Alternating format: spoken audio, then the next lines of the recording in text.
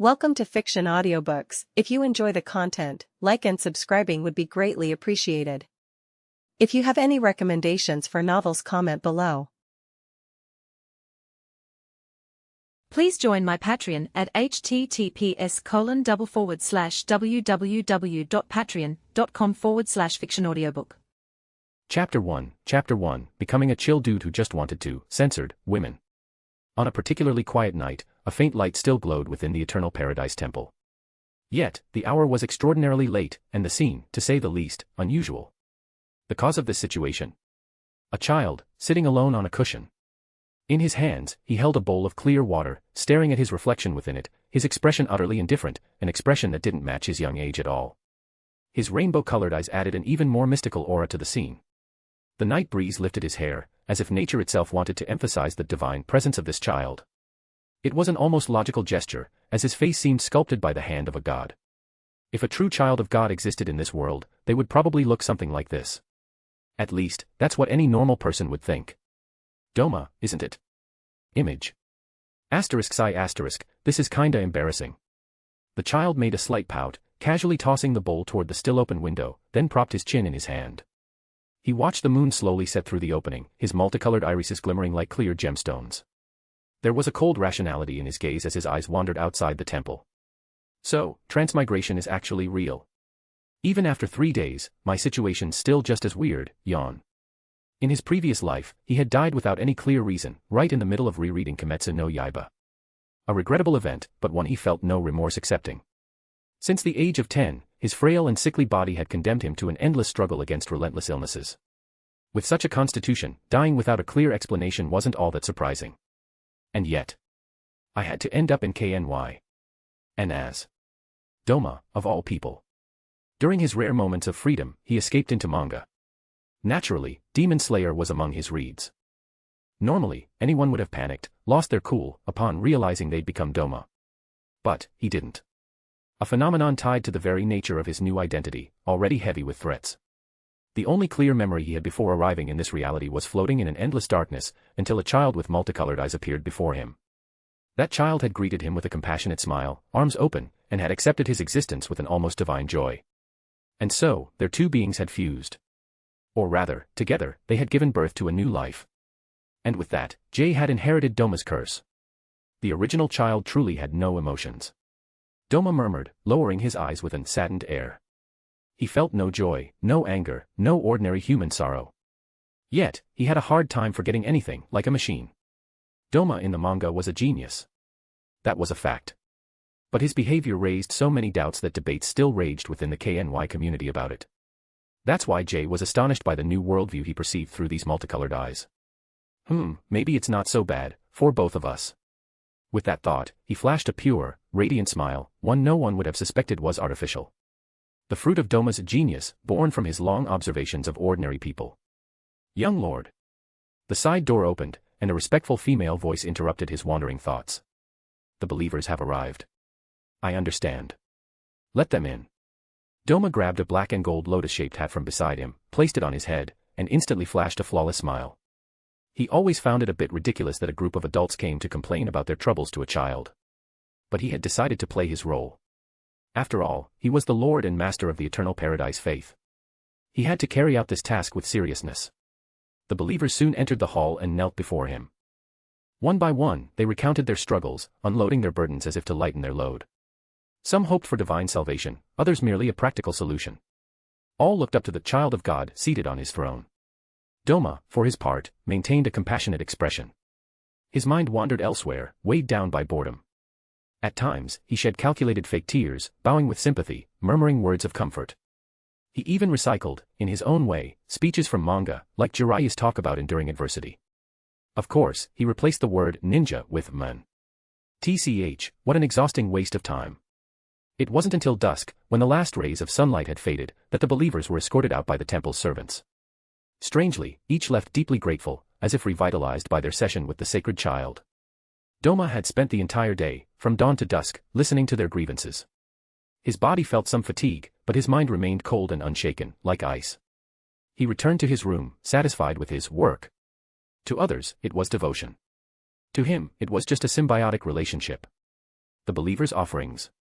A simple transaction. The evening continued in a well-practiced routine. A servant brought him a lavish meal for the era, then left him alone. Doma savored the grilled fish and simmered vegetables, accompanied by miso soup. It wasn't as refined as what Jay had once tasted on Earth, but far better than the bland hospital food. He thought to himself that, all things considered, this repetitive life wasn't so bad. He had a roof, water, food, and above all, a healthy body. That was already more than enough for him. I guess I'll keep being the young lord, he said with a sly smile. Even if listening to these people complain is tiring, the outside world's too dangerous, and a handsome guy like me would have a hard time surviving alone. Remaining a figure of worship wasn't such a bad deal, after all. And out there were demons. Just thinking about it gave him chills, though he faked the emotion of fear. As for becoming a demon himself, he was still hesitant. Immortality tempted him, as did the curiosity of seeing this world a century later. But losing his freedom, that weighed on him. And serving Musen. Doma struggled to see himself as a complete servant. Eating humans. The idea didn't appeal to him. He was already considering alternatives, like collecting blood in exchange for rewards. It wasn't compassion for humans, just cold logic. He'd inevitably be in eternal conflict with the demon slayers if he proactively consumed human flesh. In the end, he decided to postpone the decision to become a demon or not. I'll let my future self deal with it. But that night, everything changed. Searching for his mother, who hadn't shown up, Doma walked down a moonlit corridor. He opened the door to his parents' chamber. A heavy, metallic smell enveloped him instantly. His father lay on the floor, throat slit. His mother, her face blackened by poison, rested beside him. Doma stood still, impassive. With one glance, he understood what had happened: an infidelity discovered, a murder, then a suicide. He had long known his father strayed with the servants and believers. But to him, it had never been a big deal. After all, polygamy was tolerated in this era. Even coming from a society where monogamy prevailed, Doma knew how to step back and respect local customs. That's how the new Doma had viewed his father's infidelity. But the original Doma had simply underestimated the strength of human emotions. His face remained neutral, but his body, out of habit, mimicked artificial pain. Tears flowed from his multicolored eyes. A mask, once again. Then his expression smoothed out. This smells bad. I should find someone to clean up. He paused for a moment. Is this really how a normal person would react? He looked down at his pale hands. My emotions. Will they disappear for good one day? For a second, a flicker of sadness crossed his eyes. Perhaps a remnant of Jay. But it was brief. It happens to him often. Doma feels a surge of emotion, but it disappears immediately. A bit like Ains in the Overlord light novel. This is really too sad, he murmured. A servant's piercing scream rang out behind him, discovering the bloody scene. And so, that night came to an end. The ranks of the Eternal Paradise faith were thrown into chaos. And Doma took his father's place at the head of the sect. Chapter 2, Time flies with fools and research on the human heart. The days passed, and the child seated on the high chair gradually grew into a handsome young man, just entering his 20s. Image. Throughout this time, Doma oversaw the slow but steady expansion of his church in the region, across various economic sectors. Proof of his success stood before his altar at this very moment.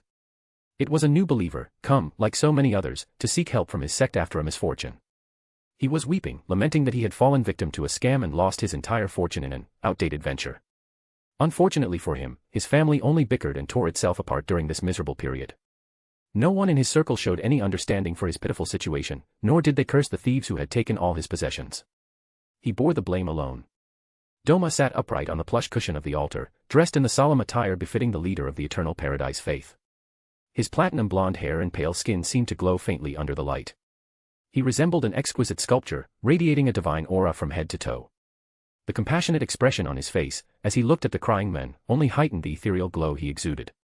Yet, behind this splendor, there was darkness and a void hidden within his magnificent, multicolored eyes. I understand the suffering you have endured, and I know you have not yet decided to go to paradise, suicide. He said in a tone filled with wisdom. A trait he had developed through years of interacting with fanatical believers and mimicking various lines drawn from manga like Bleach. TCH, another fool consumed by desire, he thought, having fully grasped the poor man's situation. Go to the town at the foot of the mountain, you will receive help from the faith. And then reveal your insatiable true nature. He did not voice the second part of his thought. After all, God is benevolent, and he sent me to spread as much happiness as possible. Equally, he continued, maintaining his upright demeanor. God. ridiculous. If one exists, he's certainly not benevolent, given the state of things, he thought. As usual, he kept his true opinion to himself. The men wept tears of joy after receiving confirmation of financial aid from Doma's sect. The great wooden door echoed as he left. A soul had been saved, at least, in theory. No one knows if it would fall back into the desires of the flesh or seize this chance to become better. As for Doma's opinion, he judged the men irredeemable, like so many others who came to him. He simply gave him the benefit of the doubt. After all, he had often been pleasantly surprised. The human will is an incredible thing, something Doma never underestimated. Doma instantly dropped his compassionate demeanor after the believer's departure. He stared blankly at the patches of sunlight cast on the floor through the window. My emotional fluctuations have been happening less and less lately, he murmured in an exhausted voice. His face displayed a superficial sadness, though his heart remained utterly unmoved. A situation he had anticipated, but one that reality made difficult to accept. The last time I felt a shred of emotion, it was 19 days ago. But it faded quickly, like a snowflake under scorching heat. Doma calls this phenomenon Ain's old gown, because this kind of emotional moment is reminiscent of manga. Unfortunately, it has become rather rare. This exquisite and perfect body, namely Doma's, seemed incapable of holding even the slightest emotion, like a vase that constantly leaks. Sooner or later, he would become an empty soul. He would lose his humanity without even becoming a demon, a silent tragedy. Ever since he noticed this decline, Doma had been trying to preserve his emotions. He refused to revert to that indifferent, emotionless puppet depicted in the manga. So, he took up numerous hobbies, even indulging in activities he despised, like sports. Unfortunately, nothing could halt the process. The joy of sculpting his body, the pleasure of running a small local business, or even having fun with his servants, all of it quickly lost its appeal in his eyes. He could only abandon these activities or continue them in hopes of some future gain or stimulus. This latter approach was merely Doma's way of compensating for the loss of his feelings through food, carnal pleasure, or physical exertion. Yet, he couldn't help but recall his past, rich with emotions, back at the hospital. A life of wealth and pleasure without emotion, or a life of suffering with feelings. If a God exists, then I am hated, and the feeling is mutual. A thought he never imagined he'd have, but one that spoke to his broken state of mind. Little by little, nothing from his past could make his heart stir as it once did. He wouldn't even understand the decisions he made back at the hospital. He would likely view humans from a detached, cold perspective, like a robot or an AI. But I must admit, I was pretty foolish back then too, haha, there were clearly better decisions to be made. Yes, Doma judged himself with the same indifference he applied to his believers. In any case, emotions always push people to do incredibly stupid things. An attempt to reassure himself? Possibly. But Doma was merely analyzing with cold, clear logic. He felt his former self slowly dying within this body, leaving behind only pale, uninspired memories. The only real gain he saw from his past life as Jay was the knowledge of the future. Due to his little misfortune, he lacked the time and energy to directly manage the eternal paradise faith. He contented himself with listening to his disciples' confessions day after day, hoping to extract some emotion and monitor the progress of business affairs. He had even begun to hope he might feel disgust toward his situation, but nothing. Oddly, there was a silver lining in his misfortune. Perhaps because he had already experienced all sorts of emotions and felt the desires of a normal person, he increasingly understood the minds of his disciples. Something the old Doma lacked. His rainbow-colored eyes seemed capable of peering deep into human hearts, discerning the hidden selves beneath the surface. He still had work to do to fully understand the heart, but thanks to Jay, he already had a clear picture of emotions. He could hope to replicate them, just as he mimicked the gestures and expressions of ordinary people. All this was made possible by the cold logic that his mind naturally wielded. The human heart is unpredictable. Even as he struggled more and more to empathize with people, Doma still seemed somewhat fascinated by their hearts. He loved the human will. Thanks to this, he had amassed considerable wealth and begun helping his unfortunate disciples. If it had been purely Jay, he would have used all that wealth for himself alone. But for Doma, with his sharp mind capable of memorizing everything at a glance and his advanced foresight, money was a tool. A tool to manage humans, greedy by nature. Making money was simple, and using it allowed him to better control the human will and, perhaps, one day recover his emotions. He simply needed to understand the human heart well enough to mimic it convincingly, to fool even himself. A small wish, one he knew was difficult. Chapter 3, The Life of the Human Doma. Although this wish is difficult, it is not impossible. All he needs to do is continue increasing the number of his followers and slowly pursue his research. Along the way, he has even noticed some intriguing details about the people under his influence. The believers of the Eternal Paradise Faith sect. Many of them are nothing more than rotten branches of the vast tree that is Doma's organization. Like all humans, Doma's followers can quickly become greedy. For instance, if Doma helps someone in need and secures them a simple job in a shop owned by the sect or another believer, what happens in most cases? At first, everything seems perfect. The person appears grateful and works hard to improve their situation. But that's merely an initial illusion. Most of those who come to Doma drag behind them a host of problems that money alone cannot solve. Once their financial issues are resolved, they quickly fall back into their old habits. Some get fired from their jobs, others cling to the church, trying to extract as many resources as possible despite the apparent improvement in their lives. A sad but terribly logical phenomenon. Doma recalls that Jay had read a study about this, concerning the homeless. Most are not on the streets due to a mere accident but because of inner wounds or personal tragedies. As long as they don't address these flaws, they remain trapped in an invisible cage. This is why some of Doma's believers take everything for granted and remain eternally dissatisfied. Yet, Doma wasn't bothered by this. On the contrary, he found their behavior almost amusing. A bit like when a human raises a pet and it repeats the same mistake. Would the human be upset? It depends on the pet's appearance and personality. Thus, certain cases caught his attention. Those he observed with amusement, hoping one day for an improvement in their human hearts. And those who seized the opportunity Doma offered without showing the slightest greed toward the sect. What fascinated Doma most about this tiny group was their ability to shine like the sun after toiling under that same celestial body. They saw no issue when Doma asked for a portion of their rice harvest to help the poor. They embodied the human will that Doma so desperately wanted to understand and reclaim. Humans are truly foolish and greedy creatures. He thought calmly. But a quieter thought brushed against him immediately after. So am I. Because yes, he was greedy too. Rich, handsome, blessed with an enviable body, yet always thirsting for more. A smile of unsettling purity spread across his face. But there are also adorable beings. I hope to meet them, and maybe become like them. What should I do? He murmured, scratching his hair with a thoughtful air. It feels like this little pleasure of observing human hearts is about to fade, soon. He feared that, on a mere whim, all interest might vanish one morning. After all, logical reasons to abandon everything were not in short supply. One example would be the slowness of the process. Young lord, a female voice suddenly called from the other side of the entrance door. Oh, is something wrong, Kikyo-san? Doma immediately flashed a tender smile. He greatly appreciated this servant named Kikyo, whom his father had once saved.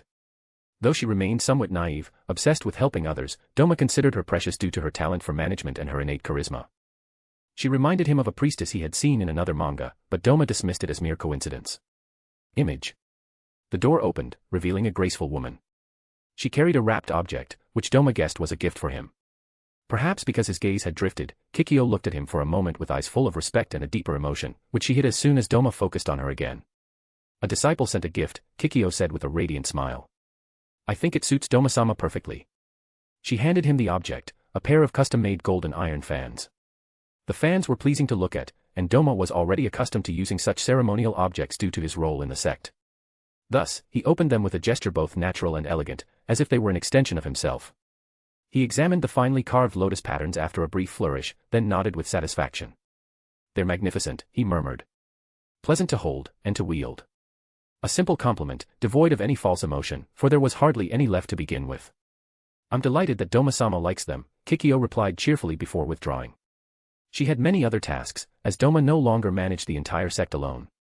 Most responsibilities were entrusted to trusted individuals like her, who were indifferent to money or material possessions.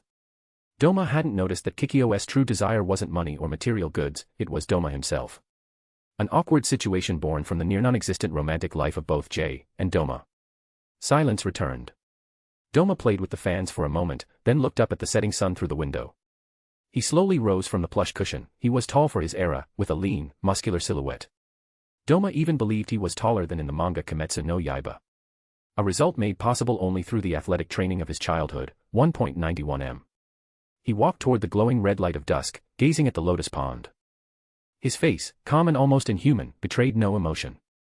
Nothing guarantees that my research into the human heart will bear fruit, today or later. This thought led to another. Should I become a demon? That way, I'd have more time, wouldn't I? In truth, he already had little humanity left beyond his appearance. That's how devoid of emotion he had become.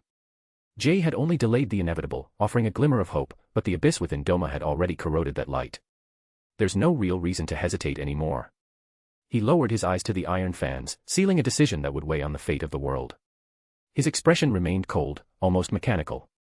I'd better deepen my research into Musen's trail and cast aside all hesitation before my emotions vanish completely, he thought. The past few years had been nothing but a sweet dream.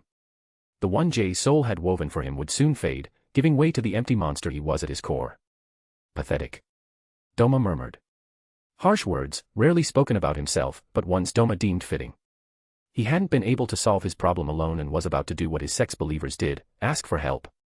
Deep down, he knew this act was entirely natural. After all, humans often seek someone stronger to guide or support them in difficult times. Aizen had explained it well to Shinji in the manga Bleach, but Doma didn't see himself as a sheep in search of a shepherd. He convinced himself that becoming a demon was a necessary evil to achieve his long-term goals. He would have to accept this humiliation. Yes, a necessary evil I have to endure. As he watched the sky darken with the arrival of evening. Chapter 4, Musen, 1. He stopped overthinking and slowly returned to his cushion, placing his hands on his knees. Becoming a demon, it's the only solution, he murmured to himself. An attempt at self-persuasion to solidify this idea, which he considered a future decision at the time of his reincarnation. Besides that, I'd gain something interesting by joining Musen. Blood Demon Art. A supernatural power possessed by demons in the KNY universe. It allows for an immense variety of feats, defying common sense and logic. Doma had once theorized that a demon's power depends on their obsession or personality, or perhaps both. This reflection was far from baseless, as the original Doma manipulated ice in the manga. A clear manifestation of the coldness in his heart. There's also Tamayo's hallucinogenic ability, which Doma interpreted as her desire to see her family again. An illusion. Now, the question is, could he have a different blood demon art due to the interference of his first life? After all, he had lived and felt emotions unlike his counterpart. So, he had aspirations. Everything points to Musen being the solution, Doma complained in a lazy tone. The idea of using a demon to reclaim his humanity, after losing the identity of a human, is strange. Some might even call it paradoxical. But Doma didn't see it that way. It can't be worse than ending up without desire. Desire is the source of many human problems, but it's also the driving force of their evolution. The original Doma was a genius. Yet, he hadn't evolved as much as he could have in decades, or even centuries. The reason Doma, after reviewing his life as Jay, found was simple: a restricted diet, women, and a cruel lack of interest. Thus, even if the outcome was to become a pathetic monster, Doma decided he would have no regrets. That's the common thread among all living beings, isn't it? Before succumbing completely to destruction, they would always choose to struggle in their agony. So, let's become a demon, and this time, it's by choice. Doma smiled, pressing the iron fan against his lips in an attempt to hide the satisfied grin slowly spreading across his face. An extremely rare event, as it was a genuine smile of satisfaction, without pretense. That faded quickly, he sighed. The manga phenomenon really didn't want to stop and let him savor emotions.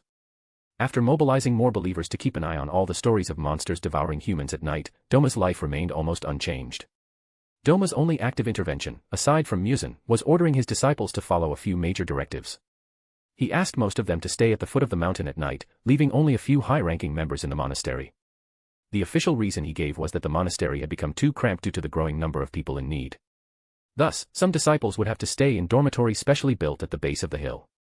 He also decided to mobilize a group of individuals to build another monastery near the closest town. Doma chose only the most reliable and important people for this project. Of course, this cost nearly all the money Doma had accumulated over the years and distanced poor Kikyo from him. The young girl was bewildered by the situation and wanted explanations, but Doma remained stone-faced. He couldn't tell Kikyo that he was keeping all the efficient and loyal people away from potential danger, could he? Especially since he had already taken control of the region in the shadows through trade. If Doma wanted to increase his influence, he needed to start opening branches of his sect all over Japan, a bit like restaurant chains. For a project like that, he had to rely on good-hearted people, as he couldn't oversee everything himself. It would be a shame if there were rotten branches in the great tree that is the eternal paradise faith. Observing them as subjects of study on the human heart wasn't a bad idea, but it would be regrettable if the sect's reputation were tarnished because of an overly greedy individual in a monastery far from his site.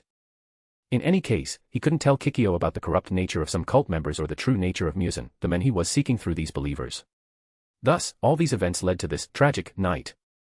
Late at night, Doma was cheerfully humming an unknown nursery rhyme from this era under the moonlight. What a shame. Musen doesn't seem to want to meet me. His attempt to meet the progenitor of demons had once again been unsuccessful. Normally, Musen can see and hear everything through his demons. Combining this information with the number of sect disciples who disappeared while investigating places with high rates of mysterious vanishings, two conclusions emerged. First, Doma's disciples might have only encountered a demon uninteresting to Muzan, so he paid them no attention. The second possibility, Muzan wasn't interested in Doma. That was the worst option, as it would make Doma's plan to become a demon fail. Besides that, I have a certain feeling. The monastery seemed darker than usual, according to Doma's perception that night. After a brief investigation, he began to hear groans of pain echoing through the hallway. Doma opened his golden folding fan to prepare for a possible confrontation before heading toward the source of the noise. By now, Doma was no longer an ordinary human. He had enough confidence in himself to defeat a standard demon or a bandit, thanks to his physical training. So, there was no risk, in theory. Doma walked to the room where the sounds were coming from, hesitated for a second, then discreetly peered through the slightly ajar door. Thud. A blood-stained body was thrown to the floor in front of him, its familiar face twisted in extreme terror. The lifeless eyes of the unfortunate soul stared directly at Doma.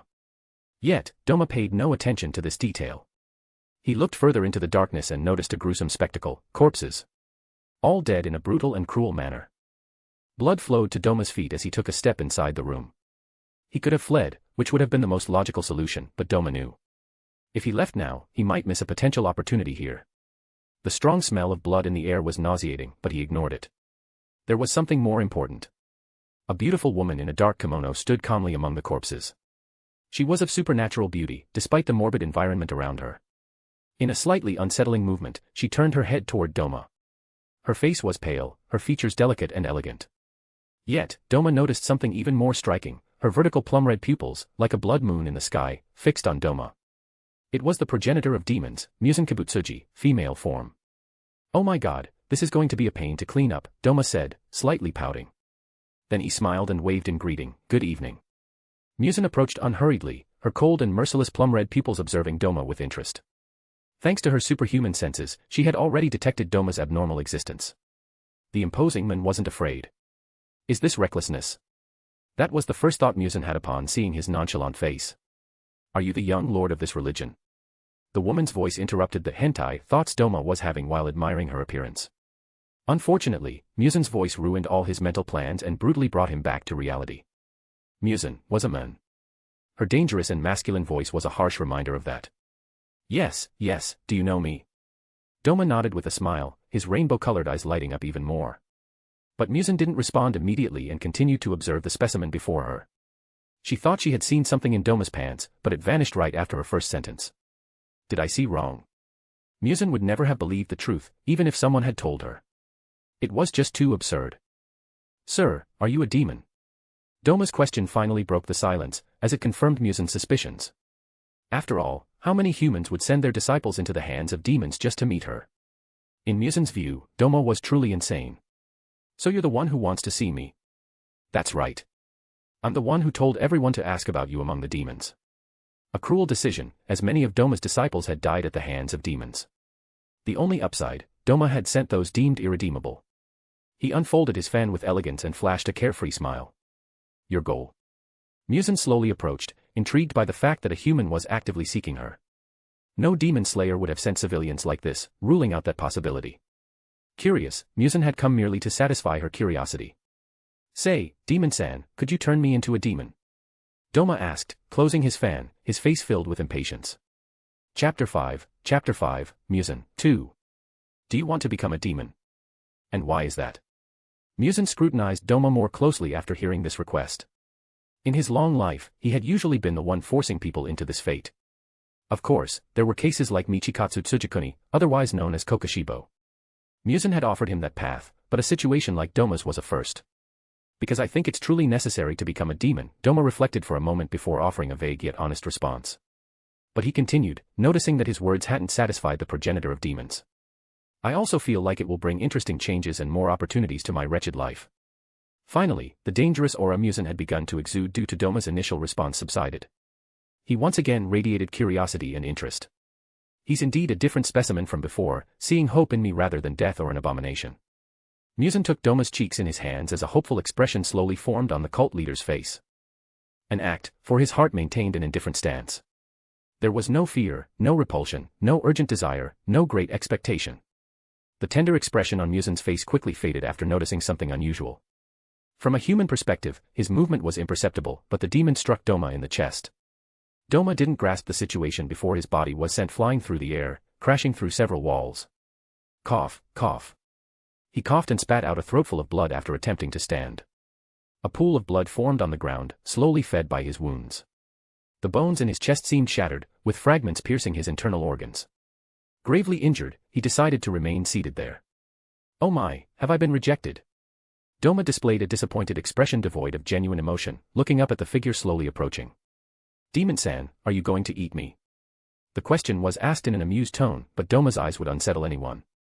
Especially as he tilted his head in an attempt to appear cute, like a spoiled child. A tactic he often used against the sex followers to avoid trouble. Muzan stopped in front of him, his eyes fixed on Doma's. It's not impossible, but... He paused before leaning toward Doma's broken body. Muzan looked into his eyes once more, as if, searching to confirm something. Finally, he saw it clearly. An abyssal void. He'd had suspicions due to Doma's fearless demeanor in the face of his bloodlust or the carnage he'd wrought. But a suspicion is different from confirmation, isn't it? A human without emotions. Muzan mocked, extending his hand toward Doma. He is indeed an unprecedented specimen, he concluded mentally, having made his decision. I still have some emotions. Doma wanted to retort, but he was interrupted by a sharp pain at the top of his head. Muzan had pierced his brain with a finger, beginning to inject his blood into his body. A horrific burning sensation spread from his head to every inch of his being. Every cell in his flesh seemed to tear apart, every bone seemed to shatter and reform. Doma writhed on the ground as the pain overwhelmed his mind, rendering him helpless, his body convulsing instinctively from the unprecedented suffering. Yet his inhuman mind remained functional under the sensory onslaught. A blessing, as it allowed him to avoid thoughts about the future or Jay, but also a curse. Doma could feel everything clearly, processing the pain as mere physical information without losing consciousness. A nightmare. I hope you can bring me a little surprise. That was Muzan's final statement before he left the young lord of the Eternal Paradise Faith sect. It took the entire night for the all-consuming pain to fade from his being. It was replaced by a sensation of exceptional strength and vigor, but also an insatiable hunger. Doma rose slowly. His blonde hair was now streaked with splashes of blood at the crown, and sharp fangs had grown in his mouth. Muzan was already gone, but the instinct of the blood conveyed this message. Muzan Kibutsuji is the one you must absolutely obey from now on. An instinct Doma found laughable, for it could not tame his mind. Beyond that, the massive energy consumed during his transformation into a demon triggered an urgent hunger within him. Doma sniffed, catching a bloody scent, his mouth beginning to salivate profusely. But his rationality hadn't succumbed to the instinct to feed on a disciple of his sect. His analytical mind had been surprising him more and more lately, but it was also the cause of all these problems. It smells really good, but... Doma shook his head after noticing his thoughts about the corpse Muzan had left behind. Now's not the time to eat. Dawn was approaching. Doma couldn't give in to his instincts in such a situation, unless he could devour quickly, like his manga counterpart. To that end, Doma needed to better understand what he was now capable of. He sat cross-legged, closed his eyes, and felt his body, more precisely, his blood. A vibrant, vital force. Without any prior instruction, he gently activated his blood demon art. He didn't know how, but Doma knew he was capable of it.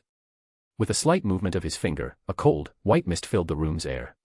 He was initially surprised by the manifestation of his power but didn't lose focus. He tried to sculpt something. Thus, an exquisite and magnificent ice crystal lotus floated delicately in his palm. It seems I'm doomed to this power.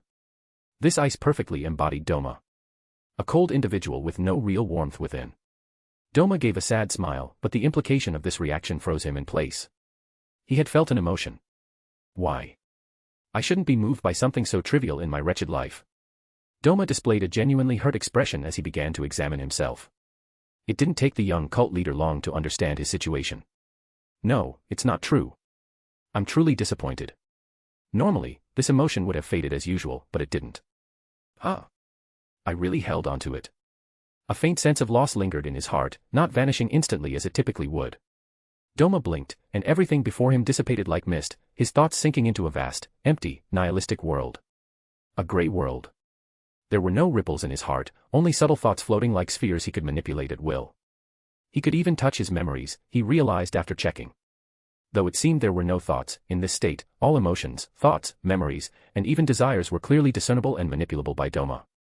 He had been right. The memory of Jay's life had indeed affected his demonic form, but the form it took was unexpected. He hadn't gained one power, but two. In this gray universe, Doma could paint desired emotions onto a target, or himself. He could even alter an individual's memories, provided certain conditions were met. He didn't yet understand those conditions. Yet altering himself came with disconcerting ease. I felt joy long ago, didn't I? Should I? With a simple act of will, everything in the gray world converged, and Doma located the place called joy. Naturally, he used it on himself. So happy. Doma displayed a childlike, pure, and radiant smile, noting that everything before him faintly resembled Jay's era. Even if I don't know why I'm so happy, he said in a satisfied tone. Doma didn't notice that he resembled an addict after injecting a large dose of joy into his mind. This blood demon art is incredible, I feel like a telepath toying with my psyche. That thought was, in fact, the reality. Doma possessed a power tied to mind manipulation, one anyone would call formidable. Muzan had allowed him to achieve his original goal in a single night, and even beyond that. Doma hadn't merely pretended to feel emotions, he had even managed to halt the process of losing genuine emotion within himself. Granted, his apathetic nature would always remain within him, and he would still suffer from the Ains phenomenon. But the worst was now behind him. Too bad, this power hasn't completely solved my problem, he murmured, lowering his head, slightly dejected. He could now imitate emotions, but were they truly the emotions he longed for? Instinctively, he cut off the influence of his blood demon art. The joy in his heart vanished at once, giving way to emptiness, to his cold and rational logic. This power was not the true emotions Doma desired. And that became even clearer the moment he deactivated it. This ability can, indeed, prevent my emotions from fading, that's enough, for now. As for the aspect of altering the mind, Doma simply regarded it as a pleasant bonus. Chapter 6, A Greedy but Useful Woman, 1. After settling matters with these two powers, Doma decided to name them according to his taste. A decision many would find ridiculous, but, as a certain bald Shinigami monk once said, names hold power. The idea came from another universe, and Doma had nothing to lose by doing it. The first was dubbed Ice Heart, as it reflected Doma's near non-existent emotions. As for the second, he chose a more poetic name, the Paradise of Vanity. He wanted it to reflect his current state. An emotionless monster, allowed by the world to control the object of his desire without truly possessing it. A form of sadistic torture, but Doma preferred having this power over nothing. Maybe I should tidy up my memories a bit, huh? Muzan hadn't rummaged through his memories back then, and Doma didn't know if he would later.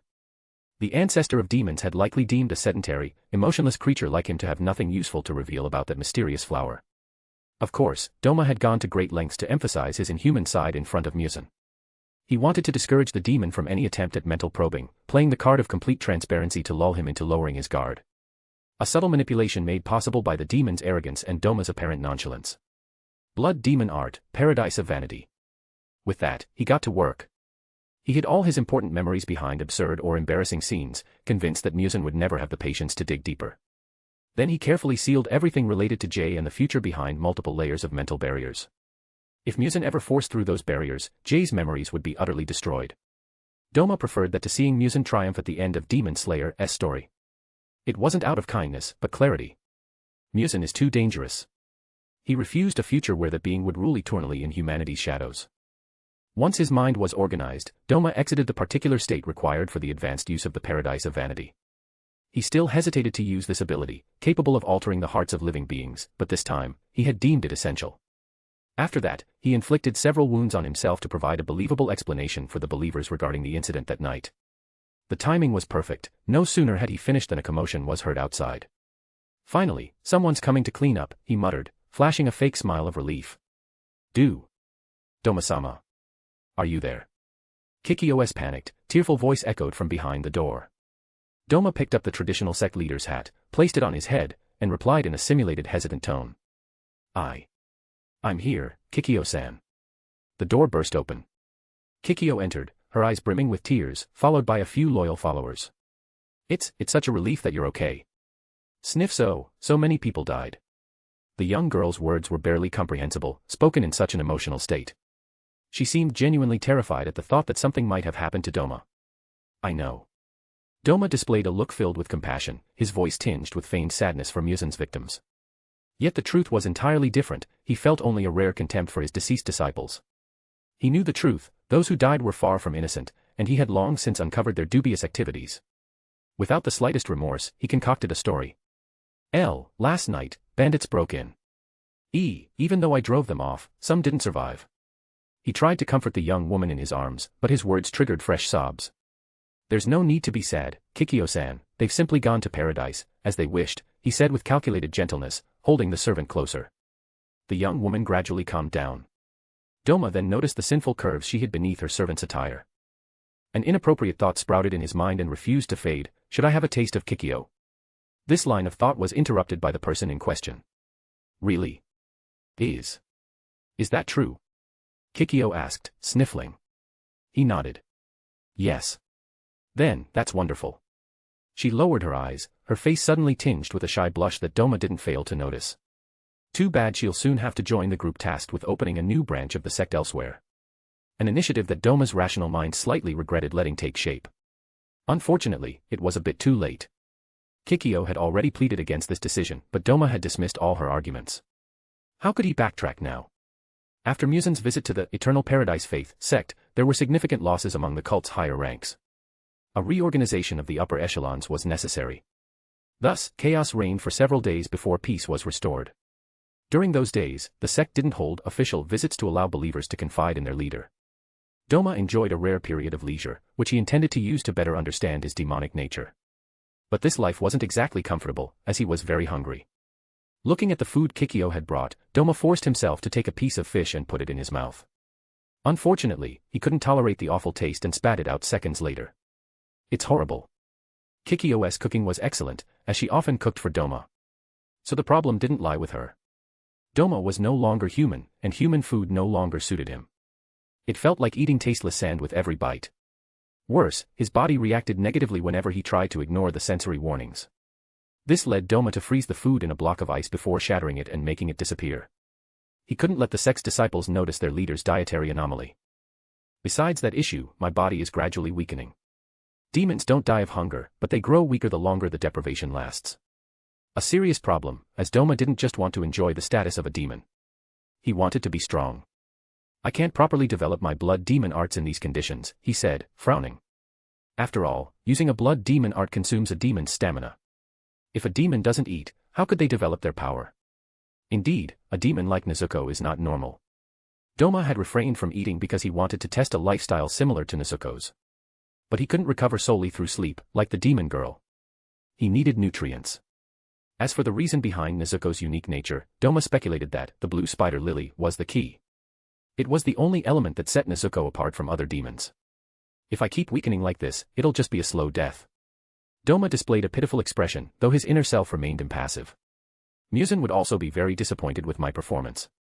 A situation I don't want, he said in a nonchalant tone. Doma wasn't afraid to say Musen's name so casually, without honorifics like Sama, as he sensed no presence watching him. The power of the paradise of vanity also granted him sensitivity to mental intrusions. While I don't fear death, dying so foolishly would truly be a shame, he concluded mentally. He gritted his teeth, and sharp fangs gradually grew in his mouth as he finally decided on his course of action. As long as I stay rational while eating and don't let instinct take over, everything should be fine, right?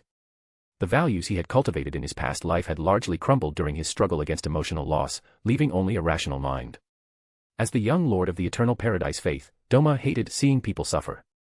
But some people cause suffering to others by their mere existence. There were also those poor believers eagerly awaiting their young lord to lead them to paradise. The Eternal Paradise Faith never lacked people who had lost all hope in life. Every day was agony, and even with the sect's help, they remained walking corpses. They lacked a purpose. But Doma was too lazy to assist in this tedious endeavor, as he didn't see himself as a saint to begin with. If there weren't a law forbidding suicides from entering paradise, those people would have ended their lives long ago. Even if I told them paradise doesn't exist, they'd only want to die immediately, wouldn't they? He sighed. They're a bit pitiful. Doma pitied the ignorant and desperate under his sect's influence, but he couldn't deny it was advantageous to him. They were fresh nutrients.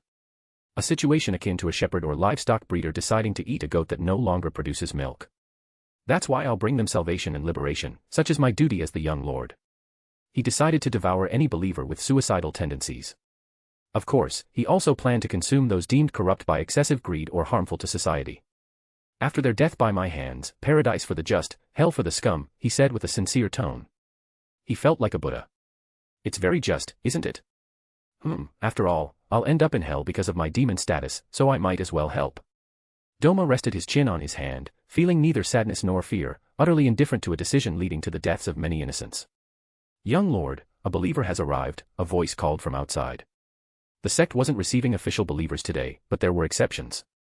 Like, for example, an important donor to the sect's activities.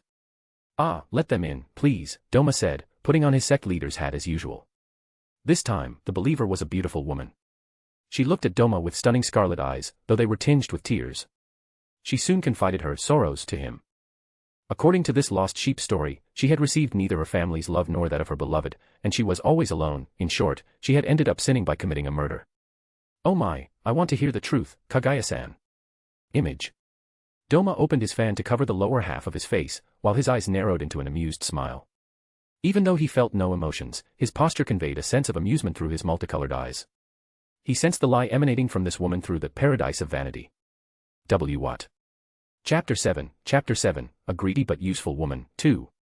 Kaguya. She had no family name and came from a modest farming family. Yet, she possessed an appearance worthy of a high society lady. Thanks to this, it didn't take long for her to catch the eye of a wealthy merchant named Kazuto Hattori. She didn't become his wife but one of his many concubines. The only notable thing was the influence she wielded within the Hattori family, for yes, Kaguya gained influence.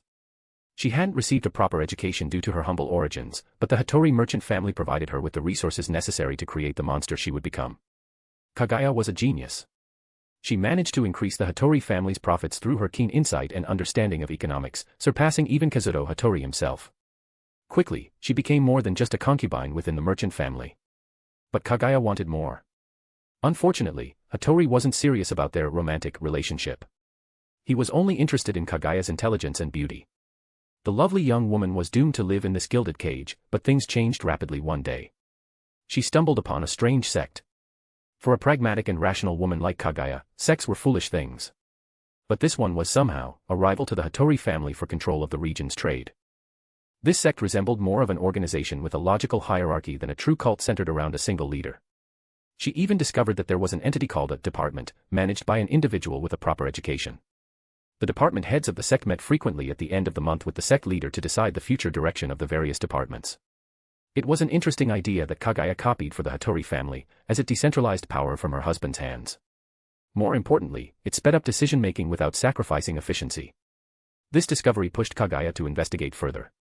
Thus, she became a significant donor to the cult and regularly met with the man named Doma. Kaguya could describe him in one word: monster. Doma's intelligence was beyond what Kaguya considered normal. The young woman even felt intimidated by the innovative ideas Doma proposed as merchandise.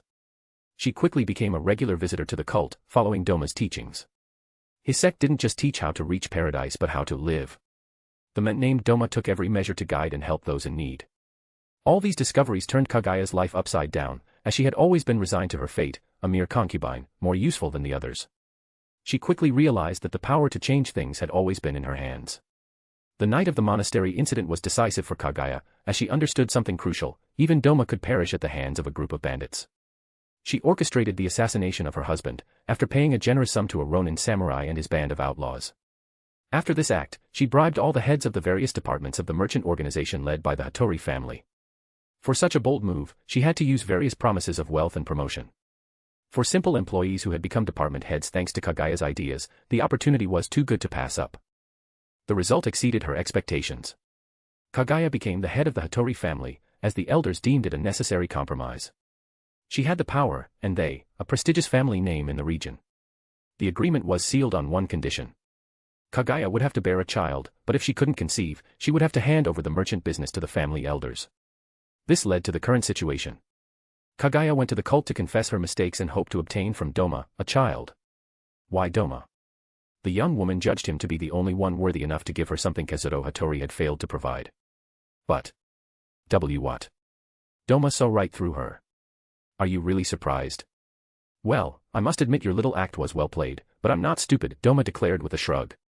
The young woman stood stunned for a moment before an expression of, as expected of Doma-sama, crossed her face. She opened her mouth again. Indeed. I lied, but the murder of my husband is very real, she said, her eyes reflecting an unusual coldness. If Jay had seen this in his first life, he would have said, "Damn Yandere." "Oh, well, I'm terribly sorry. You're still the guilty one, aren't you?" Kagaya nodded and gracefully picked up the tea in front of her. Her face was no longer marked by grief but by complete indifference. Doma felt like he was seeing his own reflection in a mirror, but he pushed that thought aside. So, you're not here just to confess your crimes? Kagaya hesitated for a second before answering in a calm tone. Not exactly. I did come to confess, but I didn't want to explicitly state how my husband died by my hand, she said, pausing before continuing. I didn't want to ruin the image you have of me. Her indifferent face suddenly turned tomato red. A detail Doma noticed immediately. No. Don't tell me her husband died because of me, he thought. This idea shocked him without needing to use his power, as he never expected someone to die because of his indirect influence.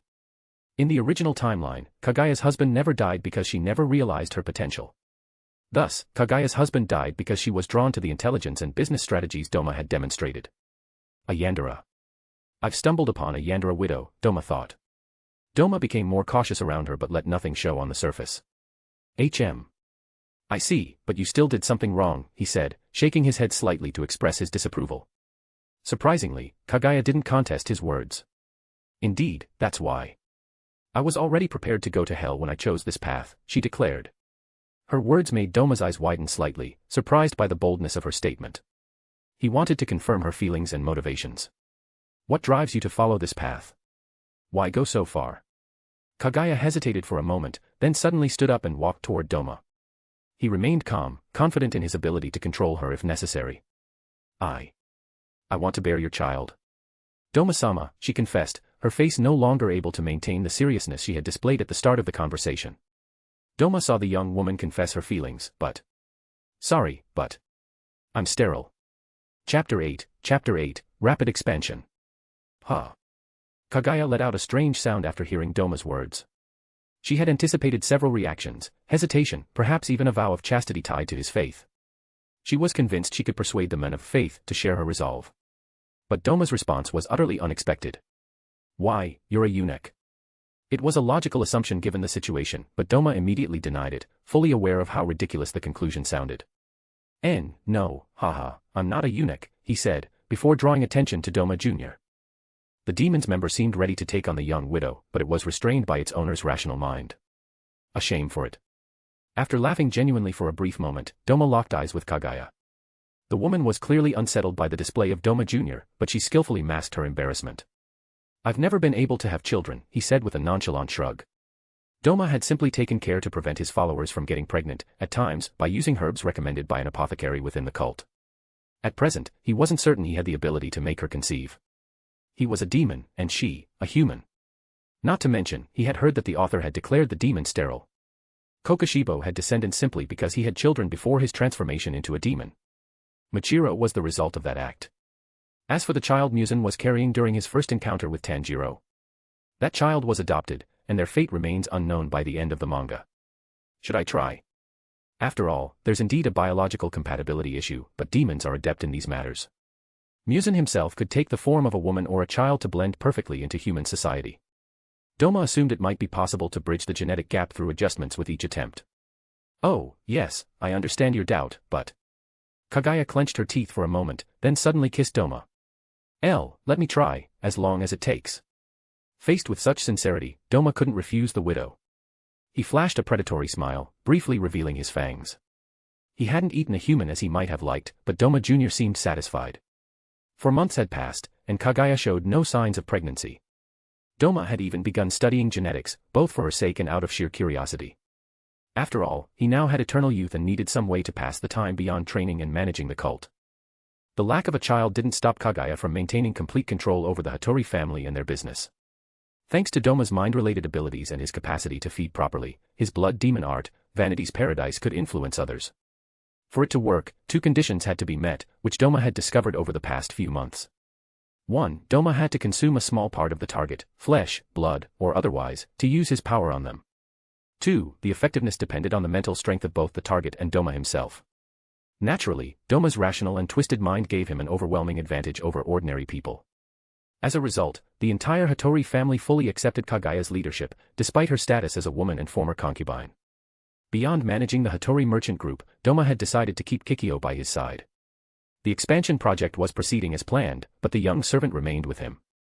He had no desire to discuss the matter every time they met, so he relented. The atmosphere between them had greatly improved as a result. All of this contributed to the current state of Doma's cult, prosperity. The number of believers was steadily growing, money was never an issue, and he no longer needed to rely on the shrine maidens for his bed, as he could simply turn to Kaguya. As for feeding on humans, that was no longer a problem. The final matter was trickier. Doma didn't want to manipulate his followers into making such a decision. This led to a long deliberation, but eventually, things were settled.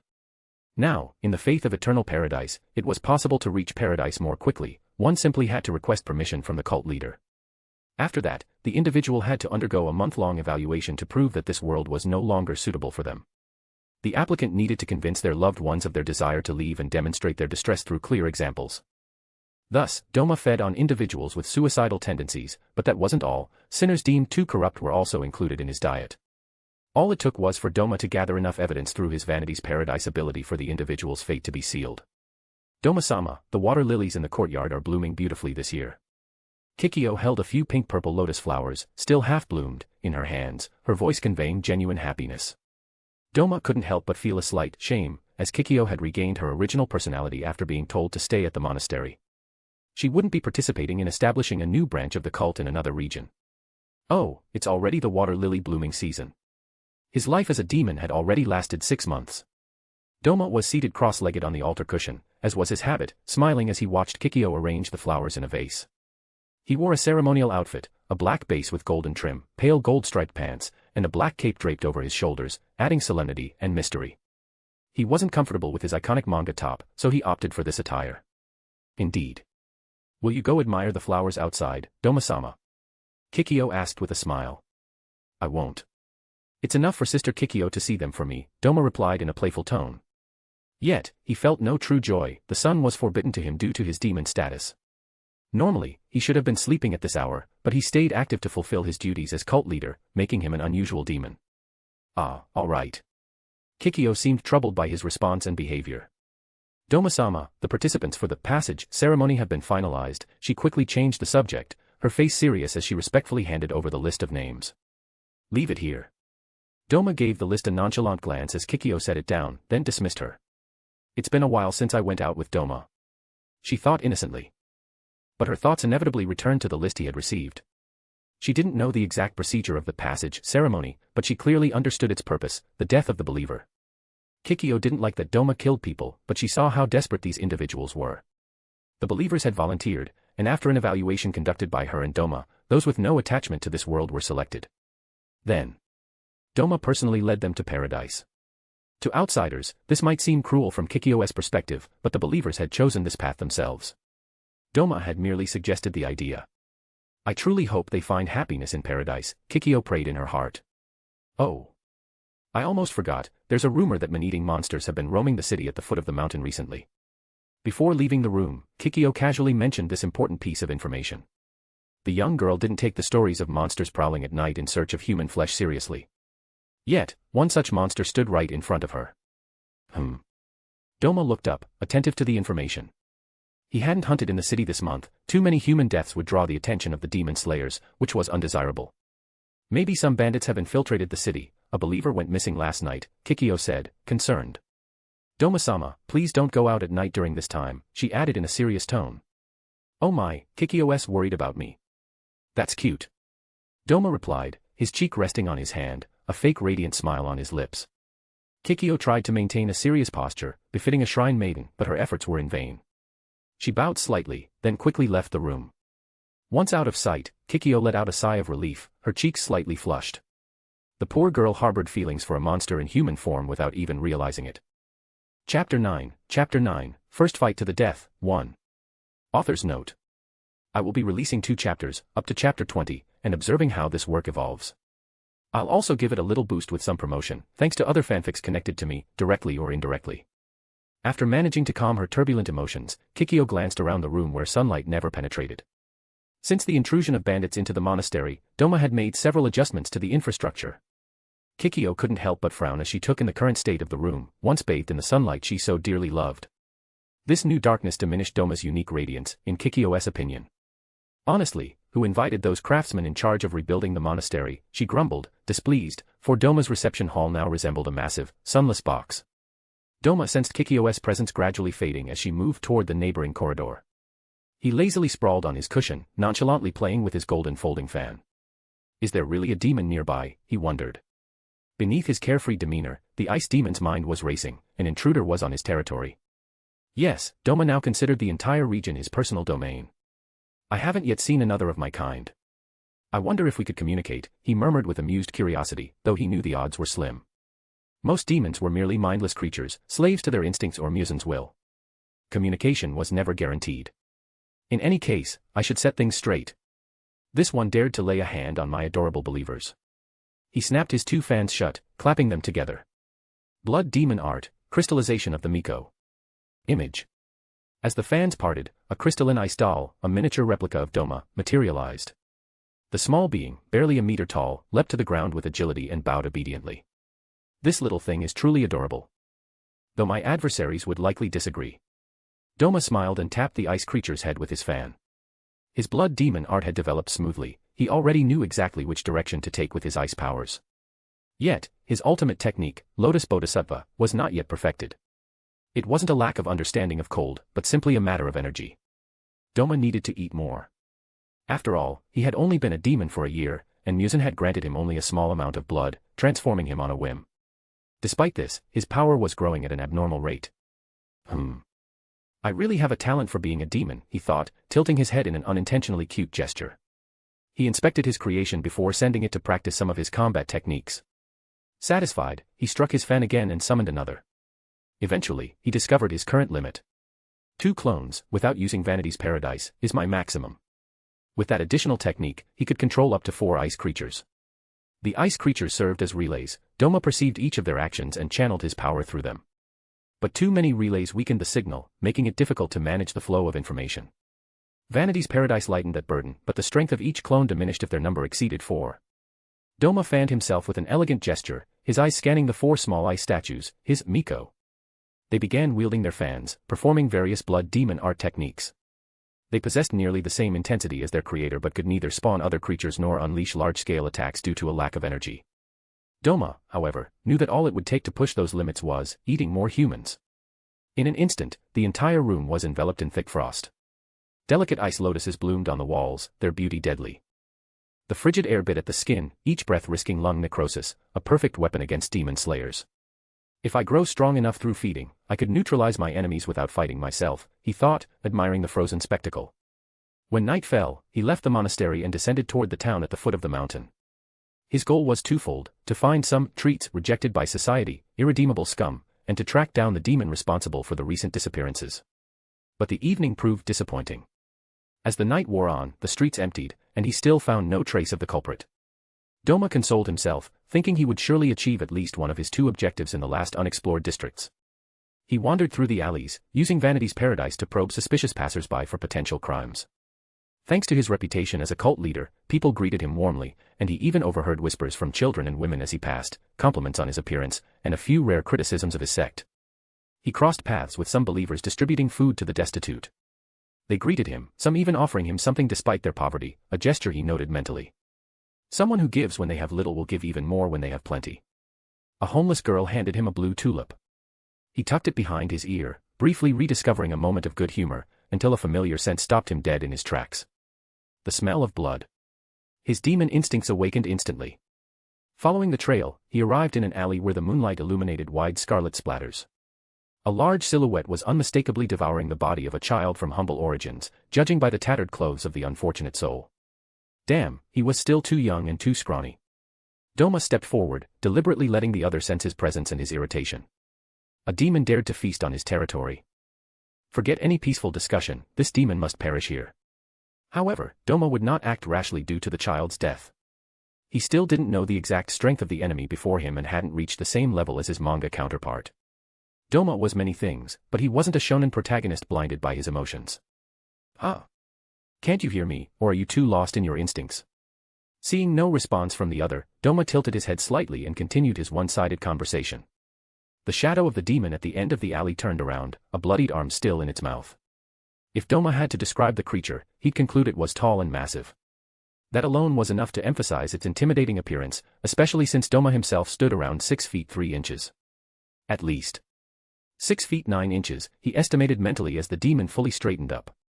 Strange, jagged black patterns adorned its ferocious face, while a pair of spiraling horns, like those of an ox, protruded from its head. "Is this your territory?" The horned demon didn't stop eating and replied in a muffled voice.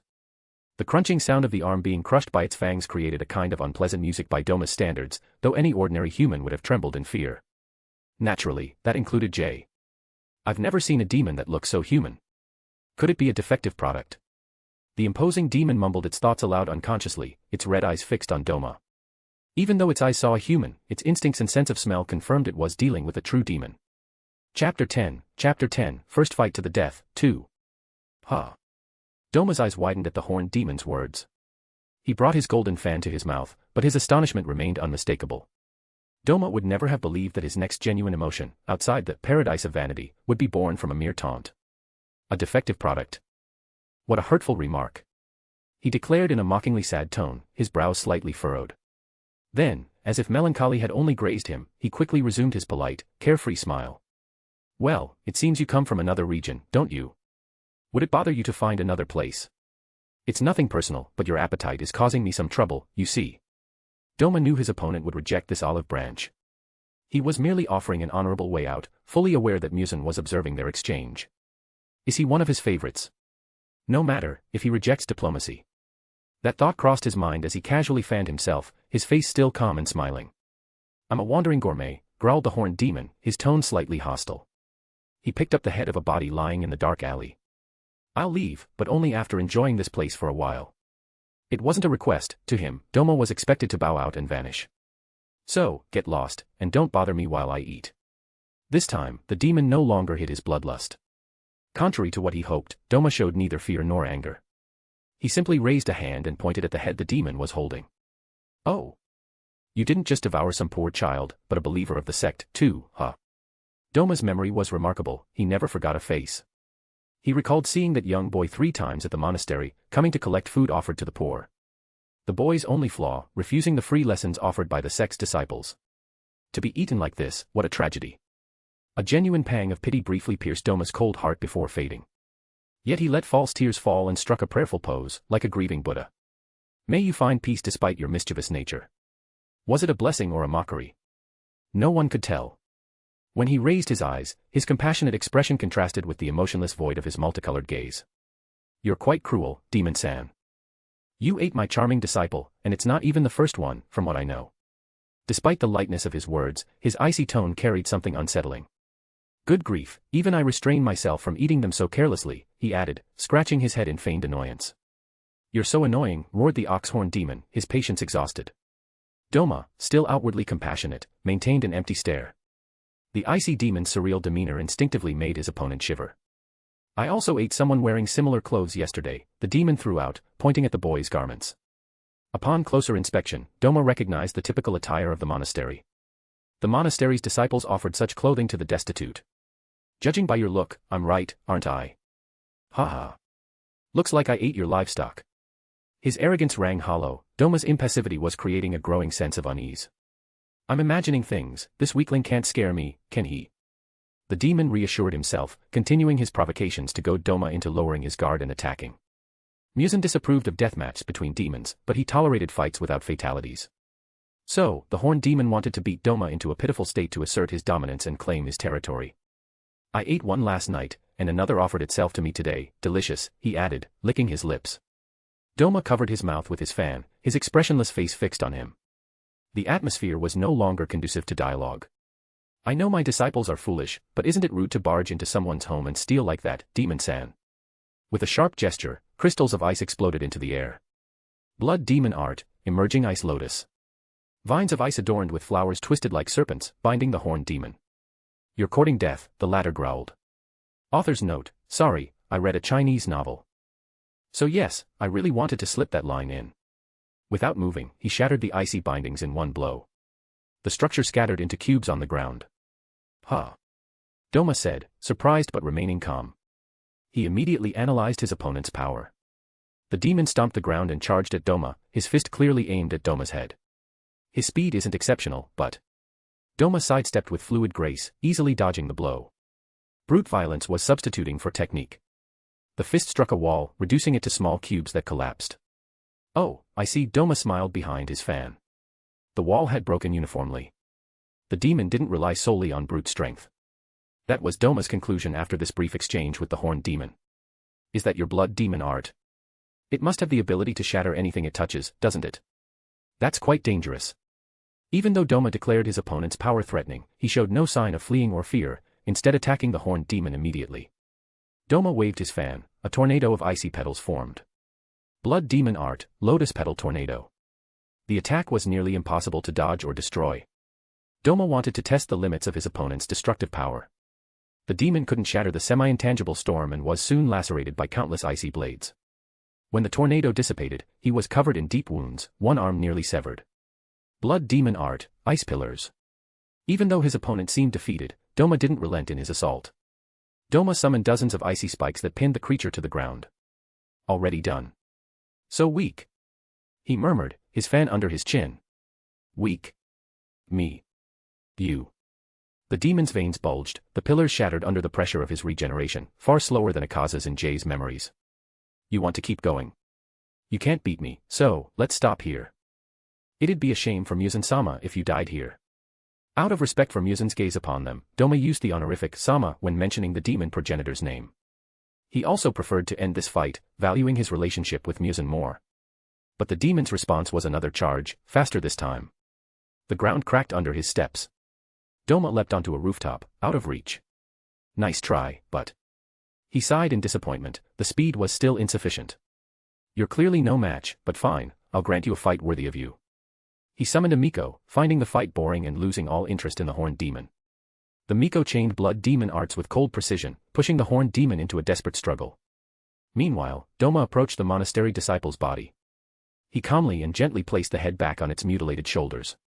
Don't worry, I'll look after your loved ones to make up for my colleague's actions, he said with deceptive tenderness. He chose to respect the child's body and not eat it, as it was a monastery disciple, and Doma disliked the idea of consuming another demon's leftovers. After a brief prayer, he stood up. The battle was already nearing its end, the horned demon lay on the ground, limbs and head cleanly severed by the small Miko. Oh my, are you okay? Doma asked with mock concern. This child really lacks gentleness, he added, patting the head of his icy creature, which acted like a child seeking affection from a parent. The demon's head rolled into a corner of the alley, attempting a pitiful escape. How could I lose to him, he thought, crawling miserably. I was recognized by Muzan-sama. I was going to join the 12 Kazuki. I wasn't supposed to end like this, he screamed at Doma, realizing his escape had failed. Really? Doma hid a smile behind his fan. Then I'm sorry for defeating you, Demon-san, he said, spelling out demon in a mocking tone. You must feel terrible, don't you? I didn't mean to. Shut up, the demon roared, his voice breaking with rage. You can't kill me anyway. So don't stop me. Growl. He wasn't wrong. Muzan forbade demons from devouring each other. Yes, I can't kill you, Doma admitted, licking his lips, a glint of real, unmasked hunger in his eyes. Every demon carried Muzan's blood, consuming it would strengthen Doma, but it was forbidden. You're so boring. Time to go. He reabsorbed his Miko and headed toward the alley's exit. He turned to warn the horned demon that next time, he'd let him burn in the sun. But before he could speak, the ground gave way. He fell into a familiar void from his past life. The Infinity Castle. Image. Chapter 11, Doma enters the Grand Court, 1. Infinity Castle. The name surged instinctively into Doma's mind as he plummeted through the void, gazing around with childlike wonder. He had just taught the horned demon a lesson and was preparing to leave when, without warning, the ground vanished beneath his feet, swallowing him into this mysterious realm. The place resembled an underground city, its architecture defying all laws of physics, corridors bending infinitely, rooms suspended in midair, staircases shifting of their own accord. A grandiose, surreal spectacle. Wow, this is so awesome, HAAA, he shouted, carried away by genuine excitement. Doma wasn't exaggerating, he wasn't feigning anything or using any power to amplify his emotions. A sudden note from a biwa sliced through the air, cloaking the place in an eerie solemnity just before he gently landed on a wide wooden platform. He scanned the space. The rooms around him overlapped, interlocked, and transformed endlessly. Golden glowing lanterns pushed back the darkness, casting shifting shadows. I really want to explore all this. He thought, instinctively bringing a hand to his cheek. A genuine smile curved his lips, far removed from his usual unnatural ones. It all felt unreal. Like a scene straight out of a manga that Jay would have dismissed as mere fiction. No. Wait, I'm actually in a manga. A truth Doma often forgot. Beside him, the horned demon was painstakingly regenerating its body, trying to mask the deep fear Doma inspired. Bam. The biwa strings resonated again, and several indistinct silhouettes emerged. Before Doma could greet them with enthusiasm, a door high above creaked open. Behind it, seated like a monarch beyond mortal reach, was Muzan Kibutsuji in his masculine form. Muzan-sama. The greeting was instinctive, etched into his demonic genes. Doma bowed politely. The other demons, caught off guard, hurriedly mimicked the gesture. But two details struck Muzan. Doma said, "Sama," while the others used "master." He didn't prostrate himself fully. His bow resembled the deference of a subordinate to a superior in Japanese society rather than ordinary worship. Muzan noted all this with a calm gaze. He already knew Doma was peculiar. After all, he suffered from a mental condition that prevented him from fearing Muzan. Every polite act from Doma was mere performance. "Raise your heads." The voice, calm yet authoritative, echoed in the silence. Doma straightened, then knelt comfortably, hands resting on his thighs, and looked up with a polite smile. Muzan wore a black kimono with subtle patterns, his dark, slightly wavy hair brushed his shoulders. His plum-colored eyes, impassive, seemed to probe the souls of the demons before him. "He's cool today, but I prefer the other appearance," Doma thought, his face still placid. As if in response, Muzan turned his head toward him and gave an almost imperceptible nod. A butterfly effect, born from a simple thought. Typically, only Kokoshibo was permitted to offer suggestions to Muzan, but he rarely spoke. A flaw of his reserved personality, bound by hierarchy and respect for rules. That's why Doma's neutral opinion seemed to cross an invisible barrier. An act only possible because Muzan saw him as a fool. To Muzan, Doma's opinions were untainted by emotions like fear or ambition. Thus, they were pure. Doma noticed Muzan's attention on him. So, he decided to test his vanity paradise a bit further. He pushed his experiment on Muzan's observational powers by using various offensive thoughts. "Let's see how far he can hear me." He started with harmless critiques, like Muzan's hairstyle or the crease in his kimono. Seeing no retaliation or sign of displeasure, he went further. His heart raced with excitement, as he was literally dancing with death. Fortunately, Muzan didn't react. This was proof of the effectiveness of his power in shielding his mind. Yet, he needed one more test. Doma wanted to know if Muzan could detect him using his power on others in his presence. Through his vanity paradise art, he sensed the horned demon's emotions. He had easily accessed its blood, thanks to its current pitiful state. The demon king briefly furrowed his brow as he glanced at Doma. "Oh, sorry, Muzan-sama. I was just curious about this place and the others," he said with disarming sincerity. A faint doubt crossed the demon progenitor's mind, but he let it pass. The demons gathered by Nakaim trembled under Muzan's passively oppressive and aggressive aura. Only Doma stood out in this shapeless crowd, unaffected by that aura. It must be understood that the fear and respect demons felt for Muzan were genetic. Thus, Doma's behavior was the true anomaly here. Beyond that, he stood out with his appearance, too beautiful for a demon. This singularity earned him a second approving glance from Muzan, as he truly stood apart. Muzan recalled the speed at which Doma had gained power since receiving his blood. Perhaps I underestimated him. A versatile and intriguing power, undeniable talent. Doma was indeed a valuable pawn from the demon progenitor's perspective. Muzan finally shifted his attention from him to the horned demon. "I saw your battle." This filled the atmosphere with the solemnity typical of monarchs. The horned demon froze, then prostrated itself like a frightened dog. "Oh, really? I'm delighted, but did my performance please you?" Doma interjected, intruding into the conversation. Shocked glances surrounded them. Yet Muzan remained unfazed. He simply probed the memories of both demons, gleaning details of the fight, and some memories Doma had carefully scrambled. A nearly imperceptible frown creased Muzan's brow when he stumbled upon several hentai-like scenes. This idiot uses my gift in such a way. Though annoyed by Doma's use of demonic body manipulation for questionable acts, Muzan was slightly intrigued by the positions Doma employed. It must be understood that Muzan is immortal. Few things interested him beyond his quest for true immortality and perfection. The demon progenitor had been married multiple times and always believed he'd tried everything, but Doma proved otherwise in his memories. It must be said that Jay was a man of culture. Though hesitant, Muzan stopped fixating on Doma's acts with Kagaya. The only other noteworthy thing in Doma's dull life was his ingenuity in creating ice-based techniques. However, Muzan deemed he lacked time to fully understand the theories behind techniques like Miko. He decided to revisit it later. After all, Muzan had plenty of time to read the mind of the emotionless demon. Unfortunately, the horned demon had nothing interesting to offer. Boring, Muzan concluded mentally. His gaze sharpened, having grasped the horned demon's true worth, a failure. Suigetsu, your progress is too slow, he said indifferently. Master, I can do better. Grant me, the horned demon tried to plead, but this only irritated Muzan further. The demon progenitor did not appreciate his judgment being questioned. Especially not by a titleless demon. You are boring. Muzan's words sealed the demon's fate. Before the demon's next sentence could finish, Muzan exploded its head. Brain matter splattered across the platform. The other demons held their breath, petrified, but one exception stood out again. What a shame, his power would have been effective against swordsmen and close-range fighters. Even as he said this, Doma mentally cursed the horned demon. TCH, now my clothes are ruined. If you're going to die, die cleanly. Muzan merely sighed, already accustomed to Doma's mental commentary. The demon progenitor decided to avoid unnecessary conversation with the fool, then made a swift move toward him. Muzan's right arm morphed into a thorny whip, piercing Doma's head. Again. Doma said, recalling their first encounter. Without responding, Muzan injected his searing blood. The pain was intense, veins bulged on Doma's forehead, his body trembled, but his strength grew. You have great potential. I look forward to seeing how far you'll go. Muzan's whip retracted. His plum eyes swept over the assembly. You all have the qualifications to become one of the 12 Kazuki. Today, I offer you that chance. A shiver ran through the room. Zheng. The Biwa's music resonated again, and the shifting walls parted. 2 tall platforms rose slowly. On each stood several figures, their pupils etched with a single character. The 12 Kazuki. Chapter 12, Doma enters the Grand Court, 2. 12 Kazuki. They represent the elite of the demons serving Muzan.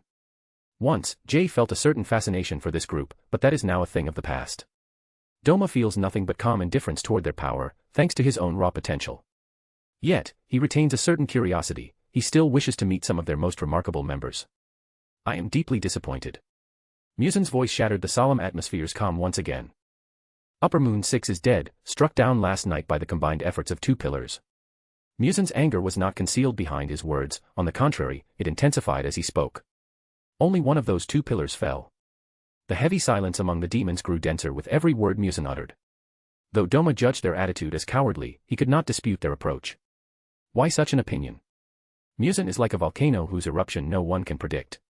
Any reckless action would be a death sentence, for his restrained rage would erupt upon you. Mutual destruction, with a mere pillar.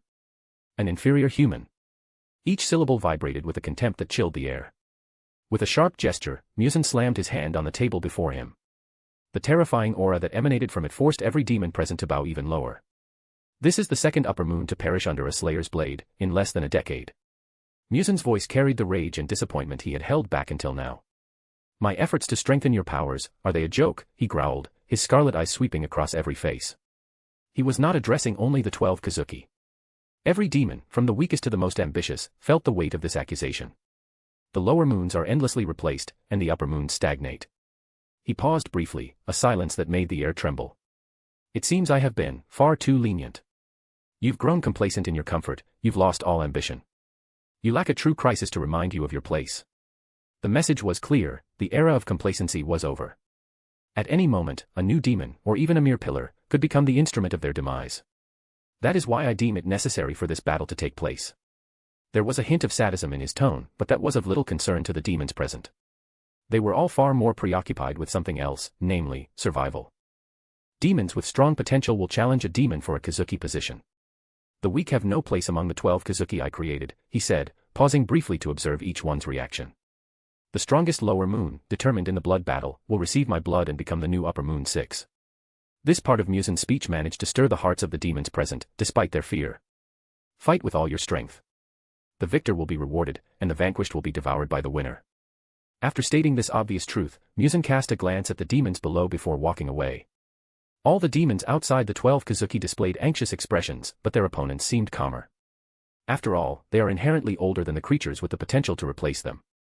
This detail may seem trivial, but it is highly significant among demons. An older demon has inevitably consumed more and experienced more bloody battles. It is only logical that they would be confident in their strength. The opposite would be strange. Thus, they have every reason to trust in their abilities. The strings of the biwa resonated once more within the infinite castle. A vast arena unfolded, and the challengers immediately stepped forward for a bloody battle against the higher ranks. They did not act out of courage, but out of resignation. Better to take the initiative, as it offers a chance to gain a psychological advantage. Doma had recovered from the pain caused by Musen's blood injection, feeling noticeably stronger. He briefly familiarized himself with his condition, then observed the ongoing battles with great interest. This is all wildly exciting. It'd be even better if I had some snacks to munch on, he thought, watching the powers of his potential adversaries. Unlike the other demons, Doma chose a cautious approach toward the unknown. He had no information about the demons of this era, aside from a limited group of individuals. Unfortunately, they were too strong for him at this point. Doma did not believe it was a good idea to challenge Akaza or Hantengu for now. He decided to opt for an unknown target, but one officially beneath those he knew. His approach proved correct when an unknown demon beside him challenged a lower moon. He ended up defeated and devoured, as that demon had not yet fought in an arena. The fool died due to insufficient information, for Doma believed his power could have turned the tide with enough planning.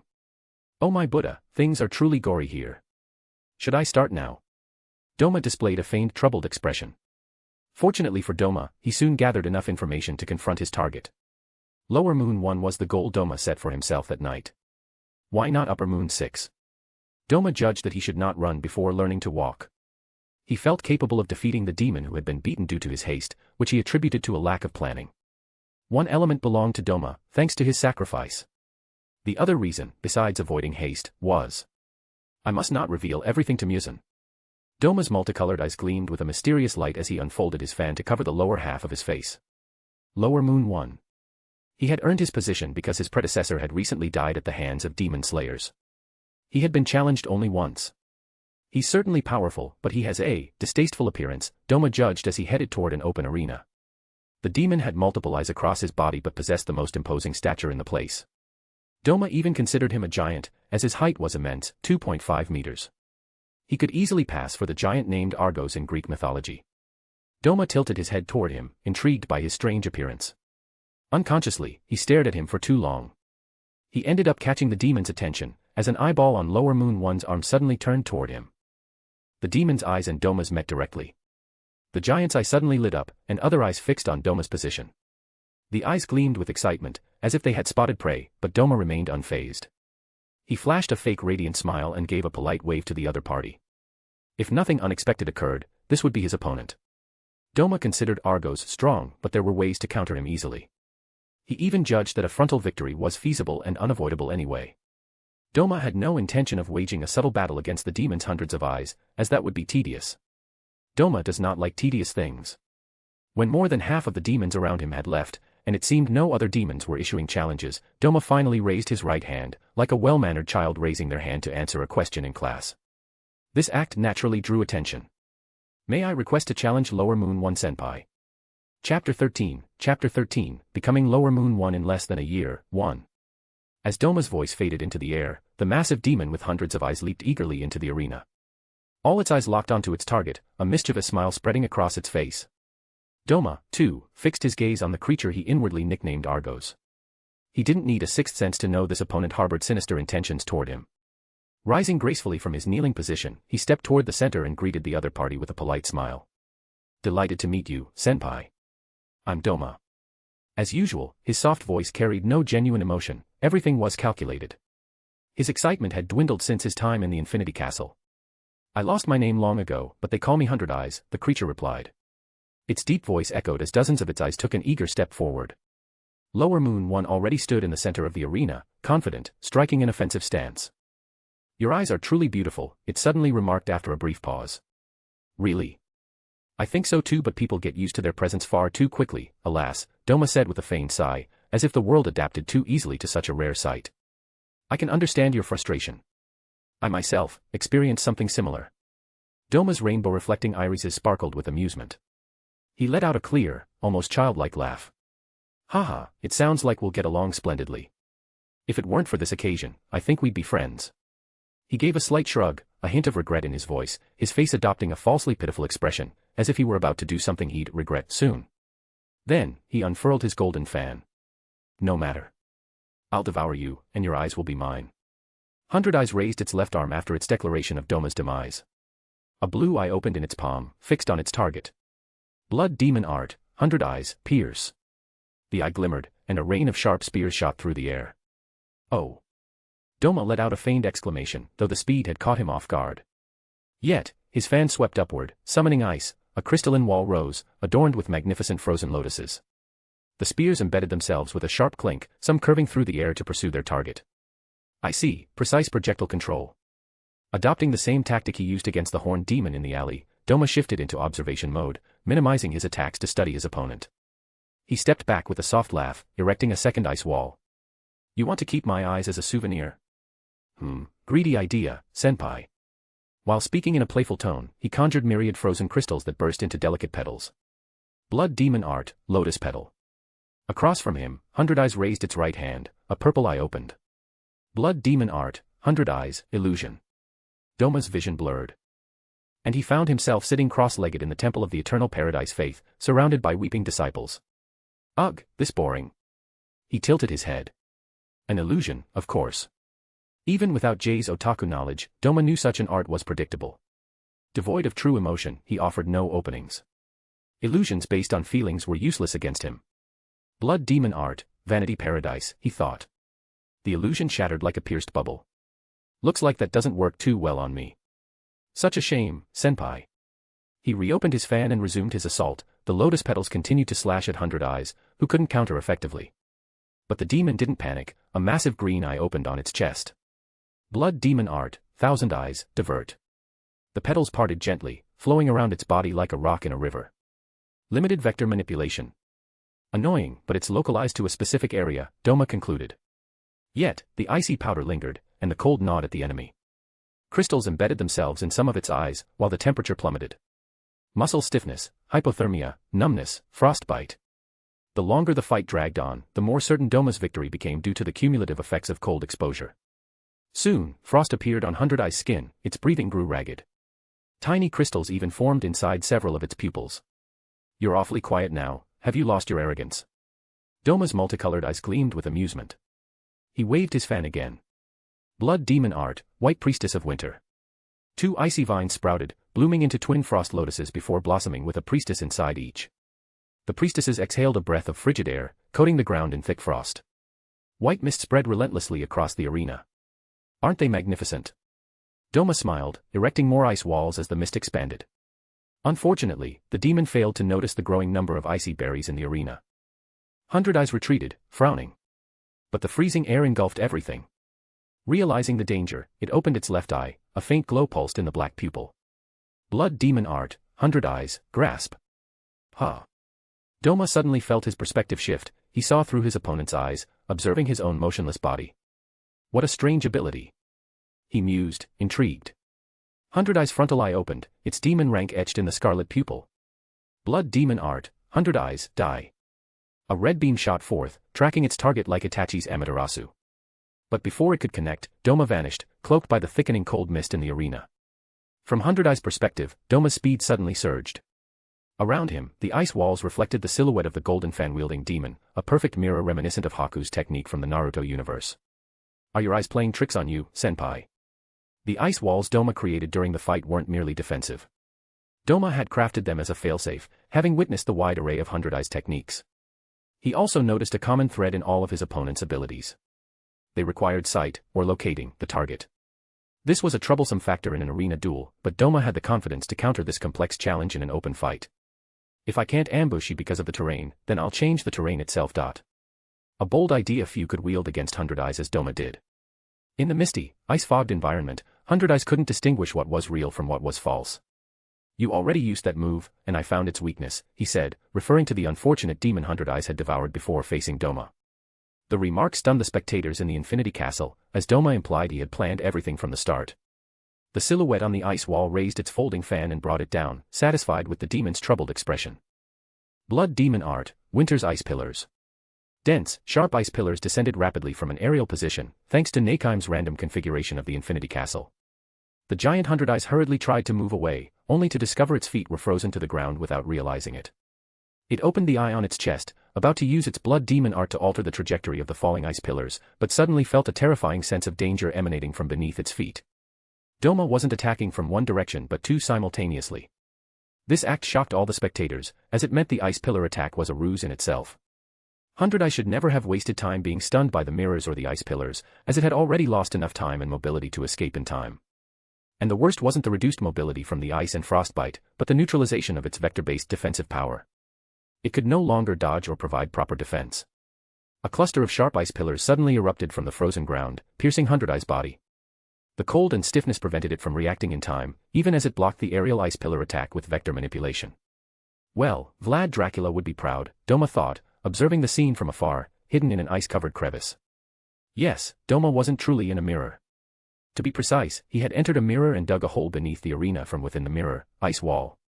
All the reflections Hundred Eyes saw were fake, from the moment it lost sight of Doma in the icy mist.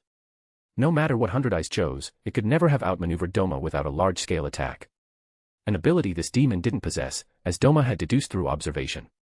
A satisfied smile spread across his face. Doma summoned more ice pillars from the air to further immobilize and inflict damage. The extreme cold froze the flesh around the wounds the demon tried to regenerate. White priestesses were summoned again, as Doma aimed to utterly destroy his opponent. After 10 minutes of enduring relentless icy power, Hundred Eyes' body began to reach its limits. It's over.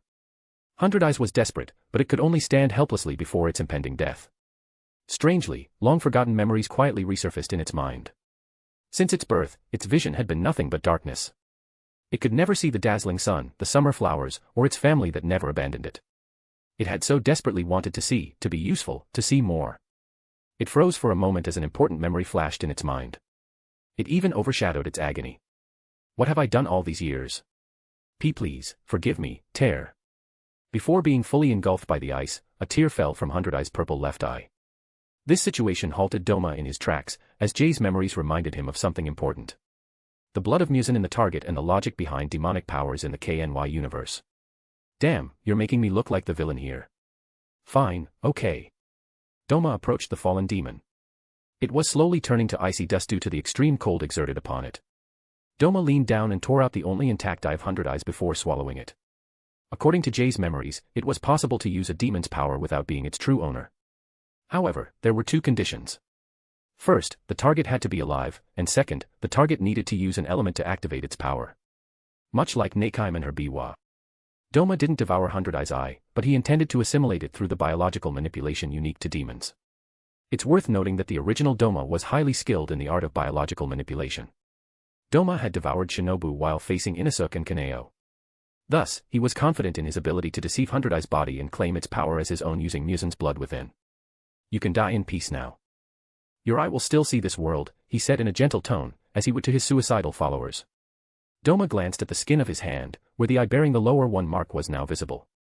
The empty socket of Hundred Eyes' eye shed more tears, but it left two final words before fading. Thank you. Author's note, damn, I feel sorry for Argos, Hundred Eyes. I didn't have the strength to include his entire prepared backstory, lol, I just summarized it in a few sentences. But if you haven't guessed it from the information provided, I'll make it simple. Hundred Eyes was a kid born blind, but he wasn't entirely miserable, because he had a good family. Then Musen came and did something similar to what he did with Tanjiro and Nezuko, or even Rue. Hundred Eyes' family was devoured by him under the effect of Musen's blood. Like Akaza and other demons, he forgot. Chapter 14, Becoming Lower Moon 1 in less than a year, 2. The final outcome of Doma's battle was unexpected, sending a faint shiver of fear through the surrounding demons. Even the current upper rank 5 cast a solemn glance toward Doma's position, as he was among those who understood the situation. Doma hadn't gone all out in this fight. He had studied, guided, and controlled his opponent from start to finish. Thus, there was no need to reveal everything, his enemy and he simply weren't in the same league. Normally, Musen remained indifferent to the battles of lower moons within his organization. Why such behavior? Because those demons changed so frequently over the decades due to two reasons tied to their weakness, the demon slayers and other demons vying for their positions. But Doma had forced Musen to reassess his stance on the matter, thanks to a truly impressive spectacle. It seems I've underestimated Doma's talent once again. Musen thought, after evaluating the entire situation. Doma had surpassed all the expectations placed upon him that night. The mad demon clearly possessed far greater potential than anticipated, well beyond what Musen had initially estimated, even after his victory over the horned demon. A single drop of blood was enough to spark a noticeable improvement in Doma's overall strength, and Musen instinctively envisioned his future. This realization wasn't entirely pleasant, yet it excited the Demon King. However, it also reminded Muzan of a problem. The talent of demons had been declining over the past few centuries. The demon progenitor grimaced in disappointment at the achievements of the other demons under his command, aside from Kokushibo. They had lived for hundreds of years. And yet, none had revealed potential as prodigious as Doma's. Muzan found himself thinking he had wasted his blood on this generation of lower moons. In light of these reflections, Doma suddenly seemed far more appealing, almost fascinating, despite his eccentricities. Aside from his mental issues and his love for women, he's undoubtedly a remarkable recruit. In the face of such talent, Muzan could tolerate a few minor, harmless quirks. Especially since he already had other concerns. Talented demons are truly too rare. The levels of the upper moons are also far too uneven. Thinking of the former upper moon 6, eliminated by 2 Hashira, Muzan's face twisted with contempt. He decided to shake up his aquarium further, hoping to uncover another unexpected prodigy like Doma. But what? No one wants to challenge another opponent. Muzan scanned the silent arena, his brows furrowing with growing displeasure. His gaze shifted to the high platform where the upper moons stood. Compared to the skirmishes of the lower moons, Muzan vastly preferred watching battles involving the upper moons. Unfortunately, no one dared to challenge them. Muzan then fixed his gaze on upper rank 5, his frown deepening further. This demon's strength was barely different from that of the former upper moon 6, recently slain by the demon slayers. His potential seemed limited, far below what Muzan had hoped for. As for Hantengu, Muzan expected nothing from him. His subordinate preferred safe stagnation. He was far too cautious and cowardly. Finally, his gaze lingered on Akaza, upper moon 3. Based on his strength, Muzan estimated that Akaza could already surpass upper moon 2, Yuri. Yet, he hadn't challenged her. Muzan didn't like Yuri. Her madness wasn't comparable to Doma's, which he found tolerable. No, Yuri was far too mentally unstable. And yet, her power was immense, her attack range vast. This combination made the situation tricky for Muzan. Yuri's strength was real, but it encompassed too many traits he despised, too flashy, too stubborn, and above all, too unstable. Muzan thus wanted to see Akaza challenge Yuri. Unfortunately, he had underestimated his subordinate's moral code. Akaza refused to fight a woman. Thankfully, Kokushibo took my situation into account and didn't devour her. Even though Muzan could command any demon, Kokushibo remained a special case. Akaza lowered his head after noticing Muzan's gaze, which only heightened the latter's frustration. Finally, he turned back to Doma. Well then, starting today, you are the new lower rank 1. The eye in Doma's hand glimmered faintly, a sign of his official recognition as a master. A subtle change came over him, the vector power of the 100 Eyes was now his. As he floated on his little cloud, delighted with his new power, Muzan's arm transformed into a whip and struck the top of Doma's head. What, again? Muzan paid no heed to Doma's mental complaints, transferring enough blood to make him a true lower moon. This wasn't just a simple blood transfer, it also imparted knowledge. Doma now knew everything a lower moon needed to know. As for his ability to withstand this transformation, Muzan didn't care. I feel stronger. Doma placed his hands on the ground, his vision darkening and his head spinning under the intensity of the pain and impact. Meanwhile, Muzan observed the other demons, his cold, dark gaze sweeping over those who hadn't participated in the battle. Too cowardly to dare challenge, what use are you to me? Your lack of ambition is exhausting, he said in an irritated tone. Before they could beg for mercy, Muzan's arm transformed into a grotesque maw and devoured them whole. This cruel act wasn't the only one Muzan committed that night in the Infinity Castle. He surveyed all the demons still alive before immediately issuing his orders. Go destroy every stronghold tied to the Demon Slayer core and teach them a lesson. After this massacre, Muzan retracted his arm and resumed a calm yet noble posture. Yes, Lord Muzan. The sound of Nakaim's biwa echoed in the distance, and the silhouettes on the high platform vanished one by one. Once his mind cleared, Doma shook his head and immediately stood up from the ground. Haha.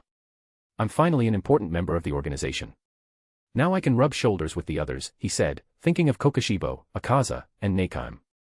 As for the other demons, Gyako was currently a lower rank and of little interest to Doma due to his cruel habits. The others, like Enmu, hadn't yet been recruited by Muzan. His targets were thus limited. He looked at the upper moon's platform, now completely empty. He glanced at the other platform, but the situation was the same. How is it that I'm the only one left, he thought. No one had stayed, all had left Nakaim's domain. I feel like everyone forgot about me, he said with mock sadness. But his solitude was short-lived, Muzan's calm voice resonated beside him. Doma. What? Jumping like a startled cat, Doma let out an exaggerated sigh of relief. It's just you, Muzan-sama. Muzan frowned at the overly familiar tone and the words, just you, but he let it slide. Doma was valuable for now. The demon progenitor didn't realize he was digging his own grave for future headaches. You were waiting for me here. That's really embarrassing. Doma said with mock shyness, scratching the top of his head. It was the spot pierced by Muzan during the blood transfer. A vein throbbed on the Demon King's forehead, but he didn't forget to issue his order to Doma. Thus, he controlled his anger once more. Keep the number of people joining your cult in check. I don't want it to become too conspicuous, he said after a brief pause. Huh. Doma's eyes widened. This wasn't good news from the perspective of his future plans. Doma didn't just want to become a powerful being, he aspired to be a man controlling the world from the shadows. This cult was a key element. But everyone holds onto faith to pursue happiness. He said, looking sad. I really can't refuse everyone's requests. Doma wanted to convince Muzan, not act behind his back at this stage. For him, it was still far too early. Besides, if more people help, it'll be easier to find the blue spider lily. He added another argument after noticing the other party's silence. Unfortunately, Doma had misread the situation. You think I haven't tried that method? Muzan's expression darkened, his aura causing the surrounding buildings to tremble. Don't try to defy me, Doma. The pressure of his blood sent shivers through every cell in Doma's body. But Doma, unfazed by fear, tilted his head nonchalantly. He even took a brief moment to think. But faith can bring in a lot, and some believers are rich and influential, he said, thinking of Kaguya and her loyal entrepreneurs. His rainbow eyes sparkled as he clapped his hands, as if he'd found the perfect solution. If Muzan-sama needs anything, the Eternal Paradise Faith will do everything to meet your expectations. Muzan remained silent, tempering his murderous aura. The idea was indeed useful. A human organization providing funds could support his experiments without drawing attention. This strategy employed by Doma was thus relevant. Moreover, none of the 12 Kazuki would have bothered managing a human organization, as wealth and power didn't interest demons. Even though Muzan preferred Doma to focus on strengthening himself, like Kokushibo and Akaza, Doma had precisely achieved his power by leading his cult. Muzan also feared that his order might hinder certain aspects of Doma's progress. He narrowed his plum-red eyes at Doma but decided not to dwell further on the Eternal Paradise Faith. From now on, you'll be in charge of gathering what I need and delivering it here, he ordered in a final tone. I understand. I won't let you down. Doma replied, performing an exaggerated bow. Contact Neikime with your thoughts, and she'll teleport you to the Infinity Castle to facilitate your deliveries to me. Doma stood stunned for a moment by the promotion his temporary boss had just granted him. For the first time since his arrival, he felt genuine excitement. Muzan remained silent for a moment, sensing that his decision might be a mistake. Ultimately, he told himself it would be someone else's problem. After all, Neikime managed the Infinity Castle. Avoid causing trouble with your cult and keep a low profile. That's my only order for now. Unfortunately for Muzan, Doma hadn't heard the second part of his order. He was too busy winking at Neikime. Image. Doma's behavior made Neikime nervous. She had never met a man like him and didn't know how to react to his eccentricities. Especially since Muzan's orders essentially forced her to put up with him. Chapter 15, A Routine Rescue and Kokushibo's Opinion. Muzan left after giving his orders to Doma. No one really knew if those directives would be properly carried out. Hey, pretty Biwa lady, you're Neikime-san, right? Could you send me back, please? Doma would have loved to deepen his connection with a demon as useful as Neikime, but he knew now wasn't the time for a long chat. She had worked hard today, and he had only just become a notable figure among the demons. No need to rush things. Surprisingly, his request was carried out with unusual speed, even compared to the other upper moons. Yet, Doma didn't notice the oddity of Neikaime's gesture. He simply thought she was eager to work with him. Zheng. The sound of the biwa echoed, his vision blurred, and Doma found himself in the isolated alley where he had once defeated the horned demon, before Neikaime's forced summoning. The mutilated corpse of the believer still lay there, ignored by all due to the late hour and the secluded location. Oh, my Buddha. I'm still alive. The night had been full of earth-shattering events. He had seen Muzan again, caught a glimpse of the upper moons, and had just reached the top of the lower moon's ranks. Still, it's time to head back to the monastery. All things must come to an end. Doma understood this perfectly, he who had already witnessed Jay's death and whose original self was a perfect nihilist. A crescent moon hung in the sky, casting a soft, tranquil light. The city was growing silent, even the faint chirping of insects seemed loud. It was extremely late, and most people were already asleep, except for anomalies like Doma. The cult leader moved with a light, elegant step, a perpetual smile on his lips. He had already discarded his blood-stained clothes and borrowed others from an anonymous household, not without leaving a small compensation. After all, becoming a demon doesn't exempt one from everyday courtesy. Even Itachi had knocked on Naruto's door before trying to kidnap him. A true gentleman. As he strolled cheerfully through an alley, a distant commotion caught his ear. An assault. This world is strange, no matter how many scoundrels I devour, there are always more, he said with amusement. Despite his words, Doma wasn't about to complain about a potential free meal. He moved at lightning speed toward the source of the noise and discovered 3 men beating a woman on the ground. At first glance, he hadn't noticed the child the woman was desperately protecting in her arms. But he soon spotted the small, unconscious face. "You stupid woman, hand over the money. I've already seen your bag." "No. Don't." The woman clutched the bag with all her strength, shielding her child with her own body. A heartbreaking sight, but one Doma was sadly accustomed to. In the darkness, one always ends up seeing the ugliest sides of human nature. Sometimes, Doma wondered about Batman's mental state, questioning how he could endure all these nightly horrors without killing. "It's for my child's medicine, please. Otherwise, he'll die." Her cries only earned her a barrage of blows. The bulliest man finally tore the bag from the woman's grasp but noticed her beauty at the same time.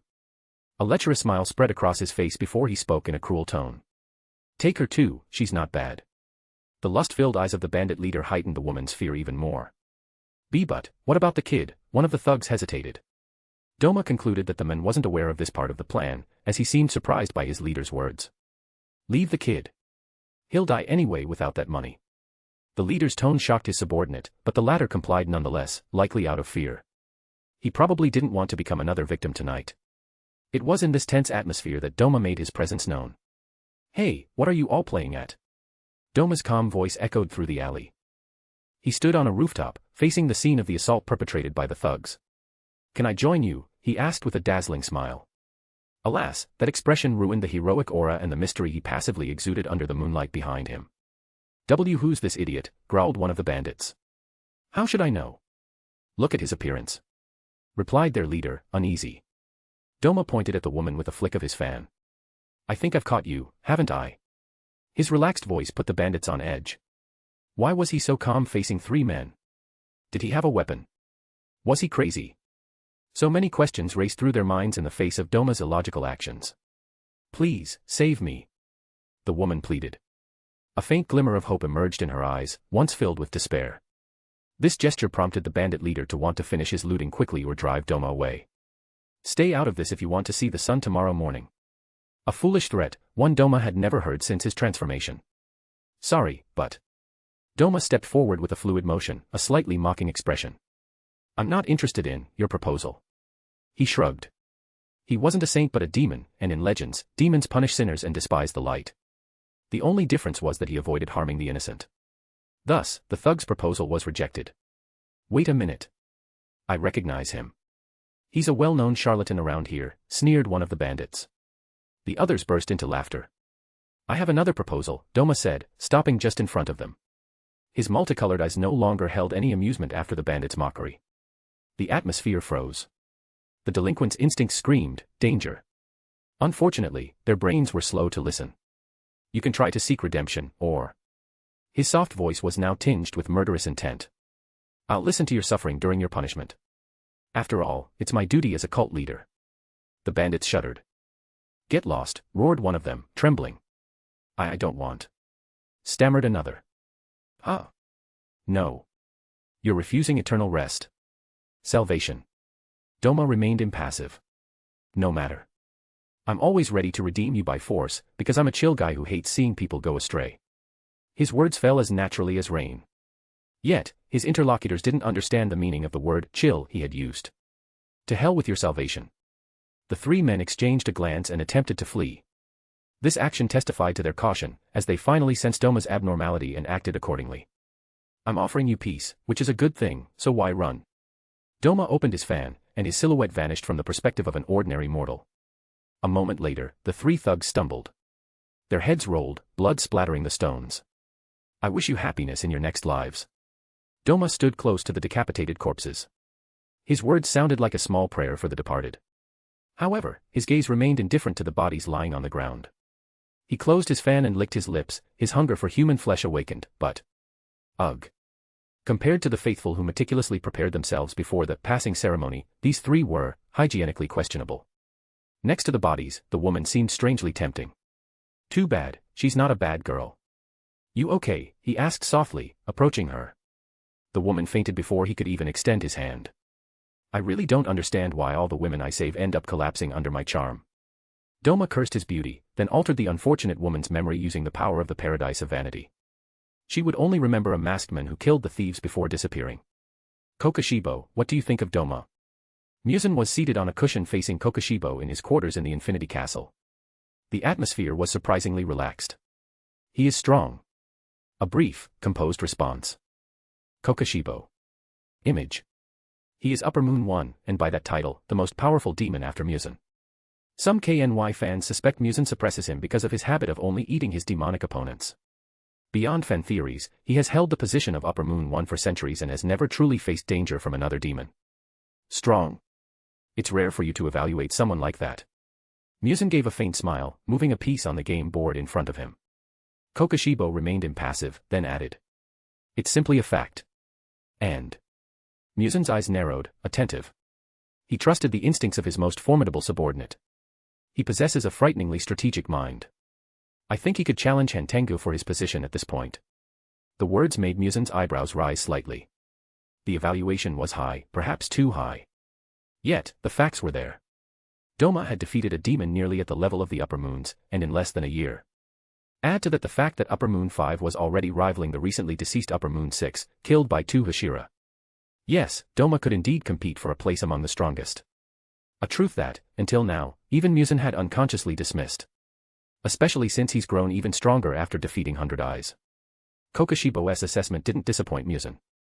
On the contrary, it heightened his expectations for Doma. Do you think he's a danger to you? Muzan asked, a playful smile on his lips. A rare scene, but Kokoshibo remained impassive in the face of his lord's friendly demeanor. The former samurai briefly unsheathed his katana, glancing at his reflection. For now, no. But in the future, I'd win that duel. Having spent centuries by his side, Muzan sensed the subtle doubt in Kokoshibo's voice. The reserved man, a follower of traditions and rules, showed hesitation about defeating a future Doma. No matter who becomes Upper Moon 1. They just need to be the strongest, declared the Demon King. Muzan's eyes gleamed with excitement and anticipation. The Demon King decided in his heart that he should leave the position of Upper Moon 6 to Doma. After all, he more than met the criteria, and the position had remained vacant because Doma hadn't claimed it at the time. Moreover, none of the other lower moon demons had dared to challenge him for the Upper Moon 6 position. Chapter 16, The Power of the Vector and a Date, Na. Vector. This concept frequently appears in mathematics and physics, according to Jay's knowledge. It refers to a direction or orientation, and sometimes to the magnitude itself. 100 Eyes uses its main eye, the power of the vector, as an ultimate protective ability, but it can only apply it within a specific area of effect. A wise choice, according to Doma, but also a foolish one. Why such an assessment from Doma? The power of vector control is formidable, but 100 Eyes' limitation was a mistake born from a cruel lack of knowledge in mathematics and demon biology. The vector was officially used for the first time in Europe during the 19th century, then introduced to Japan later. Thus, around the 20th century, during the Meiji era, this concept began to spread in Japan. Doma currently finds himself in the middle of the Meiji era, as the Taisho era won't begin for another century. Authors note, Tanjiro lives in the Taisho era, and Doma is at least a century ahead of his time. Thus, he belongs to the Meiji era, somewhere between 1800 and 1900. At that time, the vector remained a fledgling mathematical concept, as Doma hails from an era straddling the 19th and 20th centuries. Jay hadn't paid much attention to the details of the KNY world's timeline, but Japan during this period was only just beginning to open up to the Western world. All these elements make Doma a creature with vast theoretical knowledge in mathematics. The essence of the vector is direction, but this element is applied to almost everything in nature, he says, gazing at his fan under the night sky. In the KNY universe, demons often wield their powers through intermediaries. Neikime, Doma, Kyogai, Jotaro, the list goes on. This choice is never made on a whim, it stems from logical reasoning. Take Enmu, the future Lower Moon 1, for example. He marked train tickets with his blood, as he wanted to put Tanjiro and the others to sleep in a way that was both discreet and optimal. He didn't even need to use his power directly to achieve his goal. Doma and Neikime operate in the same way. Their weapon holds their power, with their blood serving as a catalyst. This is also why Jotaro's sickle has that slightly fleshy appearance. Doma now observes his fan, as an idea takes root in his mind. Why keep Hundred Eye's eye in his body when he could imbue its properties into his fan? This idea would solve the issue of vector control being limited to the body hosting the eye, while also preventing Doma from ending up like Momoshiki. It took him an entire day to achieve the optimal result with his twin fans. Each of them now bears multicolored eyes, much like Kokoshibo's blade. Doma still retains the powers of vector control and ice, like Enmu, but he can now use his vector remotely through ice. He has created a perfect duo. Blood Demon Art, Miko. A mini Doma appeared after his invocation. The ice creature looked around in confusion before fixing its gaze on Doma and striking a military salute. Unfortunately, it clumsily dropped its fan, resulting in a comical scene. A cute spectacle, if one didn't know how terrifying this 1.2-meter creature could be. Back then, I created this creature inspired by the principle of a Wi-Fi connection and my understanding of blood demon arts. The Miko are not alive in the strictest sense but possess limited autonomy without Doma's full control. They are born and sustained by Doma through his blood demon art, but their actions follow a pre-established pattern. They function somewhat like programmed software. A user, Doma, can activate them with an internet connection, Doma's blood demon art, or let them operate in automatic mode, without information transmitted through the connection. Of course, in the latter case, their efficiency is limited due to the lack of direct supervision from Doma. The Miko will only follow predefined protocols, receiving no additional information in the second case. An example, its reaction to Doma. It's also thanks to this aspect of the Miko that Doma could summon 4 of them without reducing their overall effectiveness. The blood demon art, Paradise of Vanity, wasn't the only reason Doma could use 4 Miko without difficulty while managing the information they perceived and relaying it to them. Attack me. He didn't even need to say it, as the Miko was already receiving all the necessary information. Doma had said it simply because he wanted to. The Miko nodded before lunging at Doma. Doma waved his fan, but he realized he couldn't use ice. Instinctively, he applied his vector control to the wind rather than his initial target. After all, he was holding a fan. Crack. Oh, nice parry, but you've lost. The small creature benefited from a reaction speed devoid of any hesitation, as it was free of emotions like fear. It struck with its own fan, generating a wave of ice made of tiny crystals, but Doma had created a blade of wind more powerful than expected. The Miko was hurled into the forest, only stopping after breaking a few trees. It's indeed powerful, but not invincible. Doma had solid defense and attack, as he retained the original properties of the vector power. Yet, a problem persisted in this exchange. He was unable to apply the ice power to his fan when using the vector effect. If Doma wanted to combine ice and vector, he had to use one fan for ice and the other for the vector. Another solution would be to let the Miko use ice while supporting it with vector control, or vice versa. Other than that, my body seems incapable of using the vector at the moment of attack. The vector could only be used in one domain at a time. A situation similar to Accelerator from Tora no Index. The applications Doma found for vector manipulation that night were numerous. He mentally classified them into 3 categories. 1. Support abilities. The most significant discovery concerned environmental manipulation, which Doma had refined through his training. He glimpsed the future possibility of slowing particle movement to absolute zero, the complete cessation of all atomic vibration. For now, he was only amplifying the cold generated by his ice to an extreme degree. The goal was to create a freezing field as vast as during his fight against Hundred Eyes, and in mere seconds. However, Doma had to rely on the help of his Miko, or the ice priestesses summoned by his blood demon art. The cold spread so quickly and violently that he estimated he could crush most opponents simply by altering the climate around them. Blood demon art, Eternal Blizzard. This mastery of frost wasn't his only discovery. He had also developed another technique to counter the sun itself. Blood demon art, Summer Mist. A fog so dense it obscured vision, mixed with ice crystals capable of necrotizing the lungs of his enemies. With these 2 arts, Doma didn't even need to strike, he simply had to buy time and prevent any escape. 2. Physical abilities. Vector manipulation also made the impossible possible on a physical, bodily, scale. For example, shattering a colossal boulder with a single swing of his fan. Normally, Doma wasn't a brute force fighter like Akaza, but by continuously altering the vector of his own speed, he layered accelerations. At the precise moment of impact, it was as if gravity itself or an invisible force propelled his strike forward. Blood demon art, Force of the White Oni. The result, terrifying kinetic energy. 3. Defensive abilities. Finally, the simplest category. Blood demon art, Vector. Within a precise radius, Doma could redirect any movement or force. A sword attempting to strike him. He simply returned the vector of impact to its point of origin, breaking the blade if the swordsman lacked skill. Far more subtle than Hundred Eye's approach, which merely deflected attacks without ever redirecting their power. The only weakness of this technique lay in its limited area of effect and its inability to be used simultaneously with other vector techniques. I've worked hard," he murmured, as the night sky began to show the first glimmers of dawn. He had laid the foundations for his new techniques, but Doma still needed time. These arts had to be mastered and refined to fully integrate into his fighting style. Doma still had much to accomplish. Unfortunately, the world wasn't about to give him time to himself. "Lord Doma, would you like to come with me to this year's festival?" Kikyo's voice rang out as he crossed the monastery's entrance. Doma was greeted by a visibly nervous Kikyo. The young priestess didn't even greet him properly before immediately proposing he accompany her to the festival. "I knew it, she's overwhelmed with work lately, so it looks like I'll have to help her." The ice demon misinterpreted the young priestess's intentions, as the sect was organizing several stalls and activities for the new year. Normally, Doma no longer concerned himself with these tasks, having delegated his responsibilities across the sect's various departments. However, he had established a branch of the cult in another city, and the lack of manpower was starting to show. This shortage translated into Kikyo's recent clumsiness. Doma thus concluded that the young woman needed his presence to further promote the sect during the festival.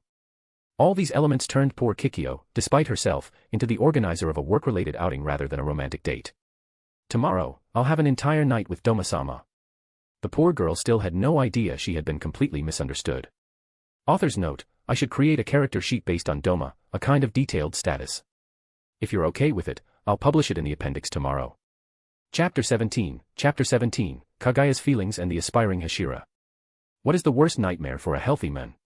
Doma had always believed it was becoming disabled or losing physical fitness for various reasons. Of course, this opinion was heavily influenced by the memories of Jay, his past life on 21st century Earth. After all, no matter how wealthy you are, health cannot be bought in the face of complex diseases like HIV. But today, Doma realized he had been mistaken. I think I'm pregnant." Kagaya's voice was soft, but it shook Doma's mind and heart. Unfortunately, the news she delivered was a terrible shock. The demon had never imagined becoming a father, let alone being a good one. He had merely been experimenting, mimicking human anatomy as best he could through his biological manipulation. During the act, Doma had removed all inhuman elements tied to his demonic nature from his reproductive organs. So, if he were to have a child by chance, that child would theoretically be purely human, based on his understanding. Did I really succeed? Damn. I wasn't even serious about this relationship. Doma cared for Kagaya, a strong, determined woman who knew what she wanted and did everything to achieve it. But I'm immortal. Kagaya and Kikyo would eventually be swept away by the river of time. Even Yuriichi hadn't escaped that universal rule. It's too late for regrets. I'll do like Kokushibo. Or the Joestar family, I'll cut ties if necessary after Kagaya's generation. It wasn't cowardice, just realism. Doma didn't want to become some cultivation novel ancestor, meddling in his descendants' lives whenever things went wrong. Is something wrong? Kagaya asked, setting her teacup down on the traditional table, her worried gaze fixed on her delicate face. Her usual confidence gave way to an unexpected fragility. Anyone would have wanted to protect her upon seeing the doubt in her scarlet eyes. No. I was just wondering if Kagaya-chan will be able to produce milk with. The moment the words left his mouth, Kagaya's empty teacup smashed into the demon's face. The young woman didn't appreciate that kind of joke, especially given her insecurities on the subject. Ouch, are you already trying to become a widow again? Doma said, rubbing his forehead with a smile, unscathed despite the attack. I expected a more serious reaction from you. She stood up with a graceful movement, ready to leave. You know how much this child means to us, no? To me. She had meant to say us but used me instead. Doma could see Kagaya clenching her small fists in her kimono as she spoke the word. Kagaya no longer wanted just a child, she wanted more from Doma. She opened her mouth to speak again, but the action didn't have time to finish, a warmth enveloped her. Doma had embraced her from behind. Sorry, Kagaya. You know me. I'm not ordinary, and I don't always know how to handle humans, he said in an emotionless, slightly inhuman voice, as Doma wasn't wearing a mask at that moment. The only difference between the Doma perceived by the three thugs in the alley and the one facing Kagaya was a faint glimmer of sadness in his multicolored eyes. He didn't use the paradise of vanity, as he sometimes did in Kagaya's presence. Doma showed his true face. Yet, he chose to avoid revealing his demonic nature, having decided not to turn Kagaya into a demon. The idea of turning Kagaya into a man-eating monster like himself was completely erased. She was Kagaya, and that was enough. He didn't want to see her die of old age, but even less did he want to see her distorted, like Uemi who became Daki. Why yes, you've always had an extreme view of everything, jokes, business, even women. The hint of reproach in her voice didn't escape the demon. Kaguya knew she couldn't formalize their relationship due to their respective social positions. Of course, Doma's flirtatious nature had also been a significant factor in this situation. Can you come with me to the festival tonight? Kaguya asked, looking up at him. The height difference, 1.90 m versus 1.58 m, was striking in this scene, in the cult's reception hall. Sorry, but Kikyo needs me tonight. I promised her yesterday morning. At the mention of that name, Kaguya's pretty face tensed slightly with anger. It was an almost routine scene for Doma, the two women didn't get along. I should find a way to reconcile them. They talked for a while longer before Kaguya took her leave. She had a trading business to manage. The New Year's festival was lively and splendid, thanks to the massive investments the cult had made for the event. Colorful lanterns adorned every street, and crowds gathered around local food stalls, participating in various activities. The lanterns, in various shapes, were held high by the townspeople, their flickering light reminiscent of stars twinkling in the night sky. Drums and traditional songs created enchanting melodies, resonating through alleys and main streets. The followers of the Eternal Paradise faith had set up a lamppost in the heart of the liveliest street, receiving special treatment thanks to the cult's generous donations to the town. Many carried lotus-shaped lanterns, with the words, Eternal Paradise, clearly visible in the nocturnal decor.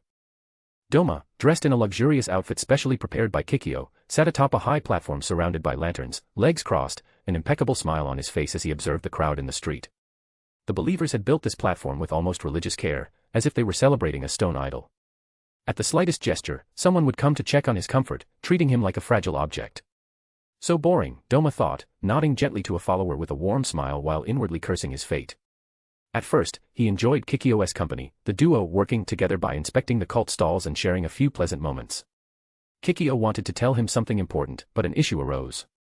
The Buddha statue, ordered from a sculptor, hadn't been delivered on time, and the cult had to improvise. And then some fool mentioned Doma's ethereal appearance in his new outfit. The department heads noticed and unilaterally decided to place Doma in the Buddha's spot. I should have gone to the Infinity Castle to connect more with Nakime-san. A thought neither Kaguya nor Kikyo would have appreciated. The two women were already engaged in a silent battle under Doma's gaze, and Nakime's arrival would be like pouring oil on the fire. Yet Doma remained convinced he wasn't doing anything wrong and could make everyone happy. Unbeknownst to him, he was following in the footsteps of his late father. But the issue didn't end there, on this night of transition between 2 years. At the other end of the street, a young man wearing a flame-patterned haori walked solemnly through the crowd. Beneath his haori, a black outfit and a long sword sheathed at his waist completed his appearance. Is this the place? He asked, looking up at a crow perched on his shoulder. The creature nodded, then spoke in a strange voice. There have been rumors of man-eating demons recently, following the repeated disappearance of delinquents. With this many people, a fight would be dangerous. The young man sighed.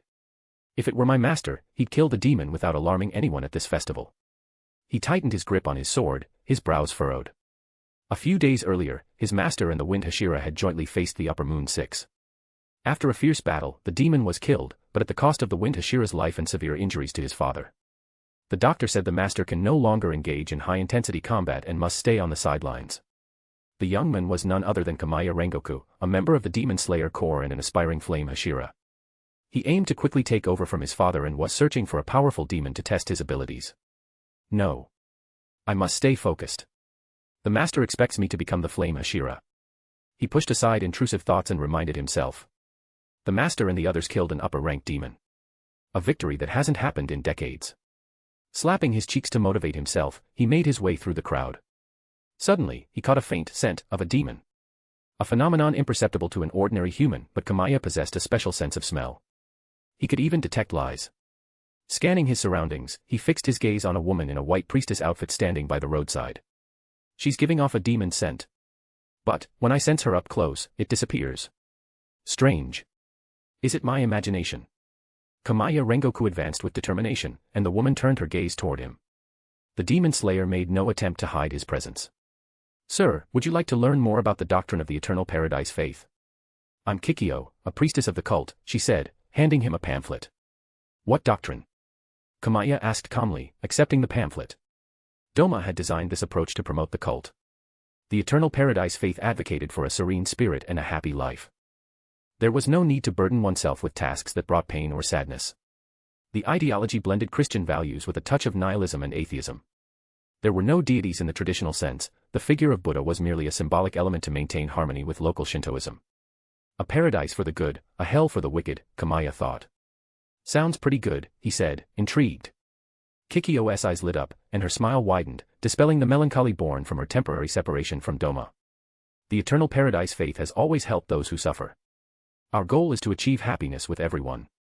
This doesn't feel like an ordinary cult, Kamiya thought, nodding. Typically, a common cult would seek to exploit its followers, extracting as much money as possible without providing real benefits. Yet Doma genuinely helped his followers. An anomaly. All this is thanks to Doma-sama, Kikyo said with sincere, grateful conviction. The aspiring flame Hashira sensed something else, a mix of devotion and genuine love for the man named Doma. Doma-sama is the chosen one of the gods. He hears the world and always helps those who suffer with kindness and gentleness and... Kikyo began listing all of Doma's positive traits to the poor Kamiya. Chosen. A mystical aura. She's not mistaking a blood demon art for a miracle here, is she? Kamiya observed, calmly analyzing the situation. Oh. Doma-sama is at the other end of the street. I can take you to him. Yes, please. Kamiya replied, eager. He paused for a moment, mentally scolding himself for his haste toward the potential demon. But it was already a bit too late to back out, as the priestess could alert others to his presence at any moment. Kamiya tightened his grip on his katana and followed the priestess through the crowd. Author's note. I considered adding an R18 scene before the festival event, but I hadn't added the tag, winky face, and some readers might not appreciate it /__/. So I'd like to get your opinion on the matter. Chapter 18, sorry. Doma is just ahead. I would kindly ask you to be respectful when you meet him, you must absolutely not be rude. Kikyo led Kamiya Rengoku through the bustling crowd, but she took the time to constantly remind him along the way to be polite toward Doma. Kamiya and Kikyo's pace gradually slowed as they drew closer to the demon slayer's target. The expression on his face grew increasingly solemn, and his hand was already resting on the hilt of his blade. He was on high alert due to his sense of smell. The demon's scent is getting stronger. Kamiya's sense of smell was a reliable asset, one that had saved his life countless times. He was increasingly certain that a demon was hiding within the priestess's sect ahead of him. This made Kamiya even more vigilant, his piercing gaze scanning the crowd at every moment. He paid particular attention to the dark alleys along the street, as dreadful things were often concealed out of plain sight. Don't look around too much, we've arrived, Kikyo said softly, turning her head. Ah, there you are, Kikyo-san. A middle-aged man arranging lotus lanterns nearby looked up at the duo before approaching them. Is this gentleman a new follower, or simply someone interested in our teachings? The man, whose head was shaved as smooth as a billiard ball, asked the question that intrigued him most. Kamiya-san is interested in our doctrine, so I brought him to meet Doma-sama. I'm certain he'll be able to break through any barriers of reluctance in Kamiya-san's heart, Kikyo explained confidently. Kamiya was no longer paying attention to what the two followers were saying. His gaze was fixed intensely on the young man seated on the ornate high platform, his pupils suddenly contracting. Kamiya Rengoku was not gay, nor was he an adherent of specific practices, but the appearance of the unknown man was striking. It didn't take him long to understand why Kikyo had described him as inhuman and mystical. Especially his eyes. Kamiya had never seen such a captivating gaze, but all of that was overshadowed by a problem. He's definitely a demon. Kamiya's suspicion was confirmed. Kamiya gripped the hilt of his blade so tightly it creaked, his teeth clenched firmly. The demon slayer's murderous intent was not concealed, as he was furious. A demon was being admired and adored by humans while secretly devouring them. A disgrace. Doma was still seated on the high platform, playing the role of a deity with boredom, but his act came to an abrupt halt. He noticed an unusual and murderous aura not far from his location. He instinctively turned his head toward the source of the killing intent and locked eyes with a person who seemed vaguely familiar. Kyojuro Rengoku. No. He hasn't been born yet in this era. Doma quickly realized he had encountered an ancestor of the future flame Hashira. The black uniform, a Nichiren blade resembling the sun, continuous total concentration breathing like a flame. All these elements led Doma to consider the young man as someone close to or at the level of a Hashira. Instinctively, Doma slightly raised his eyes and glanced at the dark night sky, his demonic night vision allowing him to easily spot the crow circling in the air. A demon slayer from the Demon Slayer Corps. Finally, something interesting in this boring night. He decided to offer a gentle, kind smile to the young man staring at him. A clear provocation, as Doma needed to lure him to follow. Doma had no desire to face an ambush in broad daylight within his monastery, where he would be at a disadvantage. This demon, he smiled at me. Kamaya tensed every muscle in his body with vigilance, feeling the hairs on his skin stand on end. He was instinctively afraid. A sensation he hadn't felt since the Demon Slayer selection exam. This situation confirmed that he had found the powerful demon he had been searching for. Killing him could make him a true Hashira. But he's too arrogant. His gaze swept around once more, and his expression grew even graver. There were too many people around, he absolutely couldn't fight here, as it might harm innocents. And there were so many men, women, and children gathered around the demon. Damn it. Is this demon really bewitching humans to aid in his misdeeds? With this suspicion in mind, Kamaya observed the believers of the Eternal Paradise faith. Their expressions were relaxed and joyful, their brows unfurrowed, their demeanor peaceful, and there was no malice in their eyes. They likely had no idea of the demon's true identity or were under the influence of a blood demon art. Kamaya sensed no fear or demonic influence. The most prevalent emotion in the crowd surrounding Doma was admiration and hope. The people looked to Doma as their guide and savior in their despair. There was no doubt that if Kamaya showed aggression toward Doma, he would have to face the entire crowd. If he acted here, all these people would become obstacles. What should I do? What should I do? I need to think of something quickly, he muttered, having grasped the full situation. The demon before him was utterly despicable. Kamaya Rengoku gritted his teeth and cast his gaze once more toward the figure on the high platform. His disrespectful actions slowly drew the displeased stares of the nearby cult followers, and Kikyo couldn't help but frown. Kamaya-san, you're being very rude right now, she said in a low voice, as the priestess didn't want to cause a scene on such an important day. She reminded him, then bowed toward the high platform and apologized, my deepest apologies, Doma-sama. Faced with the crowd's angry glares, Kamaya stood still for a moment before finally bowing awkwardly, his face tense as he managed to utter a single word, sorry. A humiliation. Kamaya Rengoku was forced to bow to a demon, but he had no choice. If he acted now, there would be too many deaths. Ha ha ha, he actually apologized. A demon slayer apologizing to a demon. Doma could hardly believe he was witnessing this, outside of Tanjiro Kamado. Doma opened his fan to hide his genuine smile, as he didn't want to tarnish his public image. It's all right. If this man is willing to join our festival, it would bring us immense joy as well. Doma observed with interest the changing expressions on the other's face, maintaining a kind smile. He had literally just invited a demon slayer to have fun with him. He's provoking me again. Kamaya turned red with anger, but a forced polite expression appeared on his face. Unfortunately, anyone could see his troubled state caused by Doma's words. Doma shifted his gaze, then suddenly raised his right hand with extreme speed. Ordinary people couldn't see his movement, but it was clear to a warrior like Kamaya. The sudden motion made Kamaya instinctively tense his body, but the expected attack never came.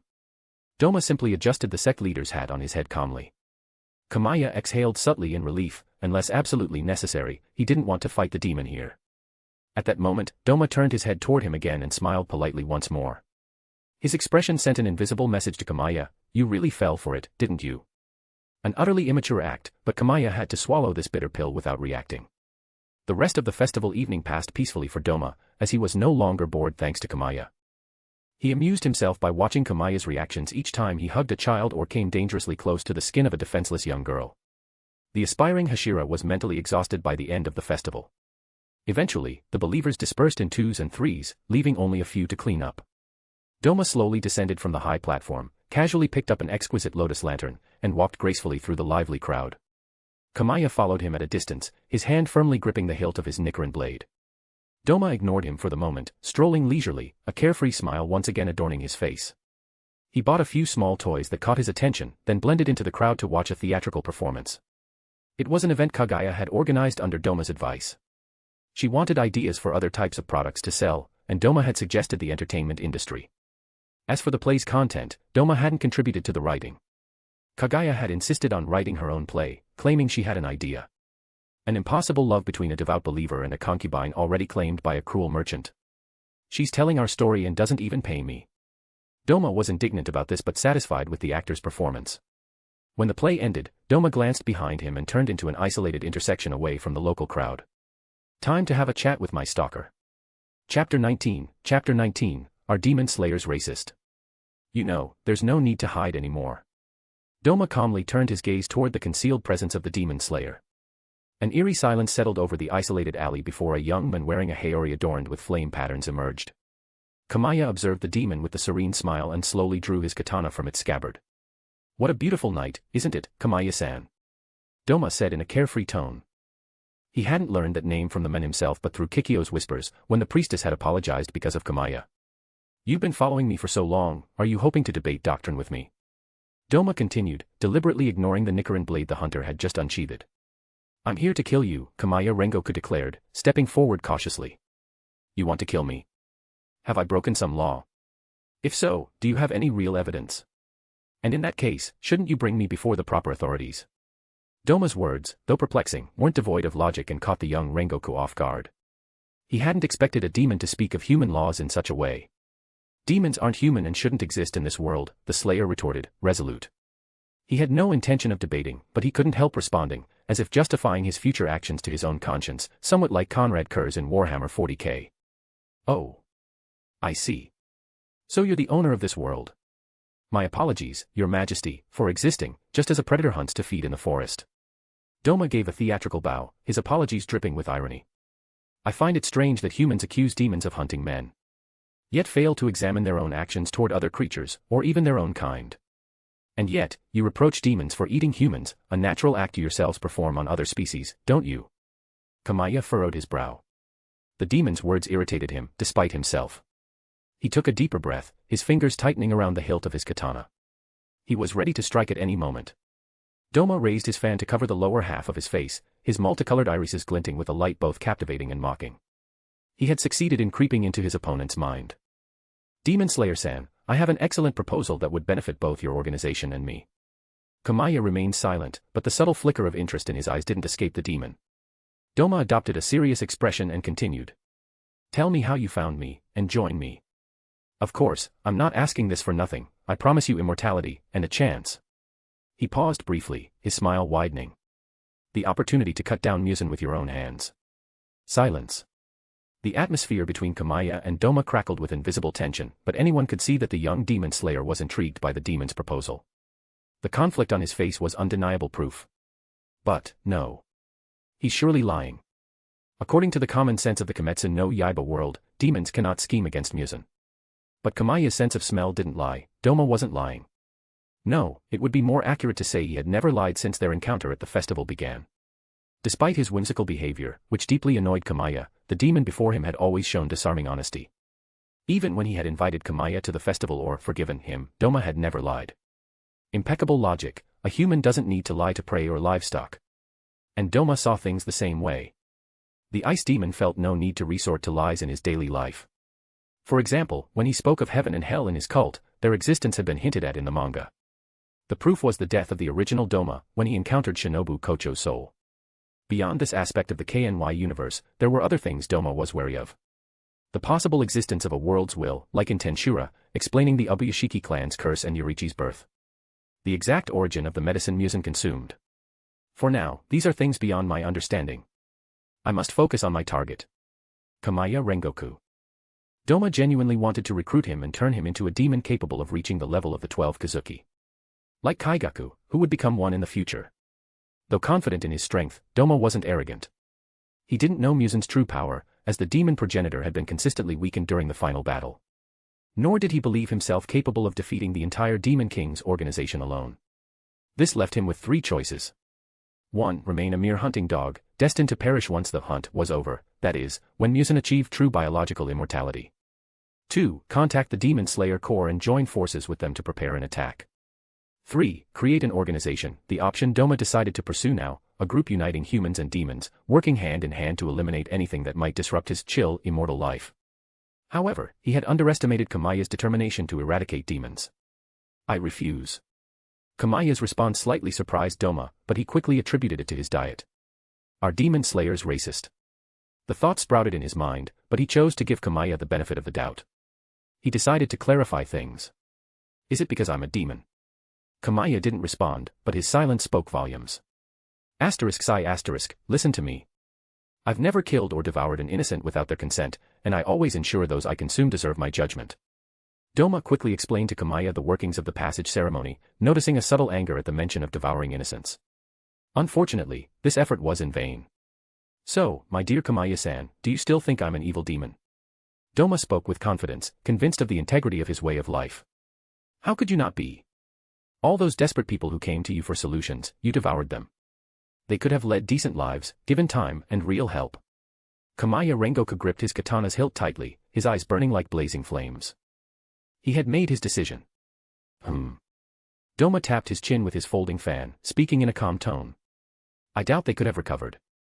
Some were so deeply mired in suffering, unable to escape, wishing only to flee this world's trials. So I saved them, guided them to a new life. Where's the harm, Demon Slayer-san? Doma hadn't lied, but he hadn't told the whole truth. Yes, he could save those people using his blood demon art, Vanity's Paradise. All he'd need to do was erase the source of their suffering, but then, he wouldn't be able to devour them, would he? Kamaya clearly had no intention of talking further, but Doma kept trying to convince him. He didn't want to force Kamaya to work for him, as Muzan did with others like Akaza. Others were people who caused pain to others, evil in the eyes of the human world. But I'm always ready to offer them salvation, so they can atone for their sins in hell sooner. Doma was about to continue, but a katana strike interrupted him. Fortunately, he easily blocked it with his fan. Demons are naturally stronger than humans. Especially since Doma wasn't an ordinary demon but Lower Moon 1 and a user of vector power. He could have shattered Kamaya's katana during that exchange, but Doma didn't want to be entirely hostile for now. It's not for you to judge. Kamaya roared. Taking lives without valid reason, based on your own ideas, is evil in itself. As they traded blows, Kamaya failed to land a single hit on Doma. Tessenjutsu is a martial art practiced by few and remains unpopular in the world of martial arts. Doma had never had a master to teach him but had acquired texts on the subject. Thus, he compensated for his lack of experience with sheer physical dominance. I really should ask Kokoshibo for advice. Upper Moon 1 is an entity from the Sengoku era. Doma figured Kokoshibo wouldn't refuse to spar with him occasionally, in purely technical matches. Besides, you keep talking about saving the world from suffering, so why don't you exterminate the demons causing the most harm? This statement wasn't wrong, but it was in bad faith. It was like asking a wolf to exterminate other wolves to protect humans. What right did Doma have to criticize their diet? Had he become an extremist vegan? Kamaya stared at him intensely, awaiting a response. It was shocking to his common sense. Because I save people, not demons. Doma said this like a dogma, his expression seeming to say, how can you be so foolish as to not even see that? Demons eat humans, it's in their nature. He glanced slightly at the night sky after kicking Kamaya in the stomach, sending him crashing into a wall. Though it's tragic, I don't feel the need for salvation, and I don't think I can offer it to them. Hell exists in the KNY universe. This truth is real, and Doma had long accepted it. For him, no more salvation. If Kagaya and Kikyo died of old age, he would ensure they reached paradise. As for himself, he would watch the sky from hell, should he die. Yes. I must not die, for the path I've chosen is tragic. Tragic, yes, but he chose to accept it anyway, for Doma desired to control his life and live a chill existence. To achieve his goal, there would be deaths. It was inevitable. Chapter 20, is this it? The unyielding will of humanity. I don't understand you. Kamaya Rengoku shouted as he pulled himself free from the wall Doma had sent him crashing into with a single kick. The energy in his voice had faded, but the rage and confusion in his eyes remained untouched. I think the problem's in your head, he said, resuming a fighting stance.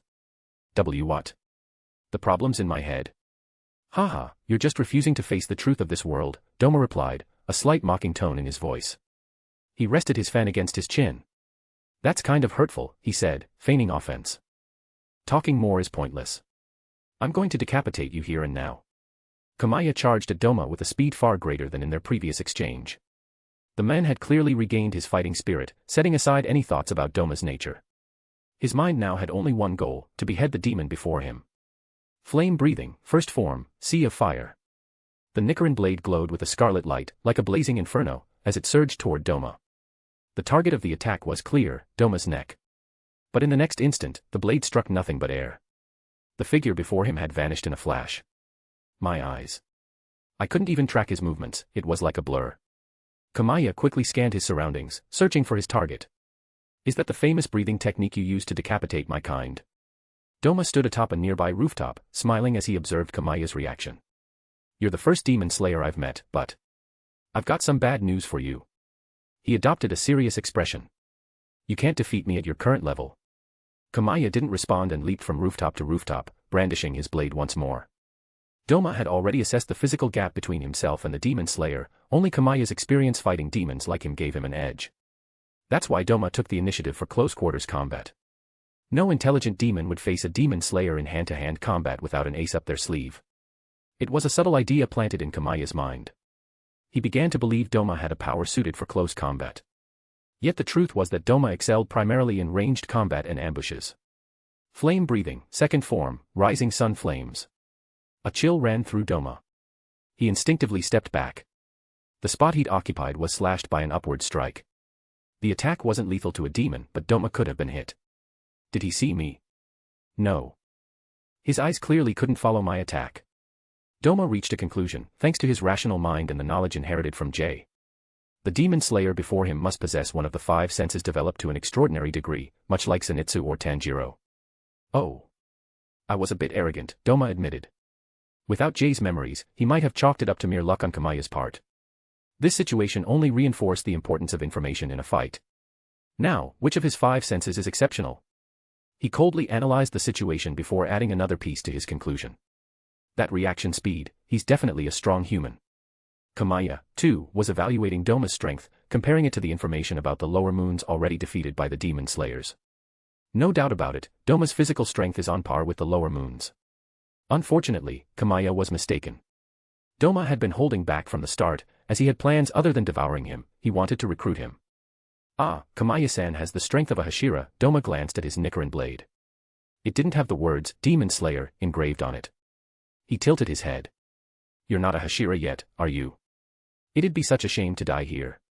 Before he could finish, the Demon Slayer charged again. Doma narrowed his eyes and flicked the folding fan in his right hand.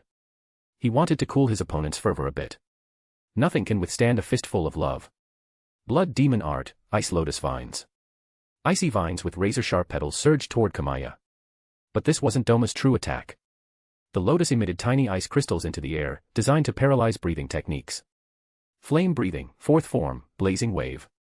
Kamaya's body moved swiftly, like a swirling flame, slicing through all the icy vines. He didn't notice the ice crystals accumulating in the air, gradually lowering the temperature. He was too focused on the fight to consider this detail. I got him. Kamaya thought, believing he'd closed the gap with Doma. Wow, what a beautiful technique. Doma complimented him with a radiant smile and waved his fan. Sharp crystals, adorned with ice lotus flowers, scattered, forming a wave of icy dust. Kamaya was forced to retreat, his visibility completely obscured. Blood Demon Art, Ice Lotus Petals. From behind the crystal mist, Doma immediately followed with an attack of lotus petals. The temperature continued to drop due to the buildup of ice crystals in the air. The few people still outside noticed the anomaly, but Doma controlled his ice with his vector power, ensuring it didn't affect civilians. Why is it so cold? Kamaya thought, starting to shiver and cough. The skin on his right hand, the one holding his sword, showed signs of frostbite. Damn it. Did I overestimate my strength or underestimate this demon? That question and inner monologue no longer mattered. If Kamaya didn't win this fight, death was inevitable. Then he noticed a detail on one of Doma's fans, the mark of Lower Moon 1. Kamaya gritted his teeth, a sense of despair rising within him.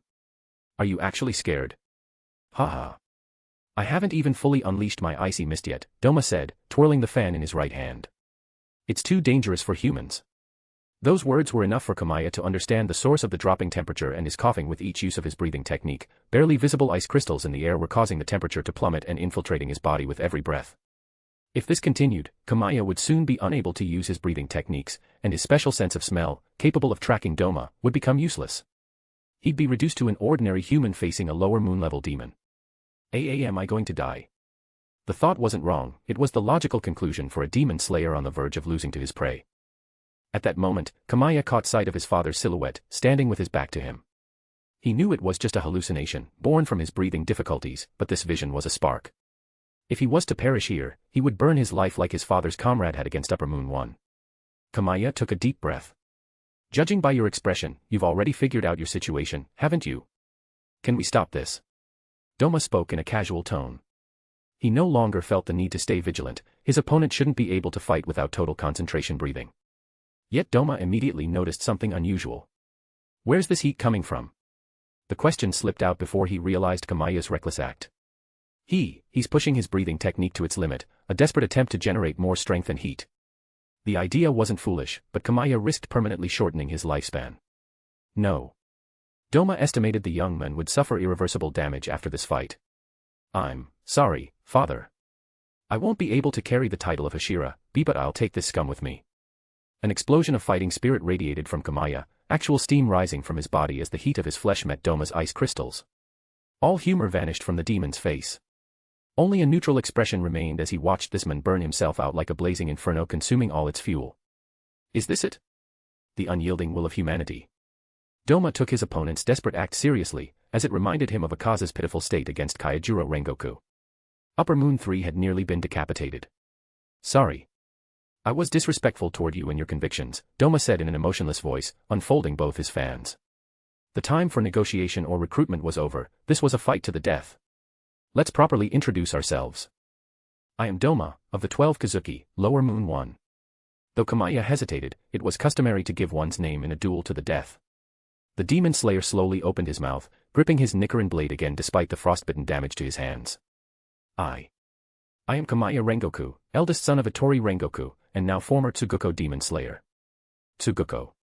The title designates a swordsman recognized by a Hashira as a potential successor. But there was a detail Doma picked up on immediately. He speaks of his rank in the past tense. That small detail showed Kamaya had already resolved to die facing Doma. This man had nothing left to lose. A Tsuguko, huh? I'll remember the identity of the men called Kamaya Rengoku. The demon's icy voice signaled the final act of their battle. Flame breathing. Ninth form, Rengoku. Adopting a familiar stance that stirred Jay's memories, the demon slayer lunged, his speed surpassing anything he'd shown before. For the first time in the fight, Doma was caught off guard. TCH. Too fast.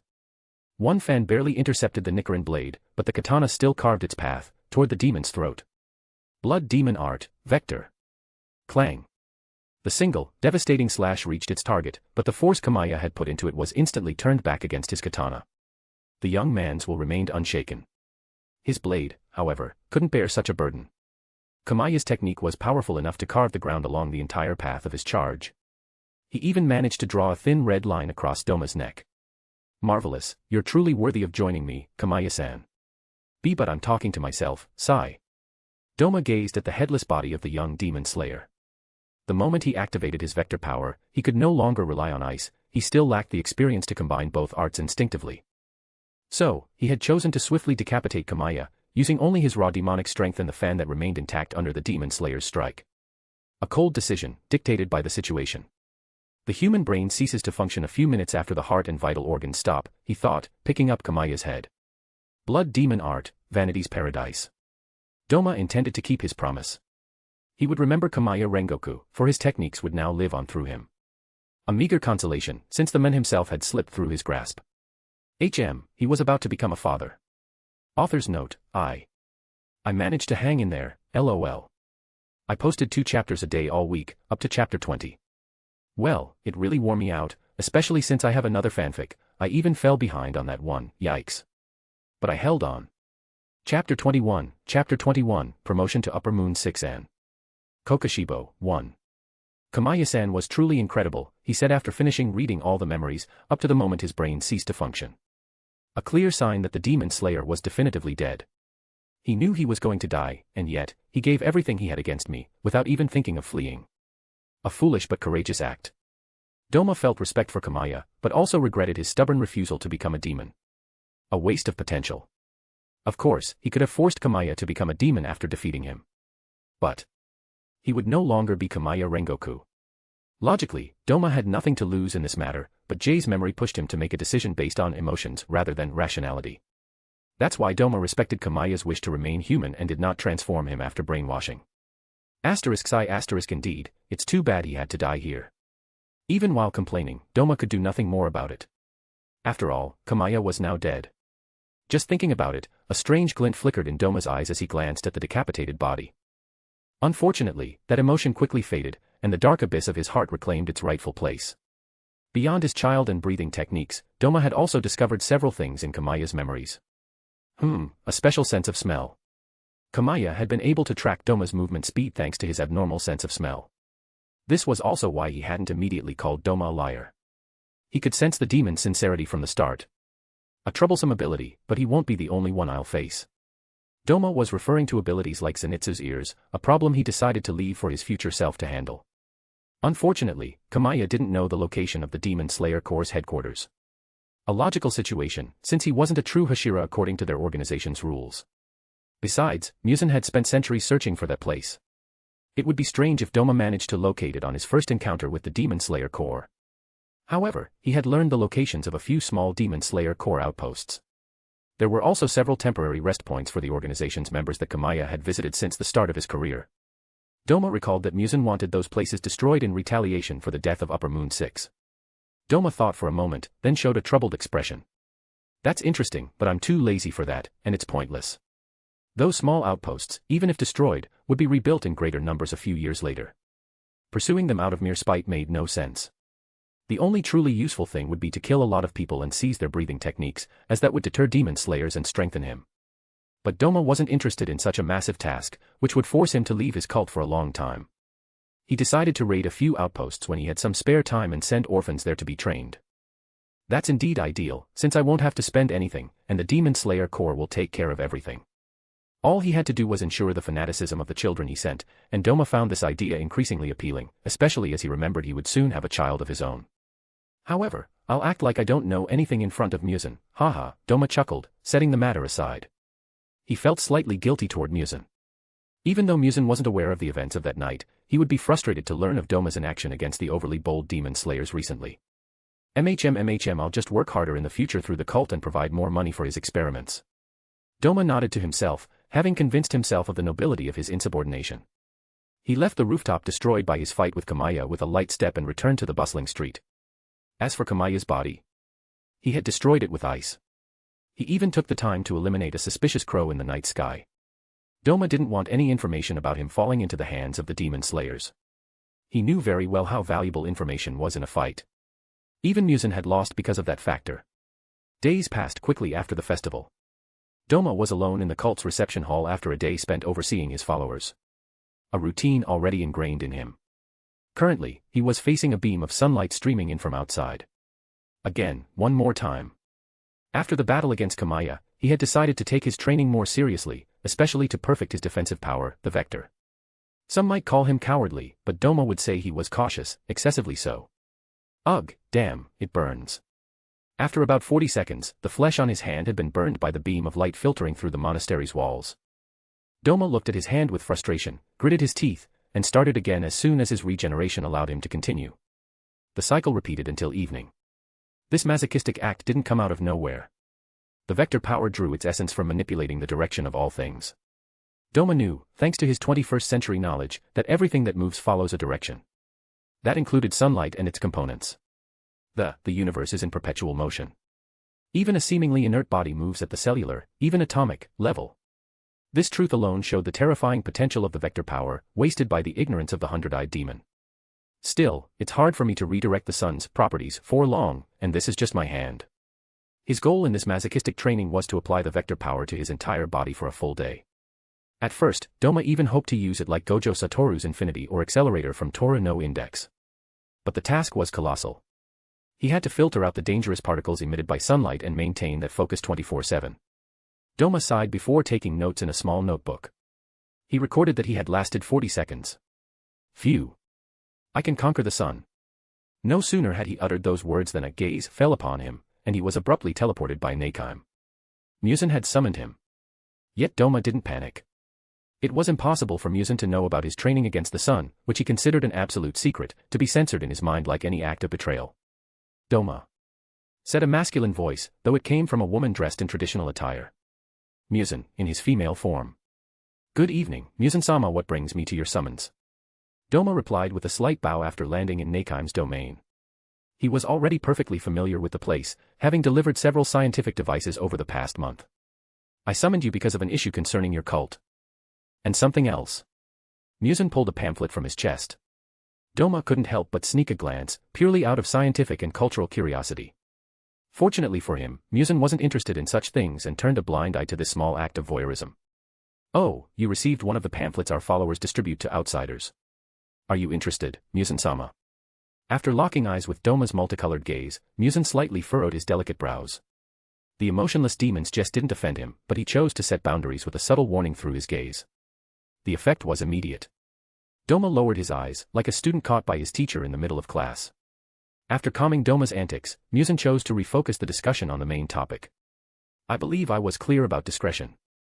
Doma scratched his head with a feigned air of embarrassment, a gesture Muzan knew perfectly well thanks to his partial access to the emotionless demon's mind. I've spent all these months in my monastery, Muzan-sama, but it's possible that. Doma explained the situation with his cult. Muzan listened calmly.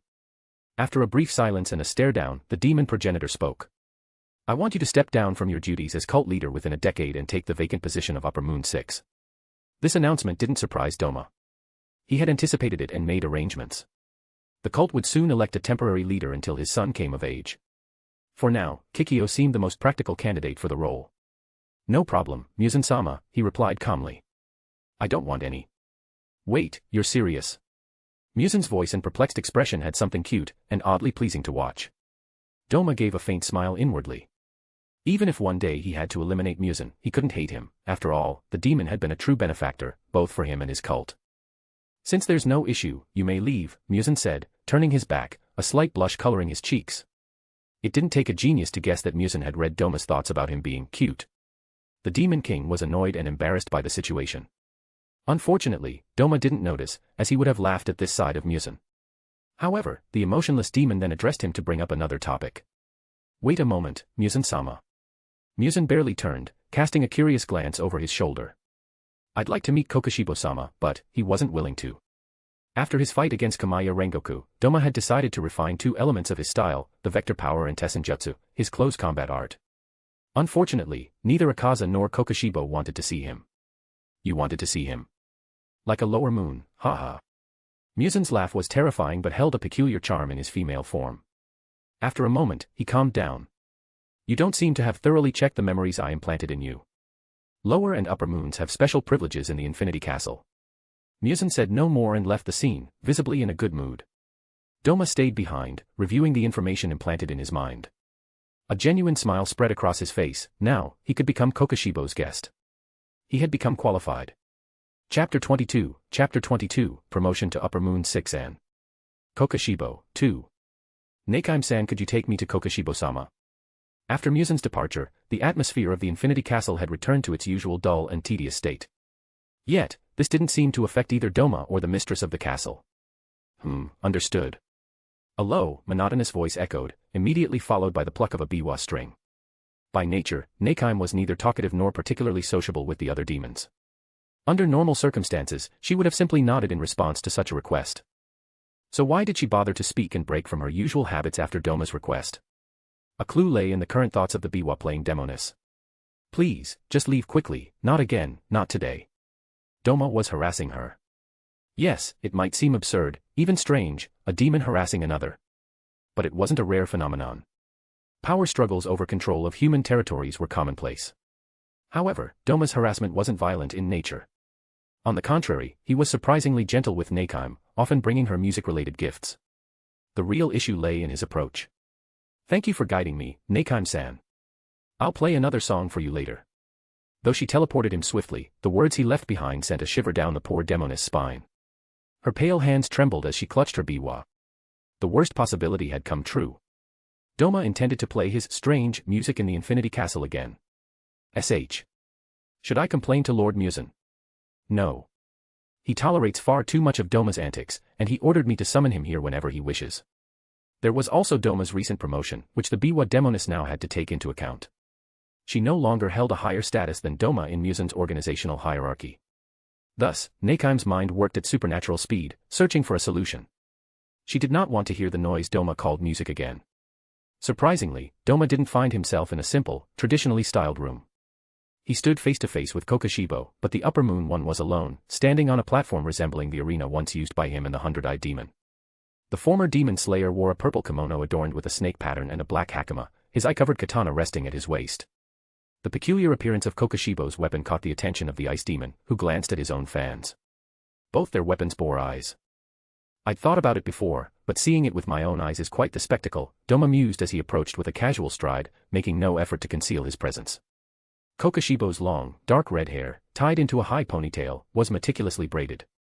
The most powerful demon under Muzan emerged from his meditation. His 6 eyes, with red sclera and golden irises, fixed on the culprit disturbing his focus.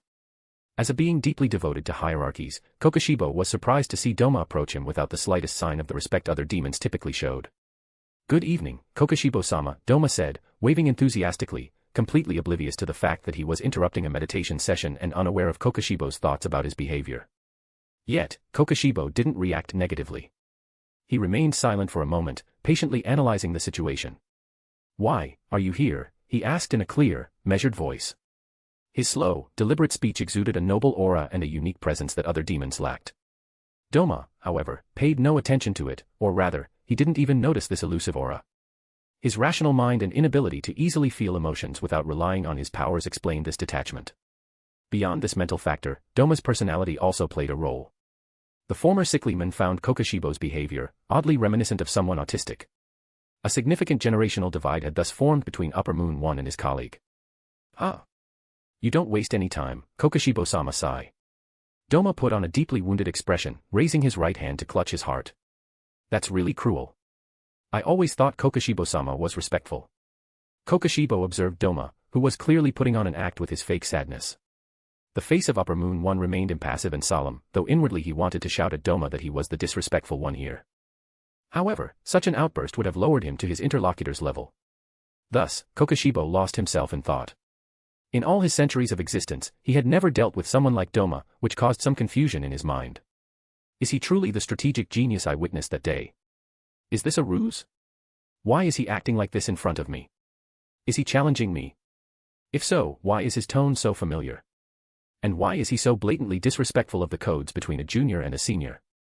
Kokushibo remained still, considering every possible scenario, but his serious and steady expression didn't waver. Unfortunately, Upper Moon 1 didn't realize he was dealing with a mentally atypical demon. All of Doma's actions carried no harmful or offensive intent toward Kokushibo, on the contrary, he even wanted to foster a good relationship with him. Yet, his peculiar behavior was misinterpreted by the target of his friendly affection. That's why Kokushibo's eyes remained fixed on Doma. Despite all his friendly words, Upper Moon 1 had no intention of lowering his guard. His hand slowly moved toward his katana. The two demons were simply caught in a profound misunderstanding. "Why, you still don't want to talk?" After a brief pause, Doma finally decided to answer Kokushibo's question. He had a feeling that the situation could take a chaotic turn if he let things continue as they were. "Okay. I'll explain the reason for my visit." Doma adopted a serious demeanor. "Here we go, he's making the first move," Kokushibo thought, preparing to use his breathing technique and reach for his katana. I want to train with you." What? It took Kokushibo a moment to fully process the information, thanks to Doma's explanations. But a small problem still lingered in the mind of Upper Moon 1. "I understand he needs guidance, but why in the world did he follow me to my quarters? And why is he drinking all my tea?" Kokushibo's mental complaints fell on deaf ears, as he never openly expressed his frustration. Kokushibo was a being bound by principles and traditions. He simply couldn't expel a freeloader like Doma from his quarters. Such an act would have been rude and improper. "Are you listening, Kokushibo-sama?" "I need to know your schedule for our training spars," Doma declared after downing the precious cup of tea in one gulp. The tea contained in the cup that Doma drinks so eagerly is a delicacy sought after by nobles. It was a gift from Muzan to Kokushibo, but the Upper Moon 1 uses it only rarely. Why such behavior? Kokushibo doesn't have many guests aside from Muzan himself.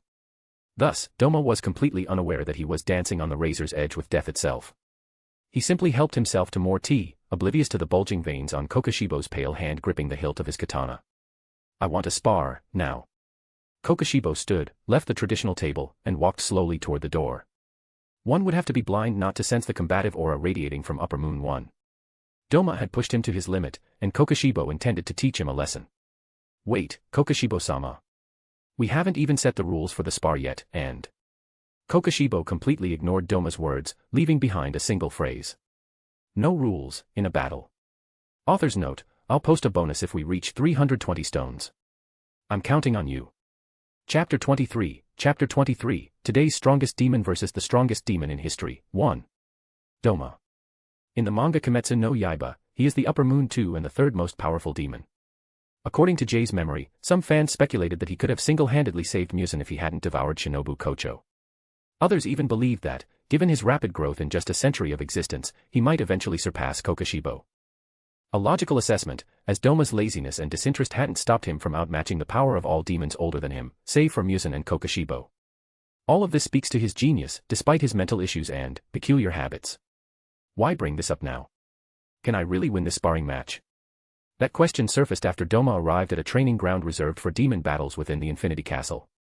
The idea that an Upper Moon 6 could defeat the Upper Moon 1 seemed absurd, and yet, Doma was pondering it.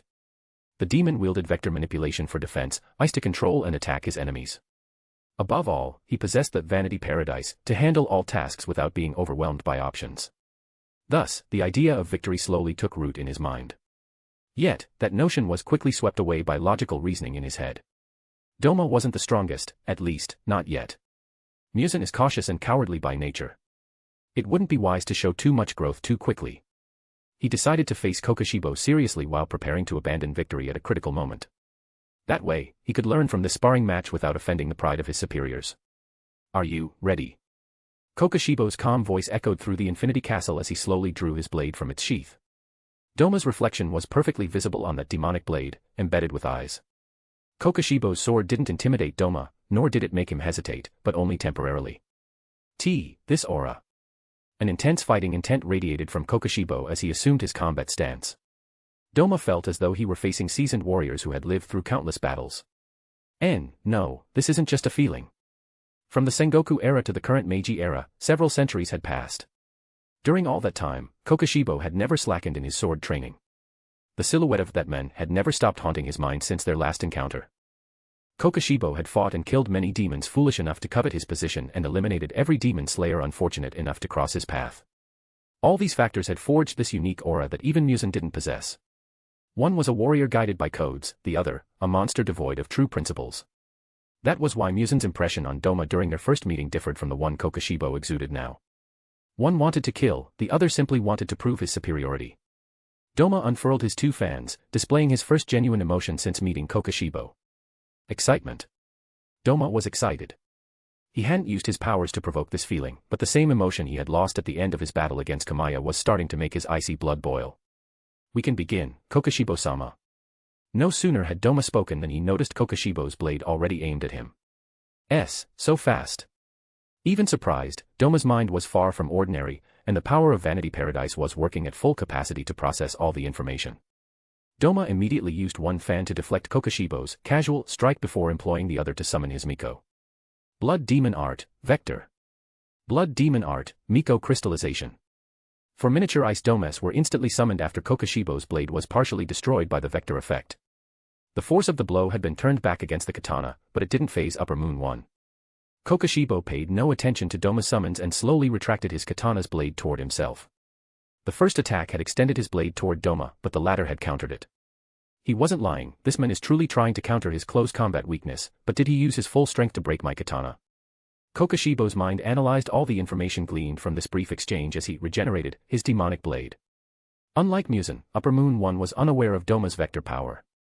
This led him to question whether Doma might be hiding his physical strength. A logical thought, since the ice demon was recognized as a strategist by both him and Muzan. I need to stop overthinking and simply defeat him for his insolence. Kokushibo decided to use absolute power against Doma. After all, what use was cunning in the face of overwhelming strength? I could just knock Doma out to end this farce, but... Kokushibo thought back to his precious tea. As Upper Moon 1, he rarely went out and didn't feed on humans like other demons. Usually, he sustained himself on the fools daring to challenge him. Thus, tea was a rare culinary pleasure he indulged in as a hobby. Indeed, he can't just walk away unconscious after this fight. Upper Moon 1's 6 eyes gleamed with unmistakable resentment toward Doma. However, Doma didn't have the luxury of paying attention to such details while facing Kokushibo. Oh, my hand is broken. You're really putting all your desire to help me train into this, Kokushibo-sama. Yes, the hand he had used to redirect Kokushibo's force against his katana had shattered. The reason was a millisecond's delay in using his vector power. A result that could have been avoided if his power had been passive. Other than that, this monster didn't use any techniques tied to his breathing or blood demon art. Yet Kokushibo had managed to push Doma back and force him to summon his Miko to handle any potential surprises. Doma smiled nonchalantly at the former samurai, but his mind was racing to find a way to bridge the gap in physical stats. In the end, he managed to, but a little too late. Blood demon art, moon breathing, first form. Black, Evening Palace. All Doma perceived at that moment was a sea of crescent-shaped blades. L. Lord Musen. Nakaim's usually monotonous voice carried a tone of urgency. Musen was in his quarters within the Infinity Castle. Before him, various laboratory equipment lay scattered. Some cracked. After Nakaim contacted him, he had broken an expensive container that Doma had provided using his cult's resources. Yet Musen didn't immediately show signs of anger. The Demon King knew Nakaim would never contact him first in the Infinity Castle without good reason. What's going on? Without hesitation, Musen got straight to the point. Doma-sama and Kokushibo-sama are fighting. At first, the refined, feminine form of Musen's face remained impassive at the news, but that quickly changed. After fully processing Nakaim's words, Musen spoke with an urgent tone. Take me there, now. No sooner had the request been made than the sound of Nakaim's biwa echoed through the Infinity Castle. Musen found himself on a platform overlooking the arena where Kokushibo and Doma's sparring match was unfolding. The scene that met the Demon King's eyes was a spectacle he never expected to witness so soon in his plans. Cough. Kei Kokushibo-sama. Why, you're really a tough one, aren't you? Chapter 24, The Strongest Demon of Today versus the Strongest Demon in History, 2. To understand the scene Musen was witnessing, we need to rewind a few minutes.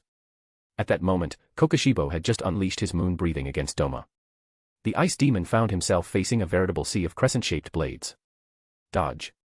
Impossible. Kokushibo is faster than me. From their first exchanges, Doma had realized his physical abilities were inferior. After all, the longer a demon lives, the greater their power grows. This harsh truth worked against him. But Doma wasn't the type to make excuses. With a single thought, he summoned the 4 Miko he had conjured earlier. In one fluid motion, they unleashed Blood Demon Art, Frozen Lotus Petals. A move that was both offensive and restrictive, yet far from a defensive specialty. A strange choice, but Doma had no other option. He was convinced, any attack or parry would simply be sliced apart by Kokushibo. It was as if Kokushibo's blade was a still sword placed upright in a river by a blacksmith. Anyone who approached was doomed to be cut, with no chance to negotiate. So, rather than wasting his energy, Doma chose to channel his supernatural reaction speed and attempt to hinder his opponent's breathing techniques. He was essentially betting on dulling the blade that sought to cut through everything in its path. You plan to cut me down, Kokushibo-sama. But can you really damage what's already broken? Doma's voice rang out, laced with mockery. Kokushibo didn't immediately grasp the meaning of those words but charged forward, blade in hand, determined to engage in close combat. A logical choice against a tactician and ranged fighter like Doma.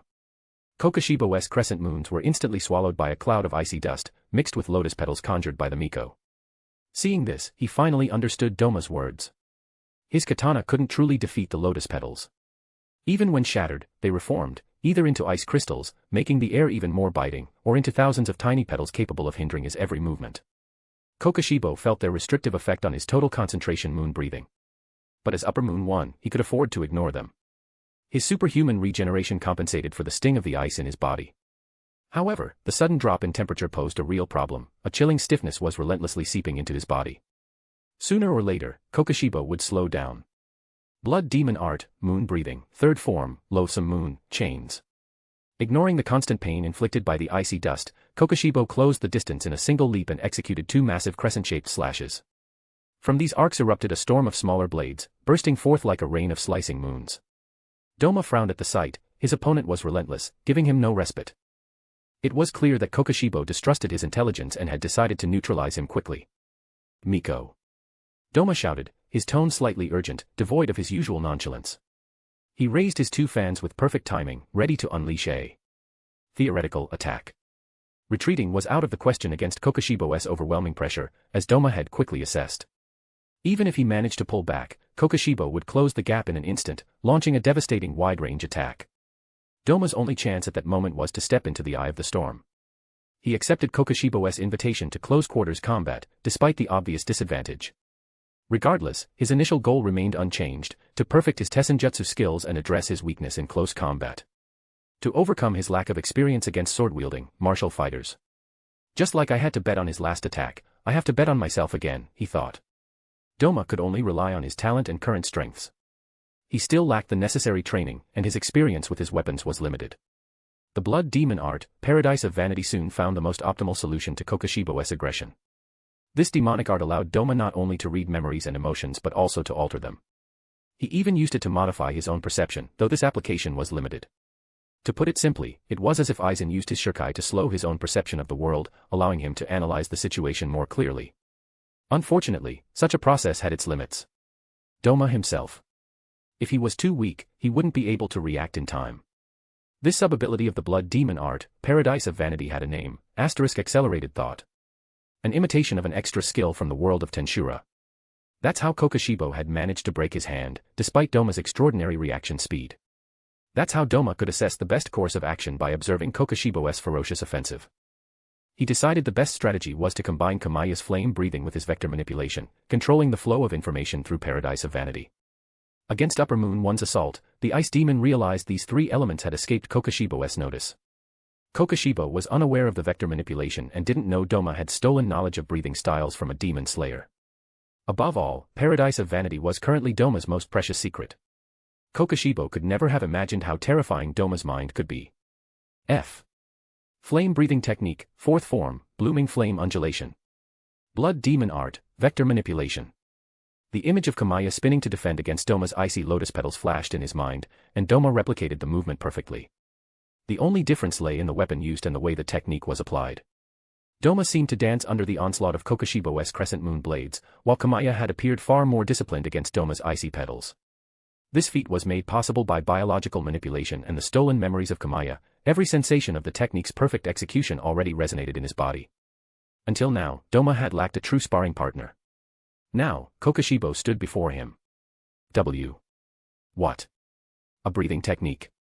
Kokushibo's 6 eyes widened in shock, but he quickly regained his composure. He had already killed countless demon slayers, including Flame Hashira. So, he wasn't intimidated by this unexpected move and noted it as another factor to consider. Doma spun his fans, using vector manipulation to deflect the relentless assault, then hid behind a curtain of ice crystals projected by his Miko. You, hiding. Kokushibo didn't have time to finish his sentence. Doma had already closed the distance, unleashing the second form of flame breathing, aiming straight for his neck. Ho ho. Kokushibo-sama, you were keeping such a nice trick to yourself, he taunted, referring to the breathing technique. Due to the brutal clash between their two weapons, sparks flew from the friction between one of Doma's fans and the opposing katana. But there were clearly cracks in Kokushibo's blade, caused by the vector manipulation that continually redirected the force applied to his own blade. It was only a matter of time before Doma's fans would pierce his throat. Don't get cocky. Suddenly, multiple blades sprouted from Kokushibo's katana and body. Unfortunately, Doma's attention was focused on the Miko in the rear, due to a large-scale ice attack. He was even using his vector manipulation offensively, as Kokushibo physically outmatched him. This led to the current moment. For the first time since his reincarnation, Doma truly bled, not just a faint red line like with Kamaya, but real blood. As if the universe had decided to raise the stakes, an overwhelming presence filled the room. Muzan had arrived. If Doma didn't retreat immediately, this simple sparring match risked turning into a true duel under the eyes of the demon progenitor. Cough. Kokushibo-sama. Why, you're really a tough one, aren't you, he said, stepping back slightly. But he didn't leave the range of Kokushibo's blade. Doma flashed a sincere smile before picking up Kokushibo's arm, which had fallen to the ground moments after their standoff. *chomp*, you know what? It'd be a shame if this training match turned into a fight to the death, don't you agree, he said, after devouring Kokushibo's arm. For the first time in his 2 lives, Doma exuded genuine fighting intent. He wanted to see how far this battle would push him to evolve and innovate on the spot. Too bad Muzan's here. I wanted to see how far I could influence Kokushibo's emotions, memory, and perception. The blood demon art, Paradise of Vanity, had met all the conditions to work on Kokushibo. If the Upper Moon refused Doma's offer, the battle would escalate to a point where the outcome would be uncertain. Something Doma, a rational man, did not desire. Author's note. I just want to clarify that the flame-breathing technique won't be the one Doma uses in the future. In this fight he simply had no choice. Kokushibo gave him neither the time to unleash a wide-range attack nor to summon his giant Buddha, which, by the way, he hasn't yet mastered or devised a perfect plan to wield. Remember that Mitsuri's breathing style is a derivative of flame breathing. That's why Doma was able to handle the explosive, aggressive nature of the technique, even though it's not really his fighting style. It's also important to understand that Doma would already be dead if he were human. Kokushibo literally impaled him. However, Doma considers the battle undecided. Kokushibo hasn't shown his full strength, and Doma can now read his thoughts to some extent. By consuming a tiny fragment of him, Doma can partially alter his emotions, memories, and even his thoughts. Additional info, I released a bonus at 650 stones, that's 100 more than when I first wrote this. Another bonus will unlock if you reach 800 stones, 150 more.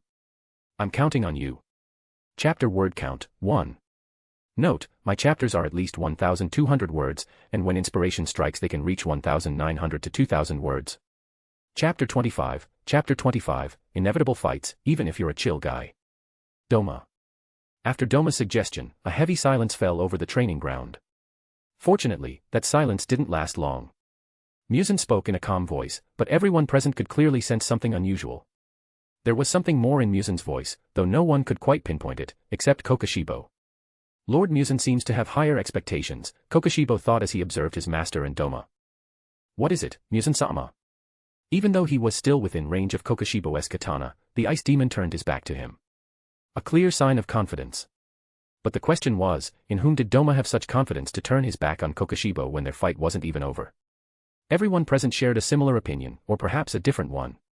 Is Doma-sama really so powerful that he dares speak like that next to Kokushibo-sama without fearing any repercussions, thought the Biwa demon, tightening her grip on her musical instrument.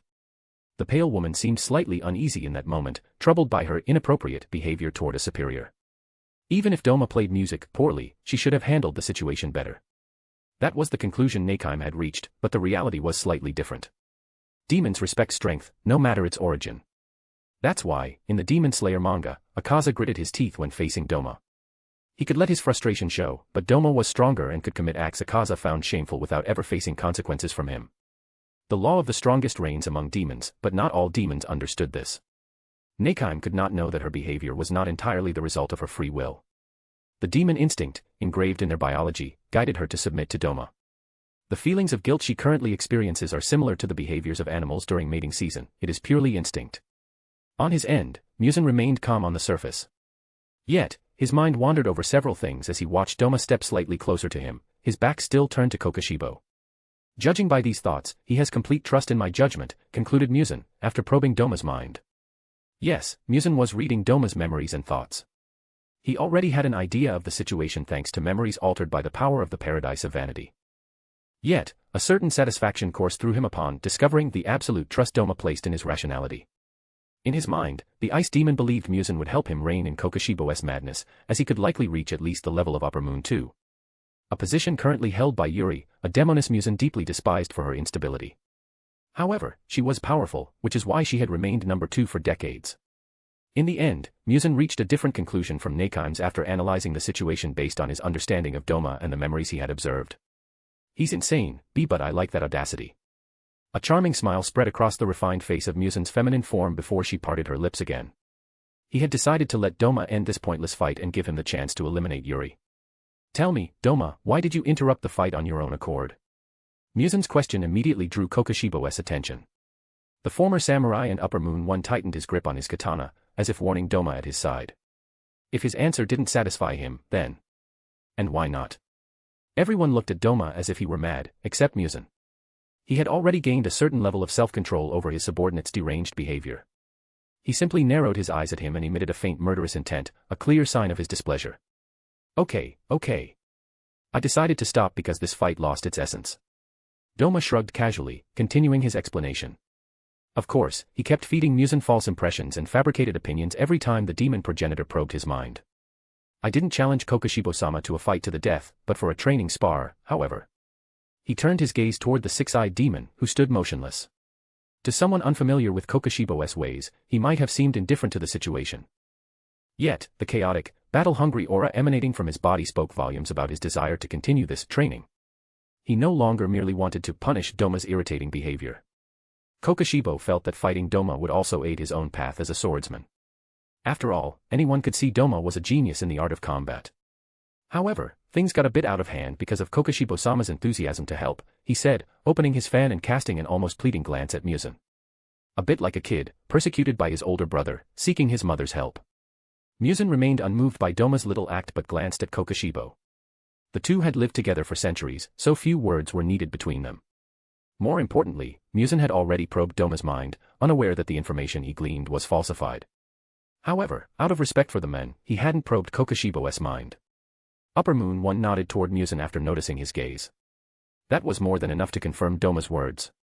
I see, but fights between the 12 Kazuki are forbidden, except in the case of a direct and clear challenge, he said, before stepping off the platform and approaching Doma.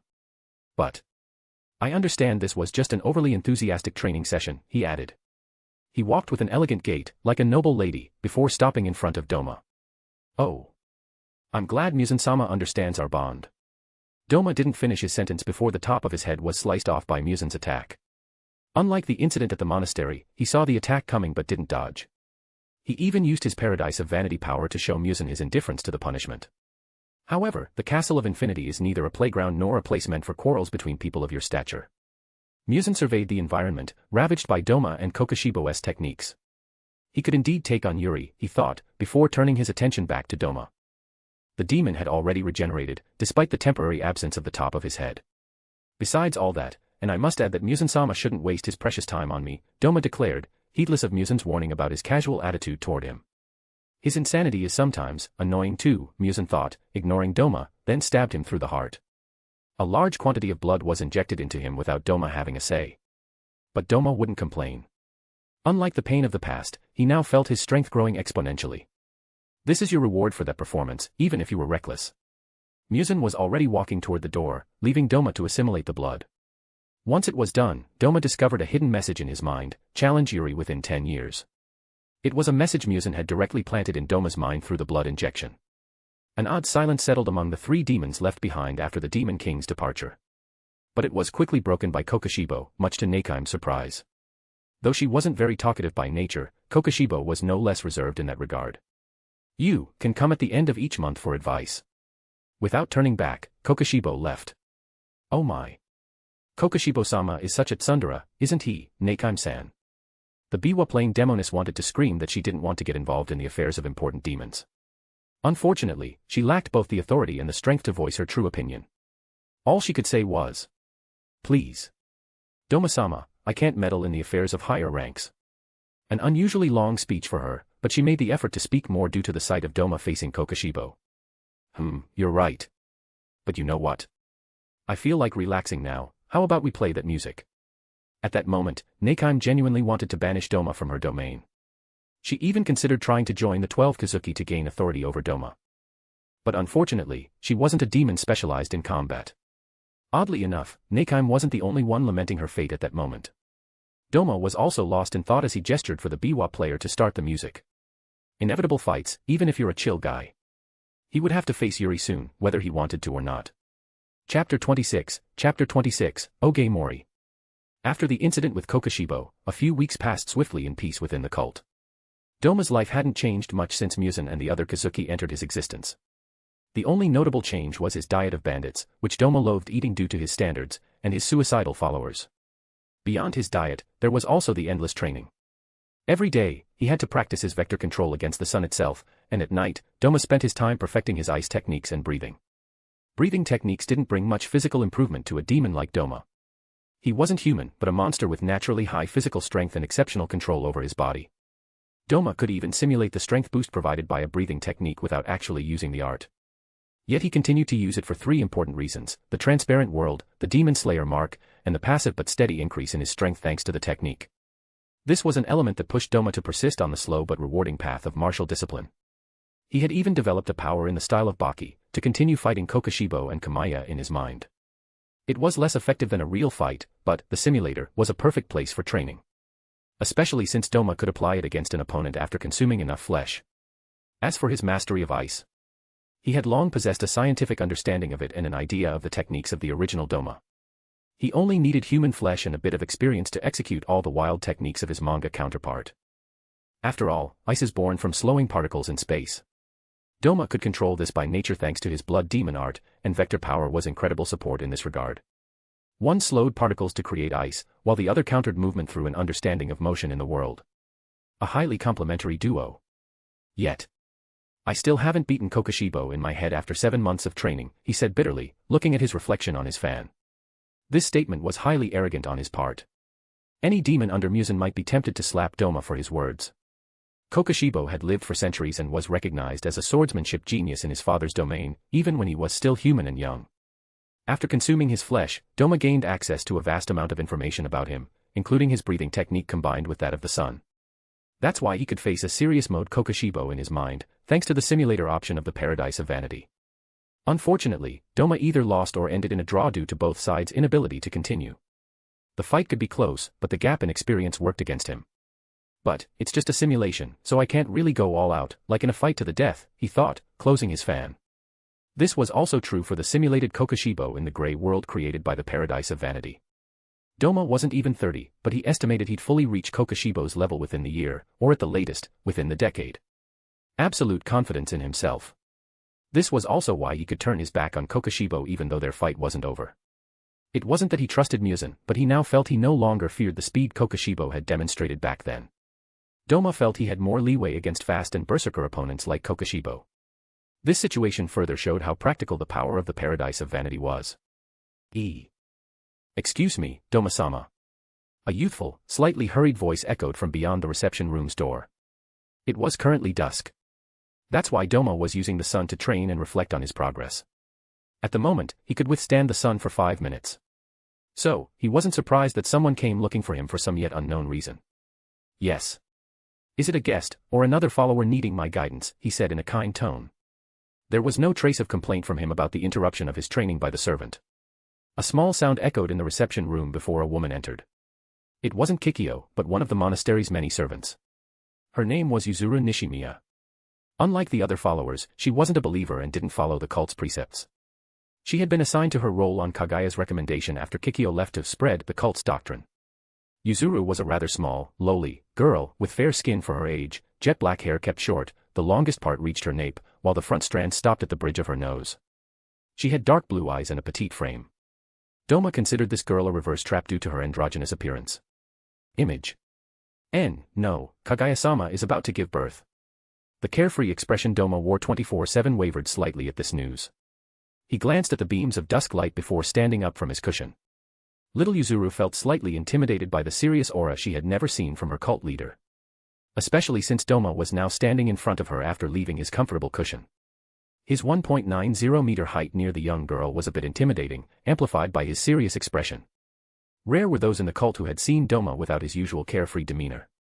I'm coming immediately. Fortunately for Doma, the sun had set shortly after he arrived in the room where Kagaya was. Otherwise, he would never have been able to exceed his 5-minute exposure limit. Yet, his action had been a bit reckless compared to his usual habits, but he had no regrets. You picked a good time to be born, huh? He said in a teasing tone to the tiny creature. Doma held a newborn with scarlet eyes but extremely pale skin in his arms. Anyone would have thought he was sickly, had they not witnessed the baby's supernatural vigor. Dana-san. Kagaya was exhausted, lying on the bed, while a midwife tended to her. The woman called Doma by the term Dana, meaning darling. A word Kagaya rarely used, except when Doma had performed exceptionally well in bed. I'm here, Kagaya-chan. Doma approached the exhausted woman, still holding the baby in his arms. Kagaya said nothing for a moment, but Doma quickly understood what she wanted. He handed her the baby, who stopped crying as soon as he was in his mother's arms. Traitor, you only stop crying when I give you back to your mom, the ice demon lamented silently in his mind. Even if he was genuinely annoyed, Doma wasn't capable of holding a grudge anyway.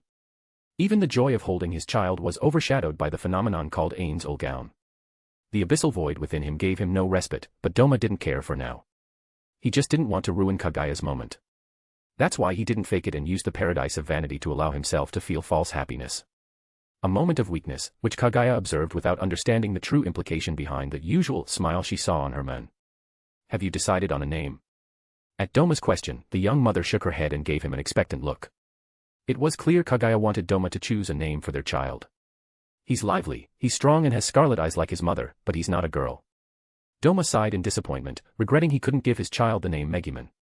But he eventually found a name he deemed fitting. Mori, yes, he's Mori. Oge Mori, he said, recalling the future Lower Moon 6. That demon was a fake doctor, and it reminded him of another man with scarlet eyes like his child. He gave a tender smile after giving his son a first and last name. Something neither he nor Kagaya had the chance to have at birth. As for the merchant family name Kagaya had gained through Doma, the ice demon didn't want his child to bear another man's name. Will he be like the port mafia boss? Nah. I'm just a chill guy, there's no way I'd have a manipulative kid. Author's note, I forgot that I was supposed to post a bonus at 800 votes, sorry. And yes, here's a little slice of life, the next chapter will be less calm, our chill guy isn't so lucky. Aside from that, I reached the top 15 on the web novel platform, fanfic. LOL, I'm happy. Chapter 27. Chapter 27. Should an organization be guided, or enslaved? Doma, why haven't you resigned from your position in the cult, challenged Yuri, or, once again, followed my order to remain discreet? Muzin posed these successive questions in a calm tone, but the air was thick with palpable, dangerous tension. Yet Doma completely ignored him. A bad habit that Muzin was beginning to recognize as a pattern. The ice demon nonchalantly moved a shogi piece before picking up a cup of human blood. Doma could easily preserve his food, and this blood came from a system established in 2 regions where his cult had recently strengthened its influence. The Eternal Paradise Faith cult now purchased the bodies of the deceased from their families, provided the families completed documentation proving the deceased had given consent during their lifetime. Moreover, Doma's cult never acquired bodies of unknown origin or those that had been dead for too long. As for where the bodies officially went, Doma claimed they returned to the earth itself. A truthful statement, after all, he consumed them. This explained the current situation. Muzin had come to see Doma because, once again, the latter had drawn too much attention, and the Demon King wanted to inquire about his upcoming battle. Is he so curious about my movements because of that incident? The incident Doma referred to in his subconscious was a tragic event caused by Yuri in a neighboring region. Thousands of people had fallen ill for no apparent reason. Doma would have remained ignorant of it had he not inherited Kokoshibo's knowledge. The power to create and spread diseases, a truly troublesome blood demon art, he thought, clearly intrigued by Yuri. Indeed, her power was troublesome, but utterly useless against him. Doma was literally her natural enemy. How was that possible? The answer was simple: below a certain temperature, microbes lost some or all of their properties. Add to that his vector-based power, capable of temporarily countering even the particles emitted by the sun itself. Yuri was definitely not his match. Yet Doma hadn't challenged this woman to take her position as Upper Moon too. There were 2 good reasons for this. The first, he didn't want to rush things, especially since Muzin wasn't watching him as closely anymore. Doma appreciated this privacy. The second reason was his desire to lead a tranquil evolution, taking his time, given his longevity as a demon. He preferred to savor rare blood, feed regularly, and maintain a routine life. Muzin-sama. I already stepped down from my position as cult leader a few months ago, he replied, pointing to his coat and hat hanging on the wall. At that moment, Doma was dressed casually, a deep burgundy haori with wide sleeves, edged with golden and pale yellow patterns, paired with loose dark purple hakama and a purple obi holding it all together. Are you implying I'm mistaken? Muzin's tone grew more threatening. Doma. Don't test my patience. If there was one thing that irritated Muzin more than failure, it was being contradicted, even when he was wrong. He had killed and devoured for far less. The only person capable of calming him, and who held a certain level of authority in his mind, was Kokoshibo, but the latter rarely intervened. The reason for this influence was simple: his strength. Yet Muzin made no move against Doma. What was the point of striking or threatening a creature without fear? Especially since Doma remained, after Kokoshibo, his most reliable subordinate. Muzin expressed his displeasure out of habit, but he considered Doma a madman, given his situation. Of course, all this understanding of Doma was nothing but a web of lies, woven by the blood demon art of the paradise of vanity. Without it, the ancestor of demons would have noticed the rare flicker of emotion Doma felt. Era Muzin-sama, far be it from me to be so bold, Doma replied, opening his fan. I'm merely stating the truth. As for Yuri, I didn't deem the situation urgent, since I still have time according to your orders. Muzin fell silent. Though he refused to admit it aloud, Doma was right. The cult was indeed gaining popularity and influence, but its current leader was no longer Doma. He was now the former leader. The ice demon had simply changed his title and no longer held any official power. Thus, he ruled from the shadows and adhered to the order to remain discreet, avoiding public exposure. I must have acted unreasonably because of those damned Ashira. Due to Yuri's actions, the demon slayers had become far more active. Muzin had recently lost 4 lower moons in less than a decade, ever since Doma's promotion to Upper Moon 6. His bad mood was reflected in his somewhat unreasonable behavior toward Doma. You have 3 days. He said simply, his tone leaving no room for discussion. Muzin stood without resuming the shogi game Doma had started without his approval. The ancestor of demons rose elegantly and left Doma's quarters. The sight of such an elegant woman leaving a 29-year-old man's quarters in the middle of the night drew the attention of the servants and a certain individual, but neither Muzin nor Doma paid it any mind. As Muzin left Doma's residence, he sensed a murderous intent hidden behind a monastery pillar. With a fluid motion, he turned, but no one was in his line of sight. Strange. I sense the scent of a human, but it's familiar. Muzin had no human friends, yet this scent reminded him of something. The image of a certain ice demon before his transformation flashed through his mind, but he dismissed it quickly. He had just parted ways with Doma and could, through his connection with his subordinates, sense that Doma wasn't there. A look of curiosity crossed his face as he slowly approached the pillar. The sound of his footsteps echoed in the silence of the night. His breathing became more distinct, but an unexpected event occurred. The heartbeat he had recognized as that of a child rapidly moved away. The owner of the scent nimbly climbed the pillar and vanished through the monastery's roof. Musen could have stopped them, but he thought of Doma and his own warnings about discretion. Above all, this wasn't the time for unnecessary slaughter. A pity, it was an interesting specimen, he thought, picking up an object from the ground. Where the child had been spying, Musen found a small surgical knife, a tool used in medicine. Its presence in a monastery was odd, but that wasn't what intrigued Musen most. Rare blood, but not ordinary. The slightly deformed knife bore a trace of blood that Musen identified as abnormal and delicious. It took an hour for Musen's spy to descend from the monastery roof after his departure. Who was that woman? An immature yet curiously analytical voice escaped the young boy's mouth. The child wore an outfit similar to the one Doma had worn when he became the leader of the Eternal Paradise faith cult. Morikuin. Where were you? Your mother's worried. Sorry, Wani-chan. I got a bit lost. The rational, analytical expression gave way to the naivety of a child his age when he saw his servant. Yuzuru Nishimiya. Sigh, don't ever do that again. You worried me and your mother. As he was scolded, the boy displayed a guilty look, but his eyes remained fixed on the spot where Musen had disappeared. His breathing returned to normal, and the tension gripping his body eased. If Yuzuru had looked closely at his hand, she would have noticed the boy had injured himself by gripping an object too tightly. Oge Mori was no ordinary boy. Since birth, he had never understood adults or other children. To him, things had always been clear and simple, but no one had ever grasped his explanations, except one person, Doma. Yet he had always felt an invisible wall between himself and his father. It was also thanks to this sharp mind that Doma had been able to entrust the cult to a boy barely 9 years old. Thus, Oge had always believed he was some sort of chosen one, destined to control others and make them see the obvious. To him, leading the cult didn't mean guiding people toward salvation. Far from it. Mori saw it as enslaving others for a higher purpose, rather than guiding them. Technically, the result was the same in the end, but the essence differed. However, Mori's worldview changed that night after his encounter with Kibutsuji Musen. Another person who inspired the same feeling of a wall as his father did. In the end, father was right, there aren't just sheep to guide in this vast world. A predatory smile stretched across the boy's face as Yuzuru led him to his mother. That day, Musen gained a self-proclaimed rival. Chapter 28, An Incompetent Doctor, 1. After Musen's departure from the Eternal Paradise Faith Monastery, Doma let out a long, weary sigh. He already knew it, but experiencing it was always a different matter. There was no way I could keep going like this without fighting, anyway. The world of demons was neither a slice-of-life manga nor a shoujo, but a realm steeped in the essence of shonen. Managing to spend 10 years without working or following a single one of Musen's directives was a testament to Doma's ingenuity. He had become a master at dodging trouble, leading a relaxed existence within his routine. Taiga-kun, are you there? His voice wasn't loud, but Doma knew the head of security wasn't far off. At last, a man emerged from the shadows, his steps as light as a cat's. He made no sound, and his scent was nearly imperceptible, but Doma knew Musen had noticed him from the start.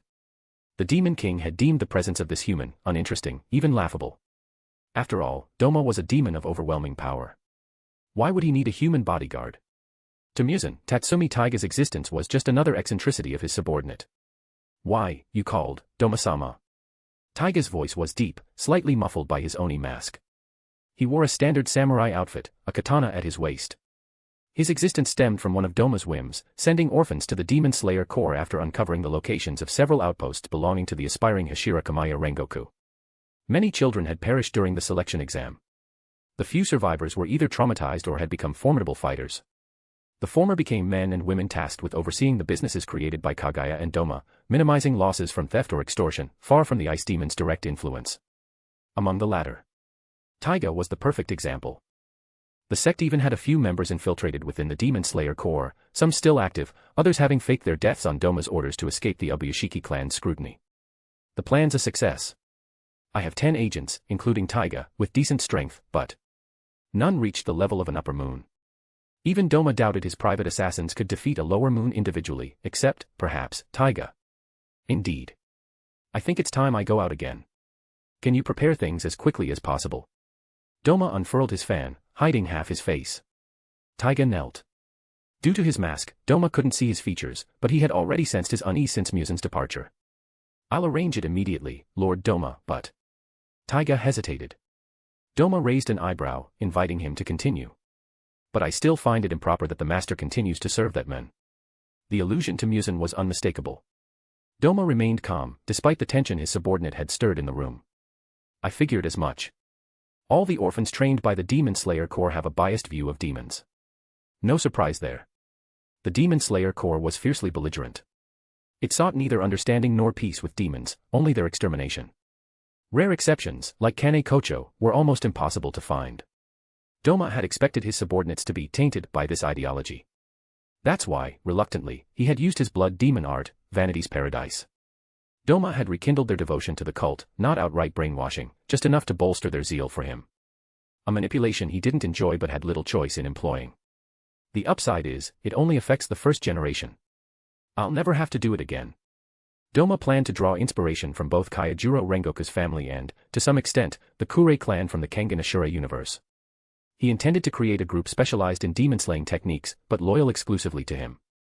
A long-term project. But Doma had all the time in the world, after all. Haha Taiga-kun, you're amusing. Doma chuckled softly, then closed his fan and adopted a mentor-like posture. Listen, my dear Taiga-kun. My relationship with Muzan is my choice, just as yours was after learning the truth. Taiga knew Doma's demonic nature, but he wasn't the only one privy to that secret.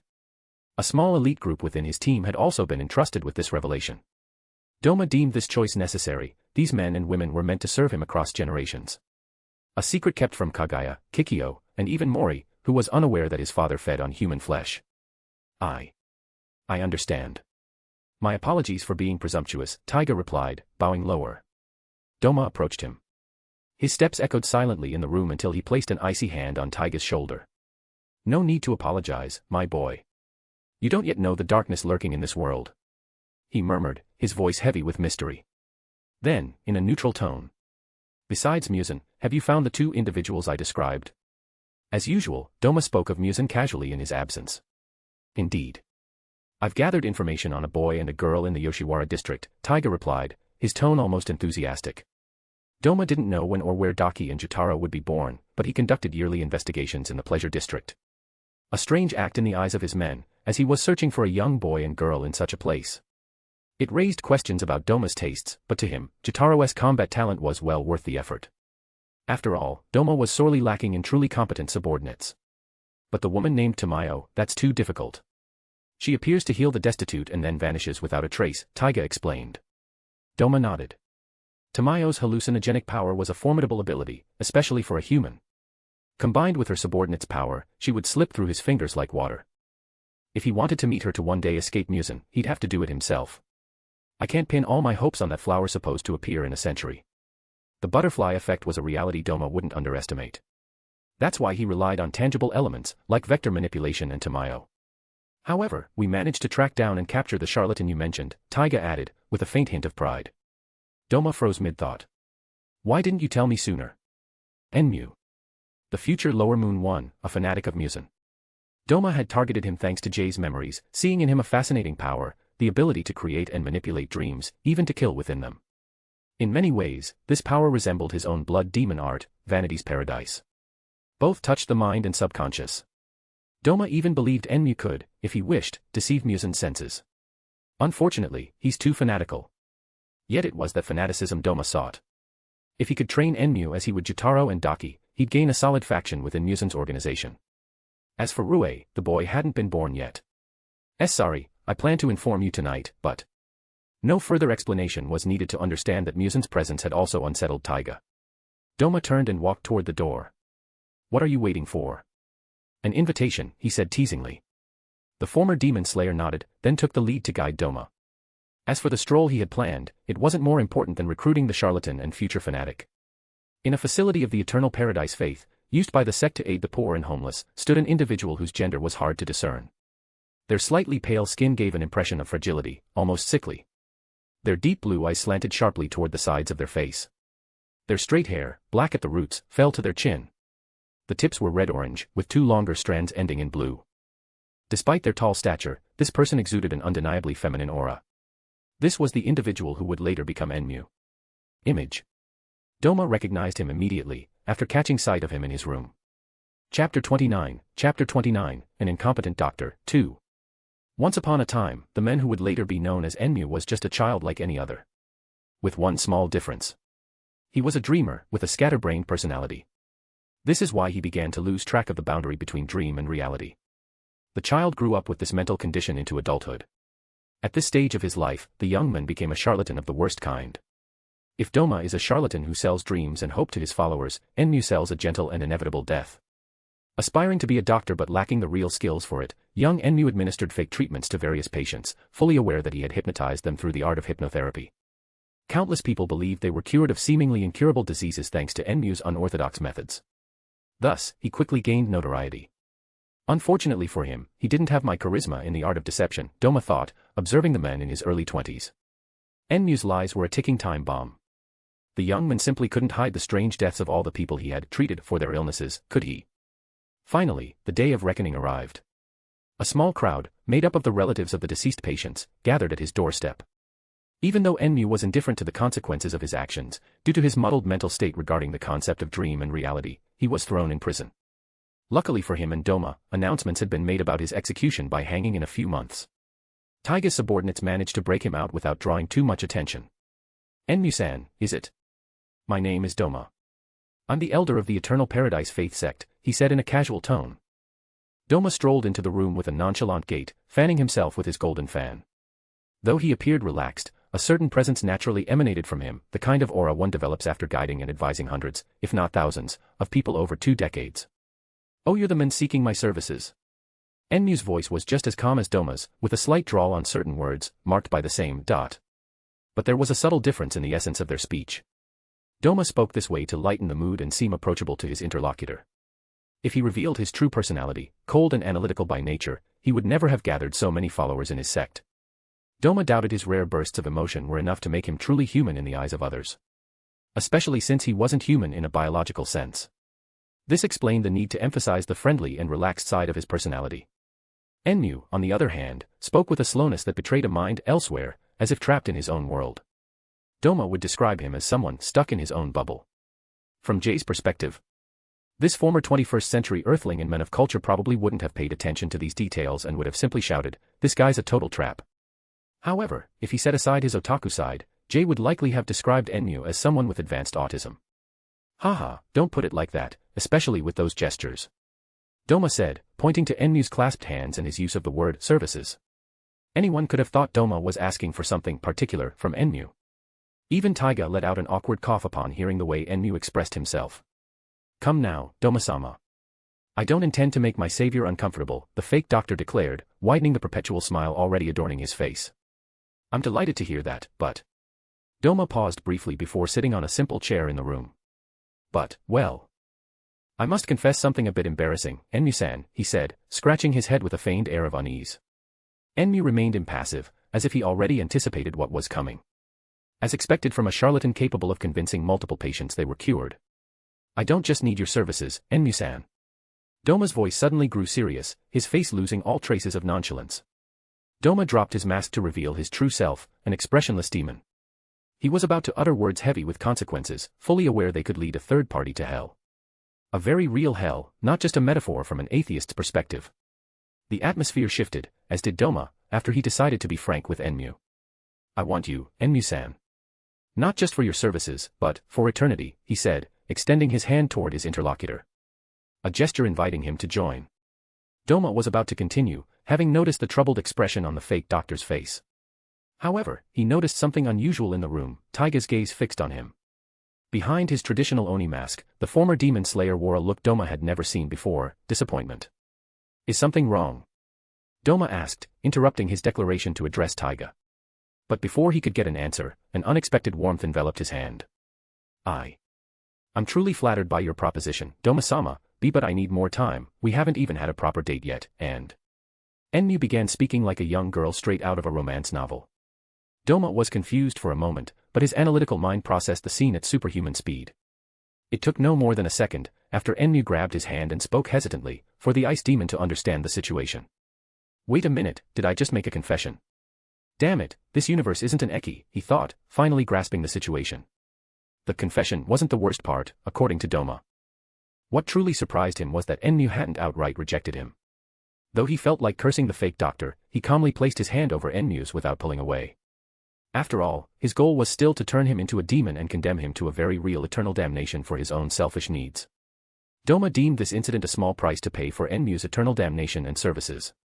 That's why Doma chose not to let the misunderstanding derail him and maintained a serious demeanor.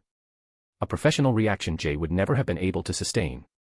"Enmu-san," he said in a serious tone while remaining polite. "Why yes, Doma-sama." Even though he was still in his own world, Enmu managed to respond.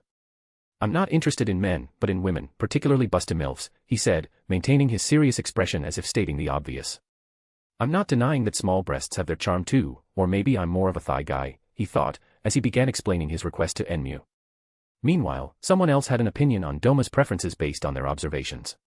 Unfortunately for Doma, the sex head of security disagreed with him. "You say that, but Kaguya-sama doesn't exactly scream MILF, and I've also noticed your glances at Yuruzu-san's petite frame. Of course, there's also Kikyo-san's case.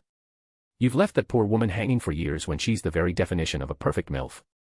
Unbeknownst to the duo, Doma's bodyguard was mentally ranking and comparing the women within the Eternal Paradise faith cult. He even mistook Doma's interest in Yuruzu for something inappropriate, when Doma was actually pondering whether she might be the ancestor of a fictional character from a romance manga. That day, Doma's noble image took a hit in Taiga's eyes. Author's note: I will post a bonus if we reach 1,500 stones. So I'm counting on you. Chapter 30, Blood Battle, 1. "Oh, I understand better now, you could have said so earlier," Enmu declared after listening to Doma's offer in detail. The former doctor seemed thrilled at the prospect of becoming a demon, especially after witnessing Doma's blood demon art. "I really didn't want to use my powers, but it's hard to convince a charlatan about the supernatural," Doma thought, hiding his smile behind his fan. Enmu made his living deceiving people. To convince him of the existence of demons and the supernatural, Doma had been forced to resort to using his powers. "Sorry again for the earlier confusion. So, what do you say? Will you join me?" he asked, his tone slightly insistent.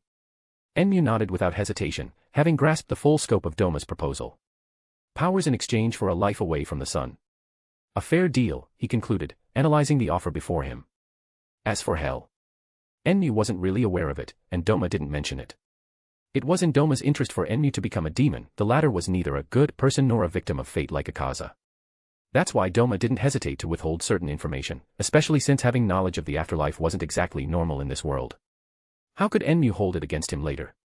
"Of course, if I can gain abilities as miraculous as yours, then losing the sun is a small price to pay," Enmu said, his voice brimming with enthusiasm. Doma nodded, looking satisfied. It was the first genuine emotion he'd felt since meeting the fake doctor. "Excellent, but don't forget." Doma paused briefly, narrowing his eyes at Enmu. "Your master isn't the ancestor of demons, it's me." His voice had regained the gravity it held when he'd proposed the transformation. Naturally, Enmu didn't have time to finish, a finger pierced his forehead. Doma injected his blood after one final confirmation. I should also arrange a little safeguard against Musen's mental commands, he thought. He activated his blood demon art, Vanity's Paradise. Doma bit Enmu's forearm as the transformation progressed, gently rearranging his chaotic mind, where dreams and memories intertwined. Then he sealed all memories related to their agreement before the transformation and crafted false ones.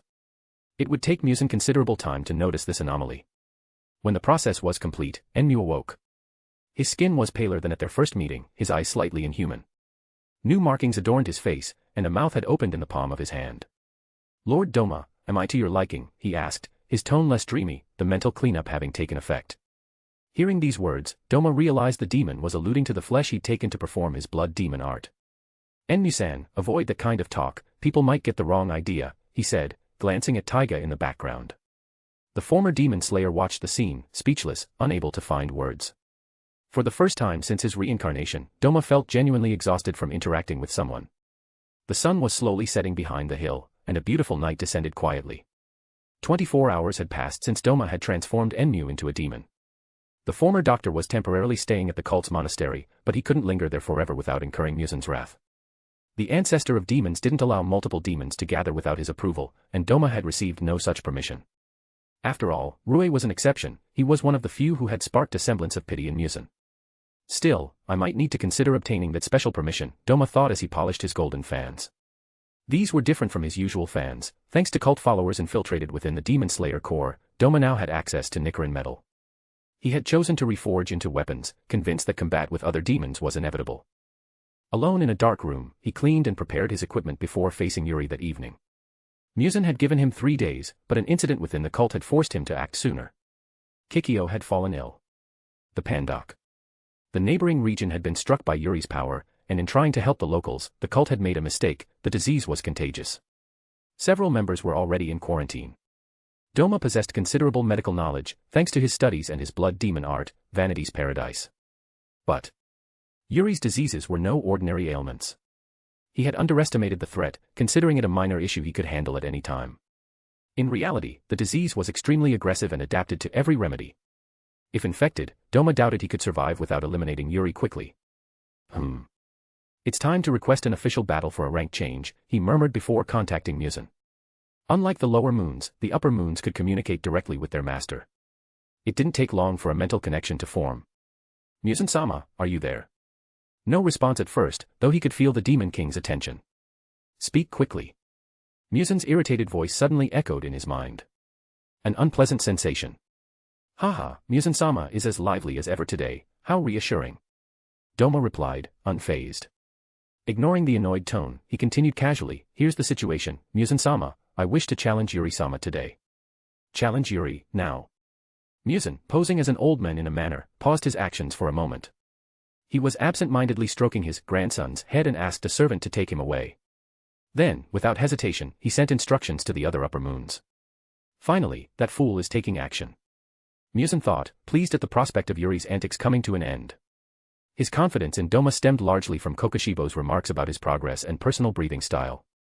For over 10 years, Kokoshibo had given him advice, unaware that Doma often secretly challenged him using his blood demon art, Vanity's Paradise, simulator. For a long time, Doma had mastered total concentration, constant and gained deep knowledge of all fundamental breathing styles. He had even fought, one by one, the former comrades of the men once known as Michikatsu. Now, he perfectly controlled his own breathing technique as well as all the ice abilities of the original Doma. Kokoshibo had eventually told Muzan, it's a shame Doma isn't entirely a swordsman. I'm no longer qualified to advise him. He no longer saw him as a mere demon mimicking flame breathing but as a true martial artist. However, Doma still has unpleasant flaws. The mere thought of the men made a vein throb on Muzan's temple. Due to the Vanity's Paradise art, the memories he perceived from Doma were often falsified, sometimes filled with disarming innocence, sometimes with absurd images, like when he was in a strange situation with Kagaya. Bah, he's still better than Yuri. Let's see if he can really pull it off. Considering his utility and exceptional talent, Muzan tolerated his eccentricities. After all, one gets used to someone's quirks. With that thought, he entered the Infinity Castle, where Doma was already waiting, observing the upper moons arriving one by one on an elevated platform. Oh, everyone's here. What a joy, I feel like the star of the show for once. Beaming, he raised his hands and greeted everyone enthusiastically. Kokoshibo ignored him, maintaining a distant air, while Hantengu cowered in a corner, muttering incomprehensible words. Doma decided to tease Akaza. The two had crossed paths over the past 10 years, but their relationship remained peculiar. Akaza-sama, it's been so long since we've seen each other. Doma said casually, raising a hand to pat his superior's shoulder. Akaza frowned, disgust written on his face, and turned away to avoid contact. Akaza-sama is as reserved and heartless as ever. In truth, Doma didn't care much for Akaza. But seeing a character he'd admired in his past life react so strongly to his sincere attitude stroked his sadistic side. Sometimes, it even elicited genuine bursts of emotion from him. Just hearing Doma's voice brought back bad memories for Akaza. The most vivid was their first meeting. Neikime had brought Doma to Akaza because the cult leader wanted to meet his colleagues. Akaza saw no harm in it, but he was in the middle of training and didn't want to be disturbed. Yet, Doma had already begun commenting on his session, after settling himself on a rock not far away. The ice demon pointed out every minor flaw in Akaza's stance, which the latter arrogantly ignored. Still, his curiosity was piqued. He listened closely and realized that Doma's words were indeed accurate. At that moment, Akaza's pride was struck. When Akaza told Doma to stop, the latter did the exact opposite. He lavished even more praise on each of his movements. Because of this, the Upper Moon 3 felt doubt creep into his mind regarding the martial path he had been following during the training session, and he lost all concentration. Irritated, Akaza tried to teach him a lesson, but the ice demon was no easy opponent. Not only did Doma escape, but he even managed to trap Akaza under layers of ice by sacrificing those Miko. You'd better survive, because I'm the one who's going to make you eat dirt, Akaza growled through gritted teeth. Doma, behind him, let slip a line that nearly made him stumble. I'm touched that Akaza-sama doesn't want me to die. He really cares about his comrade and friend. Chapter 31, Blood Battle, 2. What? What nonsense are you spouting? After miraculously regaining his balance, Akaza shot back in a dangerous tone. Unfortunately for him, he couldn't pursue or harm Doma in his current situation. Muzan tolerated no outside interference, before or during a blood battle. The upper moon could only grit his teeth and swallow his frustration. As he observed the throbbing veins on Akaza's face, a genuine smile finally spread across Doma's. He was satisfied. Akaza didn't know why, but the urge to slap Doma's face intensified. Yet, from the outside, the ice demon's smile hadn't changed. A martial artist's instinct was no joke. Still, he pulled himself together after glancing at Muzan's position. I'm not here for you, he said, regaining his composure. What? But you didn't even show up to Gyako-sama's blood battle for a rank change, Doma replied, feigning confusion. During Doma's 10 years of training and routine, the lower moon Gyako had decided to challenge an upper moon. Perhaps it was instinct or fate, but Gyako had never dared to challenge Doma for his spot. Instead, he challenged an unknown demon Doma nicknamed Cactus Head due to the spines covering its body. As for the outcome of the fight, Gyako won and devoured his prey in his jar. A tragic end that Doma didn't regret. Recalling those events, Doma let out a disappointed sigh at his former superior's performance. I didn't go because it was a fight between weaklings, Akaza retorted, crossing his arms as if it were obvious. Oh. So I'm strong by Akaza-sama's standards, then. Doma declared, snapping open his fan. Faced with Doma's words, Upper Moon 3 chose silence. Akaza hated lying, but there was no way he'd acknowledge Doma's strength. Akaza-sama's playing tsundere again. Doma shook his head, as if disappointed by his interlocutor's immaturity. An annoying reaction that only irritated Akaza further. Yet Doma's verbal assault wasn't over. Once I become Upper Moon 2, I'll be able to ask Nakime-san for your location anytime, Doma said in a teasing tone. Aren't you touched, Akaza-sama? I could train with you, haha. Doma's laughter thundered in Akaza's mind, he'd forgotten that detail. The only reason Doma wasn't actively harassing him, as he did with Nakime, was his current position as Upper Moon 6. But if Yuri lost. Damn it, I should have listened to Muzan-sama, Akaza cursed mentally, aware of this grim future. Muzan-sama is finally making a move. At that moment, Nakime's calm voice sounded behind the pair of upper moons. Muzan stood behind a wooden door, his gaze cast downward, his face expressionless. Yet his plum-colored, cat-like eyes watched Doma with barely concealed expectation. Then, let's begin, he said in an icy tone after a brief pause. A massive arena rose from the ground, the surrounding buildings receding into the distance, giving the impression that the entire area had transformed into a vast coliseum. The scene reminded Doma of Magnolia from the manga fairy tale. Doma smiled, waved at Akaza, and was the first to leap into the expanding arena, showing no signs of nervousness as he saw Yuri slowly approaching. Yuri was as she always was, her entire body wrapped in tattered white silk ribbons. Her graceful, voluptuous silhouette moved mechanically, like a machine. Only a pair of scarlet and black eyes, marked with the pattern Upper Moon 2, was visible beneath her hood. Image. Doma couldn't make out her expression, but he caught a glimpse of a strand of green hair peeking out from the bandages. Beyond her appearance, Yuri exuded an aura of death. Everything about her screamed danger, somewhat like Kokushibo, but more unstable and chaotic. She had no control over herself. Indeed. I always feel like Yuri is a walking puppet. Doma tilted his head, a confused expression on his face, as he thought about his own case. Three things set them apart: he was still self-aware, could feel emotions, rarely, or thanks to the paradise of vanity, and had never unleashed his power without reason. According to Kokushibo's memory, Yuri's blood demon art is plant-based, and she devours her victim's vitality, he analyzed, sifting through his senior's memories. The black flowers on the bodies of the afflicted were a trademark. That's how Doma quickly understood the severity of Kikyo's condition. The priestess was slowly being overtaken by black flowers that consumed her vitality. What a bizarre existence, he murmured. But all the spectators, with their superhuman senses, heard Doma's comment on Yuri's strangeness. This statement sparked strong reactions from Kokushibo and Akaza. But Doma ignored their remarks and Akaza's insults. A demon who's lived for 100 years, but for over a century, Yuri had sown epidemic after epidemic, reaping countless lives. An act whose reasons remained unknown, even to Kokushibo. But for Doma, the worst wasn't just her crimes. Yuri didn't even eat her victims, he thought, frowning slightly. Their corpses were consumed by her blood demon art. Her actions were like a plant scattering its seeds, they germinated, grew, bloomed, and withered, with no connection to the main body. In short, she was a weed wasting the planet's resources. Doma intended to uproot this evil. Yuri-sama is truly an interesting person, Doma declared, once again flashing a polite smile. As always, he tried to pierce his opponent's mind with his words. It'd be such a shame if she died here, wouldn't it? Only silence met his rhetorical question. I know. Muzan-sama, may I try to control Yuri's madness? Of course, after my victory. Doma's question sparked murmurs among the unranked demons and lower moons. The upper moons, like Kokushibo, weren't surprised by his audacity. Oh, and if I lose and get eaten, well, there's nothing I can do, haha. It'll be my fault. Doma raised his fan to cover his mouth, laughing nonchalantly. Doma, stop wasting time and start. Muzan officially announced the fight, ignoring the demon's remarks. This decision from the Demon King was silently appreciated by all his subordinates. Yuri-sama, I humbly ask that you take good care of me. Bowing like a refined martial artist, Doma immediately snapped his fan open and struck at his opponent. A shameless opening move, but Doma couldn't care less. Muzan had declared the fight begun, so it began. Blood Demon Art, Frozen Lotus Petals. Blood Demon Art, Vector. The two techniques fused, erupting into a single Blood Demon Art, Blizzard. Chapter 32, Domination and a Grim End. Yuri didn't react immediately, merely tilting her head slightly in a confused gesture while observing her surroundings. Doma's ice spread at a terrifying speed, amplified by his vector power, which slowed the movement of particles while intensifying the cold and the control he exerted over it. But this inaction was short-lived. Yuri, currently Upper Moon 2 and the second most powerful demon under Muzan's command, didn't take long to strike back.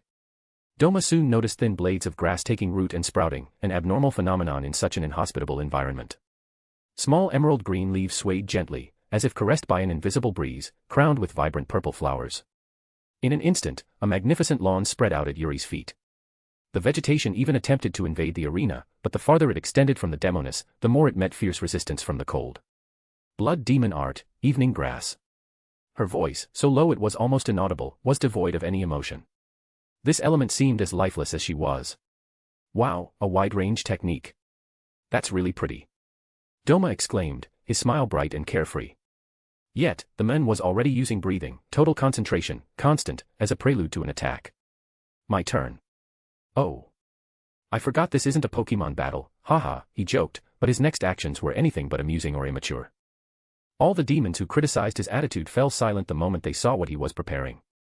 With a flick of his fan, Doma conjured two frozen lotus flowers, each encasing a feminine silhouette. Blood Demon Art, Priestess of Winter. I see your plants can grow in harsh environments, can I test their limits? He asked, not even waiting for a response. The priestesses calmly closed their eyes and exhaled a chilling white mist. The attack, slow in appearance, soon transformed the lawn into a forest of ice sculptures. In the blink of an eye, the entire arena turned into a biting winter. Yet, the blades of grass kept growing, freezing, and then reviving endlessly. The duel resembled a tug-of-war between their two arts, Doma's ice destroyed, Yuri's plants reborn. Doma observed his opponent's focused silence. Weird, it feels like I'm walking through a swamp. Under the combined effect of the dead plants and the artificial winter, the arena's ground had become spongy. But that alone couldn't explain the loss of vitality Doma felt as he walked through the grass. The only explanation was a hidden effect in Yuri's Blood Demon Art. A bit like Doma's own crystallized dust. This realization made him understand that taking the initiative from the start had been the best move. If Doma had let Yuri control the arena, he would have been unable to exert his strength as he was now. Winter Breathing, First Form, Kaze no Kizu, the Wound of the Wind. Doma had developed winter breathing himself, striving to match the power of sun breathing. He had tried to replicate Yurichi's art by drawing on Kokushibo's memories, but he could never harness its full strength. Doma concluded that he simply wasn't born to wield sun breathing like Yuriichi or Tanjiro. Why such an assessment? Unlike Tanjiro, heir to a lineage shaped for the traditional mastery of the Hinokami Kagura, Doma didn't come from a family that had used sun breathing for generations, nor was he destined to kill Muzan like Yuriichi. He lacked any natural predisposition for the technique.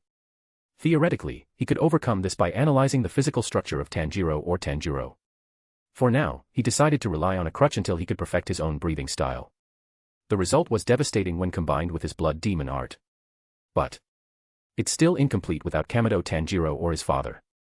He still needed to understand the fundamental differences between Tanjiro and ordinary humans. What? Is this the power of Upper Moon 6?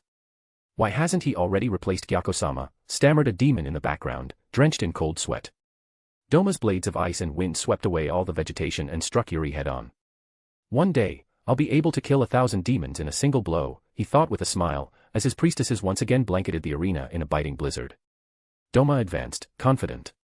For him, the fight was already over at that moment. Blood demon art, dance of autumn leaves. Maple leaves surged toward him. His eyes remained indifferent, a simple flick of his fan, charged with vector power, made the ice crystals react. Yuri's attack was swept away, dispersing the cloud of dust that concealed it. The woman appeared, in a pitiful state, one leg missing, her body streaked with deep wounds, covered in frost. Her incredible upper moon regeneration was slowed, almost neutralized by the cold. The fight was nearing its end. Kokushibo narrowed his eyes after observing the entire scene. Unlike their private training sessions, Doma hadn't revealed many of his cards. My intuition tells me he never shows everything, he thought, tightening his grip on his katana. I'm disappointed. Doma's words made Akaza flinch. A direct insult to Yuri's strength was technically an insult to his own power. But he wasn't in a position to retort due to the ongoing official event. Unconsciously, he clenched his fists, regretting Musen's proposal for the challenge against Yuri. I understand that your power lies in absorbing the vitality of your enemies, whether through contact or contamination, to also increase your own strength, but, he paused, looking at the woman on the ground. But why base your entire strength on that? It makes you the natural enemy of humans, demon slayers, and warriors like Akaza-sama. However. He sighed, disappointed, as if facing a naive child. You didn't anticipate that an opponent could deprive you of the terrain or counter you in your own specialty, did you? Doma shook his head in disappointment. Well. I'll put an end to this farce. I'm sure Yuri-sama desires eternal rest. He approached. Despite the dire situation, Yuri neither begged nor insulted. She simply stared at him with an indifferent expression. Have I been talking to myself this whole time? Doma shrugged and grabbed her throat. A dull thud echoed as he slammed her against a wall of ice, then pierced her with both of his fans. That was a bit too easy, he thought as he began to consume Yuri, as he had done with Shinobu in the manga. But suddenly, plants sprouted from his own body. Doma destroyed them instantly with his ice and vector power. So she realized a frontal assault was pointless and chose to attack from within, through my blood. Doma analyzed the situation and quickly reached a conclusion. Blood demon art, scarlet flower bloom. Yuri's calm voice echoed as red flowers unfurled within Doma's body, parasitizing and devouring him from the inside. Wow, you're devouring my flesh and absorbing my stamina at the same time, you're quite the greedy little thing. The spectators squinted, some visibly uncomfortable. Even Neikime, accustomed to Doma's insinuations, hadn't expected such bold remarks, especially toward a woman in public. Don't worry, Yuri-sama never backs down from such a vigorous embrace from a woman. Immediately, Doma activated Blood Demon Art, Vanity's Paradise. He dove into Yuri's memories and mental chaos, making her see the memory of someone important in his place. This tactic was cowardly, and Doma recalled that a servant of Poseidon had defeated several of Athena's knights in this manner, aka, Liamnade's Kaka. Image. That's why he decided to keep it, despite its high level of cowardice. Kenkuin. For the first time since the fight began, Yuri spoke. No, it's me, Dio, cough. Doma. Yuri's lifeless eyes lit up for a moment with intense love, only to be replaced by fierce hatred after hearing Doma's words. But it was too late. The moment she stopped absorbing his vitality, Doma neutralized the flowers in his body and froze them. Yuri lost the initiative and vanished, consumed by Doma's body in a deadly embrace. Phew, that was a close one, haha, but thankfully, I have experience with energetic women. Neikime's face twisted into a grimace of disgust. She was not alone, all the demons present showed repulsion at the demon's victory. Ordinary demons and the lower moons preferred Yuri over Doma. Yet, 3 of them, Musen, Kokushibo, and Akaza, remained perplexed. Why had Yuri been destabilized when she seemed to have Doma trapped? Their duel had been a battle of pure will, and, against all odds, Doma had triumphed. The trio knew full well that Doma wasn't someone with exceptional mental strength, beyond his intelligence. Unfortunately, they knew nothing of Blood Demon Art, Vanity's Paradise. Meanwhile, the man in question was offering a small prayer. Yuri, huh? You lived through so much. I'll survive and keep the promise made to that man. Even if he used cowardly tactics, Doma didn't like lying and intended to live according to Yuri's wishes. The Ice Demon had finally understood why Upper Moon 2 had received such a strange power from Musen. She was a weed, desiring only to live, even at the expense of others. Yes, she was the embodiment of selfishness, but Doma saw her only as an unfortunate girl, simply wishing to live a chill life like him. Author's note. Well, apparently no one's really interested in an OC's life, honestly, me neither. When I read a fanfic, I mostly care about the canon, lol. Anyway, I'll still summarize the life Doma saw in Yuri's memories and explain why she was as destabilized as Seiya facing Liamnade's Kaka in Poseidon's sanctuary. Yuri isn't even her real name, it was given to her by Muzan. She was born with inhuman traits, her eyes, like those of a ghoul from Tokyo Ghoul. From birth, everyone saw her as a monster, especially since her mother died giving birth to her. Later, her father went hunting and never returned. Yuri never knew if he died or simply fled the discrimination their village heaped upon them. As a teenager, she became beautiful despite her strange eyes. Many took her for a demonic manifestation, a superstition, not a real Muzan demon. The distrust and discrimination turned to violence when the village suffered several months of disastrous weather for agriculture. Despite it all, Yuri stayed, thanks to one person, Ken Koen. He was the source of her exceptional mental strength and allowed her to survive in that hostile village. Ken brought her food and admired her eyes, which he called scarlet flowers. One day, a group of extremists decided to eliminate the cause of their problems, while having some fun in the process. Not knowing Yuri's hiding place, they targeted Ken to get the information needed to find her. The interaction went wrong, Ken was arrested, condemned, and imprisoned. Yuri only learned of it when he was already on the scaffold. Her final memory of Ken was his smile and a single sentence, "You must live." She decided to flee the village, but a patrol spotted and pursued her. That's when Muzan found her. She was already broken, the guards had their fun before Muzan arrived, especially after hearing them boast about torturing Ken because of her. Transformed by Muzan, she held onto Ken's request, "You must live," as her core principle but harbored deep hatred for her entire village. Naturally, the first village she destroyed was her own. And if you're wondering why Ken never left the village, it was simply a matter of money. A teenage girl and a young man traveling alone. Impossible to survive. He was trying to save up, but Yuri's growing beauty drew too much attention, and their fate was sealed. Chapter 33, Becoming Upper Moon 2 and Reaction. Scarlet flowers fell like smoke, scattering after Yuri's body was absorbed. The arena, already battered by Doma and Yuri's attacks, had turned into ruins. All that remained was pure ice, adorned with crystalline lotus flowers, but also snow. The Infinity Castle fell silent once more after the duel between the two demons concluded. All the demons who had witnessed this battle felt mixed emotions about its outcome. Even though Yuri was unstable, she wasn't as irritating as Doma, yet the latter had proven his strength at night. All the ordinary demons and lower moons could only swallow their contempt for Doma's actions and accept the result. After all, in the world of KNY, the strongest fist always has the final say. He's definitely gotten stronger thanks to our sparring, Kokushibo evaluated in his heart, though his facial expression remained unchanged. He decided to stop training Doma and focus more on his own personal training. After all, today Yuri died, and tomorrow. Kokushibo recalled that Doma had called him a comrade, but the former demon slayer remained conflicted about the title. The man had once abandoned everything for power and didn't expect a demon to do the opposite. A friend. I don't know if my path can accommodate a true one, he thought, tightening his grip on his katana. The road to the pinnacle of swordsmanship had always been a solitary one, in Kokushibo's view. Did he want to share it with someone? Kokushibo didn't know, and Doma wasn't a true swordsman. The only person who could have walked that path with him had died that day, and Kokushibo could only see his back at every moment on that road. Meanwhile, Akaza furrowed his brow as he observed the arena. He was seriously considering the feasibility of starting a bloody battle for the Upper Moon 2 position. In the past, he could have defeated Yuri based on his estimation of the woman's strength, but he was a man of principle. He avoided harming women, if possible. Now that the second spot was occupied by a man, Akaza figured he could fight without holding back. However, his train of thought was interrupted by a factual realization he couldn't refute. Doma was far from weak, and his ability somewhat limited Akaza in a direct fight. He had heard Doma's words to Yuri, and Akaza couldn't entirely dismiss them. Especially since he had personally experienced Doma's advice during training.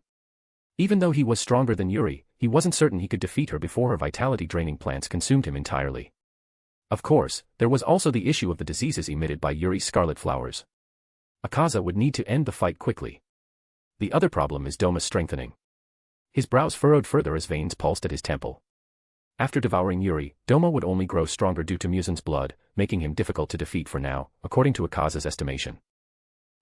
I'll have to intensify my training, he muttered under his breath, not hiding his bitterness.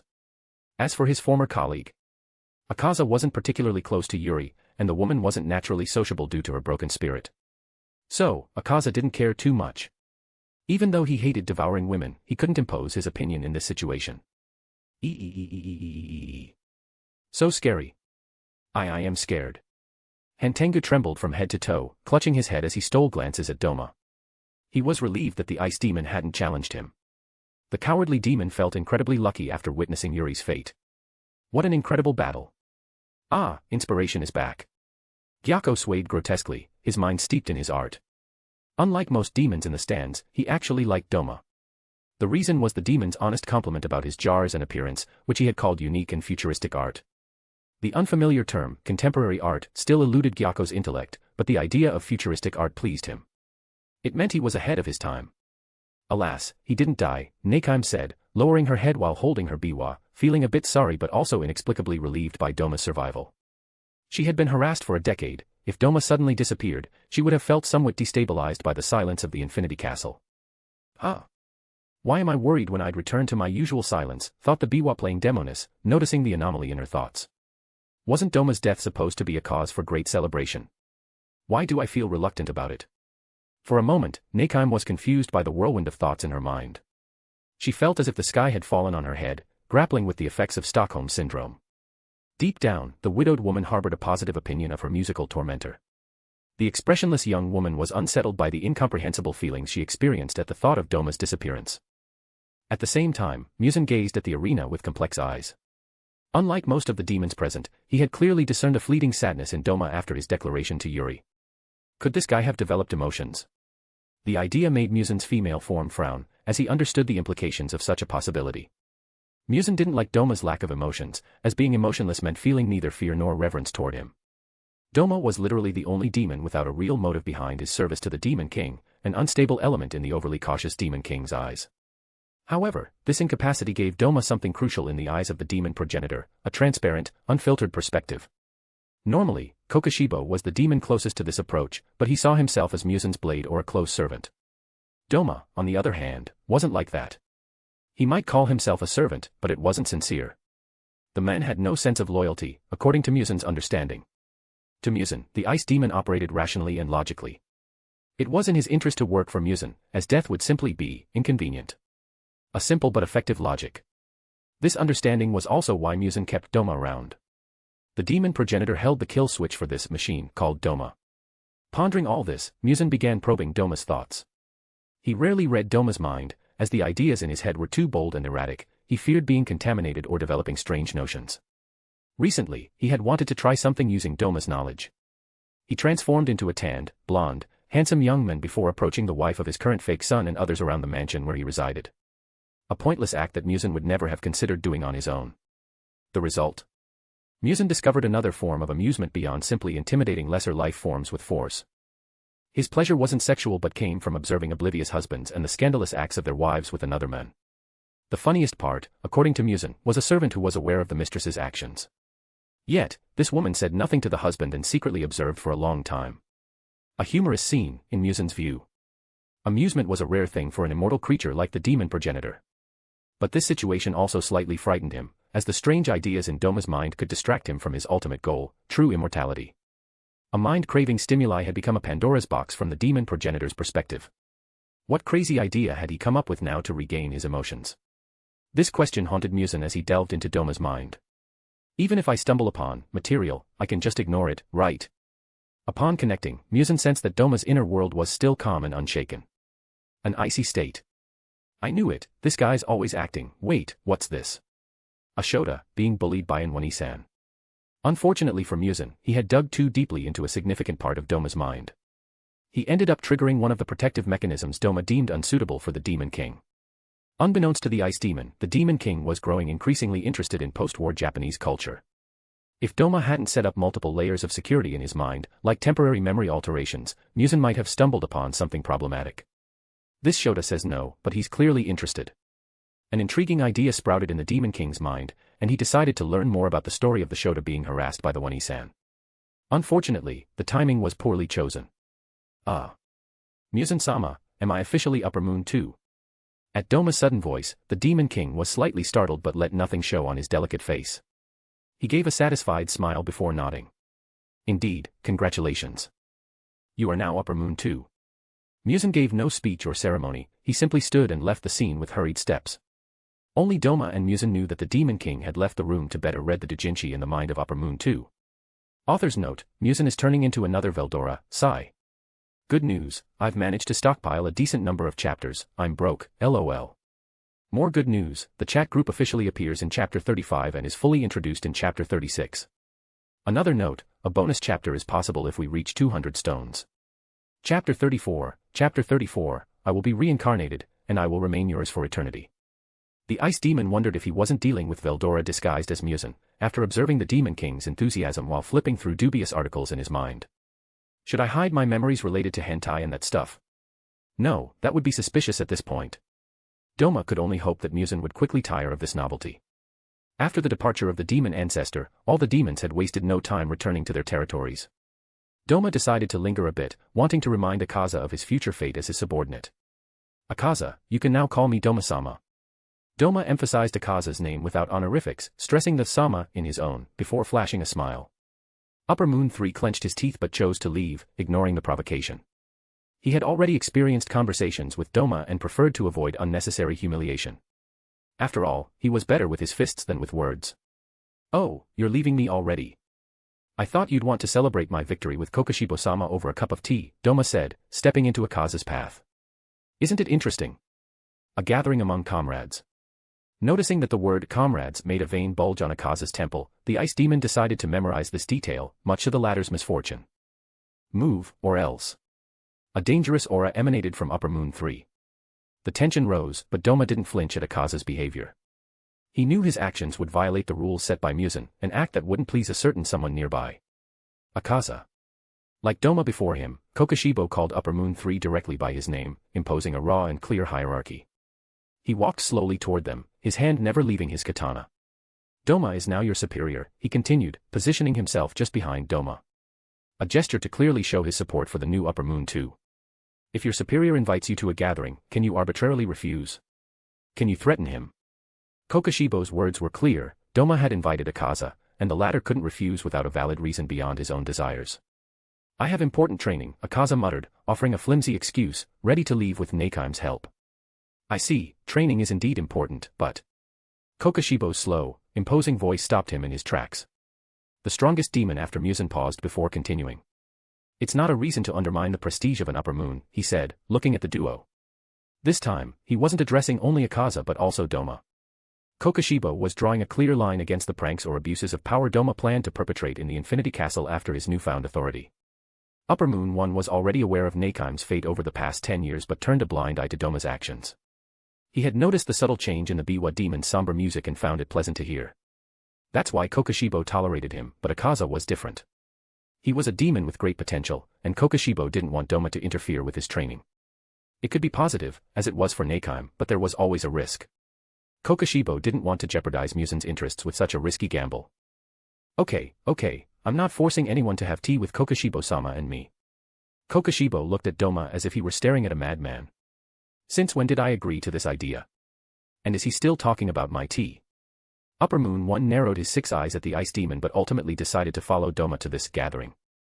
After all, his training wasn't going anywhere. Bam. The sounds of the biwa echoed as Akaza left with other Upper and Lower Moons. Only Kokushibo, Doma, and Neikime remained. Hey. You're still here, Neikime-chan. I knew you'd want to share more of your musical time with me after my promotion. Especially since it's nicer to have tea with music, Doma said, nodding as if he were starting to understand Neikime's intentions. The Biwa demon wanted to retort, but Doma grabbed her pale hands and dragged her toward Kokushibo's quarters. Have my quarters become a party venue? Kokushibo thought. Unfortunately, Kokushibo was a man of decorum and principle. Once Doma was in his quarters, he simply couldn't kick him out. That would be rude. Damn, it's already dawn. After his victory over Yuri, he had decided to celebrate at Kokushibo's. Unfortunately, the demon didn't eat ordinary human food. Doma really wanted a barbecue, but the idea of grilling human flesh was too bold. So, he settled for music and karaoke with Neikime, who was clearly reluctant. Fortunately, she complied under Doma's insistence and Kokushibo's curiosity. Upper Moon 1 was intrigued to hear Neikime's voice in a song. Well, I'll just go check on Kikyo-chan. Now, his priority was to check on Kikyo's health. The two had spent years together, and the priestess's condition had stirred a certain fleeting unease in him. He had started to realize the importance of this woman to him and didn't want to lose her. Yet, she remained human, their lives were short. Luckily, my vector power can last longer under the sun. I'll be able to spend more time with them all, he thought, picturing Kagaya and Kikyo with Mori. At first, he could only withstand the sun for a few seconds, but in a few months, he had reached 5 minutes. Now, Doma could stay under the sun for up to 30 minutes, thanks to the regular use of his vector power over 10 years. He could push further, but the ice demon preferred to avoid risks, especially since he was greatly weakened in that state due to the concentration required. After all, he wasn't a monster like Accelerator from Tora no Index. Back when Accelerator hadn't suffered a head injury, he could keep his power active 24/7 without issue. After his injury, it took the computational power of thousands of clones to use his ability at a level close to his peak. A true monster. But Doma planned to reach that level of control over his vector power, thanks to his longevity and the blood demon art, Paradise of Vanity. For now, it's already hard to use it and move at the same time without disrupting my control over the senses of things. Using vector power on a part of the body during combat was fundamentally different from applying it to the entire body to repel sunlight particles. The scale of control required was immense. Ah! The door's open, he said as he entered the patient's room. Kikyo was there, but she wasn't alone. Yuruzu was by her side but quickly stood to greet Doma before leaving. She seemed agitated. Doma narrowed his eyes at the scene but chose to ignore Kagaya's schemes. He had already noticed that Mori and she had been increasing their influence since his official retreat from power. But after all, they would all die sooner or later, and Doma knew he would be the sole survivor. Even Yuriichi hadn't managed to defeat time as a human. As a character in a manhwa once said, the strongest is the last one standing. Mori and his mother's political games didn't interest him, as he led a chill life with them. Anyway, Taiga will just give the kid a spanking if he keeps it up. Of course, I'll do the same with Kagaya, he thought, satisfied with his solution. Doma took a seat next to Kikyo. Are you already healed? Normally, you should be, since I dealt with the root of the problem, he said in an honest tone.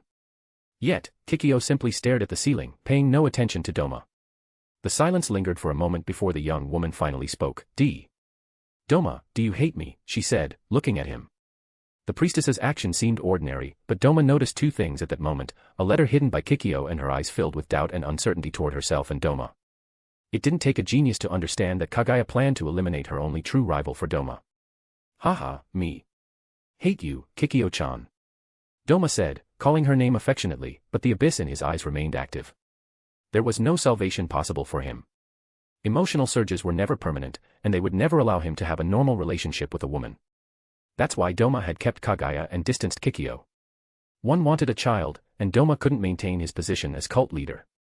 He also wanted a successor, and a lineage like Kokoshibo's was the best option.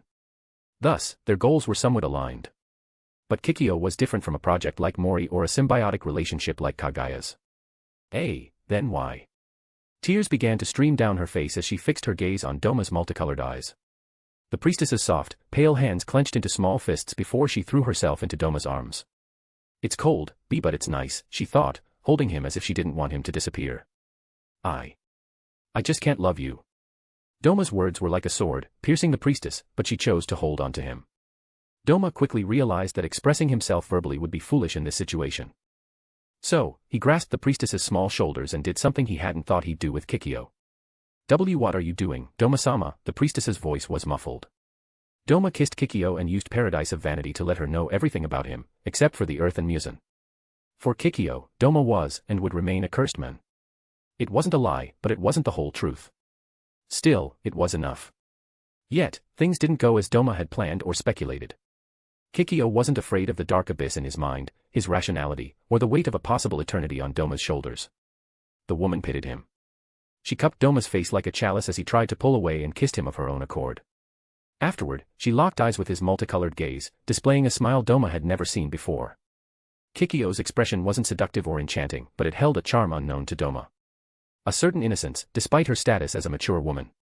Immortality. Insensitivity. I don't care. I've loved and will always love all of Doma-sama. If the cult's doctrine is true, then I'll be reincarnated, and I'll remain yours for eternity. Doma didn't know it yet, but tears were streaming down his multicolored eyes. The man was gone. There was only the demon seeking permanent emotions, but at that moment, Jay had completely overwhelmed the abyss in Doma's heart, and he was able to love Kikyo.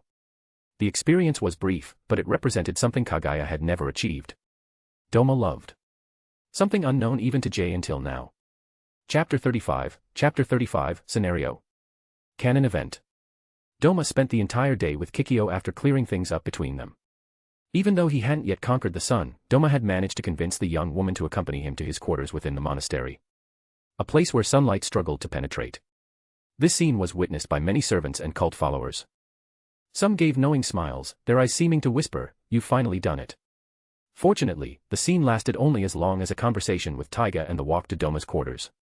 Poor Kikyo had turned as red as a tomato. As for what happened there, no one knew, except the duo. "I knew you'd pull it off with Kikyo-san," Taiga declared after being summoned. The masked man gave Doma a thumbs up, like a partner in crime after a successful heist. Doma flashed a smile but didn't respond immediately. It was as if he was savoring something only he could understand. "Indeed, mission accomplished, my dear accomplice," he thought, glancing at his most trusted tool in this world. Doma Jr. was clearly delighted to have a new kind of meal, especially since Kaguya had replaced all the maids with her own. Why hadn't he simply devoured the newcomer? Kaguya was a clever woman. She already knew Doma wouldn't touch elderly women or those too young. And she had carried out this surgical operation with calculated slowness. The upper moon realized his situation, a bit too late. Poor Doma Jr. had been stuck with the same meal for far too long for his taste, Kaguya herself. He craved a bit of variety. After this brief pause, he addressed the matter of the orders given to Taiga after his time with Kikyo. "Have you already finished the investigation?" Doma asked in a calm tone. The ice demon wanted to know why Kaguya had dared to try to keep Kikyo away from him so openly. Normally, Yuruza would never have had the courage to deliver a thinly veiled threatening letter to Kikyo. The only explanation was a possible increase in Kaguya's power in the region and within the cult itself. The former demon slayer nodded after listening to his lord's words. His face remained hidden behind the Oni mask, but Doma could sense his displeasure. Tatsumi Taiga was clearly angry. Doma concluded that the news must be unpleasant, judging by his demeanor.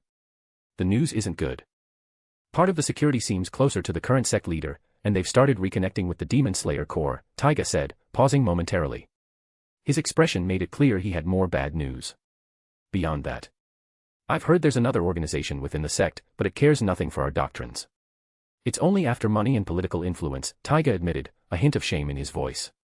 However, the men soon noticed something unusual about his master. Doma wasn't furious and showed no negative emotions in response to the news. He simply remained calm, maintaining his smile. Taiga even thought he detected a hint of satisfaction and relief in him. It didn't take more for the swordsman to understand the situation. "Why you planned this?" The warrior's voice trembled slightly, but Doma didn't care in the least. He simply opened his fan to conceal the predatory smile that few had the misfortune of witnessing. No, little Mori. It's still too early for you to spread your wings.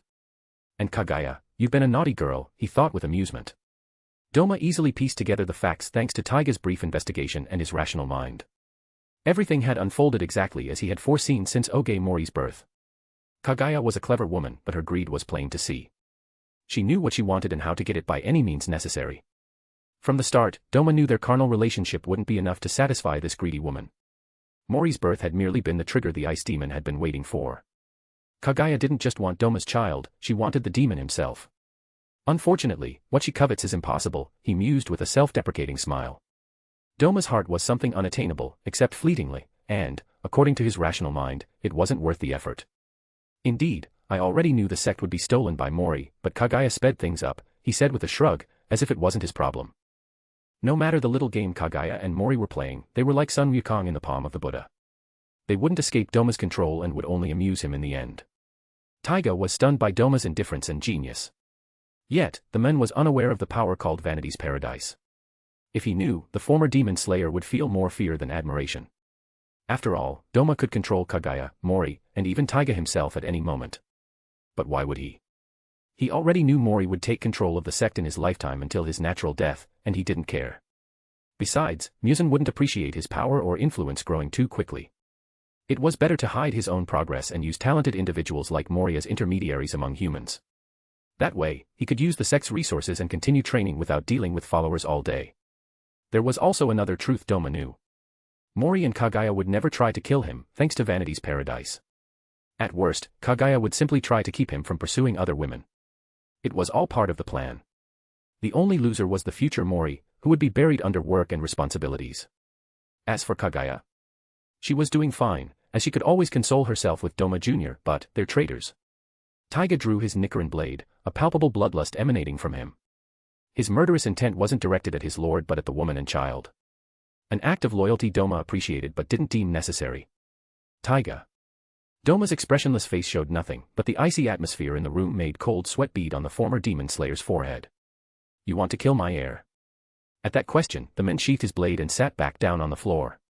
Doma nodded in approval before moving on to the final two topics. Have the two children been precisely located? Taiga nodded and replied in a clear voice, indeed. The news delighted Doma, but he decided to ask one last thing of Taiga. Yet, he didn't speak immediately. He rose fluidly and walked toward the door. His destination was clear in his mind, retrieving Jotaro and Daki. But he glanced over his shoulder to confirm one thing, which was also the final topic. Taiga, do you really want to stay human? It'd be a shame if you didn't stay with me. The room grew solemn after that question. The swordsman froze for a moment, as if weighing the proposal, before declining. Sorry. I've seen too many atrocities committed by demons when I was in the Demon Slayer Corps, he admitted, though his eyes betrayed a hint of regret. Tatsumi Taiga didn't want to leave Doma, but he also didn't want to stop being human. Pity, but here's a piece of advice, Doma said with a fake smile tinged with strange sincerity. Doma's reaction intrigued the former demon slayer, who leaned slightly forward to listen better. Live, Taiga, live without regrets, for the other side can be fickle, he said, alluding to both paradise and hell. Taiga remained still for a moment after Doma's departure but eventually followed. His master and mentor's words echoed in his mind for a long time. But he resolved to remain human and live fully. Maybe I should join the clan program the Lord wants to establish. 3 beautiful wives, could that be possible, he thought, seriously considering the idea that had popped into his head out of nowhere. The clan program of the Eternal Paradise Faith cult involved organizing multiple arranged meetings by the sect. The idea was created because Doma deemed it the most effective way to increase the size of families already loyal to the sect. The sect even encouraged polygamous marriages, but with certain restrictions. The first was the limit on the number of wives. It was possible to have 3 wives, but the previous ones had to give their consent. The other rule, which people didn't always understand, was to prioritize those listed in a recommendation sheet provided by the sect. This sheet listed men and women deemed compatible, based on the wisdom of the cult's elder. In truth, this last rule was a key part of Doma's plan. A form of selective evolution. Doma encouraged intelligent people with common traits and strong individuals to come together. He was trying to create specialized groups. It's all quite brilliant, isn't it? Unfortunately, this idea wasn't Taiga's. Doma had used his blood demon art, Vanity's Paradise, after Taiga's refusal to stay with him. He had planted the idea of marriage after advising him to live fully. Normally, Taiga's brain would have treated it as an intrusive thought. But the atmosphere and Doma's advice were enough to make Taiga accept it as a good plan for the future. This way, I'll always have Taiga close to me. In a way, the upper moon congratulated himself. It was late that night. Winter had already wrapped the Yoshiwara Pleasure District in Tokyo in its gentle embrace. Yet, the silhouette of a man and his companion caught the attention of the beautiful women displayed like luxury goods. He's handsome. Did you see? He smiled at me. Is he from a rich family? The other one looks strong. Several Oirin chatted animatedly about the duo. Unfortunately for their hearts, Doma hadn't come for them or to have fun. He was there for business. The girl works here, my lord, Taiga said, pointing to a specific establishment. Doma unfolded his fan, his eyes not hiding his excitement. He was at the place where Tengen and Jotaro had fought an epic battle in Jay's memory. How could he not appreciate the view? Even though I've been here before, I'm still fascinated, like when I'm in Neikim's Infinite Castle, he thought as he entered. Unfortunately, the young girl named Uemi was no longer on duty that night. At least, that was the official story. Uemi-san isn't the only one who can satisfy Doma-sama, the mistress of the house immediately brought out alluring women, her face showing unease at the mention of Uemi. I'm not interested, but... He slipped money into the middle-aged woman's hands before boldly whispering in her ear, but I'm sure a beautiful woman like you could take me to Uemi-san, couldn't you? The woman froze at Doma's actions but managed to nod mechanically. She was clearly charmed by Upper Moon too. The Lord really has a way with women. Should I ask him for advice for my future date? Taiga stayed back, analyzing the scene. Yet, he didn't voice his inner thoughts. It was neither the time nor the place for that. The trio walked through the streets of Yoshiwara until Doma witnessed a canon scene. Uemi was about to be burned alive. Doma didn't hesitate to intervene. He wasn't interested in Daki's birth, and he knew Jotaro would likely become his subordinate after he saved his sister. Doma didn't want a broken man but a born warrior. After neutralizing the samurai with a kick and knocking out his accomplice, he took the still confused girl into his arms. Don't worry, the hell is over. Doma didn't finish his sentence when he saw holographic words floating in the air. You have altered a major canon event beyond recognition. You are qualified to become a protagonist in future scenarios of an administration. The message was brief, but Doma could read it. Administration. Scenario? Several questions raced through his mind, but he had to set them aside due to a small problem. UME. A kid lunged at him with a sickle in hand. Image. Author's note: I know the system worries a lot of people. You don't want chapters made up of 60% system announcements, lol, I know that too as a reader. However, I've decided, thanks to comments from readers of Chapter 0, to avoid integrating the chat group too much into the story and to continue developing the KNY arc. Until the end of this arc, the chat group will therefore not be too present. This way, I'm satisfied, I keep the planned ending, and the reader can fully enjoy KNY, Doma's development in this universe with his tools, rather than the appearance of an Orochimaru-style snake in Musen's castle. Of course, I could sometimes integrate a quest, but I'll avoid it during the important moments of the timeline. Oh, I almost forgot, but this decision will increase the slice-of-life aspect of the story. Not all readers like that, but KNY is mainly focused on character stories rather than battles, so, sorry. Anyway, I'm counting on you to support this story. Chapter 36, I refuse. The moment Doma caught sight of a small figure, the younger version of Jotaro was already within striking distance. The kid didn't hesitate for a second to brandish his sickle against the man he deemed responsible for the tears streaming down his sister's face. However, things didn't go as planned. What?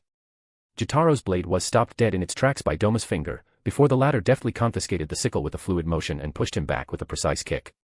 The steel of the weapon hadn't even managed to nick the skin of his finger upon impact. Taiga observed the young boy sprawled on the ground, his eyes filled with pity. He slowly shook his head in disapproval. Kid, you really dared to attack an upper moon without mastering a breathing style, he thought. The upper moons. They were the elite among Musen Kibutsuji's servants, the demon king of the KNY universe. Endowed with exceptional physical resilience, terrifying regeneration, and unmatched combat experience, they were practically invincible to any human without a breathing style. Taiga even came to the conclusion that possessing a breathing style wouldn't be enough to so much as scratch Doma's skin. It would take an extraordinary level of skill and mastery to break through his physical defenses and inflict any real damage. A fair assessment, Tanjiro hadn't managed to injure the deliberately exposed neck of Rue with his water-breathing style. The young man had needed to push himself beyond his limits and continuously improve to become a genuine threat to the lower moon. And now, Doma was far more powerful than the future lower moon 5. Thus, Jotaro wasn't even a threat. Now that I think about it, does Doma even bleed? I've never seen him wounded. That thought crossed the mind of the former demon slayer, sending a shiver of fear down his spine. He could only thank his younger self for choosing to abandon his old job. He'd never have to cross paths with one of Doma's colleagues and be forced to face them. Please, kind sir, don't hurt my Oni-san. The young girl's voice trembled, as if she were cold. Thanks to her words, Doma noticed the icy aura he was unconsciously emitting and quickly made it stop. Yuemi had already been hurt because of those two idiots, and it would be unfortunate if she suffered further harm. All right, I won't hurt your Oni-san, he said, gently patting little Yuemi's head. The young girl blushed slightly as she looked at Doma's reassuring smile. She had momentarily forgotten that her savior had just sent her older brother flying with a single kick. Taiga, can you watch her for a minute? I need to have a word with this spirited kid, he said, noticing Jotaro struggling to get back on his feet from the snowy ground. The boy had only managed to stand because Doma hadn't struck him seriously, but he got up faster than expected. Release Yuemi, right now, he roared, panting between breaths. I think there's a misunderstanding, young man, Doma replied in a relaxed tone, slowly approaching Jotaro. I literally just saved your sister, you see. With those words, Doma gestured toward Yuemi with his eyes. Jotaro followed the direction of those multicolored eyes and saw Yuemi's face, covered in scratches and dust. Yet, the young girl gave him a smile and nodded at Doma's words. Fine, but give me back Yuemi. He growled through gritted teeth. Even in the face of that hostile tone, Doma decided to grant his request. With a wave of his hand, he signaled Taiga to carry Yuemi to her brother. Immediately, Jotaro embraced her as if he had just reclaimed a treasure of immeasurable value. Hard not to see the image of that creature from the Lord of the Rings. Though the thought amused him, Doma refrained from saying it aloud. No one would have gotten the joke anyway. Now, can we discuss this in a quieter place, he asked nonchalantly. Soon, this area will be crawling with people. Doma's tone was calm, almost indifferent, but his words were enough to put Jotaro on edge. The boy already knew the injustices of this world all too well. He wasn't as naive as many others his age would have been. His gaze fell on a man dressed in elegant clothing, lying unconscious on the ground. Jotaro also recognized another figure, an employee from the place where Yuemi worked.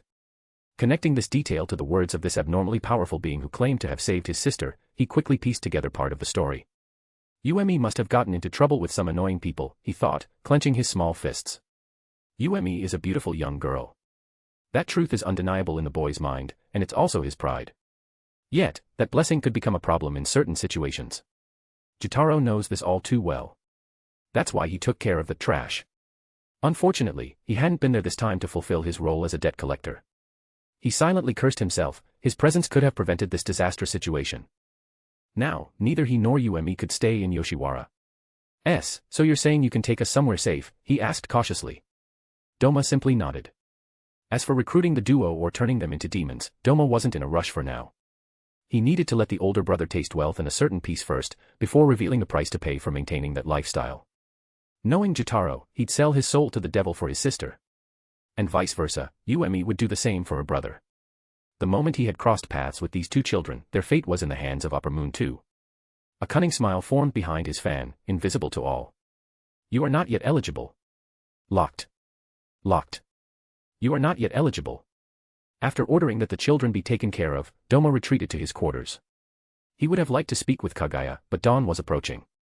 Their conversation would likely take a long time, and he hadn't yet satisfied his wife's recent desires. Doma didn't like leaving his sexual partners alone for too long, especially when they were still together. Especially since he considered Kagaya his. The ice demon had read too many NTR scenarios when he was J, and it had made him a bit paranoid. I literally have access to nothing except the explanatory guide. Is this really a system? He complained, after trying to open the options displayed by a small icon in the corner of his vision. That abnormal element hadn't existed before, but it had appeared after saving Uemi in the Pleasure District. Show me the guide again, he ordered mentally. Welcome to MEDIA. Our organization exists for the sole purpose of providing entertainment across the multiverse, where everything is predetermined by causality. To this end, MEDIA seeks individuals with the talent, Destiny Breaker. They are the only ones capable of altering timelines, which we call scenarios. Unfortunately, you have not yet made contact with the administrator corresponding to your theme. This unfortunate situation may take a few days, or even years. So, don't put all your heart into activating the group chat or quest options. Especially if you're human. The rest of the explanations dealt with the reasons for the delay in contact between the administrator and himself. A problem related to the synchronization of worlds between individuals, part of the group chat's theme. Weird, he muttered, after reading the flimsy excuse. As he was about to continue his complaints against the administration and its incompetent administrator, the door burst open. Oh. Oto-san. I want Uemi-chan. Faced with Mori's explosive energy as he stormed into his room, Doma's response was simple and effective. I refuse. Author's note. If you're curious about the meaning of the term MEDIA, it simply means Multiversal Entertainment and Digital Interactive Agency. Chapter 37, if you get any closer to Uemi, I'll kill you. What? Mori's face twisted into an almost comical expression, but Doma completely ignored him. Rising with nonchalance, he closed the door behind the young boy. The room was immediately plunged into darkness, disturbed only by a few thin beams of light filtering through the cracks in the wall. A familiar setting that Doma often used to practice his vector manipulation. But, father. I rarely ask you for anything. Mori insisted, trying to argue. But he didn't get the reaction he hoped for. Doma merely flashed a fake smile before shaking his head gently. Sorry, but Uemi-san is a guest, not a cult servant like Yuzuru. A half-truth he delivered without flinching. After all, Jotaro hadn't yet become his subordinate. For now, he remained very much a guest. Mori's lips tightened in frustration. He bit his lower lip, unable to retort. But what could he do against his father? At present, he was the cult's leader in name only, with no real authority in the face of Doma. Mother's right, if I truly want to make everyone happy. Mori's scarlet eyes gleamed with an odd light. A subtle nuance, imperceptible to any ordinary father. The idea of forcing Doma into retirement was taking up more and more space in his young mind. A situation that the men in question found both amusing and endearing. After all, if his plan succeeded, Uemi would remain forever out of reach for young Mori. Sorry, kid, but you're still too young to play this game with me. These thoughts brought Doma back to his own memories, the time when he had become the cult's leader. He was even younger than Mori then, yet had to manage a horde of greedy adults, all craving power and influence. Bittersweet memories that drew a smile behind his golden fan. On another note, it seems you're injured. Doma's remark immediately caught the boy's attention, and he frowned. He was certain he hadn't sustained a single scratch after his complicated interaction with the monster standing by his beloved's side. That's impossible. He didn't have time to finish. A cold finger touched his cheek, collecting a faint trace of blood. A slight cut. A wound so minor he hadn't even noticed it, until Doma pointed it out. When could he have done that? Mori froze, mentally replaying the encounter with the brother-sister duo. After Doma left the two children in Taiga, the former demon slayer led them to the guest quarters, a place the cult used to house aspiring followers. The atmosphere was heavy between them. The two children felt crushed by the mere passive aura Taiga exuded. Even though he seemed more approachable when with Doma, the swordsman was not, by nature, a talkative man. Shisho-san, where are you coming back from? Mori asked hesitantly. Due to his responsibilities with the Eternal Paradise Faith cult, the boy had to wake up early every day, often with Yuzuru's help. His presence, along with that of the servant, didn't surprise the monastery's head of security. Since when do you ask me such questions? The man replied in a muffled voice from behind his mask. Mori's brows furrowed at the response, but he kept his composure. Though his influence within the cult was growing, Taiga remained a unique figure. He was even his master when it came to sword training, a piece of advice his father had once given him. Haha, sorry if I was rude, Mori finally said, offering a slight, friendly smile. But after meeting the eyes hidden behind the mask, he instinctively took a step back. He didn't know why, but he had the unpleasant feeling that Taiga was upset with him for some unknown reason. Does he know about my goal? No. That's impossible, but... Mori knew that was the only explanation for Taiga's unusual behavior. Though the man was distant by nature, he was gentle at heart. That was Mori's analysis of the individual named Taiga. In a way, he wasn't wrong. Taiga hesitated to become a demon, largely due to his compassionate side.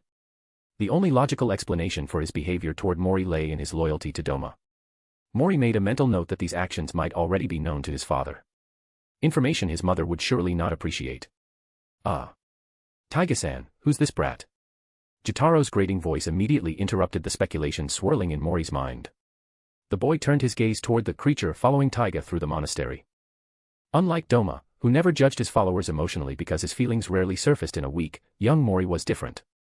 He gave effective advice and had good judgment, but he often assessed situations from an emotional perspective. A flaw attributed to his normal nature. It was also the reason he would make a significant mistake that day, one he would later regret. Brat. Haha, at least I look human, he said mockingly, before covering his mouth with the long sleeve of his ceremonial robe. What? Jitaro was stunned by those words. When he came here with Yuemi, he had heard plenty of praise from Doma. He had expected a possible normal life, but nothing seemed to have changed. The young boy caught the shadow of an emotion he had long observed in others' eyes, contempt.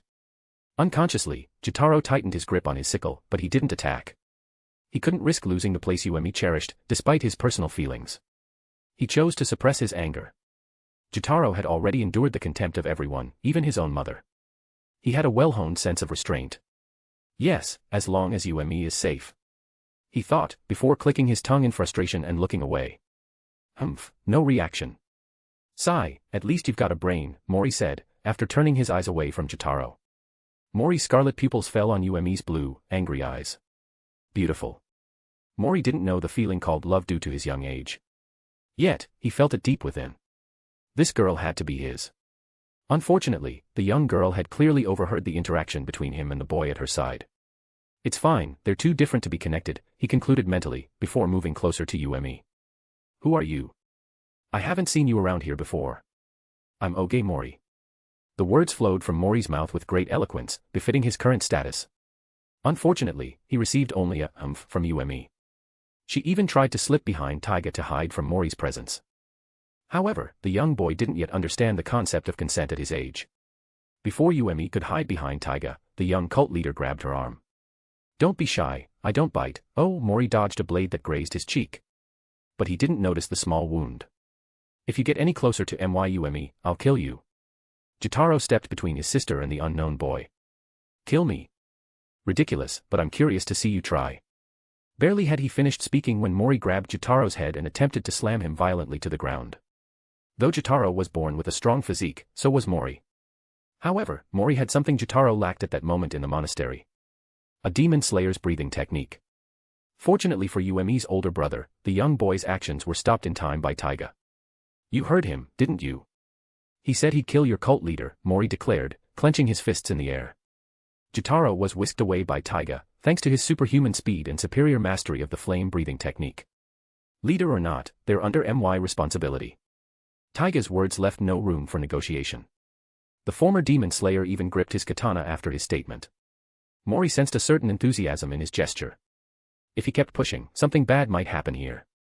If only I had my katana, the boy thought, casting one last glance at Ume. Taiga was stronger than Mori. That was undeniable, but Mori believed he could challenge him and use the cult's followers to secure a victory. An irrational decision that Doma would never make, but Mori was different. He had inherited Doma's intelligence and Kagaya's emotions. A Yandere-type woman. Beyond that, Mori had been at the top of the food chain in his generation, even among adults. The exceptions were Taiga, Kagaya, Kikyo, and Doma. Kagaya and Kikyo were only authority figures due to their familial connection in Mori's perception. Taiga and Doma, however, were different.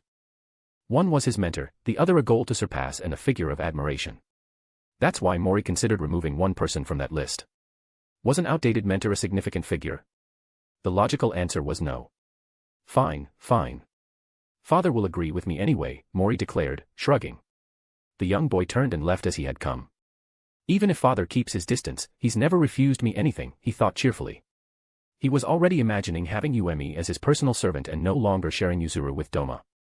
Later, he received an unexpected response. I refuse. Author's note, now, Jotaro's training arc is approaching. Unfortunately, due to my decision to focus more on KNY, the main story is being pushed back a bit lol. Luckily, I had anticipated such a situation, but bonus chapters are a bit rare. I need to adjust the planned ones and add a few mini-arcs. A bonus chapter for 1,210 stones, I'm counting on you. Chapter 38, Neikime, 1. Judging by your confused expression, you must have underestimated your opponent, my dear Mori. Doma's calm voice finally brought the young boy's mind back to the present. Don't worry, that kind of thing isn't unusual at your age. Doma is an anomaly, and it's precisely because of this that he's never placed too many expectations on young Mori's shoulders. If he performs well, that's excellent. But if he doesn't, Doma's reaction is merely a simple okay. This approach doesn't come from nowhere, nor is it baseless. Doma relies primarily on Mori's pride to push him to grow further. I'm going. The young boy left the room without addressing the main reason for his visit or questioning Doma about his refusal. Mori's mind was no longer solely focused on Ume but also on Jotaro. I've been too complacent lately. He clenched his fists inside his long sleeve as he walked down the monastery's corridor. As for his suspicions about the sect, which he believed his father was aware of, Mori deemed them irrelevant for now. After about 10 seconds, the boy faded from the surroundings. He's growing up so fast, Doma remarked in an amused tone after reading his son's thoughts. Mori's change was a true evolution, one that Doma enjoyed observing. It mended the disruptions Kagaya had unwittingly caused in the boy's mind.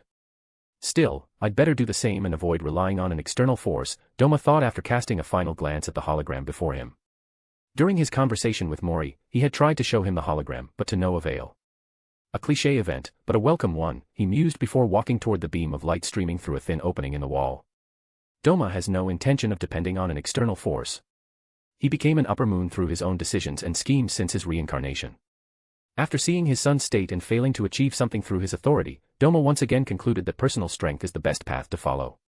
The system will only be a side dish in the magnificent feast I'm cooking as an adventure, he said in a brief monologue before plunging his hand into the sunlight. Even today, his cycle of torture, cough training continued.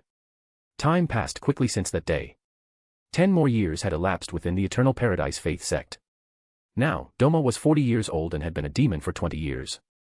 According to the timeline, he had 60 years left until the major events of the plot began, but that no longer mattered much to him at this point. Why? Well, because he was bored. All the tedious tasks had been delegated to Mori, as Doma had handed over the sect's leadership to him. Surprisingly, the kid didn't want it anymore, but Doma managed to convince him to accept. It just took a bit of persuasion.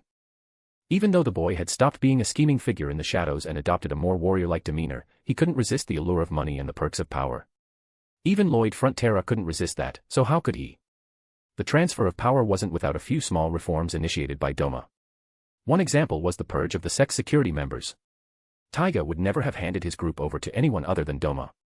Especially since the masked man didn't trust the young successor and preferred young Jotaro. Thus, security no longer officially exists within the main monastery of the Eternal Paradise Faith cult. There are only the Shadows now. A group of individuals created solely for Doma's protection since their recruitment. Wait a minute, why didn't I do this from the start? Doma suddenly stood up from his usual position, having found a way to pass the time. Neikaim-chan, are you there? He asked through Musen's telepathic channel. Normally, this was only used in emergencies. Doma was supposed to use it to call Neikaim and enter the Infinity Castle, but he decided to use it differently. Neikaim-chan. Neikaim-chan, he repeated, her name sounding like a little tune. Finally, the taciturn demon snapped. Spit it out. Neikaim replied, irritated. The respect she owed to Upper Moon too was no longer evident in her voice.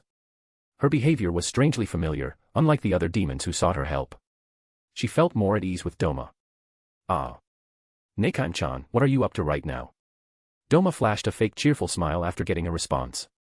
Yet Neikaim didn't answer his question right away. I just finished training a future recruit, he said, referring to Jotaro. Musen had already noticed the young man thanks to Doma. The ice demon hadn't hidden his existence, deeming it insignificant.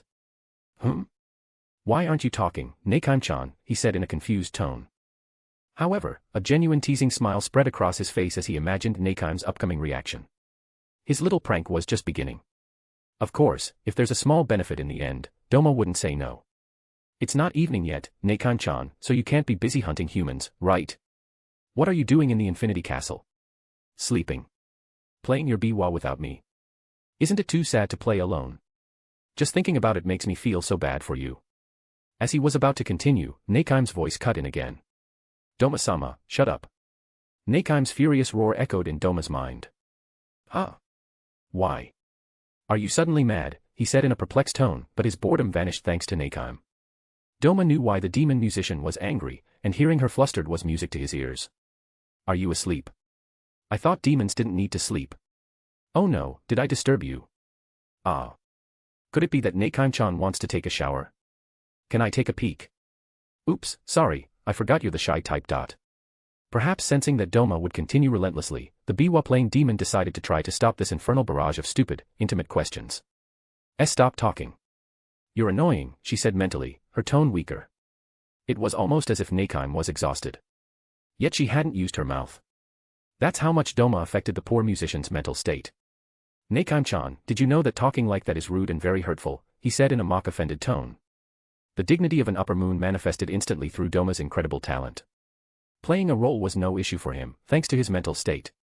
Even though I don't really care, if Neikaim-chan talks like that to Kokushibo-sama, she might face punishment. Should I report it to Kokushibo-sama?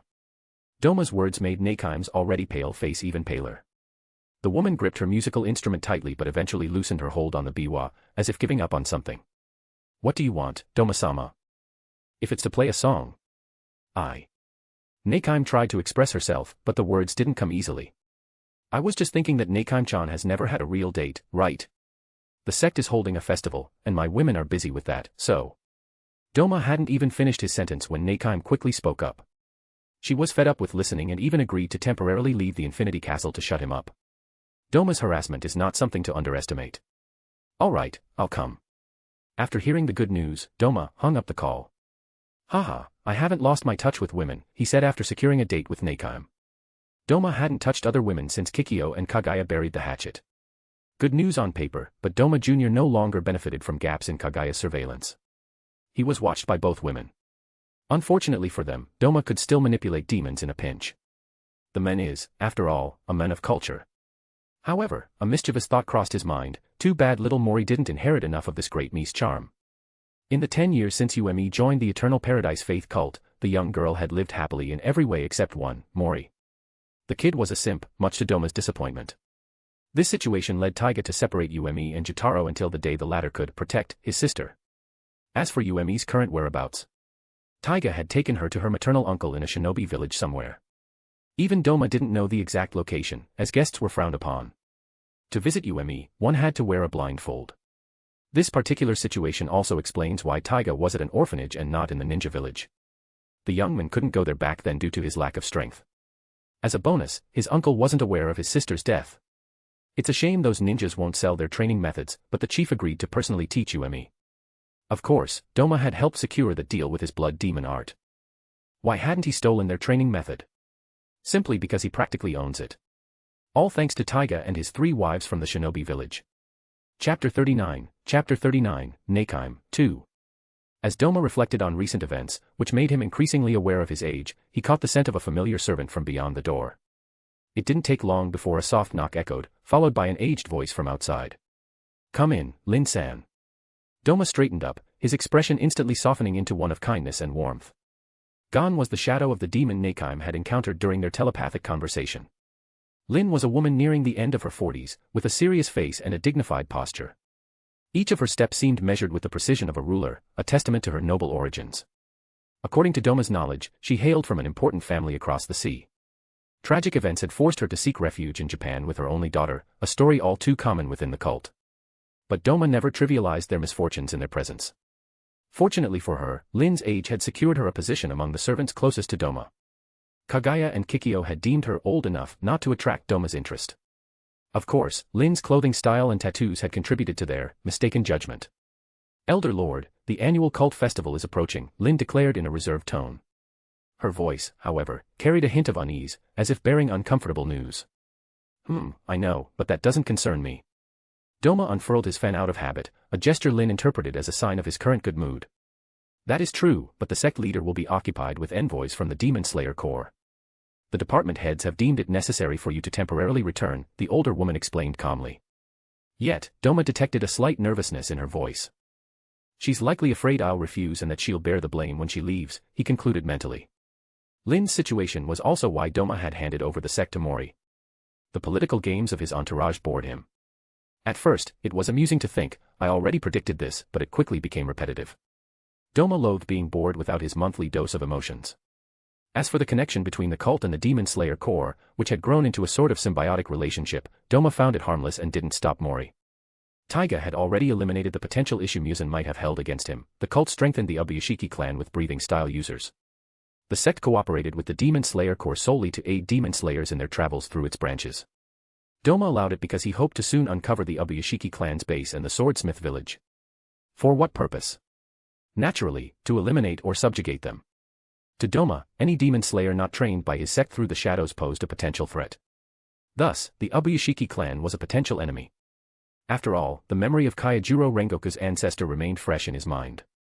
Is that so? I'll help a bit, but all the other details will be in Kikyo and Kagaya's hands. Doma mused for a moment before proposing this alternative. This way, he increased his two wives' workload and could enjoy himself with Nakaim in peace. He couldn't help but mentally nod in approval of his own genius. Lin nodded and said, "Then, you must assist with certain matters now." "Which ones?" he asked, his tone curious. Most of the preparations for the festival activities have been arranged thanks to the cult's funds and the Oge family. Through Kagaya-sama, Lin explained meticulously, her voice professional. But there's still much to be done. She began listing tasks and events. At the start of the festival, we've planned a float parade, which will require Shinto-style decorations, preparation of clothing, and ceremonial items, as well as your input. The procession's formation isn't fully ready yet, as the followers need more practice with their choreography during the event. The issues Lin and the department heads faced were not trivial. If Doma miscalculated costs or failed to provide proper guidance, the cult wouldn't profit much from the stalls and other events. There was even a risk of resource loss. Doma nodded, resting his chin in one hand as he listened to the older woman's clear voice. His mind never stopped, recording her words and analyzing the issue, drawing on information he'd noted from past festivals. A terrifying analysis, made possible by Doma's nature and his power, the paradise of vanity. After the parade, fireworks will be set off. The followers are preparing fireworks imported from our dear Chinese neighbors, to be launched at the end of the festivities, she concluded firmly. Fireworks. Doma's eyes widened slightly at this pleasant surprise from his followers. I really want to watch fireworks with Nakaim, but I should keep it a surprise, he thought, nodding at Lin to show his approval. Doma's multicolored eyes lit up, and he spoke enthusiastically, with his usual fake smile, "Please, ask the followers to prepare more fireworks and bring some to the monastery." Later, he could share the fireworks with Akaza and Kokoshibo. He didn't want to enjoy such an event alone while his demon comrades were likely bored. Lin didn't question why her lord wanted fireworks at the monastery but diligently noted it down. After this brief exchange about the fireworks, the two discussed various festival details. Eventually, Lin took her leave. "Doma-sama, I must now inform the department members of your decisions regarding the festival," she said politely and neutrally. This sounds like a lot of trouble, Doma thought, glancing at the servant's weary face. Yet, Lin still seemed so enthusiastic. How cute, though Doma said it casually, the MILF blushed slightly before coughing to dispel the awkward atmosphere. She then left hurriedly, but Doma didn't miss nodding at her retreating figure. Yes, she really doesn't look her age, he remarked after a quick analysis of her figure. Image. Would he eat her? No, unless she made the first move. Thus, Doma had no intention of seducing Lin. Not only was she the mother of a girl close to Mori, but he also had a date to prepare. After nodding to himself and convincing himself not to involve his little brother recklessly, the Upper Moon decided to review the preparations the cult members had made before his consultation. Over the following days, all the monastery's followers busied themselves with preparations. People constantly moved through the corridors, yet maintained a certain level of organization in their movements, a feat only possible thanks to Kikyo and Kagaya, who compensated for Mori and Doma's absence. What did Doma do during this time? He played Doma, of course.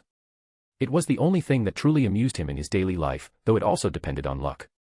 With nothing to do, Doma wandered, smiling as he watched the followers work, occasionally creating surprises to their great dismay. He wore muddy shoes, leaving a trail of footprints on the freshly cleaned festival floats, and watched Kikyo's serious expression turn to pure rage. He also eagerly removed high-hanging decorations to inspect them, then carelessly put them back. Kagaya and Kikyo's nightmare lasted until the night of the annual festival. Kikyo and Kagaya are clearly on edge because of me, he thought with an amused smile. Playing Doma wasn't just a pastime but also a strategy. Now, he was certain his two wives would be too busy ensuring the festival ran smoothly to pay attention to him and Doma Jr. Doma-sama, could you please remove your hand? Neikim's low voice reached his ears, but Doma pretended not to hear. He continued kneading the Biwa demon's buttocks as they stood amidst the crowd. Was this sexual harassment between a superior and his subordinate? Yes, but Doma recalled an important detail thanks to J. No known laws protected demons. This was also why demon slayers hunted demons without fear of legal repercussions, a similar situation to Denji's universe in Chainsaw Man. This explained why Doma deliberately let his hand slide from Neikim's waist to her buttocks. Thank you for blending into the scenery, Neikim-chan, come on, he said, bringing his mouth close to the woman's pale ear. You look ravishing in this form and these clothes, he whispered, breathing in a way that unsettled Neikim. Why you say that, but you're the one who insisted I take my human form and try on all these clothes, ugh. Image. Neikim let out a small moan she'd been holding back. Doma had pinched her waist when the demon moved his hand to a decent place, in her view. The poor girl didn't realize she was falling victim to basic commercial manipulation. Initially, Doma had tried something bold, touching Neikim's buttocks during their walk at the festival. He knew full well she'd reject it. After all, Neikim was like Kokoshibo, conservative, unwilling to offend her superior but also refusing to fully comply. She opted for a compromise. So, Doma went from touching her buttocks to holding her waist. Was he displeased? No. Initially, he only wanted to walk holding Neikim's hand, and she'd allowed him to reach her waist. I've never tried eating a demon, he thought, a cunning smile forming behind his fan. If Kikyo saw this, she'd instantly recall the night she lost her virginity. Here, Neikim-san, this is a local drink people enjoy, he said, handing her a cola. Recreating cola wasn't difficult for Doma, and he didn't hesitate to present it as a local specialty. Neikim took the drink without suspicion, and the duo gradually melted into the festival crowd. Doma didn't notice the blue-eyed girl who had witnessed the entire scene. Doma-sama is cheating on Kagaya-sama and Kikyo-sama, Yumi said in a low voice, her shock evident. If Doma heard her, he'd simply open his fan and say, don't worry, she's not human, so it's all legal. A hypocritical excuse, but Doma wasn't a saint, and Kikyo already knew what she was getting into with him. As for Kagaya, she eliminated all young servants around Doma to prevent such situations. Poor Yumi was still in shock but decided to follow Doma through the festival crowd. To the young Kunoichi, Doma was her savior and a role model in her heart. She preferred to believe he was being manipulated by the witch in his arms rather than the other way around. Oni-san will have to wait, Doma-sama needs me, she thought as the silhouettes of her two targets entered a theater's reserved section. No, they've gone into the VIP area. The worst had happened. Doma was alone, with the manipulative woman. Yumi had learned from Taiga not to use her strength against humans or dishonestly. Yet, she decided to follow Doma, an illegal act. She sneaked up to the door, where Doma's scent was strong. Her tracking skills, honed under her ninja village mentor, made it easy to locate him by his scent. Once at the door, Yumi's blue eyes widened, and her face flushed at the sight unfolding before her. Author's note, over 1,900 words, so don't complain about the upcoming R18, I'm talking to those who oppose the R18. Sorry, ladies and gentlemen, but you're outnumbered. I plan to post a double chapter today, I want to wrap up the R18 and move on with the plot, as I don't want to offend anyone. The bonus chapter will be released at 1,650 stones. I'm counting on you. I want to snatch that second place in the rankings. Chapter 40, Neikime, 3, R, 18. What is the thing that drives men to evolve, and to achieve the impossible? Many would say, money, women, glory, or other material and vain things. Yet, Doma thinks differently since his reincarnation. Why? Perhaps because of the combination of his cold rationality and Jay's emotional knowledge. It could even be that he's simply addicted to the sensation of feeling an emotion, even briefly. But Doma doesn't care about all these theories. His opinion on the impossible feats humans have accomplished throughout history is sitting next to him, watching a theater. What? There's already the example of a woman.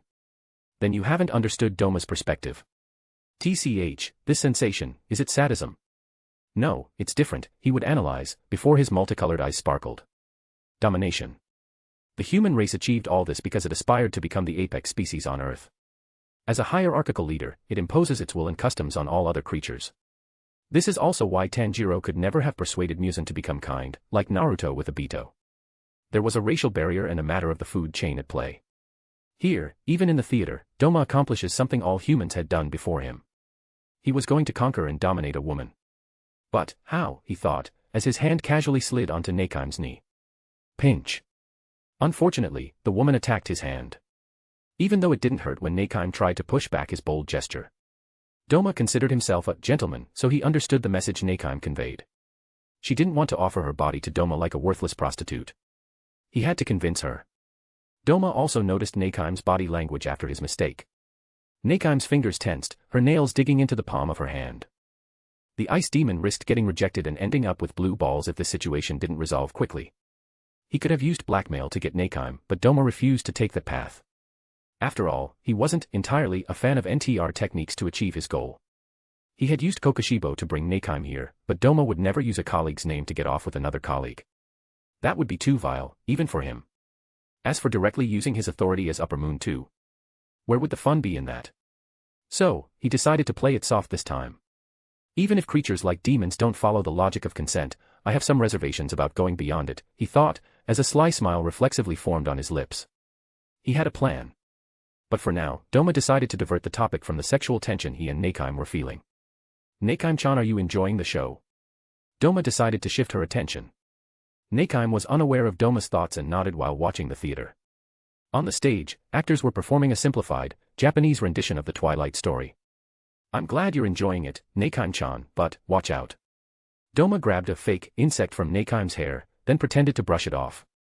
Sorry for overreacting, I didn't want Neikime-chan to have an unpleasant experience, haha. Doma's hollow laugh echoed in the quiet room, like a talentless comedian facing a demanding audience. Yet, it was a sincere laugh. Doma had trapped Neikime. Cough, sorry, I'm distracting you when there's such a great show in front of us, he said, coughing to show his discomfort. The ice demon swallowed the contents he had grabbed from the spot of the fake, non-existent, insect. A black hair. Blood demon art, vanity's paradise. The gray world Doma was used to perceiving appeared before his eyes after activating his power. Of course, he didn't intend to control Neikime like a mere puppet. That would go against all his values and his little game. So, Doma decided to delve into the mind of the woman beside him. He wanted to know more about Neikime than Jay's vague knowledge of the future Kazuki. This decision brought a host of pleasant surprises to Doma. Neikime was feeling a variety of emotions at that moment, which the ice demon perceived like an open book before him. There was distrust, stress, agitation, but also excitement and anticipation. Neikime was expecting something, but she had clearly shown rejection toward Doma. Is she trying to play hard to get?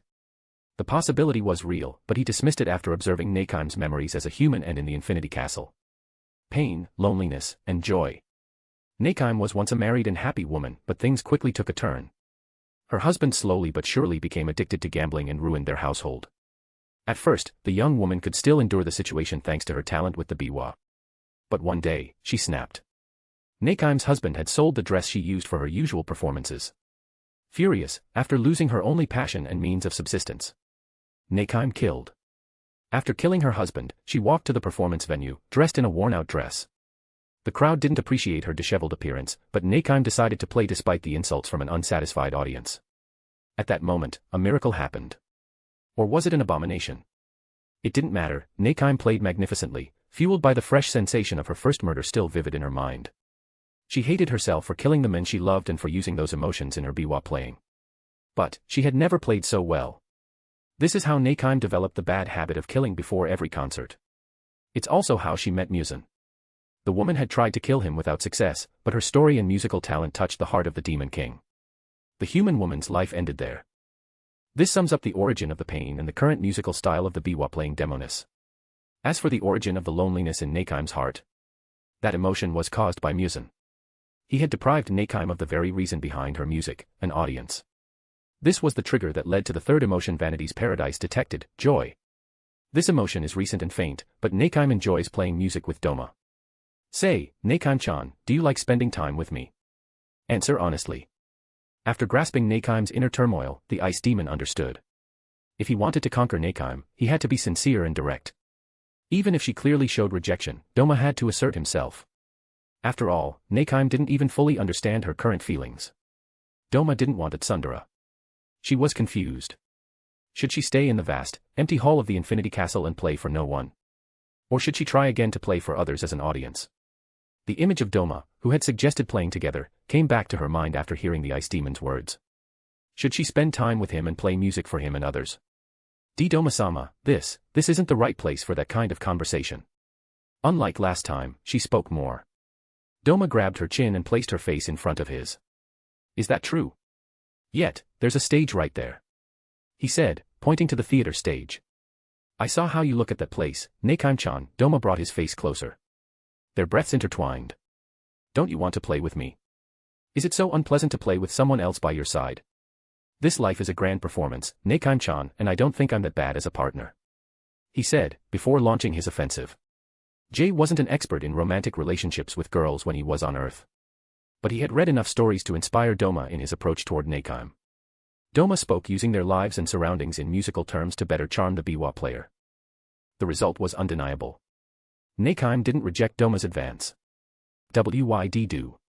I feel so hot. She mumbled, as Doma's hand slowly slipped into her dress. Don't worry, Nakime-chan, I'll be gentle, he said near her ear before lightly nibbling. Nakime wanted to declare that she hadn't given her consent, but the words remained trapped in her throat. Nakime's slender yet voluptuous body soon fell into his arms, as if she had lost all her strength. TCH. This is dangerous, I need to stop him. Nakime wasn't a virgin. She had once had a husband, but Doma's touches caressed precise and sensitive areas. Nakime didn't understand how another's touch could have such an effect on her, but she deemed it a risk. Immediately, she tried to push Doma away from her body, but he had already read her thoughts. Doma had been using blood demon art, Vanity's Paradise from the start. He could know all the erogenous zones of Nakime's body, even though she herself might not be aware of. That's why he lowered his head from her collarbone to her breasts, because Doma knew something known to Nakime's former husband and herself. And no, don't bite, too late. Doma lightly nibbled on the pink nipple of one of Nakime's breasts and kneaded the other. The strength in Nakime's arm slowly weakened under Doma's assault. Slowly, she said between moans, but Doma had no intention of slowing down. He took his time, enjoying Nakime's soft and modest breasts, before removing her sweat-soaked dress. The sight of a naked, sweating Nakime genuinely excited him, as Doma didn't even need to use his biological manipulation to make his member larger than average. He wanted to ravage this woman and mark her as his. I think the foreplay is enough, Nakime-chan, said Doma. His voice was soft, but it made the woman standing in the middle of the room tremble with fear and anticipation. No one was paying attention to the theater or the stage in front of them at that moment. Doma used the VIP room's curtain to hide their actions from the audience below. He lifted the biwa playing demoness and placed her against the wall to better admire his art after the foreplay. Nakime was exposed before Doma. She had pale skin, cherry-pink nipples, and a pussy glossier than usual due to her ghostly appearance, which made the colors on her body stand out. But the most important thing for Doma was something else. Nakime had a big ass, unlike her decently sized chest. That pale, magnificent ass pointed toward him, offering a pleasing view. The cool woman from his memories had a face red with embarrassment, but the demoness didn't struggle or push Doma away. Her pussy juices were clearly flowing, thanks to Doma's skilled fingers and the use of Vanity's Paradise to target her erogenous zones. All the blood in Doma's body had already rushed to his member, which had long since reached its maximum size without physical alteration. Don't look, Doma-sama, said Nakime, even though she wanted Doma to look away. She hadn't moved away or tried to hide her body from her partner's view. On the contrary, the demoness words sounded like a desperate call for mating to her interlocutor's ears.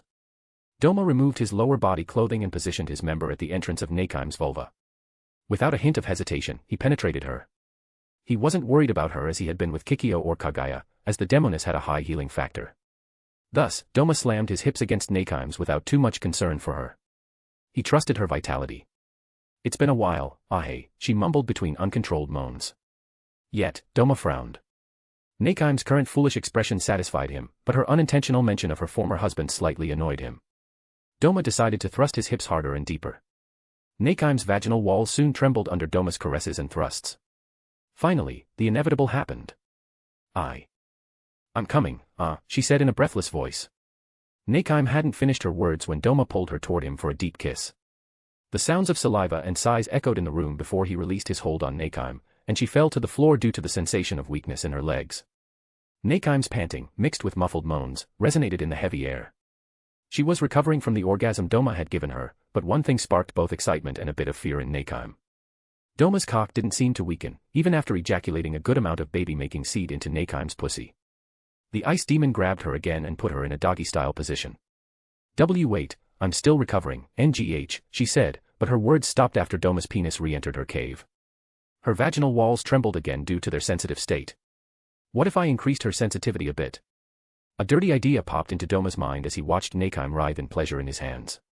Perception manipulation was a capability of blood demon art, Vanity's Paradise. With a single thought, Nakaim came again, even though Doma hadn't yet resumed moving at a fast pace. What's happening? She mumbled, but her mind wasn't really in a state to think properly.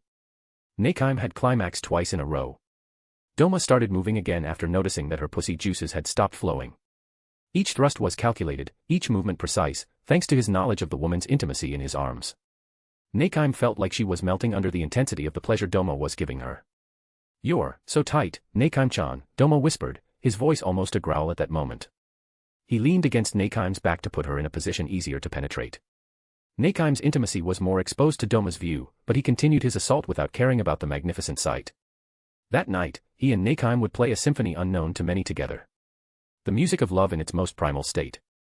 Doma-sama, it's too much, she said in a barely audible voice due to the moans and the sounds of their flesh colliding. Is it? I haven't even created a second cock or made the first one come alive, and I've only come once, Nakaim-chan, Doma explained. His voice made Nakaim shiver with fear, but there was something else Doma's senses easily picked up this time. Excitement. The duo was too immersed in their little world to notice the young girl at the door. Doma-sama is so big. I am coming, Uemi looked at her hand covered in vaginal juices before quickly leaving the place. She no longer thought about Doma, as her mind was filled with shame and guilt. Not only had she failed to save Doma from the witch, but she had pleasured herself secretly while watching the scene. **sniff**s sorry, Doma-sama. I am a bad girl, she said, crying. Chapter 41, Demons Can Also Enjoy Fireworks, 1. Two silhouettes discreetly left the theater, several hours after the performance had ended. Amid the fervor of the festival, where the crowd indulged in various activities such as games, meals, and competitions organized by the cult, people would not normally have paid attention to this duo. Yet, this couple stood out from the others due to a striking singularity in the atmosphere surrounding them. A blend of lightness, animosity, and embarrassment. The man was carrying the woman on his back, while the latter, her face flushed, buried her nose in her companion's loose clothing. The couple was none other than Doma and Nakaim. Doma-sama, please, put me down, I beg you, we're drawing attention, murmured the pale woman with dark pink eyes. Nakaim's voice trembled, barely audible due to the embarrassment of her situation, yet she still tried to maintain a shred of dignity in her tone. Passers-by looked at the couple with tender smiles. There was even an old disciple from the time of Doma's father who gave him a thumbs up. The old man's gesture earned a knowing nod from Doma and an increasingly intense blush from Nakaim. But what could she do? Her black dress was slightly wrinkled in specific places, and Doma's behavior hinted at a certain questionable act between them. If the demons of the Infinity Castle saw Nakaim in this state, they wouldn't believe their eyes. The aura of coldness that usually surrounded Nakaim had vanished, thanks to Doma's exceptional service. It wouldn't be wrong to say that she would never be the same after the passage of Doma Jr. and the art of his blood demon art, Vanity's Paradise. No way. Not unless Nakaim-chan promises not to try escaping into the Infinity Castle again, Doma replied in a teasing voice, his lips curling into a mischievous smile. Nakaim turned her face away, avoiding Doma's multicolored gaze, and pressed herself further against his back, as if trying to escape. So cute I almost want to start all over again. Doma thought, before feeling a familiar warmth surge through a specific part of his body. However, he forced himself to rein in his instincts. Doma was aware that his excitement was resurfacing at an inopportune moment on this night. So far, they had only visited a few festival stalls with Nakime. Was it really a date if he just kept teasing Nakime or giving in to his carnal urges? Doma decided it was time to enjoy the festivities in a different way, before the highlight of the evening, the fireworks. But I must admit, I haven't yet managed a paizuri, nor applied the vibrating double penetration through biological manipulation. He thought, a bit reluctant to abandon the idea of continuing to devour Nakime. As the ice demon was lost in thoughts of abandoning the festival, he unleashed all his seeds into every one of the demoness orifices on his back. Unbeknownst to her, Nakime spoke up, narrowly escaping a deadly danger to her already sensitive backside.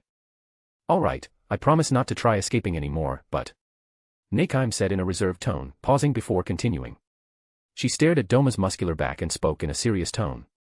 "I'd prefer if Kokushibo-sama were present to ensure my safety. Otherwise, why you might do weird things again," she added, her voice tinged with embarrassment once more. Doma listened half-heartedly at first, but the mention of Kokushibo stopped him in his tracks. No, he wasn't afraid of Kokushibo because of his mental issues or current strength. Doma had surpassed Kokushibo's power years ago. He even knew his new techniques, thanks to his mental espionage using Vanity's Paradise. Upper Moon 1 held no secrets from him. So why had he stopped? The answer lay in his mind. Is it still a date if Kokushibo is there? This thought brought a slight frown to Doma's nonchalant face. But it was only a reflex, as he felt no real repulsion at the idea of a third wheel this evening. Doma's mind analyzed and processed this information at high speed, searching for a solution to Nakime's shyness while still enjoying his time with her. The answer came quickly in the form of two names, Akaza and Muzan. If Nakime wanted to invite Kokushibo, then he would invite others to keep him occupied. After all, Muzan had a fiery temperament and could easily distract Kokushibo. As for Akaza, Doma deemed it necessary to call on this man to serve as Muzan's lackey. After all, Kokushibo would never stoop to menial tasks alongside Muzan, especially with Doma nearby. The ice demon also knew that Akaza respected women too much to let Muzan take advantage of Nakime in his presence. Thus, the balance would be perfect. A cunning smile spread across Doma's face as he prepared to invite trouble to his doorstep. "All right, you can contact Kokushibo-sama," he said in a nonchalant tone. Had he not added the "sama," anyone would have thought Doma was speaking of a close friend rather than his hierarchical superior. "I knew you wouldn't agree. Wait, what? You're okay with Kokushibo-sama being here?" Nakime hadn't expected him to accept her unreasonable request. Unfortunately for her, her opponent could read her like an open book. She held no secrets from Doma, who easily devised countermeasures to her attempts to escape, thanks to his complete understanding of the reasoning behind her ideas. Nakime had already lost to Doma the moment he managed to swallow a strand of her hair. She now found herself in a situation similar to Mori's. The demoness could no longer compete with Doma on almost any level. This situation was somewhat reminiscent of the Soul Society, when Aizen had placed everyone under the influence of his Shirkai, except for Ichigo. Even old Yamamoto, despite his power, could never have defeated Aizen. At best, he might have forced a stalemate back then, had the renegade's plan to seal his Bankai failed. That's how terrifying the manipulation of perception and the mind can be. Even if I'm far from Aizen's oratorical talent for getting into my target's head, I can read their minds directly, Doma thought, flashing a gentle smile at the troubled woman on his back. "Of course, Kokushibo-sama is my precious comrade," he replied, shrugging. The gesture brought Nakime closer to him, and Doma could once again smell the scent of the biwa player. Nakime was slightly confused by this situation, as she hadn't anticipated it. Yet, Doma wasn't done moving his pawns. "I also think it would be fairer to invite other important people to our hearts, don't you think?" he said, glancing over his shoulder. His multicolored eyes met her pink ones for a moment before Nakime looked away, maintaining an indifferent expression. She had finally regained her cold demeanor, having grown accustomed to the passers-by's comments about Doma carrying her on his back. "Do as you please," she said in a low but perfectly audible voice to the ice demon. "Oh, I will." Nakime didn't know why, but she had a bad feeling about the rest of this evening. But what could she do? Doma and she currently had an agreement, one she had proposed of her own free will. Besides, logic led her to believe that the ice demon wouldn't try anything in the presence of other demons. It's too late to back out now, she concluded mentally. Nakime didn't know it, but she had underestimated Doma's mental state. It wasn't for nothing that Muzan considered him a necessary evil. After all, the Demon King didn't have strange inclinations like Netero. He hadn't kept a psychopath like Paristan here, Doma, for pleasure. At the time of Doma's transformation, Muzan was sorely lacking competent subordinates. No demon was truly stronger than him, except for Kokushibo and Muzan himself. At least, according to Muzan's current knowledge. Hey! Muzan-sama. Can you hear me? Doma began trying to contact Muzan through his link with the demon progenitor. Fortunately, it didn't take long for the latter to respond.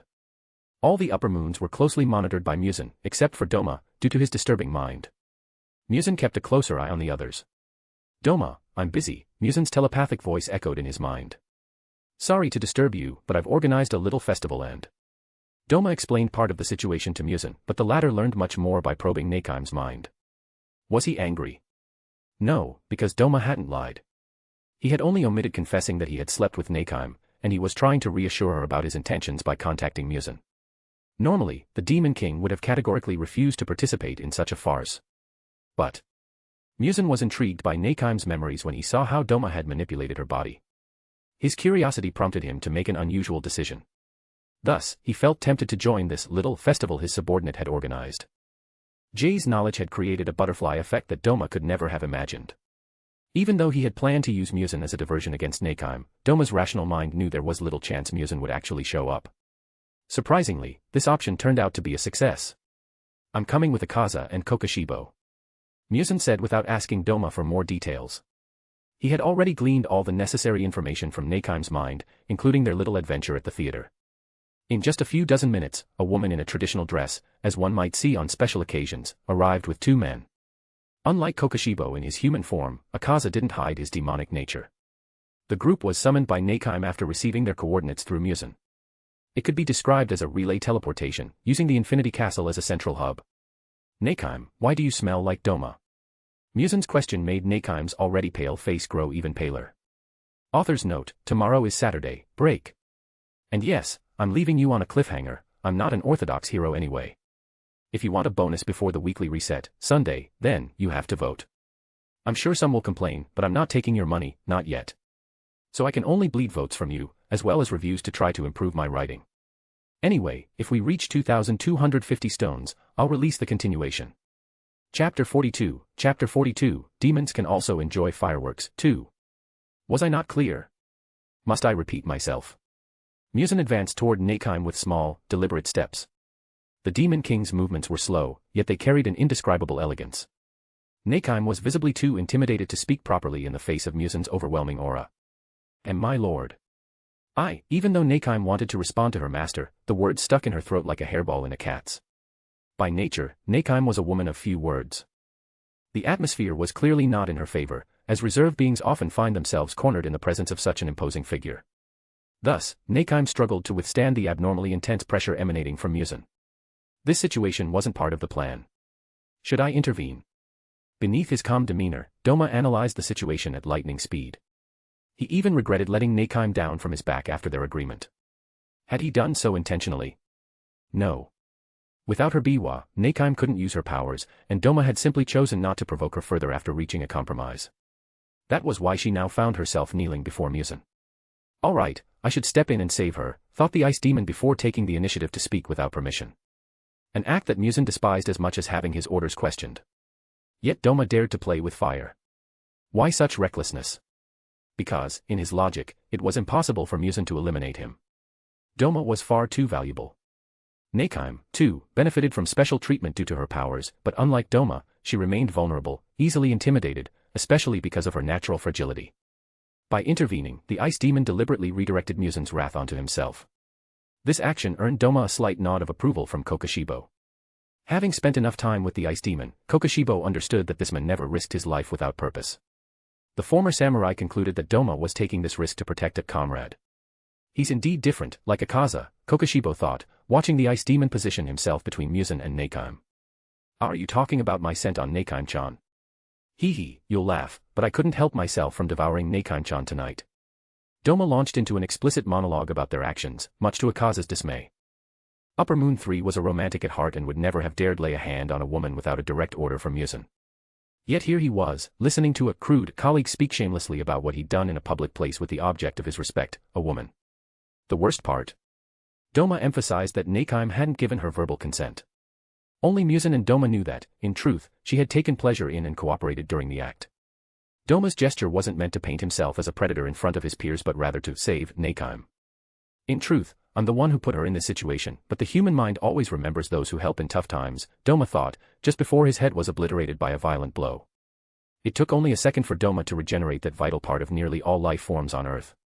Akaza. I'll pay you back for that later, he thought, casting a glance at Akaza. Doma had decided to trap Akaza with a joke he wouldn't forget for a century. As for why he hadn't dodged Akaza's attack, Muzan was about to unleash his fury, so Doma preferred to take a punishment from Akaza instead. Visually, he showed no anger toward Upper Moon 3. Beyond this small grudge, he was also grateful to Akaza. The latter had blown his head off, pushing Nakaim's mind toward pleasant thoughts to observe. It's my fault. Why did I want to invite Kokashibo-sama? Doma-sama meant me no harm. He even got struck by a demon inferior to him, just because I wanted to avoid being alone with him. I'm so stupid. Nakaim's mind was filled with guilt. She believed she had pushed Doma into this situation. Reading the Biwa demon's final thought, Doma's fake smile turned genuine. This expression irritated Akaza, who wanted to attack him again. But his hand stopped short. Muzan's pale palm rested on his shoulder as her feminine voice echoed in his ears. Akaza. Did I ask you to intervene? The tone was calm, but an invisible pressure forced Akaza to prostrate himself immediately. No, but, he tried to defend his stance, but Muzan's vertical pupils locked onto him. Upper Moon 3 had lived long enough to read his master's moods. Akaza chose silence. The silence earned a nod of approval from Muzan before he turned his attention back to Doma and Nakaim. I don't care about your affairs, he said in a low voice, but... The progenitor of demons approached Doma, who had already fully regenerated. With an extraordinarily swift motion, he reached out, grabbed Doma's neck, and effortlessly lifted him off the ground. An unnatural act from a human perspective, as Muzan's arms were slender and delicate in his feminine form.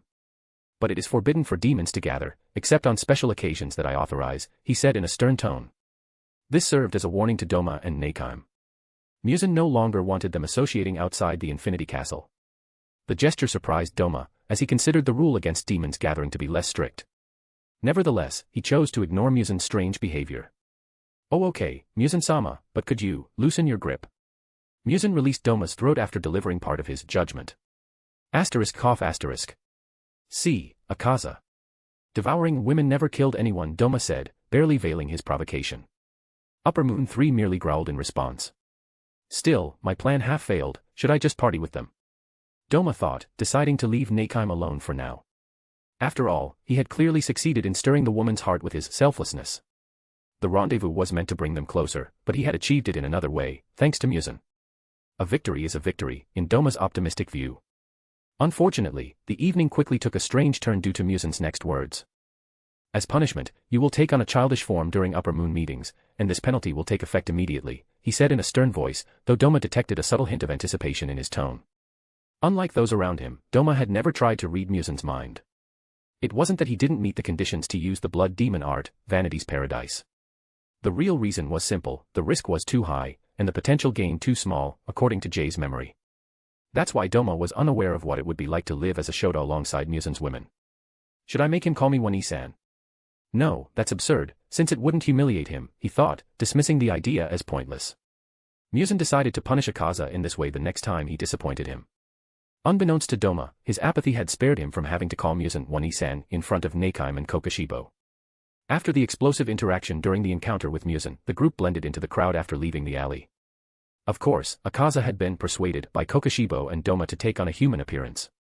Thanks, Nakaim-chan, my little feet don't walk fast slurp, Doma said before sipping his cola. Nakaim didn't respond but noticed that the mini Doma was a bit too comfortable in her arms. Still, the demoness decided to ignore Doma's wandering little hands, deeming this small perverse act negligible. The group of demons began to relax, carried by the festive atmosphere. Unfortunately, the pleasant mood came to an abrupt end when Akaza tried to catch a fish at a stall with a rigged tool provided by Doma's sect. Kokashibo turned his gaze toward the bickering duo, who stopped their argument and looked at Doma. Since Kokashibo was standing in front of Nakaim, he thought the two were looking at him. They're strong, and the rhythm of their breathing. Upper Moon 1 didn't need many more clues to recognize total concentration, constant. It didn't take a genius to realize that this duo, despite their immature appearance, was already formidable. You see that, you pedo idiot? That kid looks like your Odo-san, Jotaro said, walking toward Kokashibo. Mori said nothing but nodded in response. The two headed toward the group of demons, with Kokashibo leading the way. The duo's real target was obviously Doma, kid, but he was being carried by Nakaim, who was close to Muzan. Thus, Kokoshibo blocked Jotaro's path. Huh? Why were you blocking me? You gonna explain yourself? Were you rocked too close to the wall? Why were you looking down at me without saying a word? Think you're hot stuff, so you can do whatever you want. Kokoshibo had only blocked Jotaro's path for a second, nothing serious. Yet an avalanche of insults poured from the young men in Demon Slayer attire. The situation seemed abnormal from the outside but was, in fact, perfectly logical. For years in the Eternal Paradise faith, Jotaro had been subtly discriminated against by other followers. Having grown up in the pleasure district, the child was already used to being mistreated and insulted, but the sex treatment felt even more disgusting. Why spit on someone behind their back when you could do it to their face? Their actions had a negative impact on Jotaro's already dark personality. The hypocrisy behind their kindness made him extremely irritable. Only 4 people in the sect could keep him somewhat in check: Doma, Taiga, Mori, and Ume. Unfortunately, the only one present was Mori, the person Jotaro got along with the least. They were constantly at odds. The only reason Mori could restrain him was that their strengths were close. I just got promoted to Tsuguko, but that other bastard's already a Hashira. And this guy picks now to mess with me. Jotaro thought, glancing at the Haori Mori wore over the sect leaders. Get out of my way or die, Kokoshibo said in an indifferent voice, already gripping the sheath of his katana. Upper Moon One wasn't skilled in verbal combat but in blade combat. However, Kokoshibo knew this was Doma's territory. Thus, he immediately gave Jotaro an ultimatum as a sign of respect for his friend.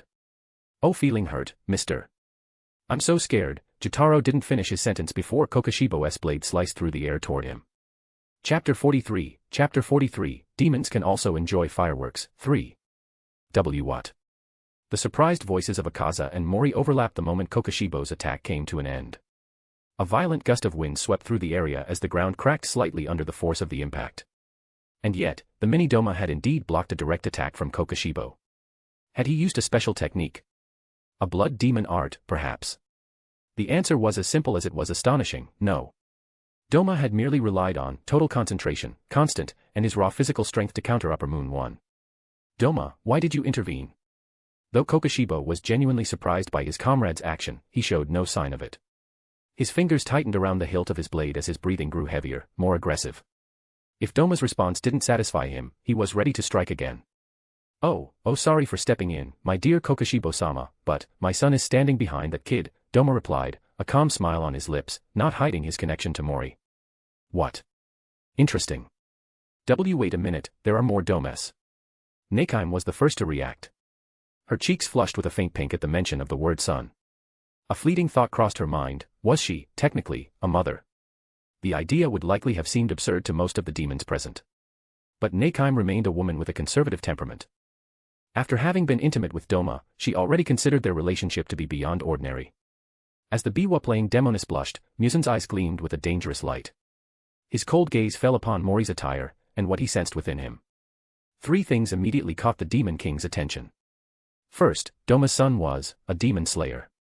A problematic fact, certainly, but not irreversible in Musen's logic. After all, to him, any demon killed by a human was merely worthless trash, unfit for his blood. He had even scolded Akaza for boasting about defeating a Hashira after his victory over Rengoku. Second, the scent. The scent of Mori's blood. An aroma of such purity and strangeness that it instinctively curled Musen's lips into a smile. He felt an inexplicable connection to this boy, like a parent to their child. A sensation foreign to Musen, who had never had true children in all his existence. All demons in the KNY universe carried Musen's blood, making them technically related to him. Yet, this connection was far from familial. Mori's blood also stirred an irresistible urge in Musen to taste it, though he deemed it inappropriate at that moment. Finally, the third thing, a familiar presence. Musen sensed something in Mori that reminded him of the fugitive from that night. Back then, the Demon King had questioned Doma about the former Upper Moon 2, Yuri. But he had felt watched in the shadows of the monastery after their conversation. Unfortunately, he hadn't had time to investigate further. Yuri had already caused too much havoc in the human world, and another massacre would have drawn too much attention to Doma because of him. If this child is truly Doma's son, his talent is undeniable. Musen read Doma's carefully reconstructed memories to confirm his suspicions and Mori's status as a Hashira. Musen wanted him. And Jotaro, too, of course.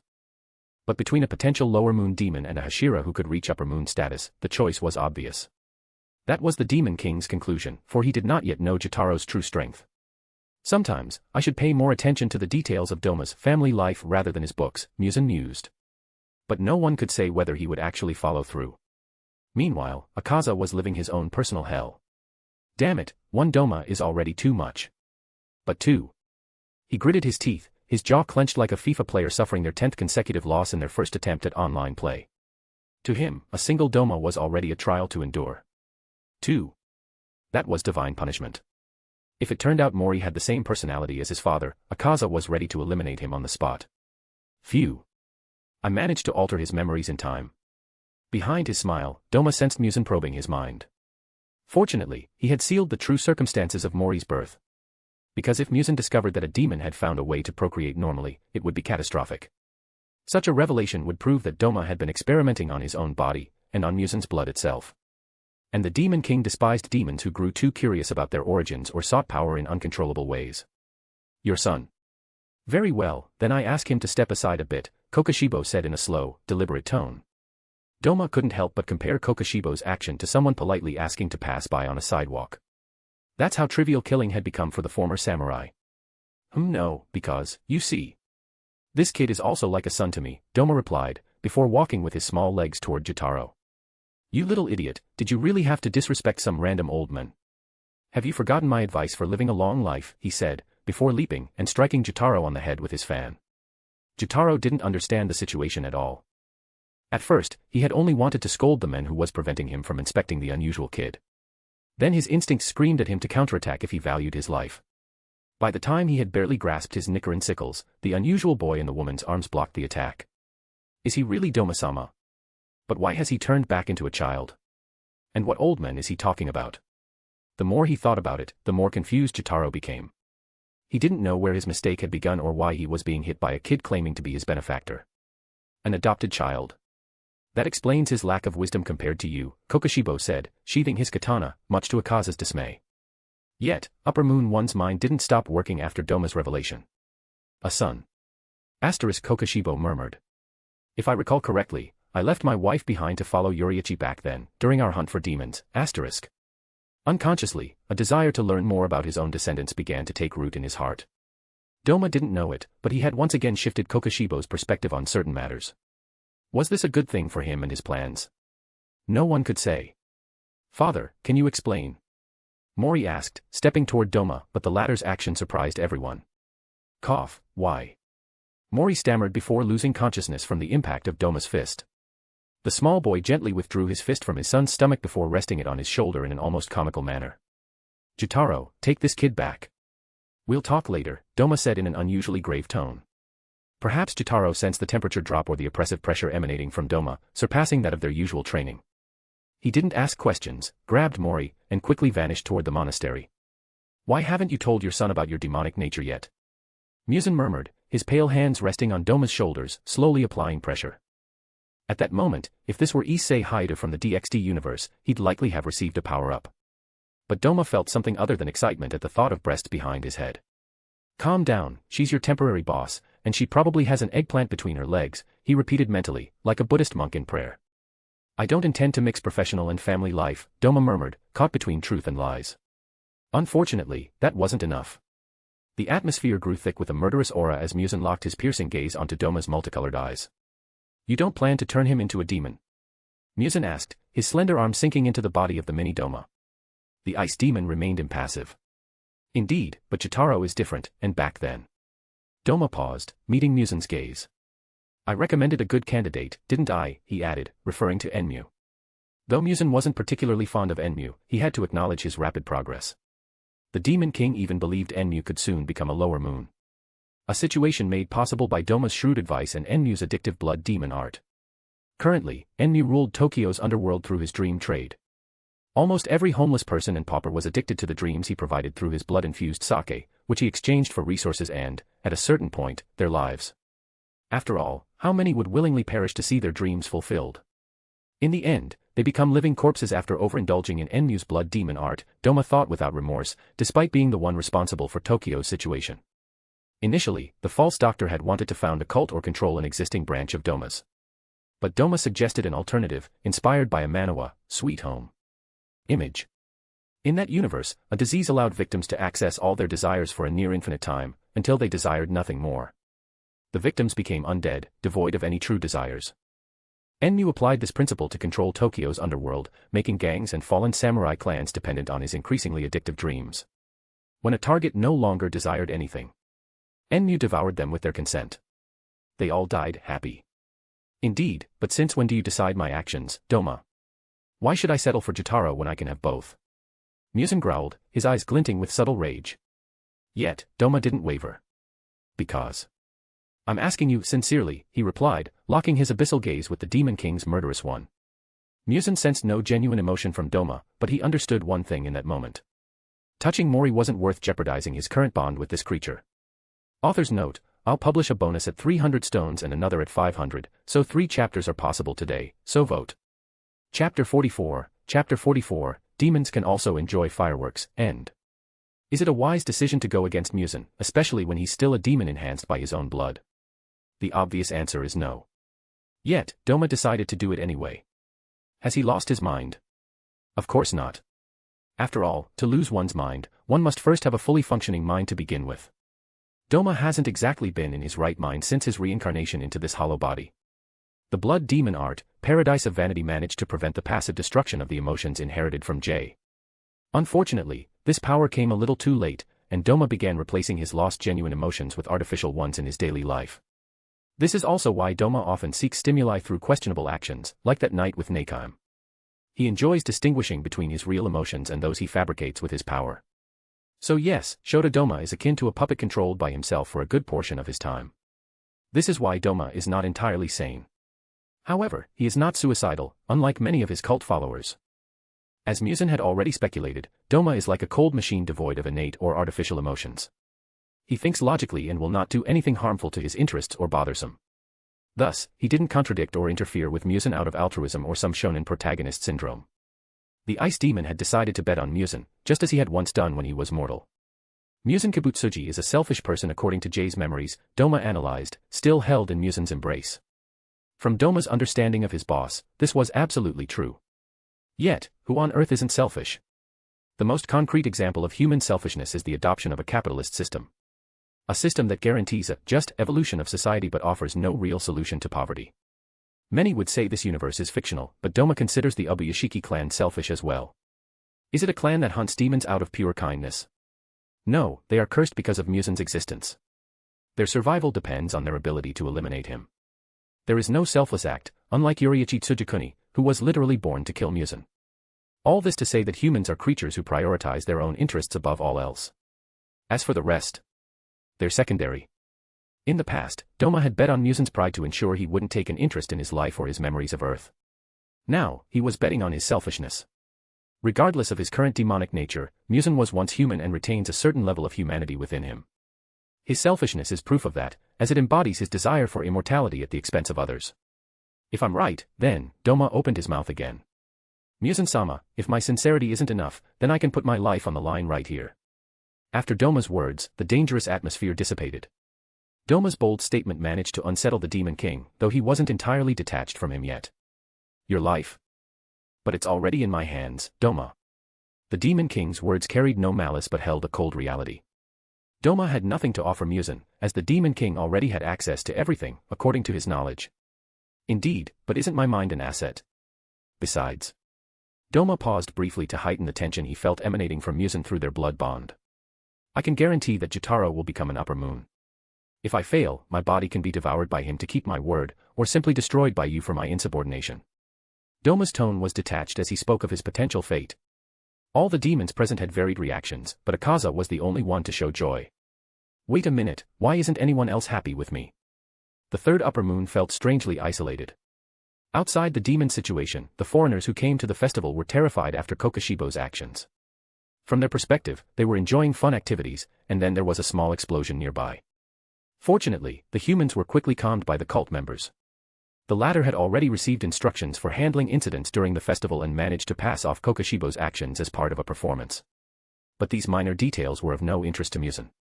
He abruptly lifted Doma, carrying him like a future adopted child, one that Tanjiro would observe alongside Muzan. I'm not taking your kid Mori, but if Jotaro fails to meet my expectations. Muzan didn't finish his sentence and left with Doma without another word. The tense atmosphere dissipated, but Muzan's words left a deep unease in Doma's heart. The ice demon wasn't one to believe in premonitions but in logic. Yet, the words that best described what he felt were indeed a bad premonition. Kill you. Devour you. Ridiculous, how would I read the next chapter of Boku no Pico? When Muzan thought of the manga in Doma's mind, the idea of devouring the upper moon vanished. After all, who would kill their golden goose? Doma has never failed to meet my expectations, but I'll punish him if he does. Unconsciously, Muzan's arm tightened around Doma's small body. Aside from this unfortunate incident, the group had an excellent evening, much to Muzan's surprise. Even Nakime enjoyed herself in a small musical event organized by the cult. The only real loser was Doma, stuck in Muzan's arms like a teddy bear. The only proof of his plan's success was Nakime's emotional state toward him. The Biwa Demonis was even considering another date. In the end, the entire group stood on a hill not far from the town as the festival came to a close. Why a hill? Because Doma had discovered that this spot offered the best view of the festival and the fireworks. TCH, this evening was a waste of time, Akaza grumbled. But no one took him seriously. The upper moon was literally walking around with several prizes on him. He had played every game related to offering a gift to a loved one after a victory. Why such an act?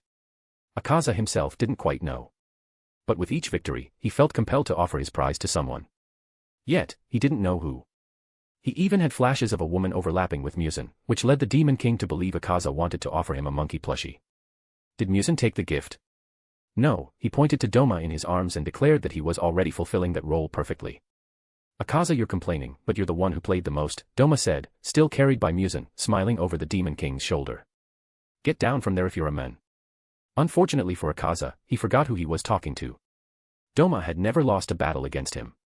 Of course, the time he ran away after offending him in the forest doesn't count in the ice demon's mind. Doma considers that a strategic retreat. Haha, you're funny. But I'm a demon, my dear Akaza, he replied, letting his hair grow longer.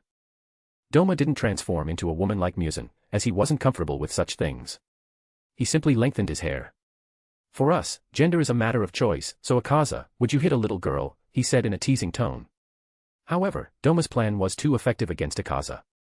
The upper moon turned his face away in annoyance after his superior's jest. Boom. The fireworks finally began, just as Doma was about to continue provoking his favorite target. The night sky slowly lit up with various lights, embellishing the darkness of the starry night. It's beautiful, but who is Koyuki? Akaza clutched his head as the silhouette of a woman formed under a sky identical to the one he was seeing now. Image. The third upper moon didn't understand everything, but he was crying. It's just fireworks, why am I crying?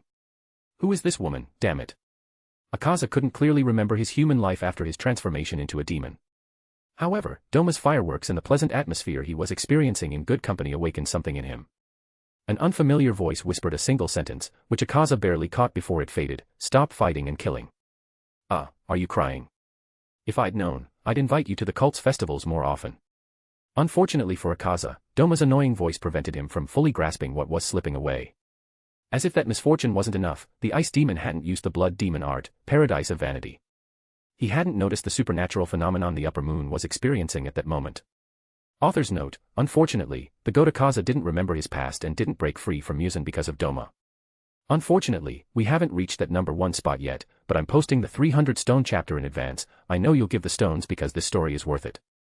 As for the 500 stone chapter, I've lost hope, lol. Chapter 45, so. Shall we dance? 1. I want Jotaro within a decade. Those were the last words Shota heard from Muzan before being teleported by Nakime. A gentle breeze of cool air swept through the grass, sending a shiver across the hilltop clearing.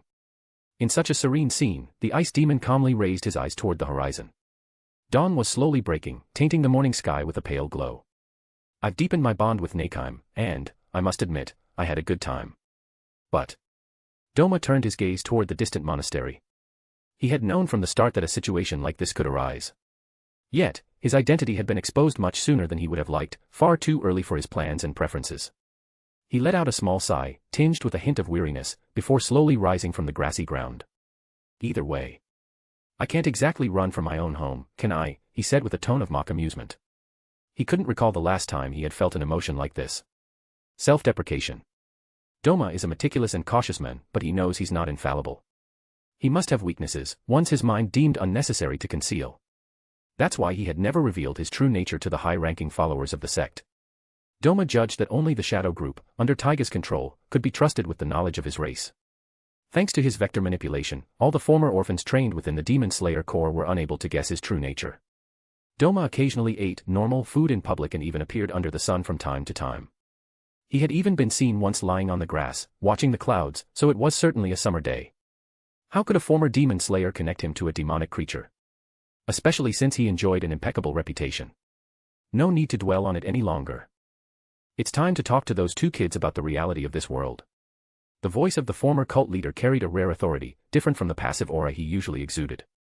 It didn't take Doma long to reach the monastery, perched atop another nearby hill. The two locations weren't far from the town where the sect's annual festival had been held. Good morning, Doma-sama. Good day, Doma-sama. Several servants and followers greeted him as he walked through the monastery's corridors.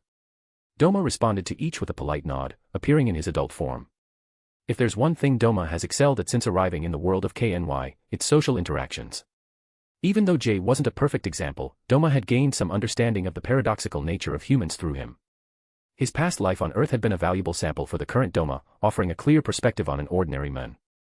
Welcome, Dana-sama, Kagaya greeted in a soft voice as Doma opened the door to his quarters.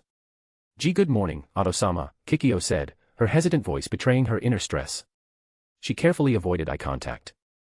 The ice demon understood from Kikyo's reaction that Kagaya's presence was no ordinary event. Aside from his two wives, 3 other people were in the room waiting for him, Mori, Ume, and Jotaro. However, Doma subtly detected Taiga's presence, hidden in the ceiling. The leader of the Shadow Group seemed ready to intervene if the situation between Doma and his family took a turn for the worse. Is this an ambush? And you little rascals, aren't you going to greet the men of the house? Doma teased, reading the room's atmosphere. Even though he was the center of attention, Doma casually walked to the table. After all, why would he raise the suspicions of the conspirators? Then, he observed and analyzed everyone's reactions more closely. Ume and Kikyo had trembled after he uttered the word ambush upon his arrival. A detail not to be overlooked, especially after Kikyo's reaction to his entrance. Even now, Ume can't maintain eye contact with me without blushing. Is it embarrassment or fear? Doma decided to set his speculations about Ume aside for the moment. His multicolored eyes then turned to Jotaro. The young man tensed slightly before lowering his gaze, like a kid caught misbehaving. As for Kikyo, she closed her eyes, as if to avoid an unpleasant future vision. Mori, on the other hand, shot him a dark glare, as if Doma had done something wrong.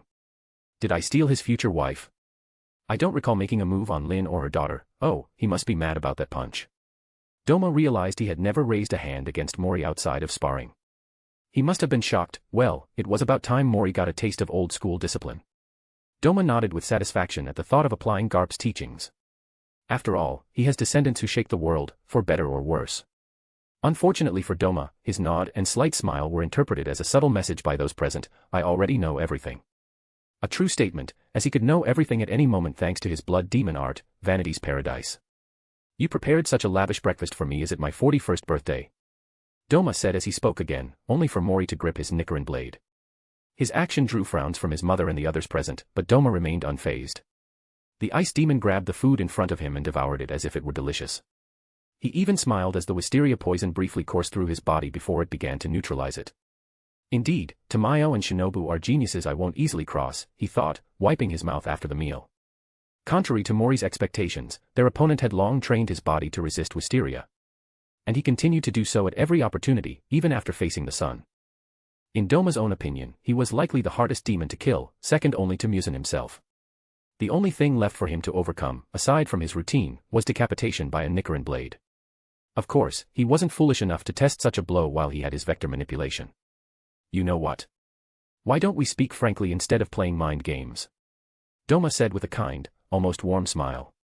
Yet, the pressure he exerted on the two boys was far from light. You find out who I am, and not even 24 hours later, you tried to kill me. Haha, get creative, come on, he said, picking at a piece of fish stuck between his teeth with a toothpick. Dana-sama, I believe there's a misunderstanding, Kagaya said calmly. She wasn't specifically targeted by Doma's pressure, so she didn't notice the sweat on Jotaro and Mori's foreheads. The human woman couldn't fully read the situation, despite her intelligence. A misunderstanding. Care to enlighten me, Kagaya-chan? Unbeknownst to Kagaya, Doma had used his blood demon art, Vanity's Paradise. This act was performed after consuming the wisteria-based poison in his meal. Thus, Doma understood the gist of the situation. His identity had been revealed, and Mori wanted to weaken him to gain an advantage in the upcoming conversation. Unfortunately, he didn't know that wisteria had no effect on him, just like the sun itself. Doma deemed this act both clever and foolish. After all, why try to poison an opponent you know nothing about? I managed to educate him properly in terms of intellect and strategy, but he didn't understand when to flee or negotiate, Doma remarked, considering it the subject of Mori's future lesson. Yet, he wore a genuine smile of pride as he looked at Oge Mori. Even if he had been the target of a potential assassination attempt, should the upcoming conversation go south, Doma appreciated seeing his son grow like this. It proved he wasn't a waste of seeds. Mori, have you forgotten my teachings? The young man was confused by Doma's words, but the demon continued. Then why waste time with discussions and mind games? You forced Kikyo to tell you everything, didn't you? So. Doma stood from the table and fixed his gaze on Jotaro and Mori, rolling up his sleeve. A mark, resembling cracks on his skin, appeared after the gesture. So, shall we dance? Author's note. It's daytime, Doma cannot deactivate Vector, so, no ice available. Chapter 46, so. Shall we dance? 2. The Demon Slayer Mark. Image. In the universe of Kimetsu no Yaiba, it represents both the pinnacle and the limit of breathing styles. This supernatural mark is essential for a demon slayer hoping to defeat an upper moon without facing certain death. Doma recalled that fans of the KNY manga often created two types of power rankings for the Hashira. The first was nothing special. But the second specified, without the Demon Slayer mark. That small detail alone showed just how much the Demon Slayer mark amplified an individual's overall strength. Indeed, the Demon Slayer mark creates a nearly insurmountable gap between those who have it and those who don't. He thought, glancing at his forearms. According to Doma's analysis, a Demon Slayer undergoes 3 qualitative changes. The first is the ability to use a breathing style. After 6 months of intense training, a kid like Tanjiro could slice a boulder in half using only his breathing style. A terrifying feat. But pathetic in the grand scheme of this world. After all, the Demon Slayer Corps boasts countless users of breathing styles. Even Doma's monastery currently housed about 100. This demonstrated just how fearsome the Demon Slayer Corps was within the slightly supernatural context of this fictional world. In Doma's view, they were competent enough to hold their own without shame against fictional worlds like Dandadan or Jujutsu Kaisen. Aside from cursed spirits on the level of Jogo or the Evil Eye above, they could be a feared and respected organization in both universes. The second change comes after the first, simple in theory, but brutally difficult in practice. It's total concentration, constant. At this stage, a demon slayer becomes the elite of the human race, a true monster to any demon below the rank of lower moon. This second change also marks the divide between cannon fodder and a Tsuguko. A Tsuguko only needs a bit more experience to become a full-fledged Hashira after their mentor's death or retirement. By contrast, an ordinary demon slayer must reach the rank of Kino and defeat 50 demons, or one of Musen's Kazuki. The task is daunting, especially since they might encounter a demon like the current Enmu. A demon equivalent to a lower moon but not promoted due to its peculiar personality. Beyond these 2 changes, there are auxiliary abilities, like detecting the thread leading to a perfect decapitation or rapid recovery through breathing. After these 2 levels comes the ultimate pinnacle of breathing styles, the Demon Slayer mark.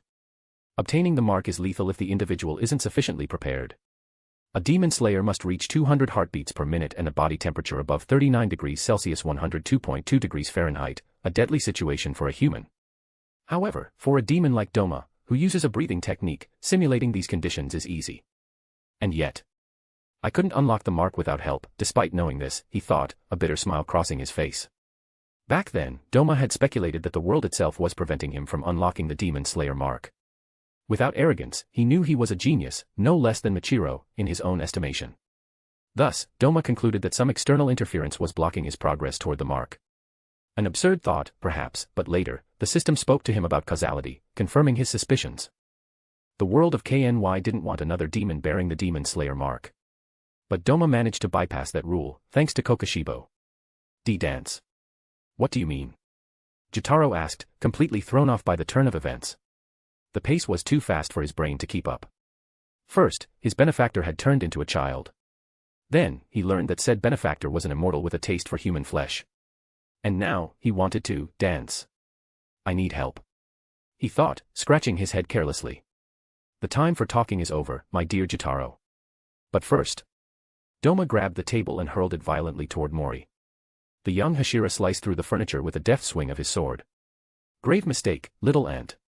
A disapproving voice echoed before Mori's field of vision was entirely eclipsed by a fist. Mori didn't have time to finish his curse before a punch to the face sent him flying out of Doma's quarters. A tooth flew through the air, but no one paid it any mind. The ice demon pulled out a fan, covering half his face as a fake smile slowly spread across it. "It's been a while since I last used a real punch in a fight," he said, his voice tinged with nostalgia. As he spoke, Doma casually raised his fan to block a strike from behind. Bam! Dust kicked up from the impact, but the ice demon remained unfazed. Sparks flew from the clash between Jotaro's sickle and Doma's fan. 5 out of 10. But that attack gets a 4. Want to know why I scored it so low? Congratulations, at least you followed my advice. Don't shout the name of your technique during a sneak attack, Doma said, sliding Jotaro's sickle downward as the latter tried to strike with his second blade. Due to the excessive force he'd put into his sickle, Jotaro momentarily lost his balance when Doma redirected that pressure. He probably wanted to bridge the gap in raw strength between us, but he focused too much on power and forgot technique, Doma analyzed coldly, maintaining a nonchalant expression. Winter breathing style, third form, Snow Angel's Ascent. Doma's second fan swept upward from below at blinding speed. Even without the support of his blood demon art, this technique could kill. Why use such a dangerous attack on Jotaro? Simply because Doma had faith in Jotaro's innate talents. If he died, well, then he wouldn't have been worth Doma's time anyway. Wind breathing style, third movement, Clear Storm Wind Tree. Jotaro spun like a small tornado, countering and attacking simultaneously. 7 out of 10. But you're still too predictable, the ice demon said, his tone disapproving. Doma deflected another attack, this time from a blind spot. What do you think? I've seen all your techniques, I've studied your fighting styles, and I know all your habits. He didn't say weaknesses, deeming it too antagonistic. But it was true, Doma knew everything about those under his roof. The old Doma had an exceptional memory, which I can use to anticipate attack patterns thanks to my past use of Vanity's Paradise, he thought to himself. After these words, Doma spread his legs slightly and assumed a visually peculiar stance. Image. It was the stance of the Tessenjutsu style, which he had created based on its most widespread form. ****. Gee Jotaro, we need to work together. Mori gritted his teeth as he spoke. He'd realized after taking Doma's punch to the face that his father had gone easy on him. If Doma had wanted to kill him, he would have done so in their first exchange. I let my guard down because of my faith in Wisteria. Did I rely on an external force again? Mori clenched his teeth but resolved to return to the fight. This realization proved that the young sect leader could still temper his pride and learn. Work together. TCH. I wasn't on board with your idea to dig into Doma-sama's private life, you know. Jotaro protested, raising both sickles. The two men stood united against the one who had once raised them. Okay, I see you're more focused now. Breathe. As a demon, Doma had incredibly precise control over his breathing and body. With this mastery, he could accumulate vast amounts of oxygen and unleash explosive force instantly. Winter breathing style, second movement, close combat. As the name suggested, this technique wasn't designed to decapitate an opponent but for relentless close-quarters combat against demon slayers. So fast. Mori barely had time to block Doma's fan. He didn't even have a chance to breathe for a counterattack before a brutal kick to his shin left him gasping in pain. Wind breathing style, fifth movement, cold mountain wind. Jotaro intervened with precision, but Doma didn't back down from the storm of blades descending upon him. The wind breathing style, though versatile like water breathing, was far more aggressive than fluid. Doma chose to meet the attack head-on. Fans and sickles clashed at breakneck speed, neither side yielding an inch. What's going on? Why is Doma-sama attacking the sect leader and that other guy? I always knew that guy's rudeness would get him in trouble, TCH. The last follower clicked their tongue after their remark, probably at the worst possible moment. Doma immediately sensed Jotaro's aggression spike. Much like a certain character who grows stronger due to an inferiority complex. This isn't lookism, young man, Doma said calmly, deliberately taking a blade before grabbing Jotaro by the collar and slamming their skulls together. The impact reverberated through the air, but Doma wasn't done. He fully intended to knock Jotaro out. Flame breathing style, ninth movement, Rengoku. Mori's low voice rose sharply on the final word. Demon slayers often shout or announce their attacks because they need to visualize them to execute them. An inconvenient habit when attempting a sneak attack. Kamaya Rengoku. A silhouette overlapped with Mori's. Doma felt as though he were seeing that man through his son, but he refused to let emotion sway him. With a motion free of excess, he hurled Jotaro's dazed body toward Mori. Was it a cowardly act? Perhaps. But history would only remember Doma's version of events if he won. Caught off guard by the unexpected situation Doma had created using Jotaro, Mori was forced to halt his charge, grimacing as his broken leg gave out beneath him. Another mistake. You should have bet on me, idiot. Doma's voice echoed as his palm filled Mori's field of vision. Mori and Jotaro ended up face first in the dirt. If he'd bet on the fact that I'd never truly endanger his or Jotaro's lives, his Rengoku attack might have landed. Doma glanced at his shoulder. Jotaro's Nichiren sickle was deeply embedded in it, but he pulled it out nonchalantly. He got lucky I was too busy with the sun, or else. He would have simply shattered the Nichiren blade with his vector manipulation before knocking them out with a flick of his fan. That day, Doma made a simple decision: avoid fighting humans in broad daylight. Chapter 47, Muzan is listening. 1. Lord Doma, what's going on? After knocking out Mori and Jotaro, an elderly follower cautiously approached. The demon recognized him, just as the old man had nodded approvingly toward him when he carried Neikime during the festival.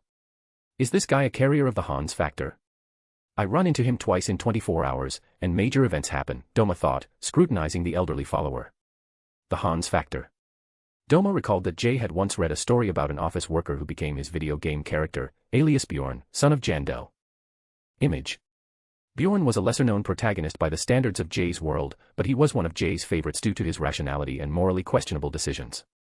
Why bring this up? Because Bjorn had noticed something during his journey in the game world. Every time he encountered a character named Hans, trouble loomed on the horizon. Did he gain great fortune after his misfortunes, like the protagonist of Shadow Slave? No. Bjorn even suffered financial losses. This situation led an atheistic and rational man to suspect that people named Hans brought bad luck. I'm in a fictional world, the hypothesis of a flag can't be entirely dismissed, Doma concluded mentally, glancing around.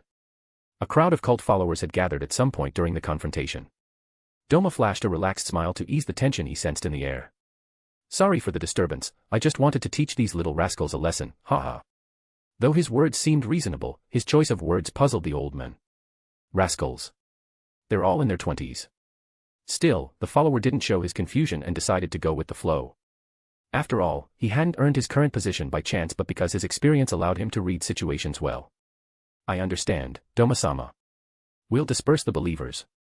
Do you, by any chance, need assistance, he said, glancing at Mori and Jotaro.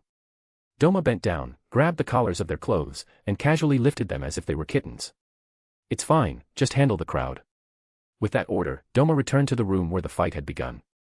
Kikyo and the other girls wore conflicted expressions. Was I too aggressive? The thought briefly surfaced before Doma dismissed it. If I hadn't disciplined Mori now, that boy might have had questionable ideas later, he told himself. Why this assumption?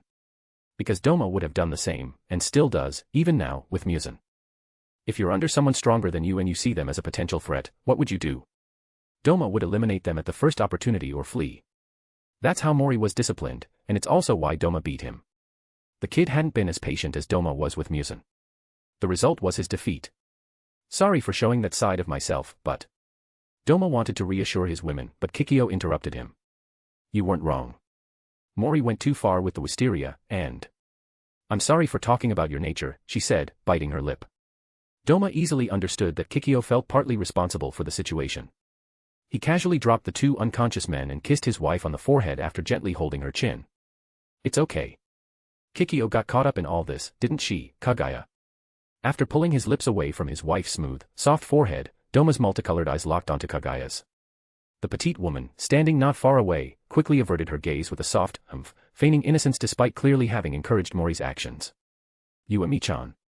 At the sudden call of her name, the young girl, standing near Kagaya, stiffened slightly before responding as best she could.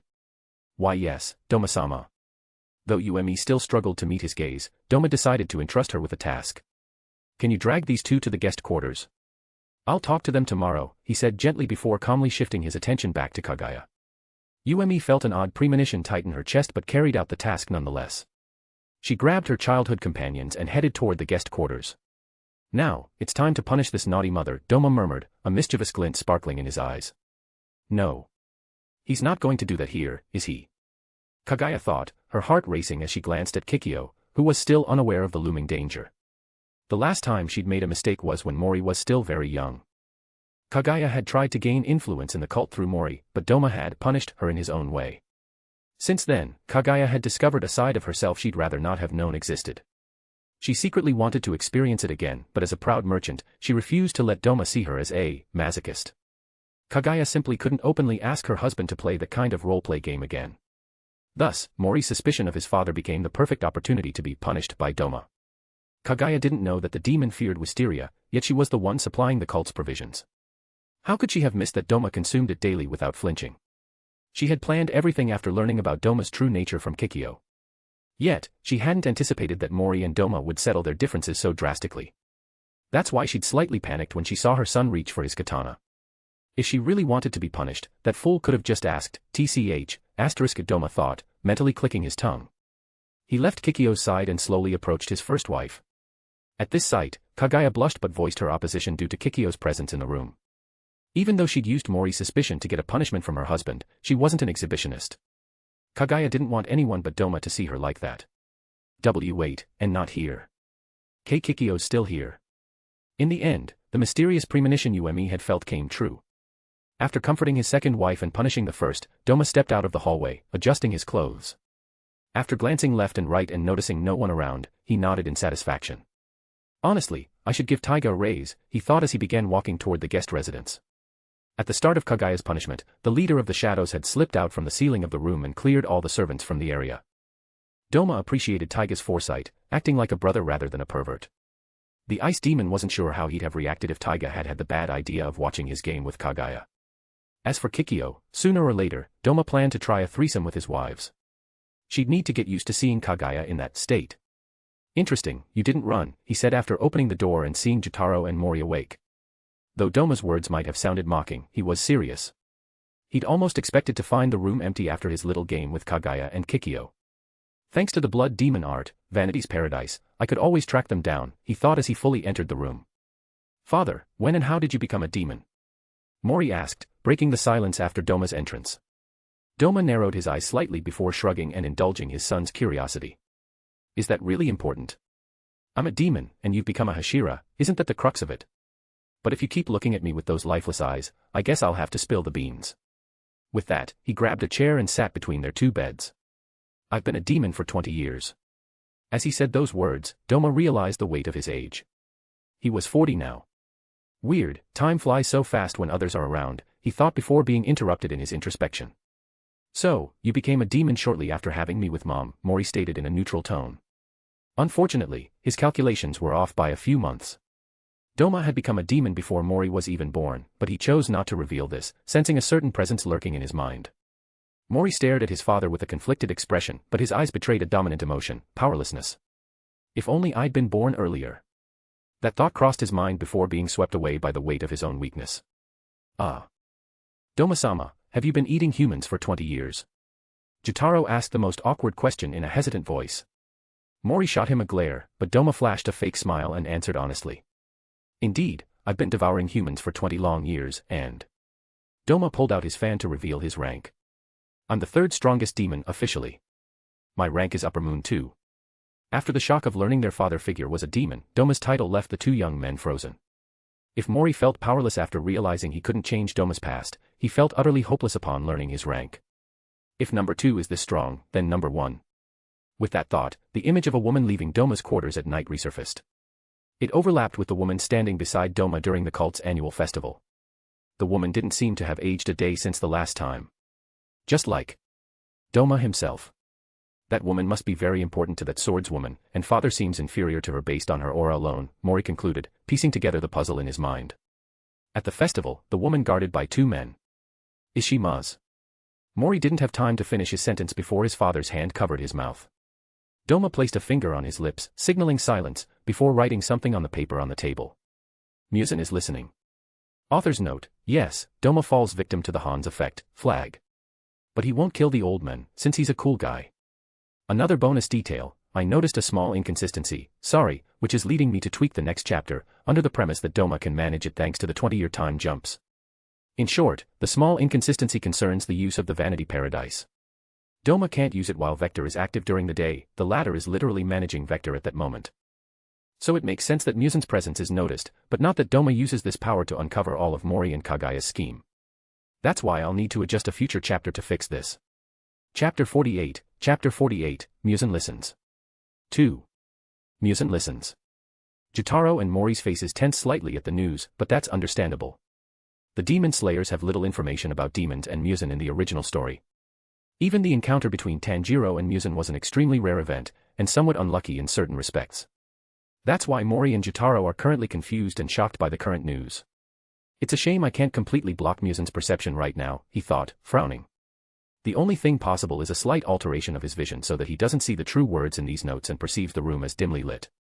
If Doma tries to preserve the vector and completely block Muzan, he risks losing vitality quickly. I should have taken this mental squatter more seriously, but it's too late now, Doma thought with a small sigh, quickly analyzing the situation. Muzan's mental intrusions are becoming more and more frequent, beyond Doma's expectations. At first, the Demon King was interested in trivial things and his nightly activities. Later, he became fixated on the darker aspects of Jay's past, alias Anime H. Recently, Muzan has been reading the morally darkest thing Jay has ever read, Boku no Pico.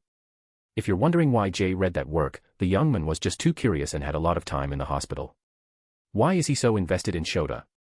A question to which Doma has no answer other than the boredom of immortality. Doma hopes this will pass, because the idea of being in the presence of a Boku no Pico reader in his Shota form manages to stir an almost unknown emotion in him, fear. Yes, Doma cares about his own hide. From now on, I'll respond to delicate questions with notes. After writing this, he glanced at the duo on the bed. Jotaro and Mori nodded. I actually wanted to ask you, how did you become a demon? Mori asked, deftly steering the conversation elsewhere. Doma flashed a fake smile of satisfaction before beginning to recount his encounter with Muzan. Have you ever heard of the blood purge? He asked in a calm voice. Mori nodded seriously, while Jotaro looked confused at the unfamiliar name. Jotaro-kun, you really should read the cult's history more carefully. Doma lightly tapped the back of the unfortunate boy's head with his fan before continuing. 20 years ago, the sect was starting to thrive, but it encountered a serious problem in its development. He paused, then fixed his gaze on Mori. The message was clear, go on. The sect had lost sight of its goal of helping and living in harmony with others, corruption was beginning to rot it from within. His voice remained calm, but Mori's eyes suddenly widened, a sign he'd just realized something important. Jotaro knew nothing of the sect's history, as he often skipped the lessons at the orphanage. This left him playing a passive role in this part of the conversation. My little Mori connected the dots, didn't he? I'm the indirect cause of the massacre that night. Doma's words hit like thunder in a stormy night. Mori froze, in shock. Unconsciously, he clenched his fists, his gaze locked on his progenitor, who spoke of the deaths of hundreds with chilling indifference. Why did you do it? He stammered, his voice trembling. Mori was no saint. In many ways, he was more like a capitalist psychologist than a true spiritual leader or Hashira. After all, he ran the sect like a business due to his mother's influence. He had never truly believed in the doctrines Doma preached.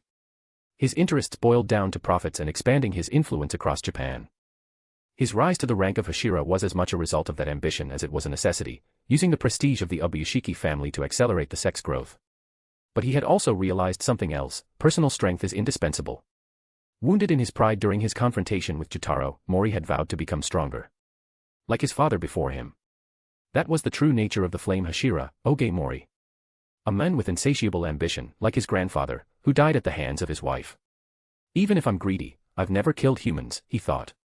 But he had overlooked a crucial detail. Killing isn't just about slashing with a katana. A simple signature, an order on paper, could destroy lives. How many homeless people had he created through the uncontrolled expansion of the sect? Unlike Doma, he didn't have the time or sensitivity to distinguish the innocent from the guilty. He acted fast. Too fast. Just like Tony Stark before he tasted the bitter fruit of his own weapons. That's a foolish question, hee, Doma chuckled. Didn't I teach you to do what you deem necessary? Everyone who died that night was corrupt, useless to my vision of future events. His voice remained eerily calm. He continued, heedless of the palpable tension around him. The blood purge was caused by me, but it was that person who raised the sword and killed everyone before granting my request. On the paper he held, a few words appeared. That person equals Muzan. Mori had already guessed as much.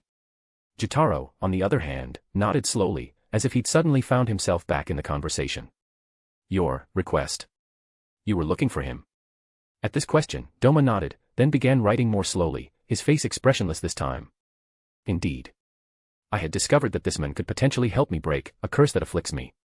He paused. His features darkened. You see, Mori, unlike you, I wasn't born with a normal body. Or in a morally upright family. Doma stared at the paper, nodded, then locked eyes with Mori and Jotaro. I was literally born without emotions. Can you imagine that hell? I'm like a machine. The words fell, heavy, stripped of all pretense. Even Muzan faltered slightly in the Infinity Castle after hearing such words from Doma. The ice demon was used to playing the fool when addressing such questions with him. On the paper, Doma added. I partially regained my emotions thanks to my demon nature, but it's laughable compared to you all. Jotaro and Mori remained silent. They had always seen Doma laugh, joke, shower them with attention. But at that moment, they understood he was only mimicking the warmth he observed in them. Doma had never truly felt anything for them. Or almost. The duo was no longer sure of anything. The ice demon filtered sunlight just as he had to filter his own reactions to avoid hurting Kaguya or Kikyo. Envy. That was the emotion tying Doma, Kokushibo, and Muzan himself together. One envied his brother, another his own descendants, and the last felt envy for his neighbor when he was still human. Why didn't Kikyo-sama tell us anything? Mori thought, overwhelmed with guilt. At that moment, Mori and Jotaro understood, Doma wasn't a monster, just a man seeking a cure. He's sick. Judging by your faces, I think you've grasped my condition, hee. Doma laughed, but tears streamed down his face despite himself. Even he had forgotten how much this inner void weighed on him. The search for stimuli wasn't always successful, like that night spent with Nakaim. He didn't want to overuse blood demon art, vanity's paradise, to feel emotions like satisfaction. Before I make you an offer that will change your lives forever, let me be honest with you, boys. He wiped his tears and fixed his gaze on each of them. I envy you. Is that an emotion? Maybe not, since it stems from a desire, from something I lack. But the word envy is the closest I can get. He straightened, his tone growing more serious. I'm going to describe this feeling with the words of a friend named A.M. His voice echoed in the room, almost solemn. Let me tell you how much I envy you, since I stopped feeling. There are about 60 trillion cells in this body of mine. If the word envy were written in each of them, down to the smallest atom, it wouldn't represent a billionth of the envy I feel for you, at this very moment. You humans, you laugh, you cry, you love. You're touched by the warmth of the world like children under the rain. I watch your paradise from my hell. I no longer remember what it was like, before everything went dark inside. And I envy you, you who still suffer, because even pain is proof of life. Doma mixed lies with truth, as he wanted to convince Mori to realign with him. As for Jotaro, he already knew the kid would agree, as long as Yumi did. And Doma was certain he could convince Yumi, as he had always known how to handle women. As his mind analyzed the situation at lightning speed, he wrote something on the paper. Muzan is no longer listening. Somewhere in the Infinity Castle, a woman in a kimono froze before a table cluttered with chemical instruments. Her feline eyes gleamed with a strange, indefinable light as she stared into the void with a lost expression. Envy. A feeling the Demon King himself understood all too well. For once, he had known weakness, illness, and the relentless desire to be like others. Chapter 49, chapter will be published soon. Author's note. I had a bit of a rough day with some personal issues and my vision got worse. I had to go to an optician and now I'm stuck with glasses for a few months. Peter Parker unlock mode. But good news, there will be 2 chapters today, one very soon and another after the ranking reset.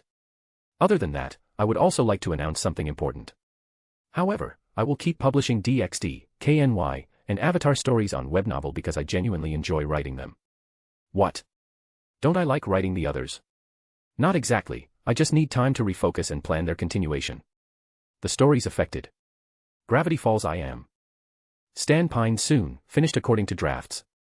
Dandadan my name is Mojito, just your friendly neighborhood spirit. Becoming Dipper in Gravity Falls isn't so bad, is it? The Owl House A which no I am a Magus, soon finished as well. Gravity Falls becoming a gnome isn't easy. Becoming Issei Haida's father fuck no, but if I can also have a harem this one hardly has an ending unless I decide lol. Now you know where to find the continuation of these stories. Thank you for your time and attention. This announcement will be deleted when the real Chapter 49 update is posted in a few hours, but I will leave it temporarily as chapter info bonus. Because I realized yesterday something important. I love writing, but my life is full of unexpected events like my worsening vision or some of my loved ones. Even though I often have drafts and chapters ready in advance, I am not always satisfied with the final result thanks to my perfectionist self. So I prefer to revise or rewrite rather than publish a text I feel is not ready. This is why seeing a comment saying peak or nice chapter always feels great, ladies and gentlemen. Yes, even if it costs me positions in the ranking, I prefer to drop a bit rather than post something that does not match my current vision. Sorry perfectionist one day, perfectionist always. As for the price, 3 green bills. There are currently only 2 stories with 5 chapters in advance, DXDX with Sanguinius and KNY with Doma, so I won't go crazy and charge $5 LOL, and above all there are between 3 and 4 guaranteed chapters per week for all the stories mentioned here. Anyway, have a great day, arigato gozaimasu. Chapter 50, Chapter 49, Mori-kun. Could you die for me, please? Stagnation. This word perfectly embodies the deepest desire of Muzan Kibutsuji, the demon king of Kimetsu no Yaiba. Why cherish such a concept? Doma's envy is logical, but ultimately futile, he thought to himself, as he picked up his tools once more. For Muzan, perfection is synonymous with stagnation at its core. Why should something perfect ever need to change? An idea diametrically opposed to that of another scientist, namely Mayuri Kuratsuchi. After all, perfection equates to no innovation or evolution whatsoever. A disgrace for minds like Mayuri and Doma. Yet, Muzan yearns for this ultimate state. However, that was his mindset until Doma's speech and words to his children. Muzan's pale hands were no longer as lively after hearing Doma's words. Was he on the wrong path? Is stagnation truly synonymous with perfection? Should he not take up again the aspirations of the person he wanted to become on his deathbed in the Heian era? Because of the words of someone consumed by envy like himself, Muzan's resolve wavered. Unconsciously, he began to faintly yearn for something he and his mother had once desired for his life. Running and laughing under the sun with friends. Broken. A vial cracked after Doma's infuriating laughter echoed in the Demon King's mind. Neikime. Take me to Enmu, Muzan ordered, having noticed his troubled state. Should I try, he thought to himself, stepping elegantly out of a Tokyo alleyway. The Demon King had set out to find the aspiring Kazuki with an unusual purpose. Muzan longed to reconnect with his former self and understand if stagnation was truly the solution to the heavy void in his heart or if he wanted something more. Now that my temporary boss is off on vacation, we can speak more freely, Doma declared after tearing the papers to shreds. He would have liked to reduce them to dust with his ice, but mental exhaustion was becoming a bit taxing to bear. The Paradise of Vanity is a power similar to Rimuru's Great Sage in several ways, but it lacks its own consciousness and cannot yet be automated. Doma had to manage it in every aspect, even after 20 years of training. Sure, he had made some improvements on certain limitations since his appointment as the 6th lower moon until now, but he hadn't progressed much due to his blood demon art, Vector. The latter consumed nearly all of his mental focus. Thus, he could stay under the sun for 5 hours, but the limitation of not being able to use other powers had not yet been completely overcome. Doma could barely perceive Mori's schemes due to this inconvenient situation. In 50 years, I might be able to withstand 10 more hours under the sun, and in another 20 years, reach the 12 hours of an entire day, a total of 70 or 80 years, he estimated mentally. He couldn't predict the outcome of his training with precision, as his progress was slowing more and more. The more he mastered the manipulation and control of his powers, the slower his evolution became. This phenomenon had also manifested in his feeding habits. The nutrients from men no longer truly suited him, and Doma understood why his manga version only fed on women.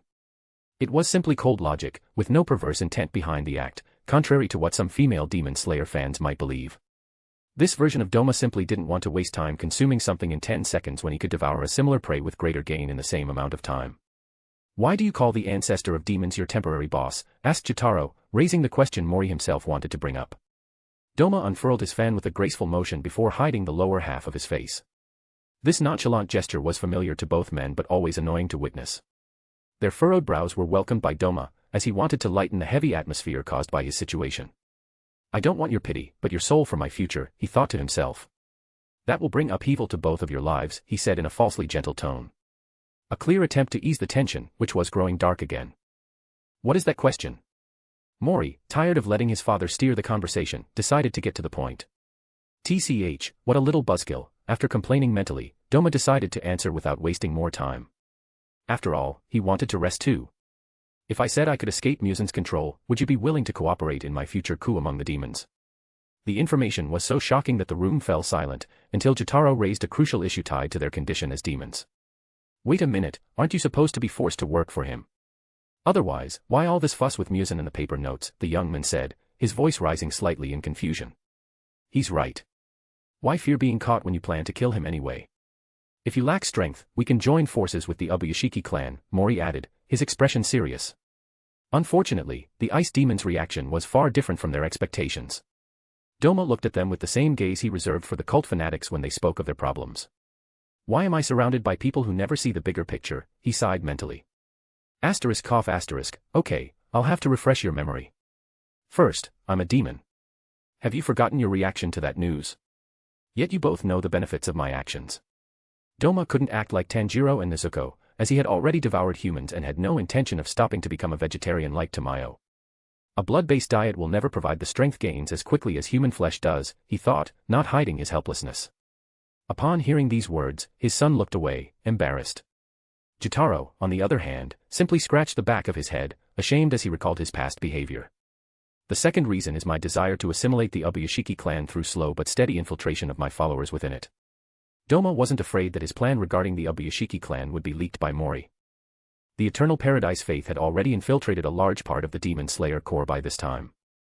Mori himself embodied the success of this plan. The cult now counted a Hashira among the forces of the Ubuyashiki clan. I was hoping Mori would get closer to the Rengoku family, since Taiga and I have a strong connection with them, but the Rengoku family had no direct line daughters at this time, and the current heir was a vengeful young man actively hunting Doma. According to Taiga, the Rengoku family had no real information on Doma, aside from some speculations about his rank among the Kazuki and his area of activity. Why you used me? Mori clearly took the news badly, but Doma merely shrugged. The original plan was to make Jotaro a Hashira, but you delayed that with your actions, so I improvised. Doma's reasoning wasn't illogical. Mori had gotten himself involved in the former security team's activities before joining the Demon Slayer Corps. No one ever forced him down that rabbit hole. The final reason preventing me from acting against Muzan is stupid but logical. He knows where I live, tch, he said, clicking his tongue in annoyance. Doma wasn't afraid of a war or a potential defeat in battle, but it would be inconvenient at this time. The demon didn't want to face his former boss without a backup plan or overwhelming strength. After all, the logic of war is simple, you either win everything or lose everything. Doma couldn't fight openly without a real guarantee of victory. It's better if I wait for Tanjiro's generation for an easy win, but I should already find that damn flower or Tamayo. Doma didn't understand why the flower was so hard to find when he was using humans to locate it. Especially since the cult had become very influential and didn't lack manpower. The demon suspected a supernatural influence from a third party, namely the world of KNY. If that's real, it would explain the system's words and Muzan's inability to find that flower. I should focus on Tamayo first. That thought was the only truly reliable one. I understand, father. I agree to cooperate, Mori said, and Jotaro agreed without a hint of hesitation. But why do you seem so desperate for my cooperation? You seem to have planned so much already, haven't you? Doma gave a smile of the, as expected of my son, variety before speaking in his usual tone. Era, you hit the nail on the head. I need your cooperation to speed things up. Translation, I could do it without you, but it'd be a hassle. What does he need to do for you to go to such lengths to explain the whole situation to us? Jotaro cast a suspicious glance at his benefactor. It's simple, but a bit embarrassing to ask. All right, I'll do it now since you insist, Mori-kun. Could you die for me, please? Chapter 51, Chapter 50, The Death, haha. Isn't it just the start of another adventure? What's this nonsense, Oto-san? Even as Mori complained, he didn't react rashly. After all, he wasn't lacking in intelligence and knew full well that Doma could end his life at this very moment. The question was, why was this powerful demon asking him to die? Is it for his plan? No. Why would he have bothered raising me all this time? Mori's mind was in turmoil. The young man searched for logic in his father's casual words, as ever since their conversation began, Doma had proven utterly unfathomable to the duo. The demon had been waging a battle against Muzan for decades, planning his moves years in advance. Mori judged that his death must conceal something, even though Doma had spoken half-jokingly. Don't get mad, haha. I just need you to speed things up a bit with Lin or her daughter. You see, I'm a little worried about your sexual preferences and your bloodline, Doma explained honestly, after managing to calm Mori down. My bloodline? I don't understand. And why are you so interested in me and Lin, he said in an irritated tone, having caught his father's insinuation about his possible homosexuality. Unfortunately, I can't tell you about your bloodline or your origins. Either way, you won't be around in 100 years, Doma replied, without clarifying his little jab at Mori's supposed inclinations. Doma simply shrugged, as if to say, that information isn't relevant to you. The dead don't need to know much, and I just need a strong lineage from you, Mori-kun. So don't hesitate to take the mother and the daughter, no, become a harem king like Taiga-san. The ice demon nodded after these words, as if pleased with the idea.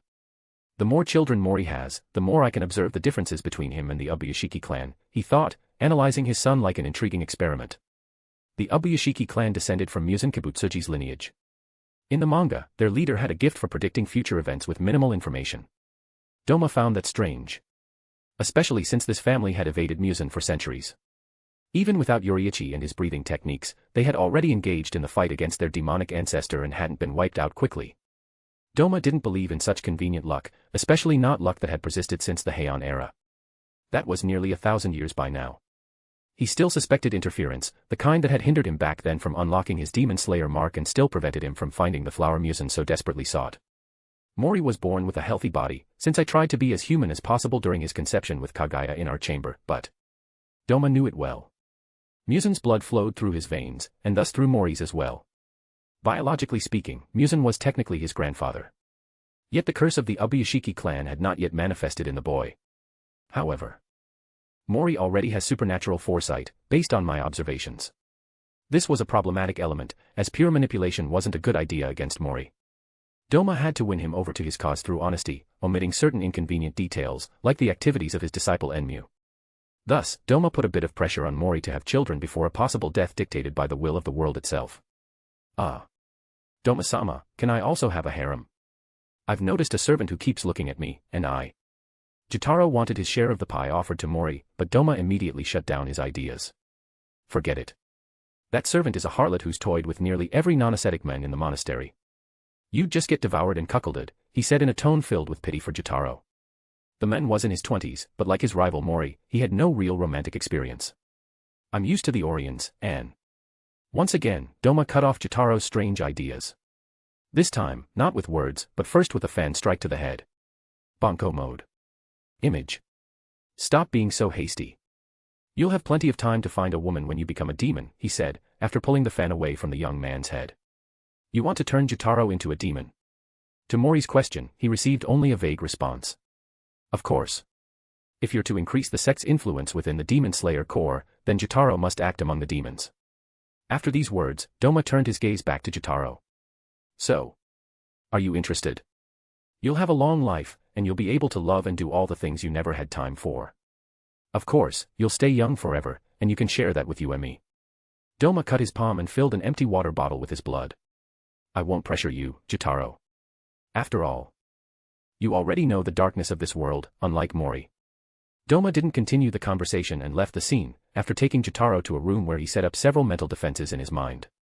He already knew Muzan wasn't watching anymore, but if Jotaro chose to drink his blood, Muzan could access the conversation.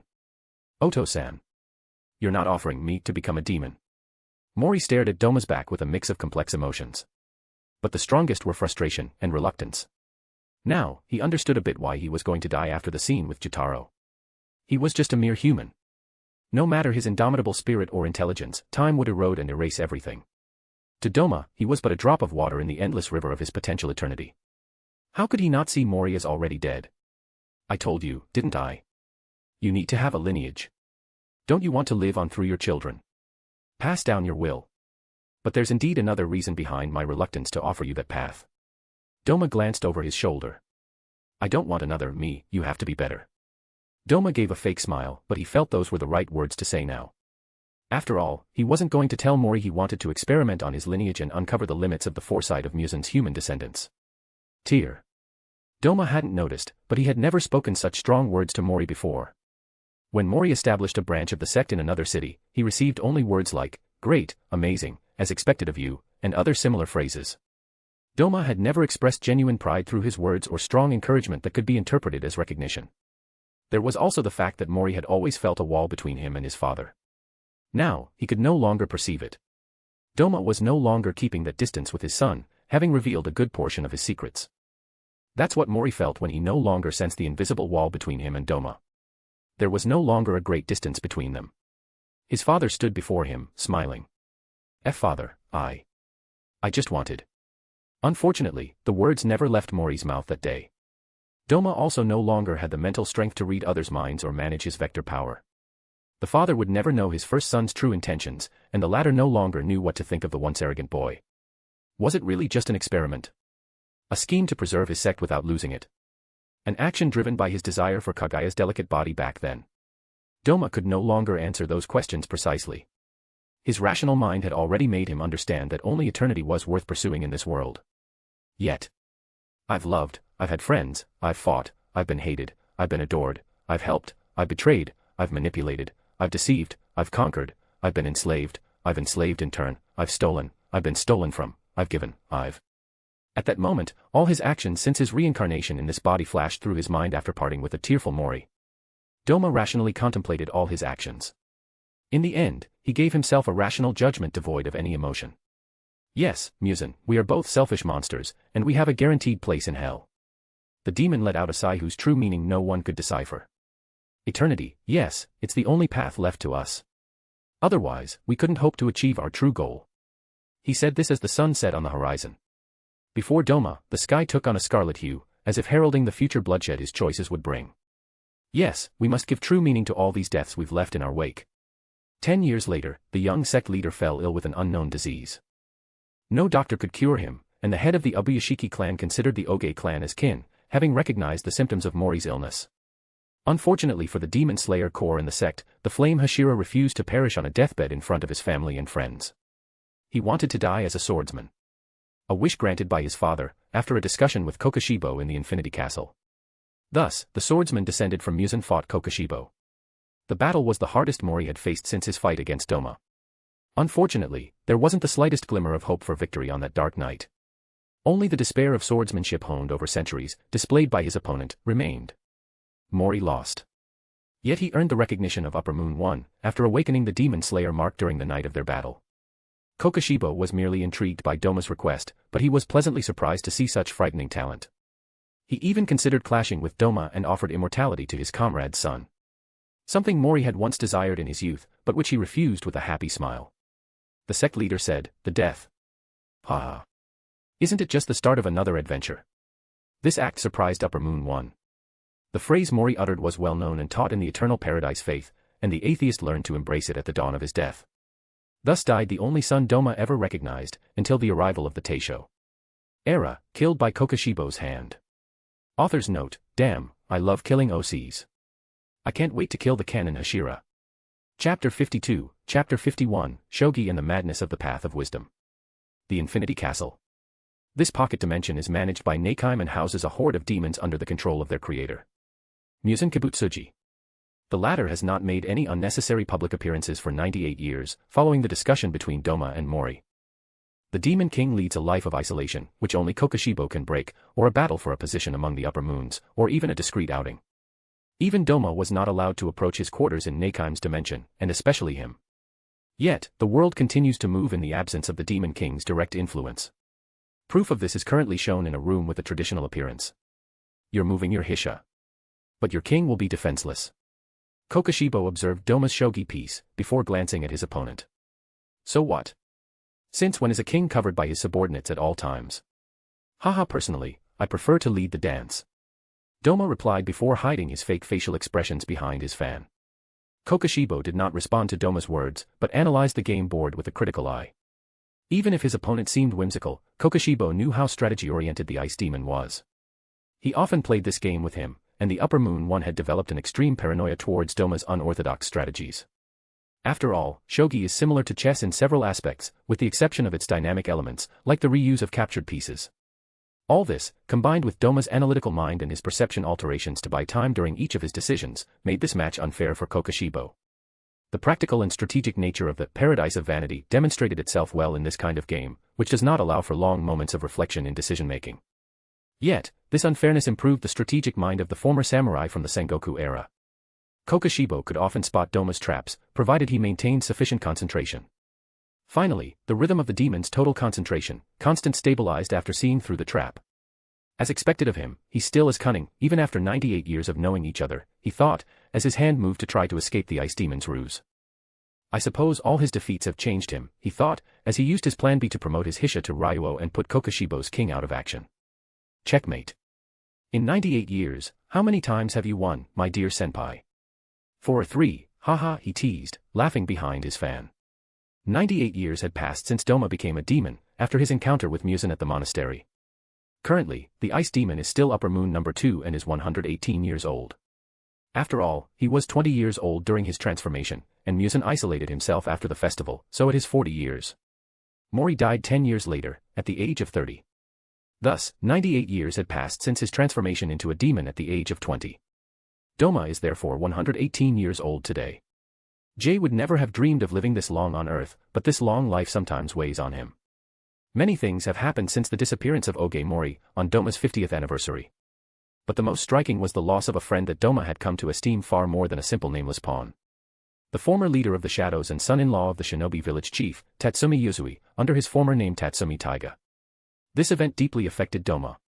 The death of his son had managed, temporarily, to move the ice that his heart had become after his reincarnation. Yet, he was not prepared for the natural death of his most loyal subordinate, after 70 years of faithful service. This death pushed Doma to review and rethink his ideas regarding the mortality of his loved ones. Even though he had already anticipated Mori's death and prepared himself for this tragic end for his plans, Doma recognized that he was not ready to accept the death of other important people.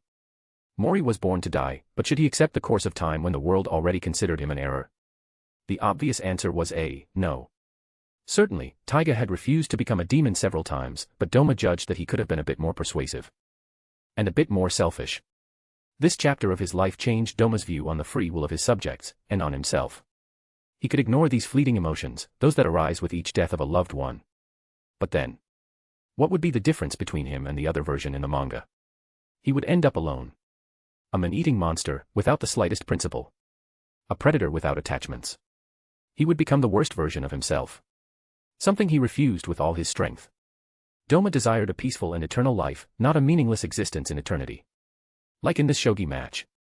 I must not follow the path of wisdom called natural rule of the world.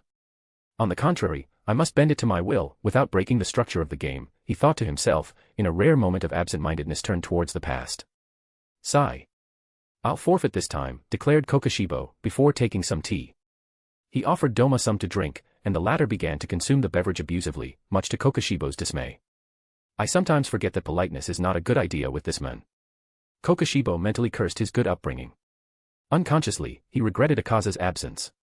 Now that I think about it, Akaza has been training for decades in preparation for his future fight, he thought, after regaining his calm. He was no longer really irritated, but curious to know Doma's opinion on the potential upcoming fight for his rank. Are you sure you want to refuse Akaza's duel? It could really escalate quickly, given his temperament, he said in a calm and less drawling voice.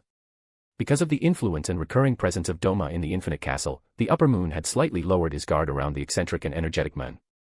An unexpected phenomenon for all the demons residing in Neikim's dimension, but the main concern paid no attention to it. Don't worry, Kokoshibo-senpai, Doma shrugged, as if Akaza were just a small matter. The demon had challenged him to a normal duel, so he had been able to refuse politely. But Kokoshibo was talking about a potential upcoming duel for Doma's Upper Moon 2 rank. Akaza has never been a threat to me since I was 30, said Doma in a fluid voice, devoid of any trace of lie. There was just a palpable confidence between them. I see, and me. Am I still your opponent? Kokoshibo's question changed the relaxed atmosphere of the room. The air became cold on one side, and on the other, it seemed on the verge of being sliced at any moment. Who knows? For now, I don't want to devour a comrade out of ambition or because of a misjudgment, he said while looking at his reflection on his golden Nichiren fan. The Upper Moon one remained silent before responding, looking Doma in the eyes. I understand, but know that I will always await your challenge, Kokoshibo sketched a thin smile. Doma was a bit surprised by Kokoshibo's expression, since the man almost never smiled. Normally, he did not display such expressions easily, and his mood was hard to guess without the power of the paradise of vanity.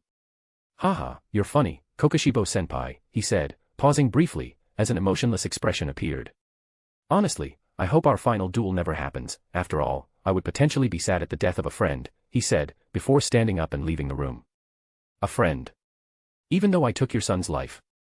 Kokoshibo's thin smile blossomed further after Doma's departure. Even though the ice demon had asked him to grant his son the peace of a swordsman, Kokoshibo felt a certain remorse.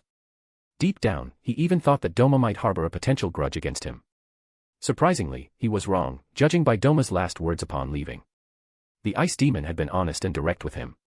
He did not wish to kill Kokoshibo because of Mori, nor for his plan against Muzan, as long as another peaceful outcome remained possible between them.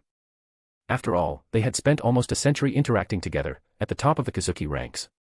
If possible, Doma would want to rally him to his cause, like the current Upper Moons 6 and 5. Enmu and Jotaro are not enough, and the Demon Slayer Corps doesn't yet have a generation of monsters outside of Shinjuro Rengoku. Unconsciously, Upper Moon 2 let out a sigh of resignation. He still had to plot in the shadows for a decade, according to his estimate. Fortunately, some interesting demons have already appeared, like Rue. He thought to himself, in an attempt at consolation. After a short walk, he finally reached his target. Oh, Neikime-chan. After leaving Kokoshibo's quarters, Doma headed towards Nakime with a fake expression of joy. Why?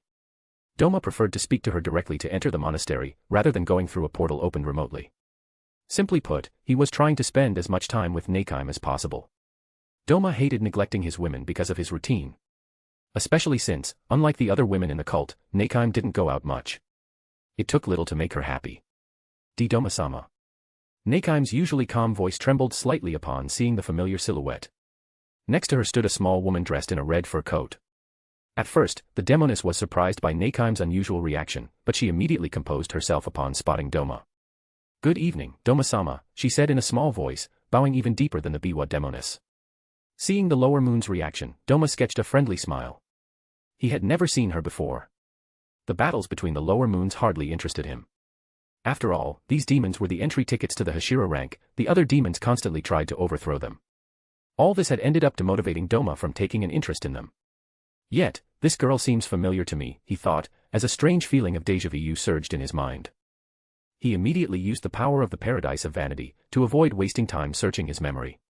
Finally, a name appeared before him. Makago. Image. Author's note, Gige mode is now disabled, off-screen death. Other info, a bonus will be available in Chapter 400, I really want to secure first place today. Chapter 53, Chapter 52, then the immortal is right. Oh, you're the young Makago, he said, clasping his arms together in an exaggerated gesture. Why, you know me. The demoness was surprised that a demon of such high rank knew her name. It must be understood that Kokoshibo and Akaza almost never appeared during the bloody duels between the lower moons. A reaction quite similar to Doma's. The three men were simply not interested in the weaklings that the lower moons represented. The only time they had gathered outside of Kokoshibo's quarters was during the fight between Gyako and Enmu. And, of course, Enmu had won the fight, subsequently following Doma's orders by relegating Gyako to the top spot among the lower moons. He did not devour the art-obsessed demon. Haha. Come now, I know all the talented demons in the Infinity Castle, he said in a cheerful tone, before casually placing a hand on Makago's small shoulder, pulling her slightly closer to him. Unfortunately, Doma sometimes forgot the superhuman strength he possessed. Makago's frail body was pulled along despite herself, unable to offer the slightest resistance to the demon's casual grip. The difference in rank was far too great, and the breathing techniques he had mastered only widened the gap in power. In an instant, the small demoness found herself pressed against him, without even a chance to create the slightest distance between their bodies. With his imposing height of 1.92 meters, Makago could only reach his pecs with her forehead. They're so firm, and he smells so good, she thought, as a faint blush silently spread across her small face. Even though she was a demoness, at her core, she was still a woman. And, like any woman, she had needs and desires. This close contact didn't leave her indifferent. After all, what woman could resist a tall, handsome man with high social status? The answer is almost none, as there are always exceptions to everything. Yet, the ice demon believed that a good portion of them would be interested in a possible one-night adventure, or more. Doma also recalled that his manga version was strangely popular among female Kimetsu no Yaiba fans, a phenomenon that Jay attributed to Doma's appearance alone.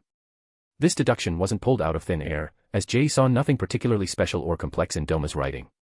He had already read plenty of stories with characters who had emotional disorders, like Kirei Kotomine or Ulquiorra. Sure, the latter might have had more fans than Doma, but that didn't contradict Jay's opinion of the character. Oops. I'm getting sidetracked, and my hand wandered a bit too much, Doma thought, withdrawing his hand that had grazed Makago's small chest. Was it sexual harassment? No. At least, Doma didn't see it that way, since the lower moon had moved closer to him. The demoness seemed to accept this slight, unintentional contact. Ahem. Doma-sama, Uemi-sama would be very disappointed by your behavior, Nakime interjected, interrupting Doma's idea of bringing a girl back to the monastery to continue their conversation in a more intimate setting. At the sound of Nakime's calm voice, the lower moon nearly jumped and timidly stepped away from Doma. She was clearly embarrassed by her own actions. No worries, Nakime-chan, Doma shrugged after responding to the Biwa player. Uemi-chan, Kikyo-chan, and Kagaya-chan will understand my situation. After all, we can't stay together for long because of Muzan-sama's rules. There was a subtle hint of annoyance in his words, but Nakime wasn't focused enough to notice it. Her thoughts were elsewhere as she glanced at Makago. The demoness had completely forgotten that Makago held a higher status than her in the hierarchy established by Muzan, and she displayed clear animosity toward her. Oh, I forgot something in my territory, Doma-sama. I hope to see you again. Makago's voice weakened slightly toward the end of her words. After speaking, the small demoness rushed through a portal summoned by Nakime and vanished. Everything happened very quickly. Haha, Nakime-chan is jealous you're even intimidating your junior. Doma unfurled his fan and burst into laughter. Unfortunately, Nakime had no real response to justify the animosity she had shown toward Mikago. She simply turned her head, a faint red tint appearing on her soft, pale skin. For a MILF and a former widow, she can really act cute, he thought to himself, before a doubt crept into his mind. Had Nakime really sent Mikago back to her territory through the portal she summoned? Doma instinctively recalled that he had already clashed with Nakime over a song, Skillet, Monster. The demoness didn't understand English, so Doma had performed a Japanese version. The result? Unlike the other times when Nakime endured his antics without complaint, she had teleported Doma to a random island near Osaka. He had to fend for himself to return to his monastery. I got to meet new people, but that experience made me realize why Muzan appointed her as Hantengu's temporary replacement in the manga, he concluded mentally, deciding he should stop there. Well, I'll have to leave you, Nakime-chan. Can you send me back to the monastery? He asked in a gentle tone. His voice was slightly different from the one he had used in Mikago's presence. Nakime glanced at him out of the corner of her single eye before letting out a reluctant sigh. Though she didn't often show it, Doma could sense her reluctance to let him leave the Infinity Castle. Did she want to keep him captive?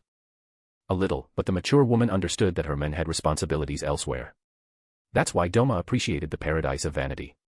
This blood demon art proved quite useful for dealing with people like Kokushibo and Nakime. Come back to me soon, she said, without adding another word, before a portal appeared beneath Doma's feet. Nakime. Yes, Nakime had held a grudge and teleported him above the monastery, not inside it. Doma was now about to endure a fall from several meters high. It's in moments like these that I understand. Ban the immortal. Yes, a loli is calmer than a MILF. Doma believed in justice for all physical and mental types of women, whether they were tsundere, wani-chan, kadir, legal loli, okasan, with pretty thighs, or otherwise, except beyond the red line, aka ######. But at that moment, he compared Kagaya's and Nakime's behaviors in his mind. Even if the loli could act in an extremely calculated way to gain time and affection, she remained sincere with herself. Nakime, on the other hand, was a true tsundere. Sometimes, Doma had to make her understand her own feelings through patterns, much like Kagaya did with him. Oh, the ground's getting closer, he thought, despite the dizzying speed he had reached during his fall. There was no panic in the ice demon's eyes. Not only did it take far more to stir emotions in his heart, but he also had a way to avoid using his regeneration after crashing like a pancake on the ground. Blood demon art, vector manipulation. Hattori-san, don't you find it strange that the elder of our sect looks exactly like the second founder? Asked a guard of the Eternal Paradise Faith to her patrol companion. The founder of the cult, the Eternal Paradise Faith, was recognized as the father of the second founder, aka Doma.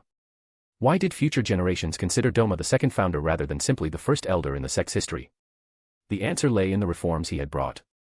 Normally, a sect operates like a club where individuals gather around a common goal. Typically, this involves spiritual healing. But Doma led the sect differently from other charlatans. He didn't seek to save those who didn't want it or actively encourage people to join his cult. Doma simply helped and didn't actively ask for funds from his followers and devotees. He created businesses and employed grateful but struggling people, giving them a chance to get by. The initial funding came from legal loans, and the business ideas stemmed from a modern, thoughtful vision. Thus, the sect thrived thanks to his reforms. At this point, it resembled more of a company than a true sect. This evolution intensified with the arrival of ambitious young people like Mori and the alliance between the Oge clan and Ubuyashiki. I've noticed that too, but it's logically impossible, he said, shrugging before continuing. Sect leaders all die from an unknown disease, and the elder is no exception since he's usually tied to the Oge clan, he explained with a slightly sad tone. All the devotees of the Eternal Paradise Faith knew that their leader suffered from an unknown disease. Many interpreted this as the result of their inability to match the first three sect leaders, aka Doma's father, Doma himself, and Mori. After all, they were the only ones recorded as having died from this curse. You mean?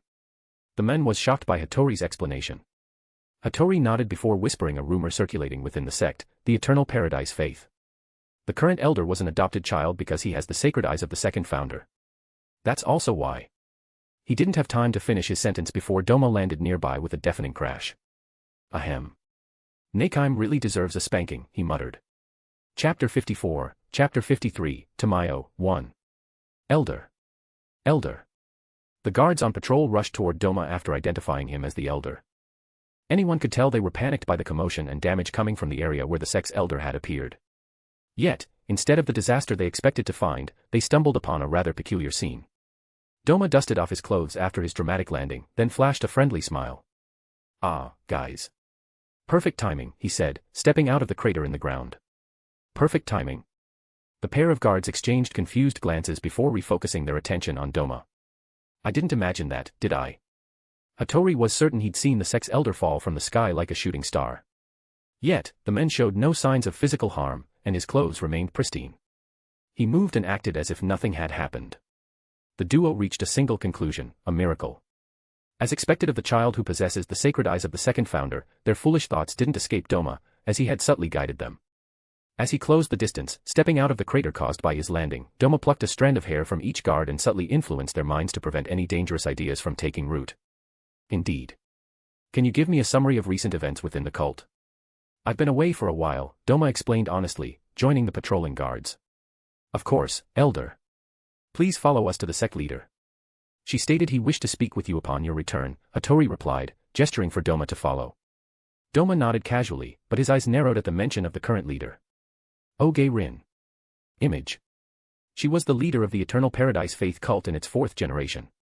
Beyond that, she had also made history as the first woman to lead the cult since Doma's resignation. Why? Quite simply because she was the strongest. To become the leader of the Eternal Paradise Faith cult, there are 3 fundamental rules known to all members. First, the sect leader must be competent in business and administrative affairs. It's not necessary to be a genius, the cult's internal system ensures constant support from the elder and the heads of various branches. The second rule was established long ago by Mori before his departure. The sect leader must be a member of the Oge clan, but above all, the strongest among them. What do these first 2 rules mean? Anyone can become the sect leader, provided they are the strongest, possess Doma's lineage, and have decent administrative skills. Finally, the third rule is the most crucial for Doma if he wishes to maintain control over the cult. The elder of the Eternal Paradise Faith cult can depose the reigning leader in a duel if they deem them incompetent. Unlike Mori's other successors, she's very belligerent, but... Doma thought. This girl seemed empty. No, she had emotions, but she lacked the drive to move forward. If Mori suffered from a superiority complex, then Oge Rin was plagued by a divine complex tied to her strength. She was undoubtedly the strongest human of her era. This aspect of her had carved out a void she tried to fill with love. Unfortunately, no one was strong enough, except Doma. This was also why she despised weakness. According to Rin, this overwhelming strength was the cause of her loneliness. And Doma couldn't contradict her. This situation led Rin to scorn the cult's ordinary followers, as they were weak in the face of everyday problems. She even went so far as to implement reforms that reduced the need for the sect leader during confession sessions. Oge Rin was undoubtedly the least competent heir in terms of leadership. She's a great warrior, but not a great leader, he thought, stepping into a familiar, nostalgia-filled room. It was the chamber where the sect leader received guests. Oni-san. An excited voice echoed the moment Doma entered. A teenage girl with black hair and golden eyes lunged at him, throwing a punch straight at his jaw. But... Haha, you really never listen, Rin-chan. With those words, Doma repelled the girl using vector manipulation. The teenager crashed onto the large cushion reserved for the sect leader. Cough. You're really strong. I want you all to myself, she said, her predatory eyes locking onto Doma's. Sigh. I've told you several times already. Doma shook his head, exasperated by his descendant. Not only will you die in 16 years, but also... He paused, then lightly tapped Rin on the head with his fan. I'm already married to 3 women, and I'm twice your age. Do you really want that kind of toxic relationship? Doma lied without batting an eye before settling into the guest chair. In truth, Doma was 118 years old. However, according to the sect's official records, he had been adopted by Rin's grandfather. Thus, he was considered an older brother figure to all the children of his adoptive father's son. Yes, the ancestor had been adopted by his own descendants. As Doma reminisced about the past and congratulated himself on his cunning in dealing with the Japanese government, the girl stood up, dusting herself off. Even after the impact of her body against his vector power, she only had a few scratches. Her slender, athletic frame was perfectly suited for close-quarters hand-to-hand combat. I didn't use my vector power at full strength to redirect her force against her, but she's damn resilient, he thought, intrigued by her pugilistic fighting style. I don't care about your wives. You're the only truly strong man around me, she said with a pout. You say that, but you're surrounded by strong men on your missions, he replied, referring to Rin's fellow Hashira. In the world of Demon Slayer, the Hashira each managed an entire region of Japan. As the leader of the Eternal Paradise faith cult, Oge Rin was required to be a Hashira and oversaw the region surrounding the sect's main base. This was another reason the leader had to be strong. TCH. The man in the red mask retired with the scarred dwarf. As for the others. She paused, but the disdain in her eyes was clear. Yet you spoke highly of Shinjuro Rengoku, he responded, not addressing her omission about that man. The atmosphere shifted at the mention of Kyojuro Rengoku's father. Complex emotions flickered in Rin's eyes, but anger took over. Senpai chose that whore. A brutal crash echoed as she threw a punch using her full breathing technique. Thankfully, she wasn't wearing her brass knuckles, Doma thought, as another wall cracked under the impact. As a married man myself, I understand why a family man might avoid adding another woman, Doma said, his tone sincere. Even if Shinjuro would become a scoundrel in the future, he was currently a father to a 4-year-old boy and married to a wonderful woman. Should I help him with his wife? No. He broke Rin's little heart. The poor woman had lost her chance at survival because her husband had been too faithful. Sniff. Sorry for showing such a pathetic side, Oni-san, she said, taking a seat in a chair. Don't worry about it. If you haven't found anyone in 10 years, I'll consider discussing your case with my wives, he said, his tone hesitant at first, but the image of a blind man appeared in his mind. If it's Jiomi, maybe this wild girl can be tamed. His thought was interrupted by a sudden hug from Rin. Oni-san is the best. Kiss, I promise to cook your favorite meal every day and... Rin clung to him like a little koala after planting a kiss on his cheek.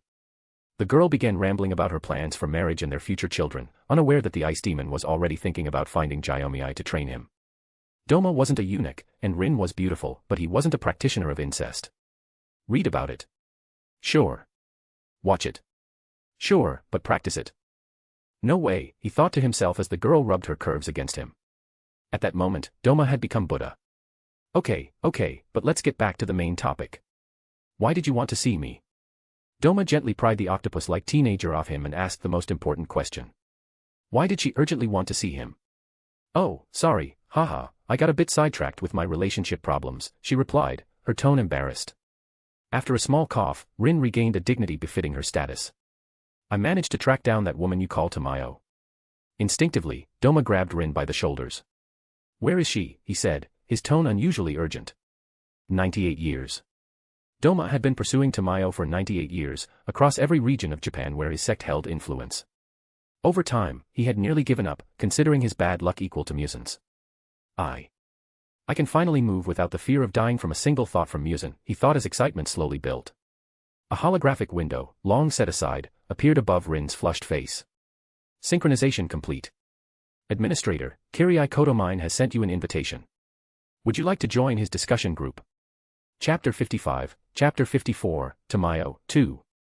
Demon. They are all connected to their king, Kibutsuji Musen.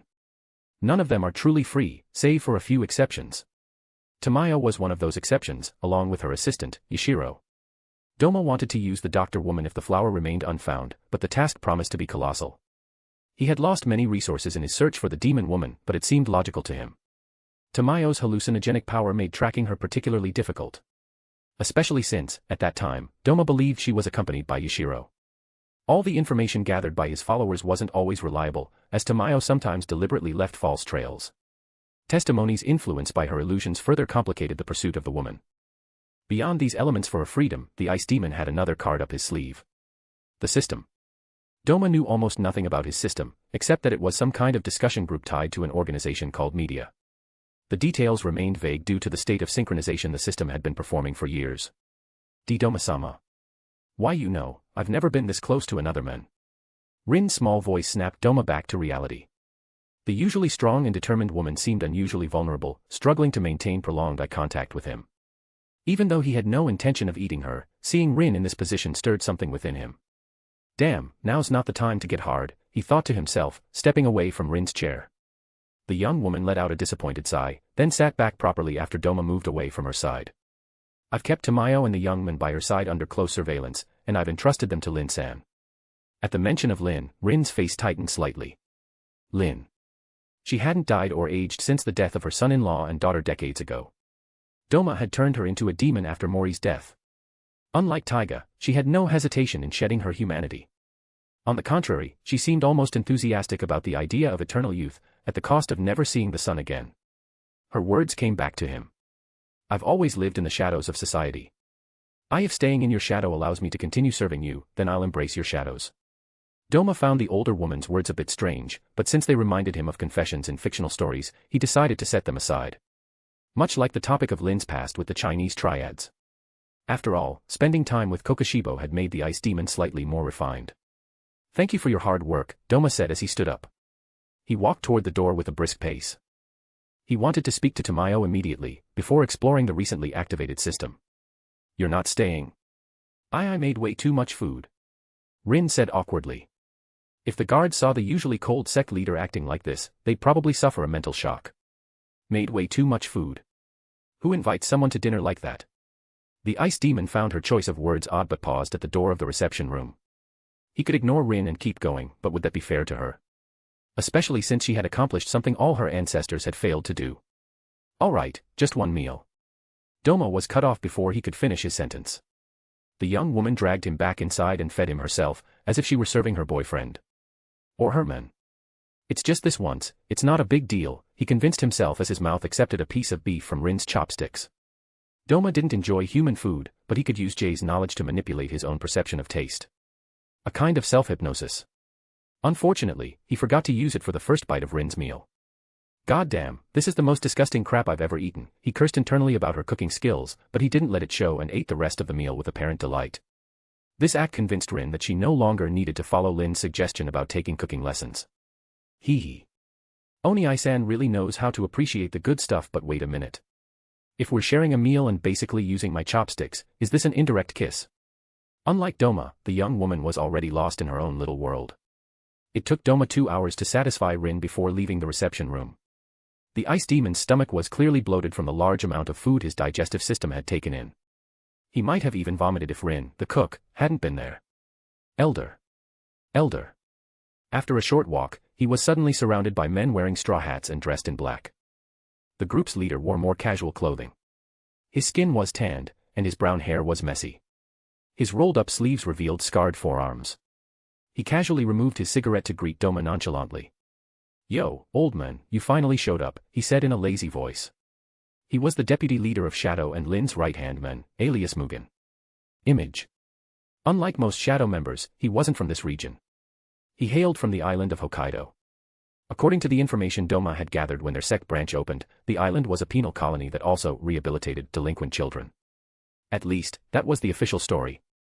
In reality, there was no real rehabilitation in that godforsaken place. The juvenile delinquent camp, otherwise known as Shonen Gakko, aimed to use society's rejects as free labor.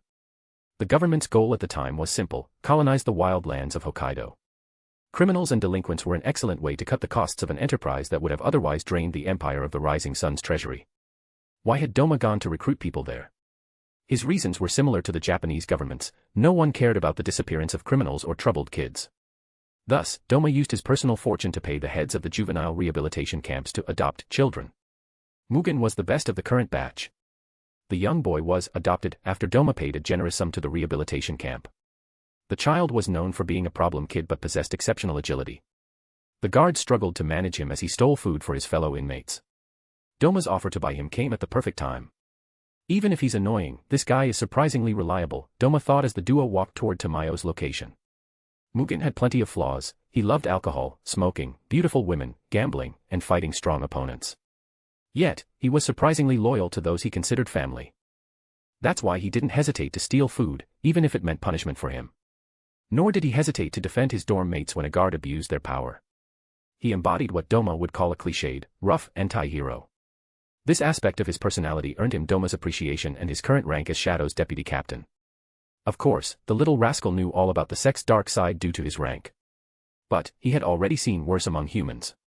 Even if Rin and her predecessors never knew my true nature, soon it won't matter, he thought as Tamayo's image appeared before his eyes after the door opened. Phew, now I get why you wanted this woman. Whistles, Mugen whistled before shooting a suggestive look at Doma. The orphan from a penal island wasn't one to hold his tongue. Not even Rin was spared from his remarks. Now I understand why Rin-chan beats you up so often, Doma replied before stepping inside. What? That girl doesn't count as a loss, and neither does the boss. Unfortunately for Mugen, his lame excuses went unheard. Doma headed toward Tamayo and Yashiro. Image. The master and assistant duo had noticed him as soon as he reached the door but didn't react. "Good evening, you may already know, but allow me to introduce myself personally." Doma flashed a polite smile and slowly opened his fan. His rank among the Kazuki was clearly visible to Tamayo and Yashiro, who shivered upon seeing the symbol etched on it. "My name is Doma, and I am Upper Moon too. I hope Tamayo-san will take good care of me," he said politely. Even though he had kidnapped this woman, Doma considered himself a gentleman in his own mind. He had to remain courteous. I understand now, a demon running a human organization." Tamayo didn't respond to Doma immediately but muttered to herself after regaining her composure. Her empty eyes soon fixed on the Upper Moon before her, as if she had realized something. "Given your rank, you must know that Muzan ordered me to be killed on sight, don't you?" Tamayo's voice remained calm and soft to Doma's ears. The ice demon widened his fake smile, pleased with how quickly the fugitive had grasped her situation. "Indeed, I disobeyed Muzan's order." Tamayo's empty eyes widened slightly upon hearing Doma's words. The demon hadn't addressed Muzan with respect and even admitted his defiance without fear, as if his master couldn't track him. "Have you escaped Muzan's control?" There was a hint of hope in Tamayo's voice, but the atmosphere was interrupted by a third party. "Tamayo-sama. You can't trust him." Yashiro placed his hand in front of Tamayo, as if to hold her back. The young demon clearly didn't trust Doma. This man is a high-ranking member of the Kazuki, who have served Muzan for decades, if not longer. The young man frowned as he observed Doma. Who knows how many he's killed and devoured. He wanted to continue expressing his opinion, but Mugen suddenly drew his kukuri knife from his hip. Image. "Listen, kid. My boss may have plenty of moral flaws, but..." He pointed his blade at Yashiro's eye. "He's not some lackey serving another, got it?" The murderous aura of a man who had fought since childhood filled the room. "I apologize if my disciple offended your master," Tamayo said in a polite and sincere tone, stepping between Mugen and Yashiro. However, Yashiro isn't entirely wrong. The room's atmosphere grew colder under Doma's aura, but the demon woman didn't back down from the pressure of an Upper Moon. "I'm sorry if my words offend you, Doma-san, but I cannot trust a demon so close to Muzan without guarantees," she said calmly. The woman stood and gently pushed Yashiro back, positioning herself directly in front of Doma. "Can you prove that Muzan has no control over you? If so, then we can discuss your purpose in defying that man's orders." Tamayo's final tone left no room for negotiation. If Doma couldn't prove his claims, he knew Tamayo might do something reckless in this place. This woman hadn't hesitated to risk her life for the faintest hope of killing Muzan. In the KNY universe, few female characters possess such mental strength, aside from her and Shinobu.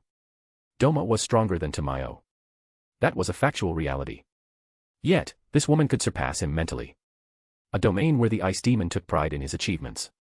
The blood demon art, vanity's paradise. This supernatural power is potent in many ways. Unfortunately, it has flaws, like all powers in this universe.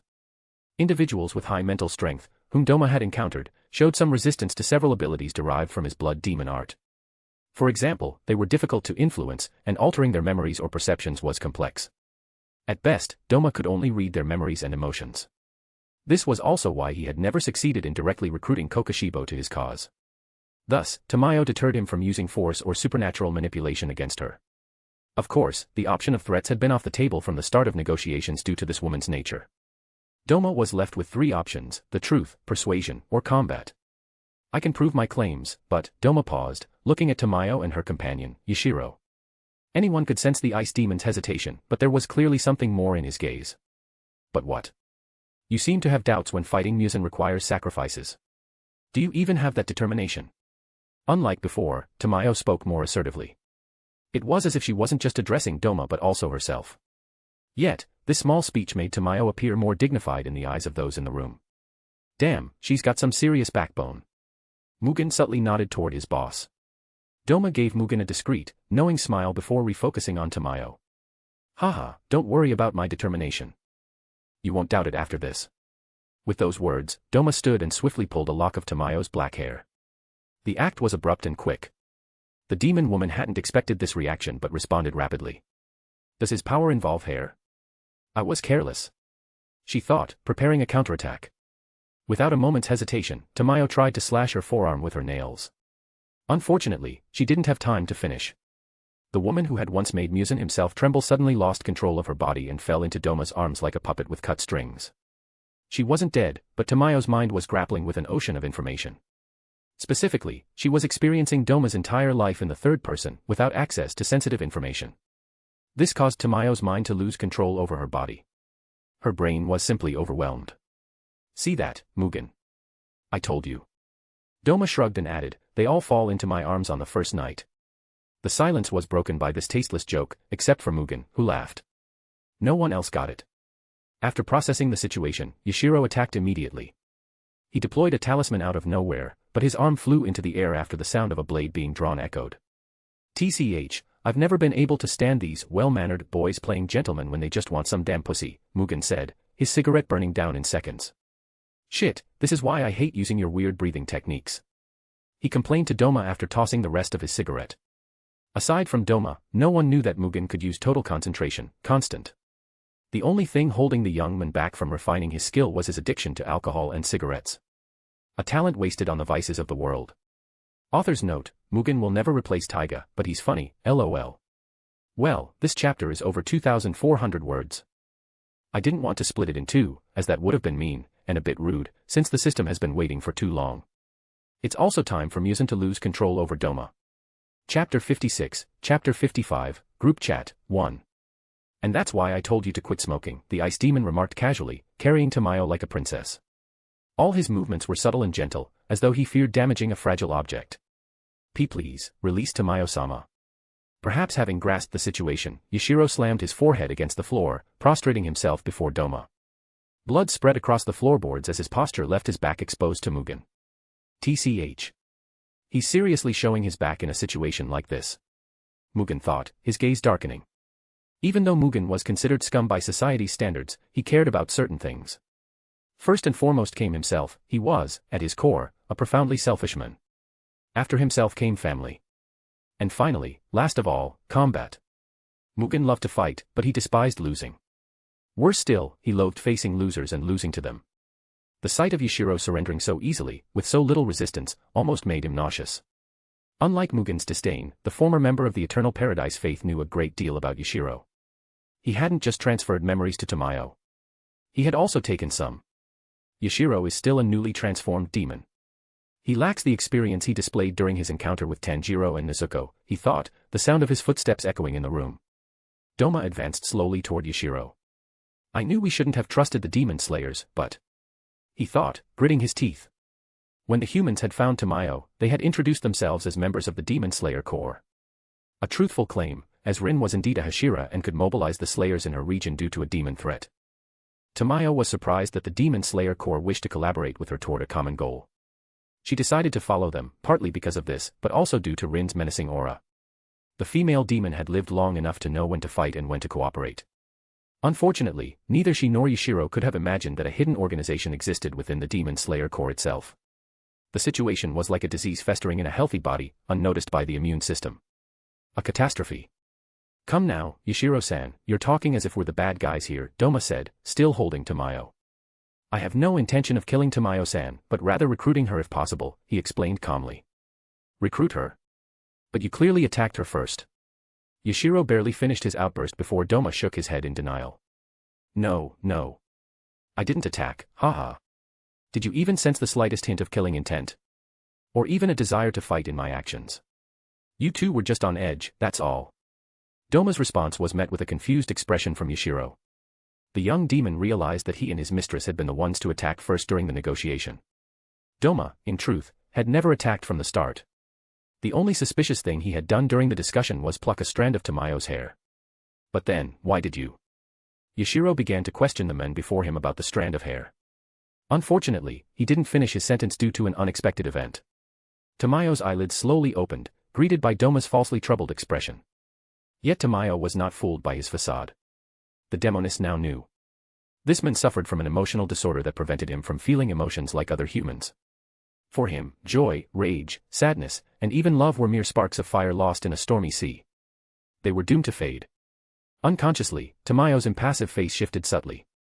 There was no longer any trace of wariness after glimpsing Doma's life and feeling those rare sparks in the empty abyss of his mind. As a doctor, Tamayo empathized with his condition. I am sorry for trying to attack you when you only meant to share your memories through your power, she said reservedly. She felt a bit ashamed for assuming Doma sought power beyond the chains imposed by Musen. The ice demon was incapable of such ambition, as he felt no emotions in his daily life without actively seeking them. In such a situation, how could he feel greed? Or a hunger for power akin to Musen's? Beyond that, Tamayo quickly noticed her current position. The traditional woman was in the arms of a man while speaking. Immediately, empathy gave way to embarrassment. Tamayo's pale skin took on a faint red hue, and she averted her gaze from Doma. But this image of innocence quickly faded. After all, Tamayo had lived for centuries and had gained enough self-control to avoid acting like a teenager. She's truly beautiful.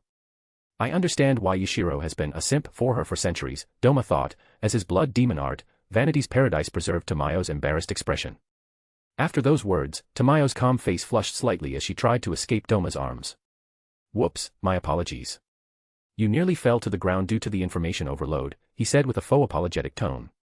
Tamayo simply nodded before turning her attention to Yashiro. She leaned toward him and placed a hand on his forehead, but he reassured her with a gesture as he regenerated. Now that you have your proof, can we work together? Though I'd love to recruit you, I doubt that's possible right now. Surprisingly, Tamayo's next words proved him wrong. We agree to join you, Doma-sama, she said after helping Yashiro to his feet. What? Tamayo-sama. Nanny. After a few minutes spent organizing the details of Tamayo's future stay at the monastery, the group prepared to part ways. You're not going to ask me about the secret to escaping Musen's control anymore. As she was about to step through the door, Tamayo turned back to Doma. The woman, whose face always seemed tinged with sadness or devoid of emotion, gave a faint, almost imperceptible smile this time. How did you know I read your memories? Doma asked with mock surprise. No. It was impossible for Tamayo to sense Doma's mind reading. The ice demon already knew Tamayo was trying to trap him in that moment.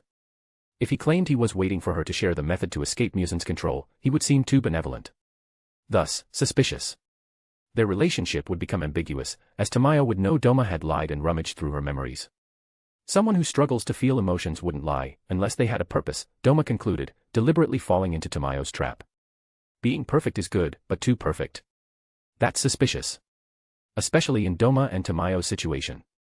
Both operated in the shadows, unlike Tanjiro Kamado in the light. Doma could only admit to reading Tamayo's memories and stealing the information from her mind. A shameless act, which he readily acknowledged. I didn't know or sense it, but... She paused, then smiled more broadly. I guessed it, Doma-sama. Never underestimate a woman's intuition.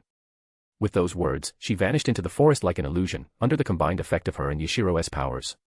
Is she still on our side? I'm just saying, but the boss literally violated that woman's privacy like a mind rapist, Mugen began, only to receive a fan strike to the head. Never compare me to a rapist, you idiot, Doma said before unfolding his fan and walking toward his quarters. Me. A rapist. TCH. I prefer the term opportunist or observer, he thought, while Mugen lay on the ground, dazed by the superhuman force of the blow to his skull. Fortunately, nearby shadow members picked him up and took him to the infirmary. Yes, I accept Kirei Kotomine's invitation. Barely arriving in his room, Doma announced his acceptance. As he finished speaking, several holographic panels appeared before his eyes. Congratulations. You are now an official member of media and the administrator's discussion group, Kirei Kotomine. Deploying group chat. Group chat option successfully activated. Activating live stream option. Live stream option successfully activated. Activating thematic quest board. Option successfully activated. Would you like a temporary pseudonym? Yes or no? Doma hesitated for a moment, then chose to use one. He recalled certain novels and fanfictions from Jay's life, where multiple discussion groups already included transmigrators. Yes, I'll stay cautious, he concluded mentally. The defiant demon has entered the group chat. Kirei Kotomine, administrator or storyteller rejoice, we have a new member. Image. Ryaman Sukuna, TCH. He chose to keep a pseudonym. He's probably weak. Image. The Void, another discreet one. Kuvira, come now, you shouldn't act like that toward the newcomer. Image. Balalaika, cut the hypocrisy, bitch. You're making me sick. Image. Layas, a demon. Is it tasty? Image. Doma, another demon. Awesome. Image. Kinta, a demon and not a demoness. The great me has no chance with my power, sigh. Image. Author's note, the other Doma is a little whim of mine, yes, Gidge mode is activated. There's still a member who hasn't appeared yet and has kept their username, like Doma and the Void. Chapter 57, Chapter 56, Group Chat, 2. The Defiant Demon, weak. Haha, you'll need a better method than provocation if you want to get information out of me. Unlike many people from his past life, Doma didn't underestimate Sukuna's strategic mind. The cursed spirit from the Heian era wasn't just pure arrogance, despite what he liked to project. The ice demon assessed the mindset of the king of curses as similar to his own in several ways. As a curse, Sukuna embodied one or more negative emotions. Yet, the king of curses had demonstrated exceptional control over his twisted nature. A massive advantage against sorcerers, who were used to facing cursed spirits driven solely by instinct. This aspect of cursed spirits was, in fact, the reason for Mahito's defeat, despite being an undeniable genius among his kind in his time. The ice demon even believed Mahito could have defeated Yuji and to do that night if he had taken a less aggressive approach during the fight. Mahito could have won if the thrill of his true form hadn't overtaken his tactical nature. He thought. All these reflections showed just how dangerous Sukuna was, according to the common sense of the world Doma came from. Unfortunately, this truth was overshadowed by the sheer power and cruel reputation of the king of curses. Sukuna was potentially the most troublesome opponent Doma could face. Ryaman Sukuna, oh, a newbie who thinks he's clever, haha. Even though it was just text messages, Doma could almost picture the king of curses sneering with a condescending tone. The group chat's silence didn't last long before Sukuna's next message broke it. Ryaman Sukuna, I'm really curious if you're just ignorant, or if you actually have the strength to back up your words. Many might mistake Sukuna's words for curiosity, but Doma read something else in them. Translation, I'll try to kill you the next time I see you. The defiant demon, haha, you're truly an interesting one, I can't wait to taste Sukuna-san's power. Doma didn't back down from the challenge the king of curses had just thrown at him. Was it arrogance? No. Like Gojo Satoru before him, Doma had confidence in his strength and training. So why would he back down? I don't know if Sukuna has already taken Megumi's body and Meihoraga, but no matter. He thought, as the room around him grew colder. He felt a rare emotion for this era, the desire to fight. Against my ice, even the world will eventually come to a halt, he muttered, as a name surfaced in his mind, Absolute Zero. The temperature at which all things cease to move, where the world remains suspended under the weight of cold. Doma didn't yet know how his ultimate technique would stack up against Sukuna's dimensional cleave, but both, in their own way, could affect the world itself. The fruit of nearly a century of training, against the experience of a millennium, HM. Still better than Gojo's measly 2 decades, he said with a smile, before turning his attention to a name in the group chat. Kirei Kotomine, fights between characters in a story are forbidden, except during a quest themed around betrayal. Interesting, so it's possible to kill a group chat member. Doma's multicolored eyes naturally drifted to one name, Kirei Kotomine. The ice demon had always believed it was better to be the head of a snake than the tail of a dragon. Thus, if he joined a group, he would always aim to become its leader, or leave sooner or later. As for his interest in Sukuna, it wasn't a priority. Kirei Kotomine was deemed by Doma as more dangerous, not only because of the resources he had as an administrator but also because of his world. Depending on the timeline, Doma might have to deal with Gilgamesh and Kuchulain. A worse outcome than fighting Sukuna and Meihoraga. I have too little information and not enough allies in this place, he concluded mentally. The defiant demon, themed. Can you explain? Balalaika, don't waste your time with that fake priest. Just go to the quest board option, and you'll find all the essential information. Doma was slightly surprised by Balalaika's sudden response, but he decided to follow the criminal woman's advice. In his life as Jay, he had watched the anime Black Lagoon online. So, he knew exactly who this woman was, a soldier scarred by war, disillusioned after surviving the hell of Afghanistan. She seems to be trying to pull me to her side. This hypothesis wasn't baseless. She was the only person Doma could consider ordinary in the group chat. Of course, Kenta might be in a similar situation depending on the Dandadan timeline, but Balalaika remained consistently in that state. I was just thinking about an army of advanced rifles infused with wisteria. The idea of using the breathing technique, democracy, was growing more and more appealing. The ice demon decided to cooperate with Balalaika privately after analyzing the feasibility of his plan. So, the options outside the chat. Doma opened the quest board option. Option, quest board. Description, you can select a scenario of your choice, ranging from easy to hard.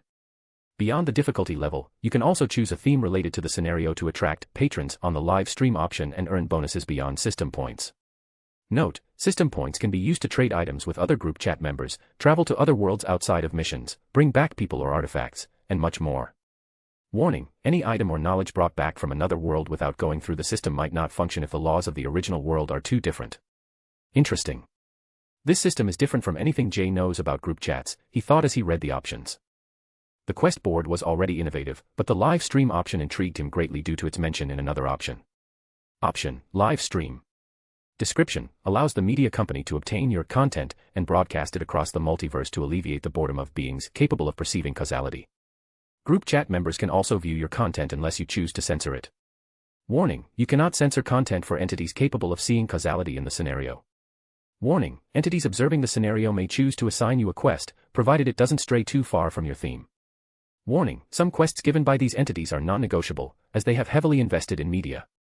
Beyond the group chat, live stream, and quest board options, the other options like inventory, map, system AI, and trade were locked. Doma needed system points to access them. The defiant demon: why do I have 0 system points, and almost all the options are locked? Kirei Kotomine, storyteller: that's because you haven't completed any quests yet, like Kinta and Balalaika. Kirei's words stated the obvious, but Doma's question wasn't exactly about that. The defiant demon: no. Haha, I meant, don't I get any starting points as a beginner? Ryaman Sukuna, and then what? You want us to hold your hand through a quest? Haha, pathetic. I thought you were different for a moment, but forget it. Ryaman Sukuna has left the chat. The defiant demon: wait a minute, did he just get the last word? Damn it, now I really want to eat him.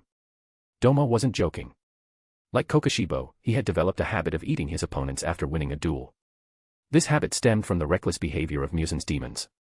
Those creatures had noticed that Doma struggled to kill promising demons. Why? Because it would be a waste.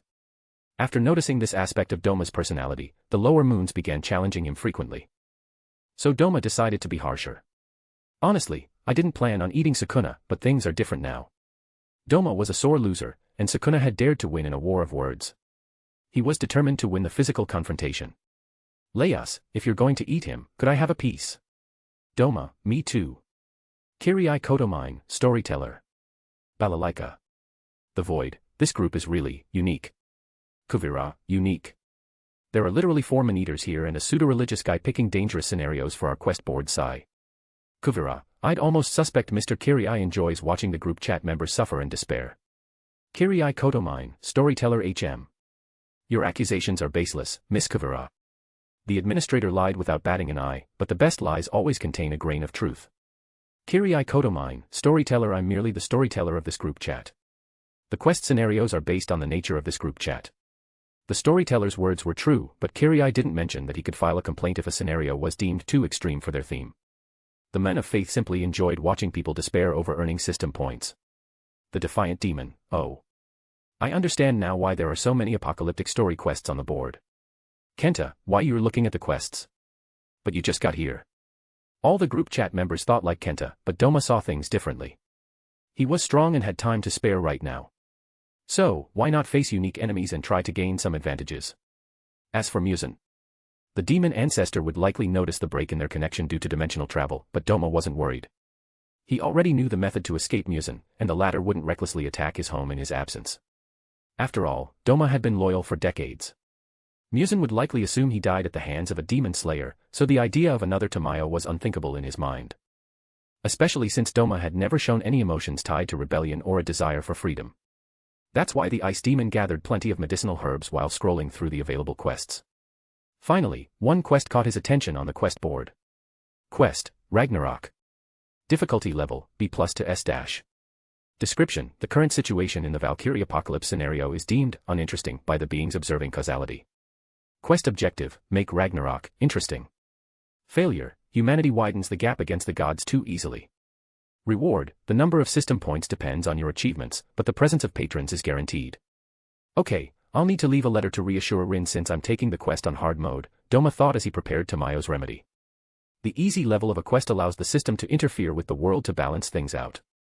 In simple terms, if Doma can't see a cursed spirit due to his lack of cursed energy, it won't be an issue. The system will use the supernatural energy, his blood, that the demon employs for his blood demon art to make the impossible possible. Of course, time remains frozen in his original world during the quest's execution.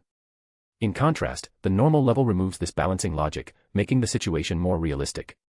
However, time still remains frozen in the group chat member's original world. As for the hard level, the time synchronization is disabled during its use.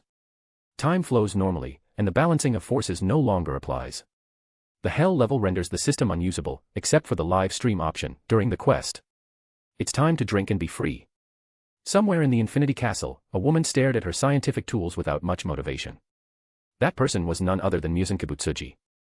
Since Enmu had shown her his deepest dream, Muzan no longer worked as fervently on finding a way to conquer the sun.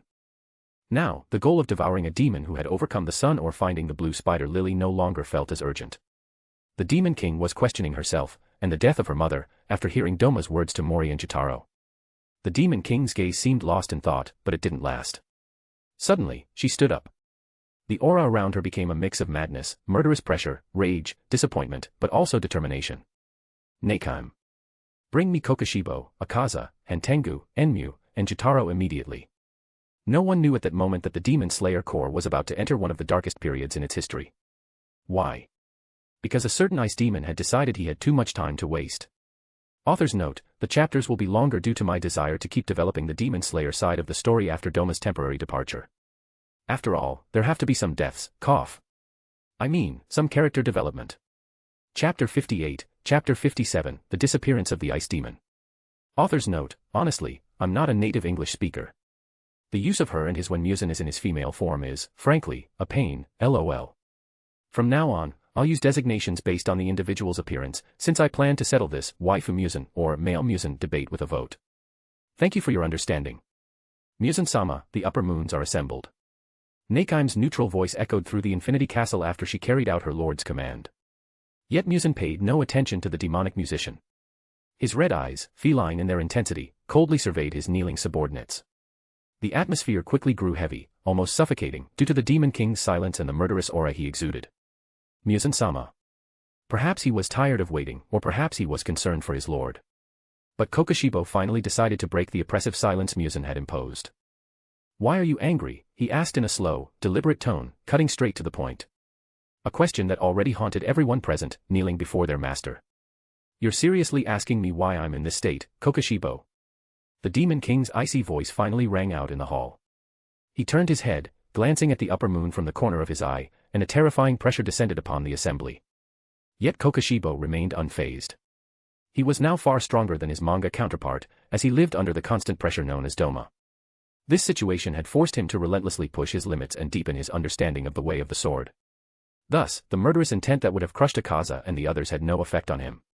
For Kokushibo, he was merely facing a powerful opponent, nothing more. Kokushibo's unshakable calm did not go unnoticed by Muzan, who could sense the emotional state of each of his demons through the bond he shared with them. Yes, Kokushibo is indeed the only one who meets my expectations, Muzan observed his second-in-command standing firm, then mentally let a hint of satisfaction slip through. The interaction between the lord and his subordinate also allowed Muzan to regain some of his clarity. He decided to begin the meeting. Doma is dead. 3 words. 3 words that were enough to change the expressions of all the upper moons present. Jotaro and his sister were shocked upon hearing Muzan's news.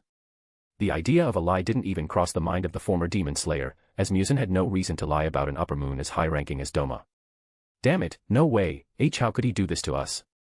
Sadness and rage mingled in Jotaro's emotions. He wasn't angry at Doma but at himself. In less than a century, he had lost his rival and benefactor due to his own uselessness. As he cursed himself, Jotaro recalled the most precious thing in his heart.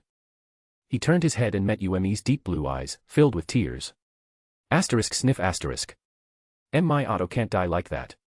She murmured, her soft lips betraying her denial. Upper Moon 6 didn't throw an emotional tantrum like a spoiled child but remained motionless. Paralyzed, she mumbled words under her breath as her tears flowed endlessly. Yumi was devastated. A spectacle that displeased Muzan, but one he chose to overlook in her presence. A small consideration, the only one he could grant to Doma. However, things were different with Akaza. Upper Moon 3 stood frozen, as if in a trance, after the news. Several emotions flickered in his eyes, but the dominant one was pure rage. Rage directed at the weakness of Upper Moon 2. Idiot, how could you die? I was supposed to kill you, you bastard, though he cursed the absent men, a trace of sadness seeped into his voice. However, 2 reactions particularly caught Muzan's attention, Enmu and Kokushibo. You don't seem to believe me. Muzan narrowed his eyes at Kokushibo and Enmu, having observed their reactions. As for Hantengu, the man was already wailing and crying, as was his habit. Far be it from me to contradict Muzan-sama, but...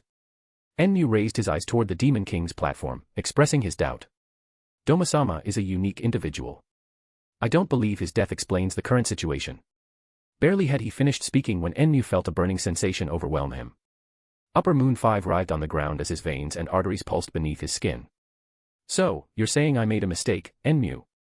Anger. Enmu had angered the demon progenitor with his honest words about Doma. The Demon King despised anyone implying he could be wrong, except for Kokushibo and Doma. One was practically a friend at this point, the other an anomaly due to his unique condition. Unfortunately for the Demon King, this Upper Moon was no ordinary demon either. Any other demon would surely have suffered under the punishment inflicted by Musen's blood in their body. Yet, halfway through his punishment, Enmu's voice no longer carried any trace of pain. The demon was excited. His voice trembled with perverse pleasure, a trickle of drool escaping his mouth. The display disgusted even Musen, who thought he had seen it all in Doma's mind. TCH. I forgot how this man is almost as infuriating as Doma. Musen muttered, cursing his own patience with the master-student duo. Enmu was a promising demon, one of the few Doma had personally turned, aside from 5 others, Lin, Kagaya, Kikyo, Ume, and Jotaro. None of them were weak, but all had become sources of annoyance, whether due to their personalities or their lack of ambition. Take Kikyo, for example, she possessed a blood demon art that Musen didn't fully understand. This power allowed her to perform multiple actions, such as barring demons from an area after infusing it with her blood on a talisman. There was also that strange ability she used to devour an unknown light emitted by her fallen opponents.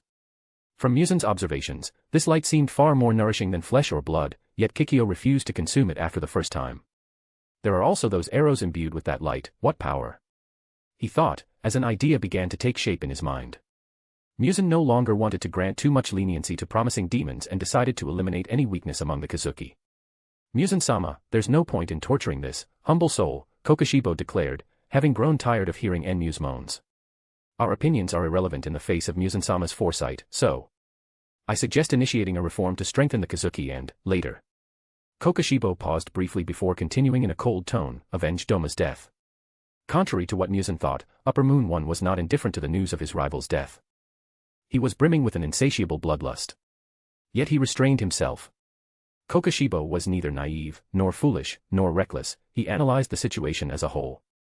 If Doma was dead, then the target was undoubtedly stronger or more cunning than that tactical genius. Upper Moon 1 judged that he needed the full strength of the Kazuki to defeat this threat. The only reason Musen misread the former samurai was his hesitation to probe his thoughts. Fortunately for all the demons present, Musen agreed with his oldest demon and relented from punishing Enmu further. As I did 98 years ago, I will organize an event where promising demons must either die or become Kazuki, he declared after considering Kokushibo's suggestion. Musen wasn't addressing only Kokushibo, with this proclamation, he was announcing a future bloodbath. Akaza. At his master's call, Upper Moon 3 reacted immediately. Yes, Musen-sama, he said, lowering his head. I'm entrusting you with an important mission. At the mention of an important mission, Upper Moon 3 straightened up and gave his full attention to his lord. Go to the main monastery of the Eternal Paradise Faith and investigate Doma's death. Musen's order immediately caught the attention of Enmu and Jotaro, but the Demon King ignored their reactions. He had given his orders, and no one could challenge his decisions. If a follower interferes with my task?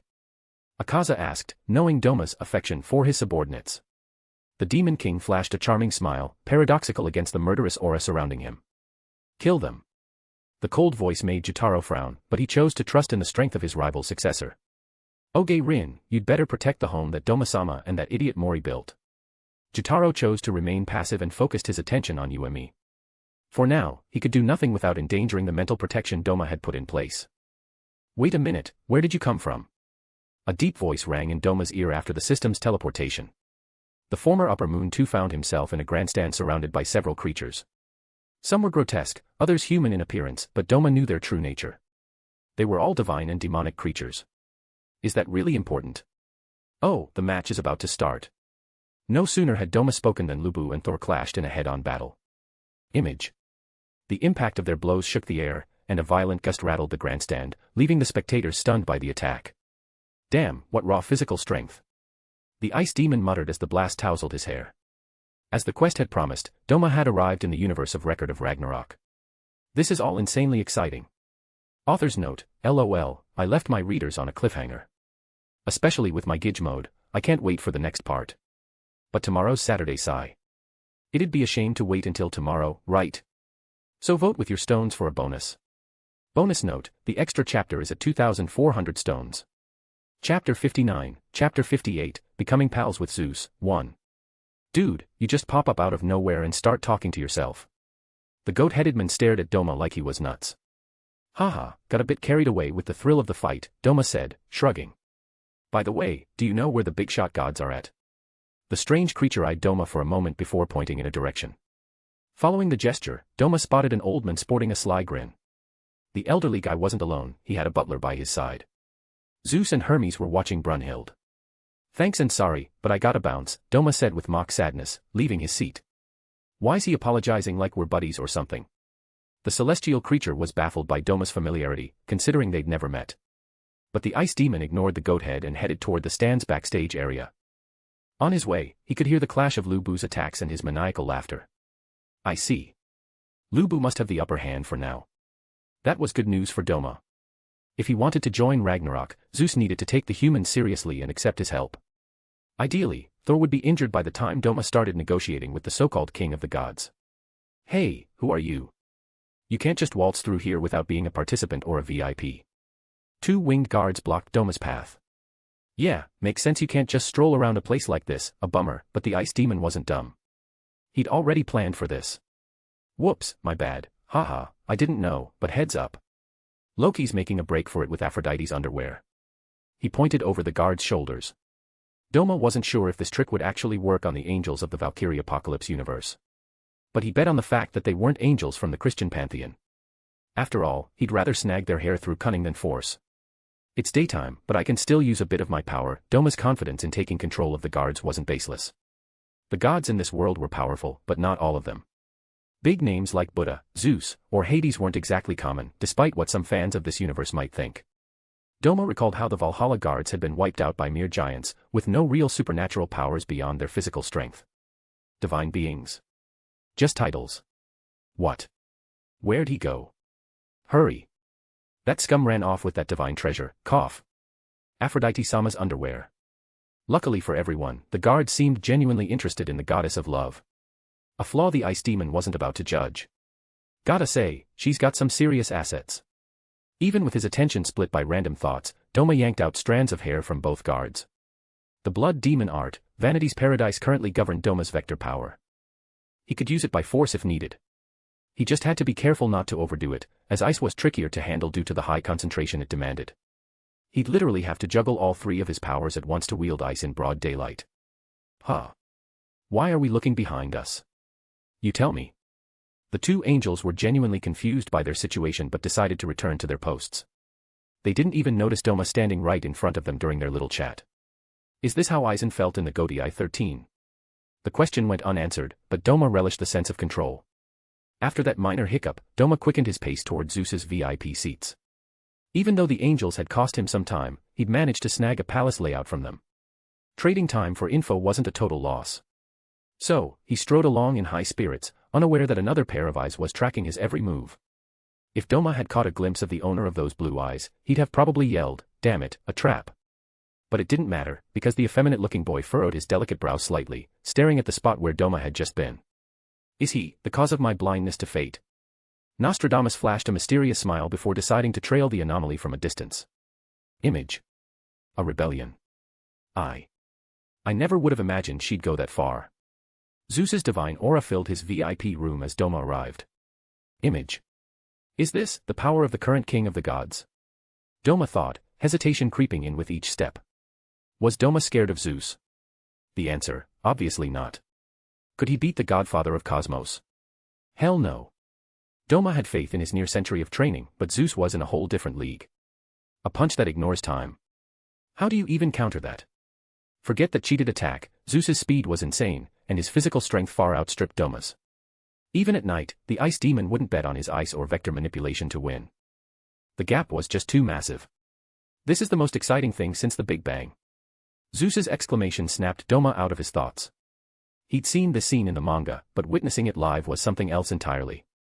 Brunhild smooch. The king of the gods was blowing kisses at the Valkyrie across the amphitheater. The comedic scene, paired with Brunhild's disgusted expression, drew a genuine laugh from Doma. Image. *** Lord Zeus, we have a guest, Hermes said in a polite, refined tone. Image. Doma glanced at Zeus's most famous accomplice in Greek mythology before shifting his focus back to the old god. Who are you? Zeus's voice boomed right next to him, his golden eyes suddenly inches from Doma's face. What? Doma blurted out instinctively, stepping back. He didn't know when it happened, but Zeus had closed the distance between them. He barely even transformed, Doma thought, eyeing the old god. In the Valkyrie Apocalypse universe, Zeus had 4 transformation stages. 1. His decrepit old man state, used day to day. 2. The state Doma was seeing, Zeus altering parts of his body for various purposes, like throwing a massive punch. 3. The state Adam faced in his fight, Zeus could strike beyond time itself. As for his final form, it was called a Doma, named after his late brother. Zeus had barely defeated Adam in that form and preferred not to use it. If his second transformation, used just for fun, caught me off guard, then I need to forget about Adam as an opponent and aim for Kojiro or Jack, Doma concluded after some quick analysis. The idea of asking the system to lower the quest's difficulty crossed his mind, but he dismissed it. The current difficulty was B+ to S-, meaning he was in a hard mode quest. That meant the system wouldn't offer any help, like equalizing the world's laws or freezing time in the KNY world.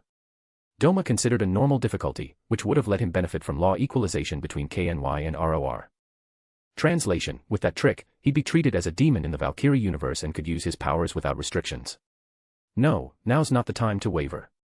Zeus is an anomaly among his peers, and if I negotiate well. Doma's eyes gleamed at the thought of having a cheated divine army. You didn't hear me. I asked a question. Zeus's golden eyes flared suddenly. Yet the ice demon didn't panic and pulled a spare fan from his ceremonial attire as a former elder of the Eternal Paradise faith. Sorry for zoning out, Zeus-sama. I'm Doma, and I'd love to get an autograph, he said with an honest tone. Hermes shot Doma a look that screamed, you really think we're buying that a fan sneaked into the VIP area for an autograph? Unfortunately for the merchant god, he'd forgotten his father's innate pride. Oh ho, I see there are still folks who recognize my greatness in Walhalla. Haha, Zeus-sama is a legend among lady lovers and men of culture. The duo settled in comfortably, completely ignoring Hermes, who was utterly baffled by the situation. A stranger had shown up and hit it off with his father in mere seconds. Am I the problem, or is it the world? That question would never find an answer. Chapter 60, Chapter 59, Becoming Pals with Zeus, 2. What's that? It's like a heartbeat. The spectators in the amphitheater began to murmur after Thor lost one of his divine weapons. Lubu had managed to destroy one of the 2 Jarngraper gauntlets. Oh, Lubu's gonna lose soon. Doma closely observed the divine hammer of the Norse god after the destruction of one Jarngraper gauntlet. You seem pretty confident in Thor's victory.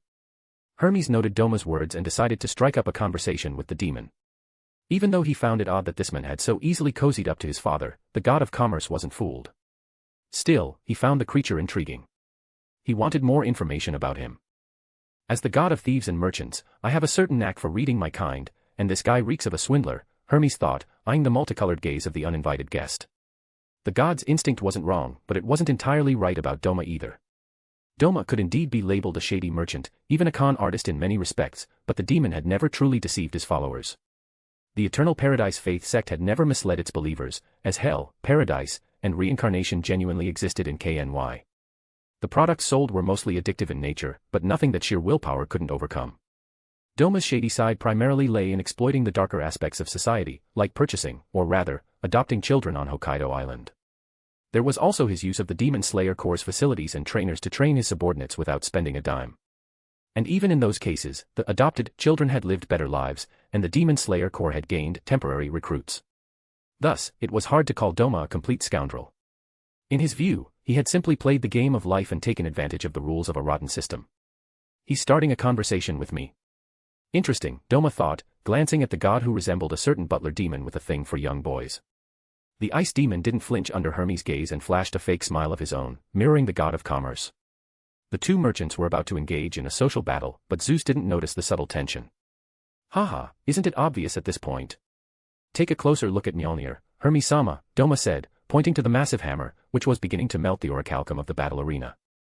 The divine metal couldn't contain the raw destructive power the weapon was unleashing due to its imminent awakening. Interesting, you really noticed that. Zeus nodded approvingly toward Doma. As expected from a man of refined taste, you picked up on Mjolnir's impending awakening. The king of the gods' words hit Hermes like a thunderclap. Mjolnir. The famous hammer wielded by the Asgardian god of thunder against the enemies of his homeland. In the record of Ragnarok universe, it's renowned for its destructive nature, and rumor has it that the Jarngraper gauntlets exist to protect Thor. But the truth is quite different.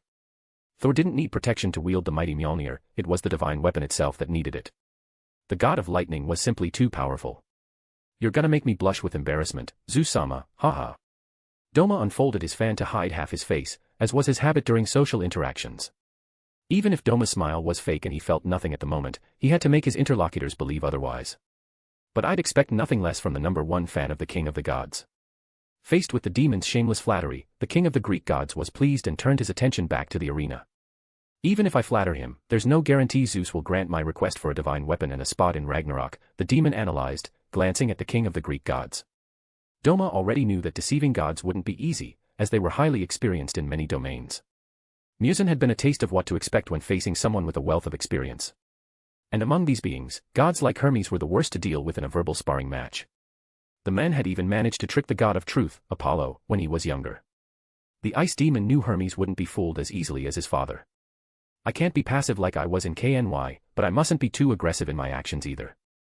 I need to find reliable allies, ones willing to entrust their lives to me like the members of my sect, and fast, he calmly analyzed. Zeus had to be an option, not a necessity, in this quest. He couldn't put all his eggs in one basket and needed to seek other alternatives to boost his strength. After all, divine weapons weren't the only way to quickly gain power in the record of Ragnarok universe. There were also individuals like Beelzebub who could help him achieve a rapid power boost. Unconsciously, he glanced at the duo of Valkyries in a VIP section. No, Doma wasn't thinking about seducing Brunhild or manipulating her. The woman's mind was too cunning and too strong, based on the information he had from Jay. Doma's vision went beyond this woman and her striking appearance, as he observed her raw essence. A Valkyrie. Who said Brunhild controls all her sisters? A sly smile crept behind his fan, unnoticed by Hermes but not by Zeus. According to Jay's memories, the leader of the Valkyries hadn't fully ordered her sisters to participate in Ragnarok. Brunhild had even thanked them for answering her summons, knowing her war between gods and mortals was a selfish endeavor. Some Valkyries had even hesitated to work with their partners at first, like Locke. Doma saw a flaw there, an invaluable source of power he could gain without fighting or taking the risks that a deal with Beelzebub would entail. Even if a Valkyrie's power would be an incredible asset, I should consider Beelzebub to ensure the success of my quest, he thought, analyzing his options through the blood demon art, Vanity's Paradise. He reviewed all the available information on the Valkyries and Beelzebub. Quickly, the demon concluded that his plan was both credible and feasible. What he needed wasn't strength but his eloquence and intelligence, two assets he had mastered since his human days at the monastery. Among Brunhild's sisters, the one who'd likely be easiest to manipulate is. You seem very interested in Brunhild, Hermes' voice snapped him out of his thoughts. Indeed, but I wouldn't try to catch that venomous snake. Doma didn't lie to the god of commerce. The woman was very beautiful, but he deemed it too troublesome and pointless to try seducing her or befriending her. One only had to look at what happened to Heracles and Loki, or how the Valkyrie Locke had been treated when meeting her partner. Brunhild literally bet on Heracles' good nature to cause his death and showed no emotion toward her sister's reluctance to join her plan. Unconsciously, the image of the lowly refusing to work with Jack came to mind. The man had literally forced her to entrust her life to him. Did Doma judge Brunhild's actions negatively? No, as that would be hypocritical. And Doma was many things, but he didn't see himself as a hypocrite. Besides, he had likely done far worse than Brunhild at this point in his life. Still, the demon had already deemed Brunhild untrustworthy due to their similarities. Brunhild, Doma, and even Loki, they were all selfish people who just wanted a chill life at others' expense. That's why Doma couldn't befriend them or entertain the idea of a romance with Brunhild. If he got involved with them, the ice demon figured he'd simply be used and discarded as soon as possible. A business relationship is possible, but I don't think I'd be forced into one, he concluded mentally. A venomous snake. Haha, you're the first to compare that woman to a snake, Hermes laughed, amused, but the interest in his eyes had grown. Unfortunately, he couldn't pursue the topic further due to a notification on a device. Zeus-sama, the official Ragnarok participant list just arrived. The butler briefly bowed to his father, eyes fixed on the device displaying an image. The divine world's technology seemed strange to Doma, but he had no intention of judging the celestial civilization. He didn't even own a touchscreen tablet back home, after all. Things are about to get more and more interesting. The old god muttered these words while observing the list of names on the screen. Image. Everyone could see the amusement radiating from Zeus, and Doma figured the moment was ripe to make a request. Zeus-sama, may I also participate in the tournament, he said with feigned respect. His demeanor was that of a spoiled child asking something of his idol. Zeus and Hermes turned to him, looking incredulous. Mr. Doma, far be it from me to offend Zeus-sama's #1 fan, but you don't seem adequately equipped for this tournament. And your strength is a bit lacking. Hermes was the first to respond, but Doma casually ignored him. He hadn't been addressing the god of commerce from the start, but rather the king of the Greek gods. Well, why not? Zeus said with an amused smirk. This list is supposed to represent the best of both races, so, hee. The old man chuckled slightly at the end of his words before coughing and turning his attention back to the fight. Yet, the divine king's message was perfectly clear to Doma, and to Hermes. You want to join the party? Then prove you're stronger than one of the official list's members and take their spot. A silent speech, but one charged with the innate brutality of the one who had seized power from his father. Excellent. I've gotten the essentials from Zeus. Doma could now set out to find his weapon and the host of Satan. Even if the king of the gods hadn't offered him a divine weapon, the right to participate through strength was more than enough in his eyes. I'll have to step out for a bit, this fight's already over anyway. Doma rose from his VIP seat and headed for the exit. You're not staying until the end? Hermes asked from behind. There was a slight hint of disappointment in his voice, but Doma didn't care. He had 2 potential targets to take down before he could join Ragnarok, and 2 or 3 people to manipulate, convinced to aid his cause. Thus, the demon had no more time to waste on discussions or mind games with the god of commerce. Thor just broke Lubu's leg. This match is sealed. Doma simply shrugged, answering without even turning back to the butler. And I've got a weapon to retrieve, he said as he left. The demon's final words left the butler perplexed, but Zeus burst into laughter. The king of the gods had already noticed Doma's interest in the Valkyries, but he hadn't imagined he'd genuinely want to participate in Ragnarok. This fan is truly fascinating, Zeus thought as a divine aura slowly emanated from his body. His golden eyes gleamed with impatient anticipation. Author's note, yes, Zeus only gave Doma a chance to join the party without offering a power-up. Bonus chapter at 400 votes. Chapter 61, Chapter 60, Lie. Until your lie becomes truth, 1. The amphitheater was in a frenzy after the conclusion of the first match of the Ragnarok tournament. Lubu had lost to Thor. A logical and expected outcome in the eyes of all the gods present, but the victory was not one-sided. The gods and other celestial beings despised humanity. From their perspective, the Ragnarok tournament was merely a formality before unleashing the end of the world upon Earth. Seeing Lubu hold his own against a god like Thor was a genuine shock to the divine beings. Soon, the gods will take humanity more seriously, the demon mused as he walked across the ancient stone floor of the palace. Thanks to knowledge borrowed without permission from the guards, Doma now had a solid understanding of the layout of the place. It didn't take him long to arrive before an imposing door, one that even he found somewhat intimidating. I never thought I'd feel small again since the end of Musen's punishment, he muttered under his breath before knocking on the door to the Valkyries' quarters. Doma stood at 1.92 meters tall, slightly taller than Kokushibo, and had always been perceived as an imposing figure by those around him. Yet, the massive door and the identity of his target made him feel a tad uneasy. Coming, a loud voice boomed from the other side of the door before a towering, muscular woman appeared. She was tall, really tall, with a height Doma estimated to be around 2.20 meters. Huh. Hey, are you a new guard or something? Thrud tilted her head down toward Doma, who barely reached the height of her chest.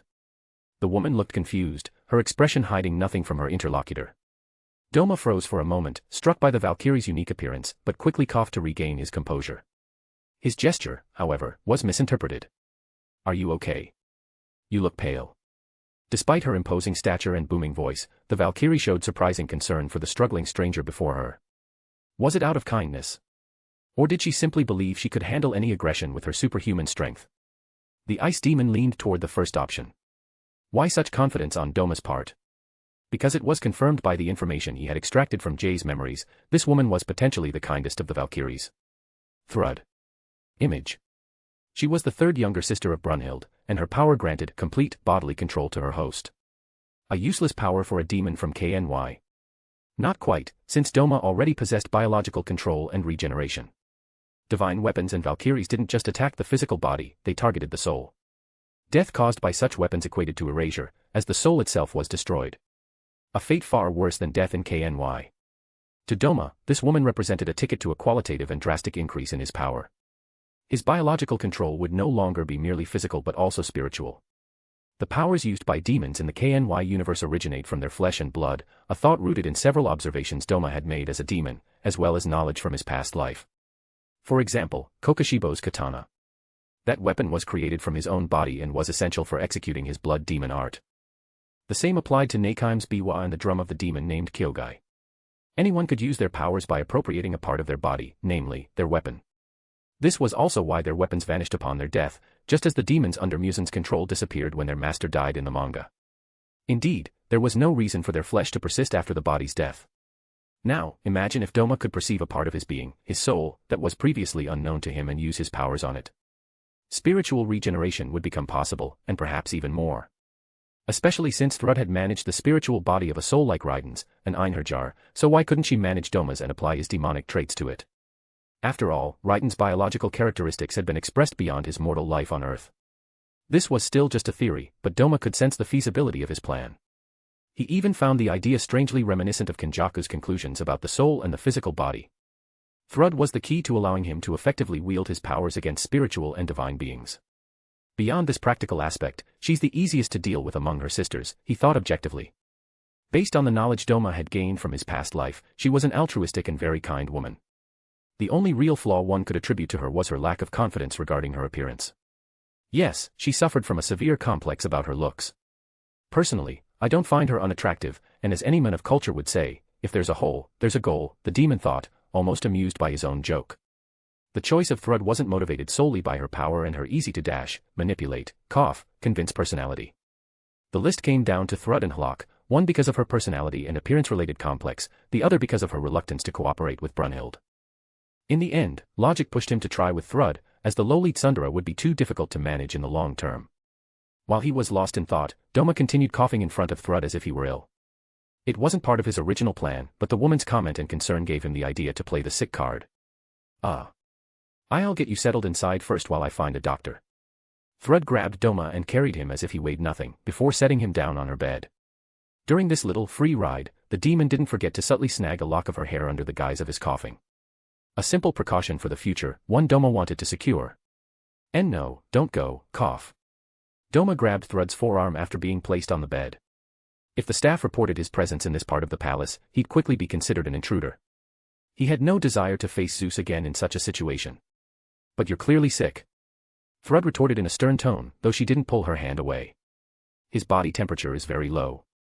The thought worried her further. She didn't know Doma, but she didn't want a dead man in her room. Of course, Doma picked up on the woman's surface-level thoughts and decided to double down on his act. Don't worry, this coughing fit is temporary whenever my power acts up, he explained, trying to sit up, but Thrud forced him to stay lying down. Okay, I'll take your word for it, but why would a man in your condition come to see me? Is it so urgent that you'd risk your health, and what power are you talking about, she said, her tone confused but laced with a subtle wariness. Indeed, kind doesn't mean stupid, he thought, meeting her gaze. My name is Doma, but you can also call me by my other titles, the Defiant Demon, the Elder, the Weaver, Demon of Fate, he lied without batting an eye, after giving his one true title. The Elder. Weaver. Demon of Fate. Why do you have such titles? No, that doesn't answer my question. Thrud's tone grew more suspicious. Fate. If there was one thing the gods feared, it was the concept of fate. As a Valkyrie, Thrud was a Norse demigoddess. She thus had some understanding of fate, thanks to the existence of the Norns. I saw it in my vision, cough. Adam's defeat at the hands of Zeus and the fall of the human race. Author's note, I may have gone a bit overboard with this cliff. Nah. Anyway, since no one's made it to the 400th stone yet, I can do whatever I want. Chapter 62, Chapter 61, Lie. Until your lie becomes truth, too. Why you're lying. Thrud grabbed Doma by the collar of his clothes and lifted him up to eye level. Yet, she noticed no sign of deceit coming from the man in her grasp. Worse still, her instinct perceived the truth in his last words. Something made possible by Doma's power, which slightly altered his interlocutor's judgment ability. Surprisingly, she's one of the strongest minds I've ever encountered, he thought, diving his gaze into her green eyes. Thrud had a mind far stronger than Doma had anticipated, but persuasion didn't need to be 100% supernatural. He just needed to get her to consider his words as possible, since the ice demon only wanted to plant a seed of credibility in her. Time would do the rest of the work. You don't need to believe me right now. You just have to watch the next match and judge for yourself if I'm lying. Doma's voice was calm, despite the pressure the giantess was exerting on him. Finally, Thrud clicked her tongue and set him back down on the bed. If you're right, then Brunhild needs to be informed. Thrud wanted to continue, but Doma interrupted her. No. The more of you interfere, the more unpredictable the knot of causality will become and end up closing in on you. In your opinion, why have the gods never been able to defeat prophecies without paying the price, he said in an honest tone. This time again, Doma wasn't lying. Fate is inevitable, except when challenged by special beings, heroes or entities of overwhelming power. Thrud didn't meet those criteria. No one could save Adam except Doma. However, the latter had no way to help that man. Yes, Doma liked Adam, but he was simply powerless with his current strength. That's also why he was using his death as bargaining currency against Thrud, to gain credibility. I'm still going to try. And didn't you come to see me with a solution? It would be strange to announce an inevitable future while neglecting your own health, especially when it's deteriorating because of such a power. Thrud's gaze settled on Doma with a certain expectation. She had hit the mark, the key point of this conversation subtly guided by the demon. Too bad she plans to tell Brunhild, but I had already anticipated that possibility. Doma remained calm at the idea that the Valkyrie's leader might doubt him. He didn't need her approval, only Thrud's. And if the latter ended up bending to her sister's wishes and foiled his ruse, then Doma would go see Hlok. As I expected from you, Thrud. You're exactly as I saw you in my visions of the future, a strong woman.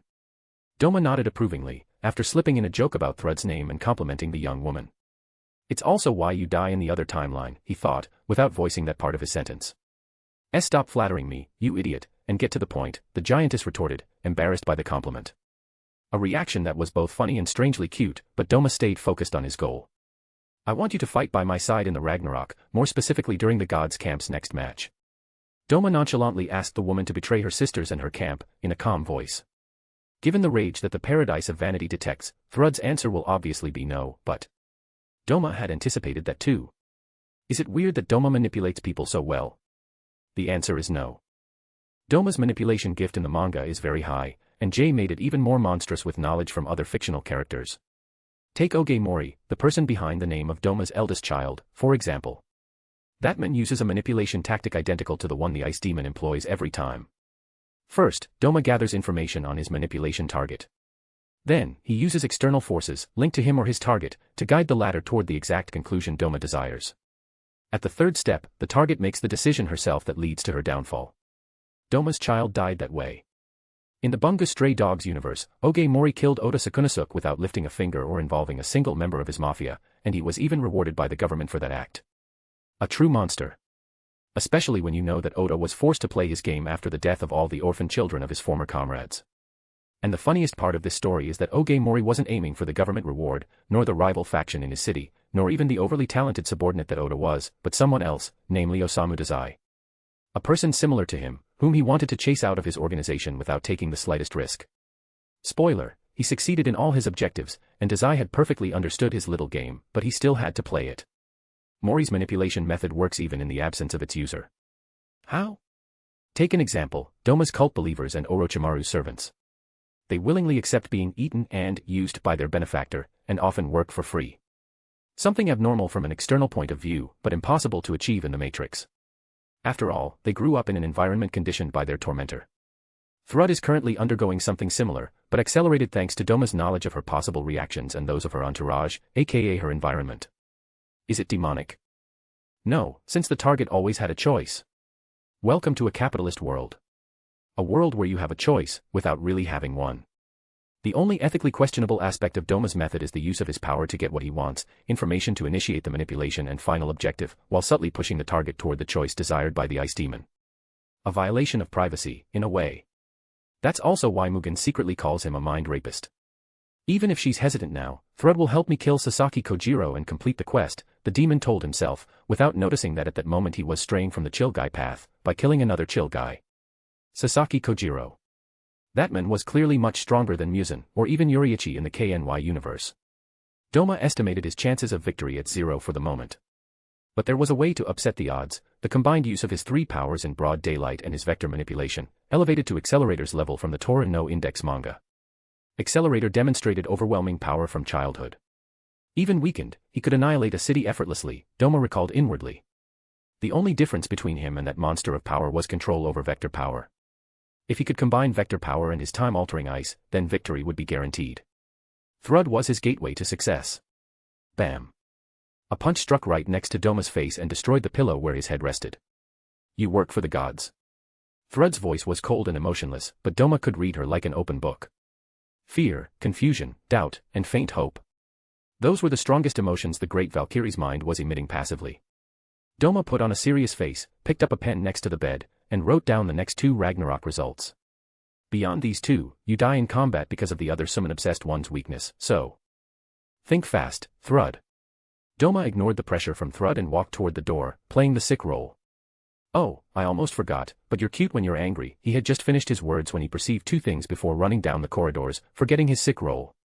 The flushed face of a giantess and a dark bed hurtling toward him at insane speed. She's a bit crazy, but it's better when she resists a little, hee-hee, the demon thought as he walked along with a big lump on his head. Unfortunately, he hadn't been able to dodge the bed, and his vector power had failed due to a mysterious force. Doma attributed that to Toon Force, since he was in a fictional world. Anyway, even if Brunhild changes the human fighters against Zeus, the result will be the same according to my knowledge, he analyzed as he entered a gloomy-looking place. According to the system, Doma and the members of his group were special among the multiverse's inhabitants. They possessed the Fatebreaker trait. Without that characteristic, it would be nearly impossible for Thrud and Brunhild to change what had already been established by causality. That's also why Doma hadn't feared announcing his sister's death due to Adam's defeat. No matter Brunhild's actions, one of the Valkyrie sisters would perish against the king of the Greek gods. The same went for Poseidon. If Brunhild didn't let Doma face Kojiro with Thrud, then Zeus's brother would perish. Who are you? A calm and neutral voice echoed after Doma reached a laboratory at the end of his path. According to the guard's memory, no one was allowed to enter Beelzebub's private quarters. Me. Just a demon come to retrieve Satan, he said in a nonchalant tone. As soon as he uttered those words, the atmosphere darkened. Yet, Doma didn't waver before his plan C. After all, he didn't know if Thrud and Hlok would be easy to manipulate in the future. He had to take precautions against the future god whose participation spot he planned to steal. And who better for the task than the anathema of Adam's creator? Beelzebub, aka Satan's host. Image. Author's note, damn, I was tired of writing conversations and explanations. Next chapter, The Defiant Demon, 1. Chapter 63, Chapter 62, The Defiant Demon, 1. Satan. Image. He was among the first gods to emerge within the primordial chaos that future gods would call Niflhel. Back then, there weren't nearly as many celestial beings as those Doma observed today in the amphitheater. The universe itself barely existed, for the void of Niflhel was both everything and nothing. The world of Valkyrie Apocalypse was born from the whim of the 88 primordial gods, who arose from this formless void. Zeus is considered by many to be the mightiest of gods, a logical belief given his power. Yet, he is nothing compared to one of the 88 original gods born from the void of Niflhel. Among these beings capable of creating from nothingness, there existed an uncontested elite, the Yggdrasil. They were the 4 most powerful primordial gods that Niflhel had spawned from its chaos. These entities were so mighty that a rumor claims they self-destructed due to their own power. But that story was a lie, a fabricated explanation to conceal the true reason for their race's disappearance. For the reality was far different. The first Ragnarok was not a war between humans and gods, but a clash between 11 primordials and the rest of creation. Just thinking about it sent a shiver through Doma's body at the thought of Satan's true power. The entity that cursed Beelzebub was one of the 4 Yggdrasil, the most powerful primordials in all of existence. The worst part of this story is that the 11 primordials managed to hold the rest of creation at bay during the war. Unfortunately, information about the primordials is scarce in Jay's memory. That idiot had a bad habit of skipping conversations to rush into fights, and the manga wasn't even finished. Doma was paying dearly for those actions, and for the manga's slow publication pace. At least I know Beelzebub harbors a fragment of Satan's terrifying power, he thought, mentally cursing Jay. Beelzebub possesses a portion of Satan's power, but it's not something pleasant, like Karama or Pachita. Satan's power is a pure curse in the long, immortal life of the Lord of Flies. The demon god is incapable of feeling emotions like love or genuine friendship toward anyone due to his condition. Satan always destroys the hearts of those close to Beelzebub, using the poor demon's own hands. Thus, the demon of gluttony has killed everyone who ever touched his heart, one way or another. Friends and lovers included. I'm not in the mood to entertain a creature curious about rumors concerning me, Beelzebub said in an indifferent tone, though the hostile aura surrounding him spoke volumes. If Doma didn't explain himself or leave, the demon god would consider killing him in his quarters. Too bad, I would have loved to chat more about your curse, but I'll have to get to the point. The ice demon shrugged nonchalantly at the Philistine and Hebrew demon god. Beelzebub's impassive face twitched slightly at the mention of the word curse, but he quickly regained his composure. This man mentioned wanting to retrieve Satan, and then spoke of the curse. Does he know something about Junior? Beelzebub's hostility masked a growing curiosity, but Doma couldn't guess that. Like the ice demon, Beelzebub is a being deprived of emotions due to his curse. Doma was born without true emotions, until Jay came along. Unlike Doma, the Lord of Gluttony was forced to forsake emotions for millennia. The demon god refused to pay the price for feeling love, friendship, joy, or any positive emotion tied to those close to him. Because Satan would destroy the heart of the target, or anything that sparked those positive feelings. A cruel act and a pitiful situation. I won't waste any more of your time, Doma declared after finding a comfortable chair and settling into it. I want to make a deal you won't regret, your blood, marked by Satan's curse, in exchange for crucial information about the death of someone close to you, the ice demon announced in a serious tone. The blood of a god. Heracles went from a mere mortal, weakened without special powers, to a warrior capable of fighting Ares on equal footing. The former mortal even surpassed him later, after benefiting from the resources of the other world. He thus became a demigod, a bridge between gods and humans. Early in his arrival in this world, Doma had considered getting close to Zeus, for the Ragnarok, and for his blood. Unfortunately, Zeus didn't offer that power up for free. Get out, lowly creature. I have Northwest one close to me, Beelzebub said, raising his hornet cane adorned with a skull. The demon god lost all interest after Doma's words about an imaginary someone close. But an unexpected name suddenly rang out from his interlocutor's mouth. Hades. The cane froze mid-air at the mention of the name. His empty, lifeless eyes trembled slightly, overwhelmed by a wave of complex emotions at the mere mention of the king of the underworld. Hades, the older brother of Poseidon and Zeus. He was the one who pulled Beelzebub out of a toxic cycle of suicide attempts after the murder of his beloved. Even if Beelzebub no longer has true friends, Hades still represents a faint glimmer in the darkness of his life. You want my blood? It's yours. But you'd better not be lying, or I'll find you. The demon's voice remained indifferent, but a subtle feeling lurked within it. A murderous intent. Before, when the Lord of Flies threatened someone, it was a casual gesture, almost trivial. Like eating or going to sleep. But this time, things were different. The mere mention of Hades was enough to awaken a genuine thirst for murder, something the Lord of Gluttony hadn't felt in ages. This cursed blood is meaningless outside of scientific research, but Hades, he's different, the demon god analyzed, grabbing a blood bag from the refrigerator and tossing it to Doma. He didn't just study a powerful demon like Hajuan, but himself, Doma thought, observing the blood bag in his hand. Can I know now? And I hope this information is verifiable, the demon asked, narrowing his eyes and tightening his grip on his cane. Here. You'll find all the information there. And if I'm wrong, then you can come for me, Doma replied before leaving. Beelzebub glanced briefly at Doma's note before turning his attention away from it and the ice demon. The transaction was complete. Doma knew he could never become friends with Beelzebub, even if he sympathized with his loneliness. He didn't want to be killed by Satan and had no intention of trying to please such a dangerous entity. If the future ever allowed for a friendship, he'd accept it. But if not, the current situation suited him just fine. He left the pseudo-laboratory that the demon used as a room and headed back to Thrud's place. Why her place? Doma remembered he had no safe haven in this world, and the Valkyrie was too honest to attack during the process of absorbing divine blood. Thrud. You're not here. I'm coming in. After knocking several times with no response, Doma entered. Thrud's residence was simple and showed nothing unusual, despite the property's unique appearance. He strolled in casually, as if it were his own home, and settled on the bed, eyeing the blood bag that supposedly contained Satan's power. I'd have preferred to drink it when Satan himself was controlling Beelzebub's body, but Doma couldn't afford to be picky or overly demanding with his divine elixir.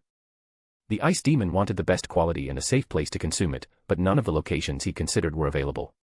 Drinking it near Zeus was, of course, out of the question due to the nature of his plan. So, he opened the container and drank the demon god's blood. Weird, aside from the exceptionally good taste. His foolish thoughts stopped as his vision blurred. A forgotten sense of unease, absent since his anti-wisteria training, gripped his heart. Before losing consciousness, Doma caught sight of a small lowly entering the room, looking annoyed and muttering about items Thrud had borrowed and not returned. After picking up a pink teddy bear, she noticed Doma motionless on the bed. No way. Did she really kidnap a guy to have a boyfriend? Hlock exclaimed in a shocked tone. Image. Unfortunately, Doma couldn't open his mouth to clear up this grave misunderstanding. The demon lost consciousness, struggling against the drastic changes his being was undergoing with every passing moment. Destroy, destroy all their hearts. Whispered a voice in the grey world of the blood demon art, the paradise of vanity. A grotesque creature tried to flood the abyssal void in Doma's heart with destructive, negative emotions, but he devoured them greedily, showing no sign of satisfaction. Image. The creature despaired as Doma's heart craved more. If musin cells pushed Doma to obey, Beelzebub's blood, infused with Satan's power, refused to make him a puppet. He craved destruction. Chapter 64, Chapter 63, The Defiant Demon, 2. Well, looks like I've got myself one hell of a cellmate, the demon said, observing the entity within his mind. The incarnation of Satan's will didn't react to Doma's words and continued its attempt to taint his mind, specifically targeting the emotional aspect. But the entity encountered a problem in its approach. The mental world of the ice demon was far from ordinary, according to the fragmented knowledge of the creature. The concept of emotion seemed unstable in this place, as if someone had tried to force the idea of the word emotion into a realm devoid of foundations. The result was akin to someone trying to fit a puzzle piece onto a board, except the piece was the wrong size. Yet, the final picture vaguely resembled the expected image. In short, it was a crude attempt to mimic a human mind. But Jay's mind hadn't been able to produce a result comparable to Doma's against Shinobu Kocho. The outcome was this abyss. If a creature from the manga Death Mage were to see Doma's mind, it would liken it to the unique skill, Grotesque Mind. The Grotesque Mind skill is a power belonging to Vandalu Zackert, the protagonist of Death Mage. This skill is deeply frowned upon by the natives of the Lambda world for several reasons. First, it can only be possessed by abnormal individuals, such as evil gods or people who have endured numerous traumas in their lives. The second reason might seem trivial, but it's the most terrifying. Those who possess the unique Grotesque Mind skill don't perceive things like everyone else. If murder is considered abnormal for a civilized human, a bearer of this skill wouldn't hesitate to kill if they deemed their opponent bothersome. Not out of fear for their own life, but to eliminate a problem. This mind, it has immense potential for destruction and evil, the will of the primordial being thought to itself. But reality was cruel to it. It was incapable of sustaining the notion of pleasure in destruction within this environment. The only way it stood a chance of corrupting this strange mind it had infiltrated lay with one individual. Doma. It needed a genuine positive emotion from him, and then, the wildfire could ignite. Satan wanted to corrupt that light within this darkness. What? You're counting on me to feel an emotion? Haha, sorry, Mr. Satan, but nothing lasts here, Doma said, observing the glimmers of light floating around him. Doma was partly lying to Satan's will. It was true that no emotion lingered long in the abyss of his mind. Even his love for Kikyo had faded. Yet, there was one thing resilient enough to remain intact in this godforsaken place, the memory of every person Doma had ever met. Within each sphere containing a memory, a fragment of an individual taken by time endured. Musen kept me apart from my wives for a long time because of their demon identity, time took my followers and friends, but Doma was not, he had never been alone. Why? Because all the followers of the Eternal Paradise faith would forever be with him. As if in response to this thought, Taiga appeared at his side, followed by Mori, Yuruzu's servant, old hero from the festival who nodded in satisfaction while watching Nakaim on his back, and many others. All of them resided in Doma's warped mind. I am possible, light and darkness, exist in all things, in every being, the creature declared in a distorted voice. Doma looked at the primordial will with an expression of pity before shaking his head in disappointment. You're Satan, aren't you? You should know there's always an exception or anomaly in creation, he said, referring to Satan's act of rebellion in Hebrew religions. Satan. His name literally means, the adversary, the accuser, the opposer. In Hebrew legend, the Creator shaped the world in 7 days through His word and deemed everything good, according to the book of Genesis. Yet, an anomaly emerged.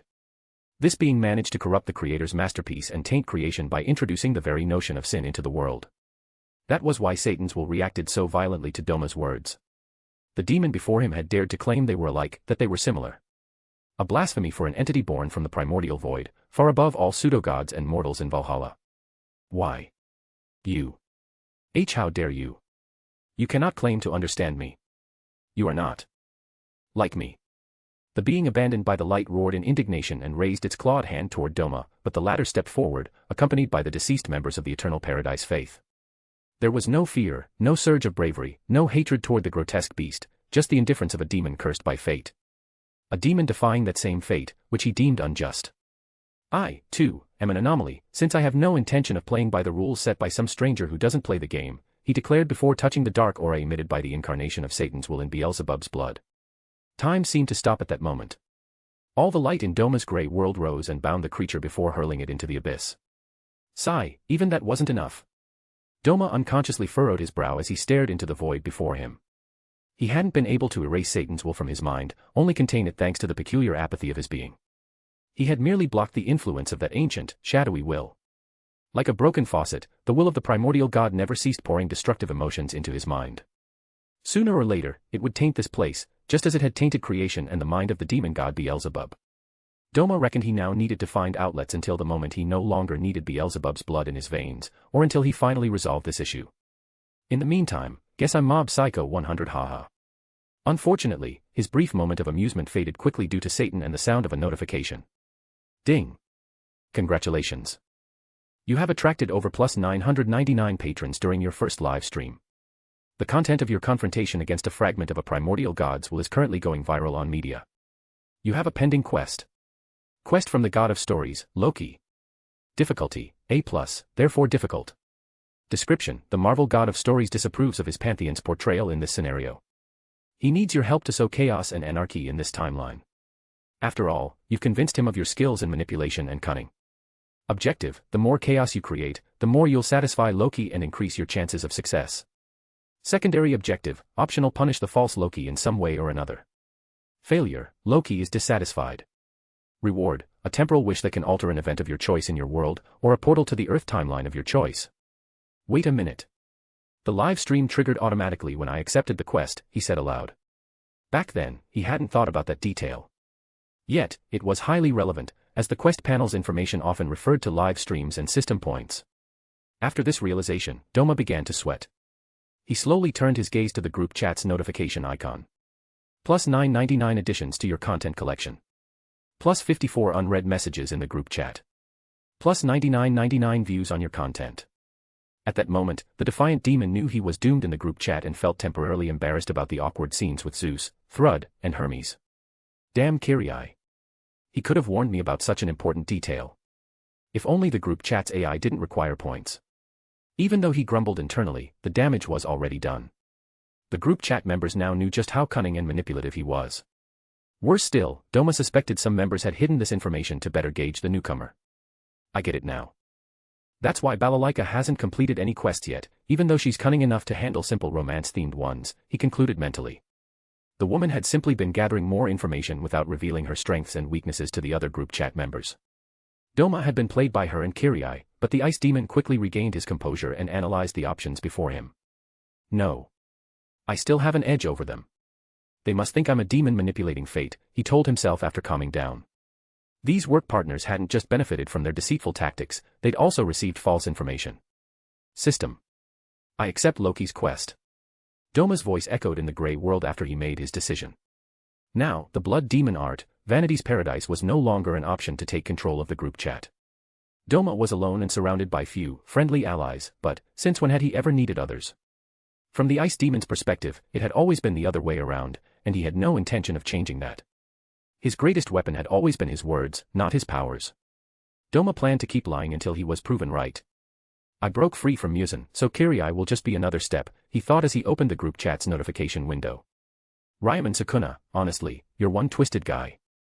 Balalaika, if you come within a meter of me, I'll blow another hole in your ass with my revolver. Kuvira, after Mr. Kirei, we've got yet another mentally deranged Mansai. The Void.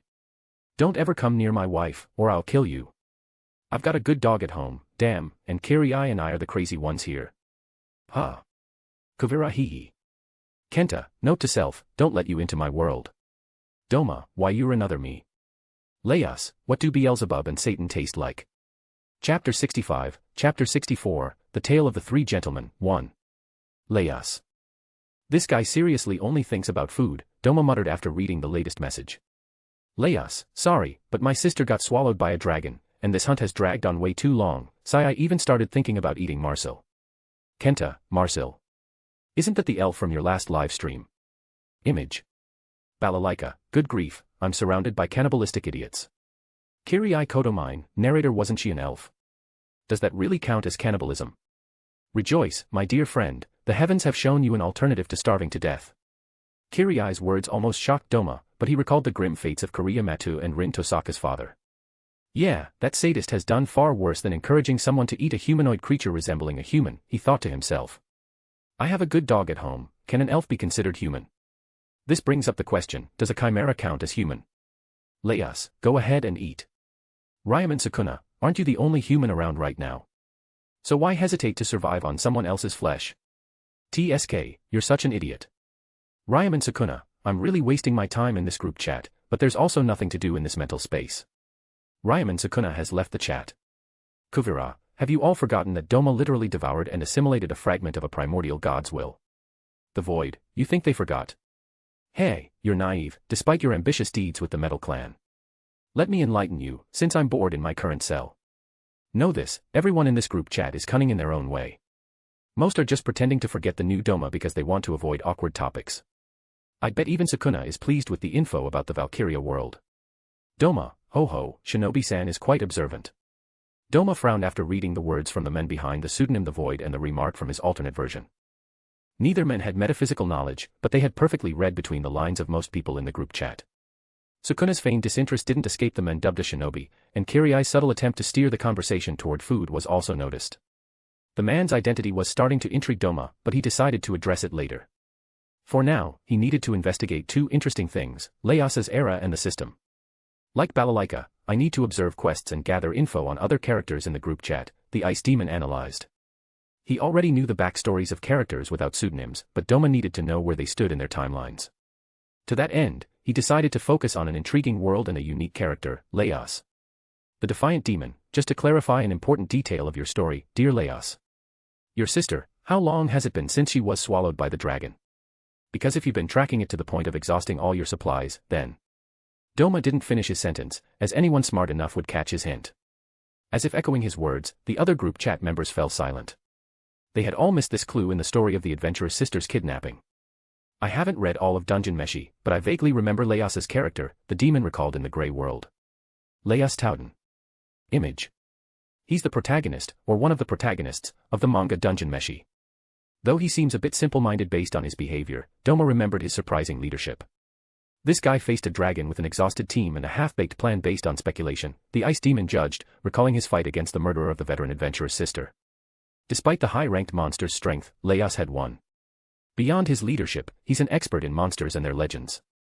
He could recognize dangers his companions didn't even suspect and showed great ingenuity multiple times in the story. It's this very trait that gave him wild ideas, like eating a living dungeon armor. Layas, meh, it's the same thing, right? My sister ends up in the dragon's mouth, then its stomach, but it doesn't change my plan. I just need to find that lizard, cut its belly open, and get my sister back. Kirei Kotomine, narrator. Balalaika. Kenta. Doma. The Void. Kuvira, cunning people, you said. Ha, the Void. Ridiculous. Kuvira has left the chat. As everyone silently judged Layas and his recklessness, Doma pounced on this lost sheep of the flock. The Defiant Demon, you know what? Your idea is doable. Kenta, nanny. Layas, if someone as smart as you confirms it, then I was right, haha. To think the others are considering giving up, sigh. The Defiant Demon, if they want to give up, let them. You've got the group chat, right? You can just do a quest, earn points, and trade stuff with me. A fake friendly smile spread across Doma's face as he looked into the group chat's live stream camera. Unfortunately, the reaction was negative. Kenta, Layas-san, I've got a bad feeling about this. The Void, you don't need to be a genius to smell a scam from miles away. Kirei Kotomine, narrator, come now, I'm sure Doma has good intentions. Balalaika, good intentions. You're talking about a guy who's unfazed by the embodiment of evil in a world, and you think he has good intentions. Haha. I have a good dog at home, honestly, this deal reminds me of my youth with my country's army, sigh a mistake, but a beggar can't be choosy. Despite all the negative reactions around him, Layas gave an interesting and satisfying response. Layas, I'll accept anything for Fallon, but guarantee my friend's safety and the success of your idea. Layas's response confirmed that his interlocutor was indeed the bold and courageous adventurer leader from Jay's memories. He flashed a smile before controlling his body in the real world and severing his forearm. Blood was sent to Layas. The Defiant Demon has sent an item to Layas. Would you like to use the group chat to preserve this item's properties? If you accept, you will pay 10,000 system points, but refusing won't prevent the package from arriving. Unfortunately, the group chat does not guarantee the item's effects under the New World's laws if payment is refused. The Defiant Demon, do you have enough points? If not, I've got an interesting quest with an approachable theme. Quest, save an adventure from Ishizoku reviewers.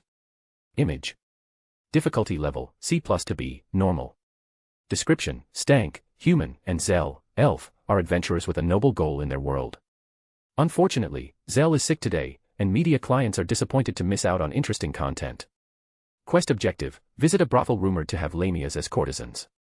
Failure, die from lack of stamina or be crushed by the lower body of a lustful snake woman. Reward, the number of system points depends on your achievements with the snake women, but the presence of our 18 theme clients is guaranteed. Is that easy enough, Layas? You can even eat at the Adventurers Guild in that world before, completing the quest, he said in a suggestive tone. Layas. Going to a brothel to save my sister. Why does that feel weird? Kenta, don't think about it, just let me join your party. I really want to save your poor sister. Even as he said this, Kenta cursed himself, too ashamed to dive into the R18 theme.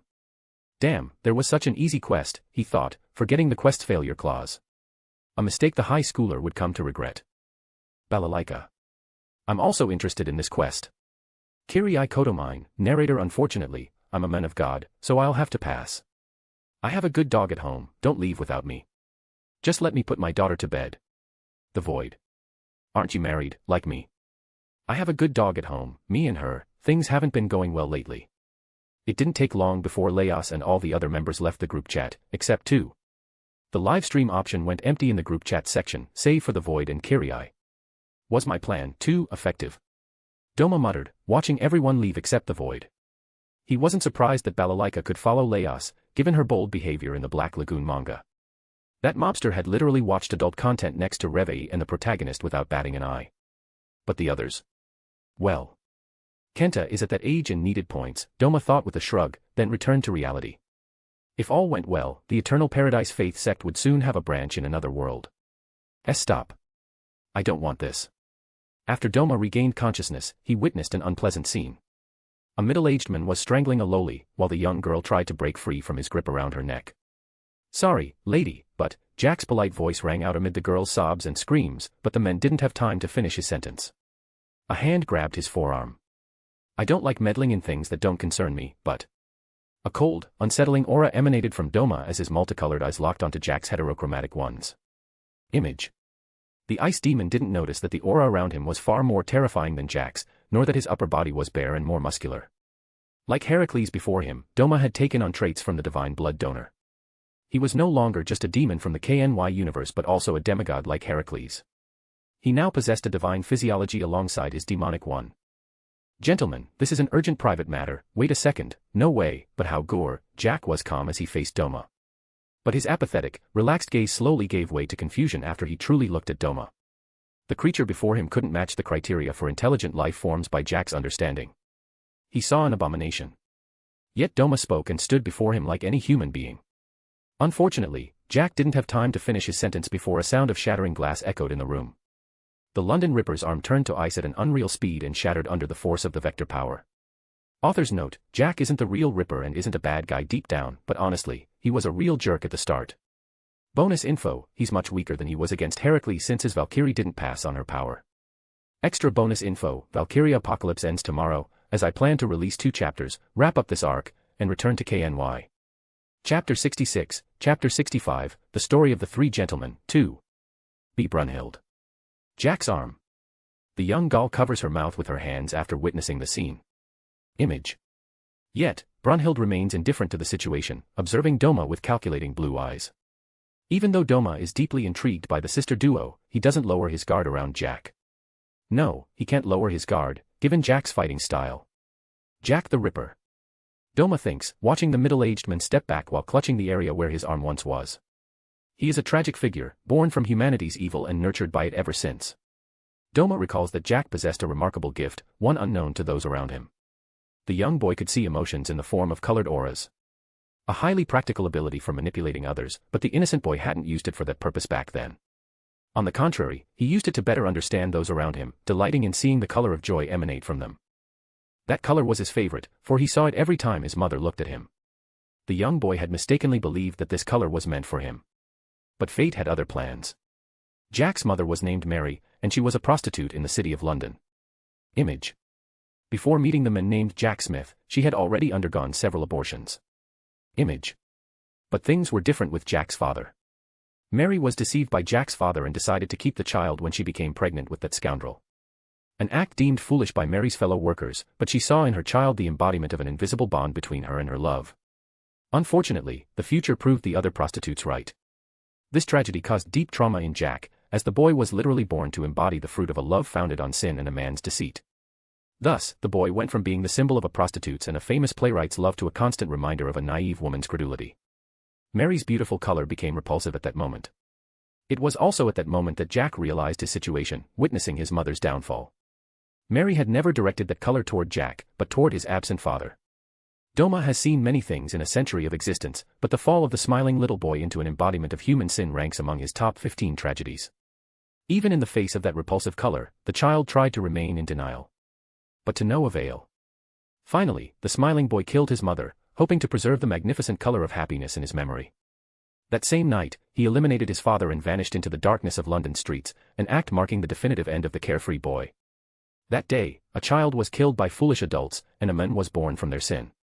Jack would never again see a color as magnificent as Mary's, except in Heracles. That's why Jack wanted to prove to Heracles that his own words about his love for humanity were lies. He wanted to see that magnificent color turn repulsive, as he and his dear mother had become. The killer sought answers from the demigod, capable of understanding both the idol gods and the repulsive humans. And so, Heracles proved to all why he was the greatest Greek hero, the man who best understood both gods and humans. An individual worthy of the title of hero. He died but saved Jack. My arm is no longer available before my fight against that god, Jack mutters, glancing at his hand. Quite an unfortunate situation, sir. Jack asks, speaking in a calm tone, as if the initial shock of perceiving the demon's nature was merely an illusion. An incredible mental fortitude, on the surface.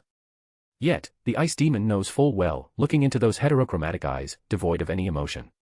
Jack is broken, and you cannot break a man who is already shattered. Doma, you can call me by my name directly, without titles or honorifics, he says in a serene tone. This man injured lowly, a grave act, but Doma respects Jack's resilience.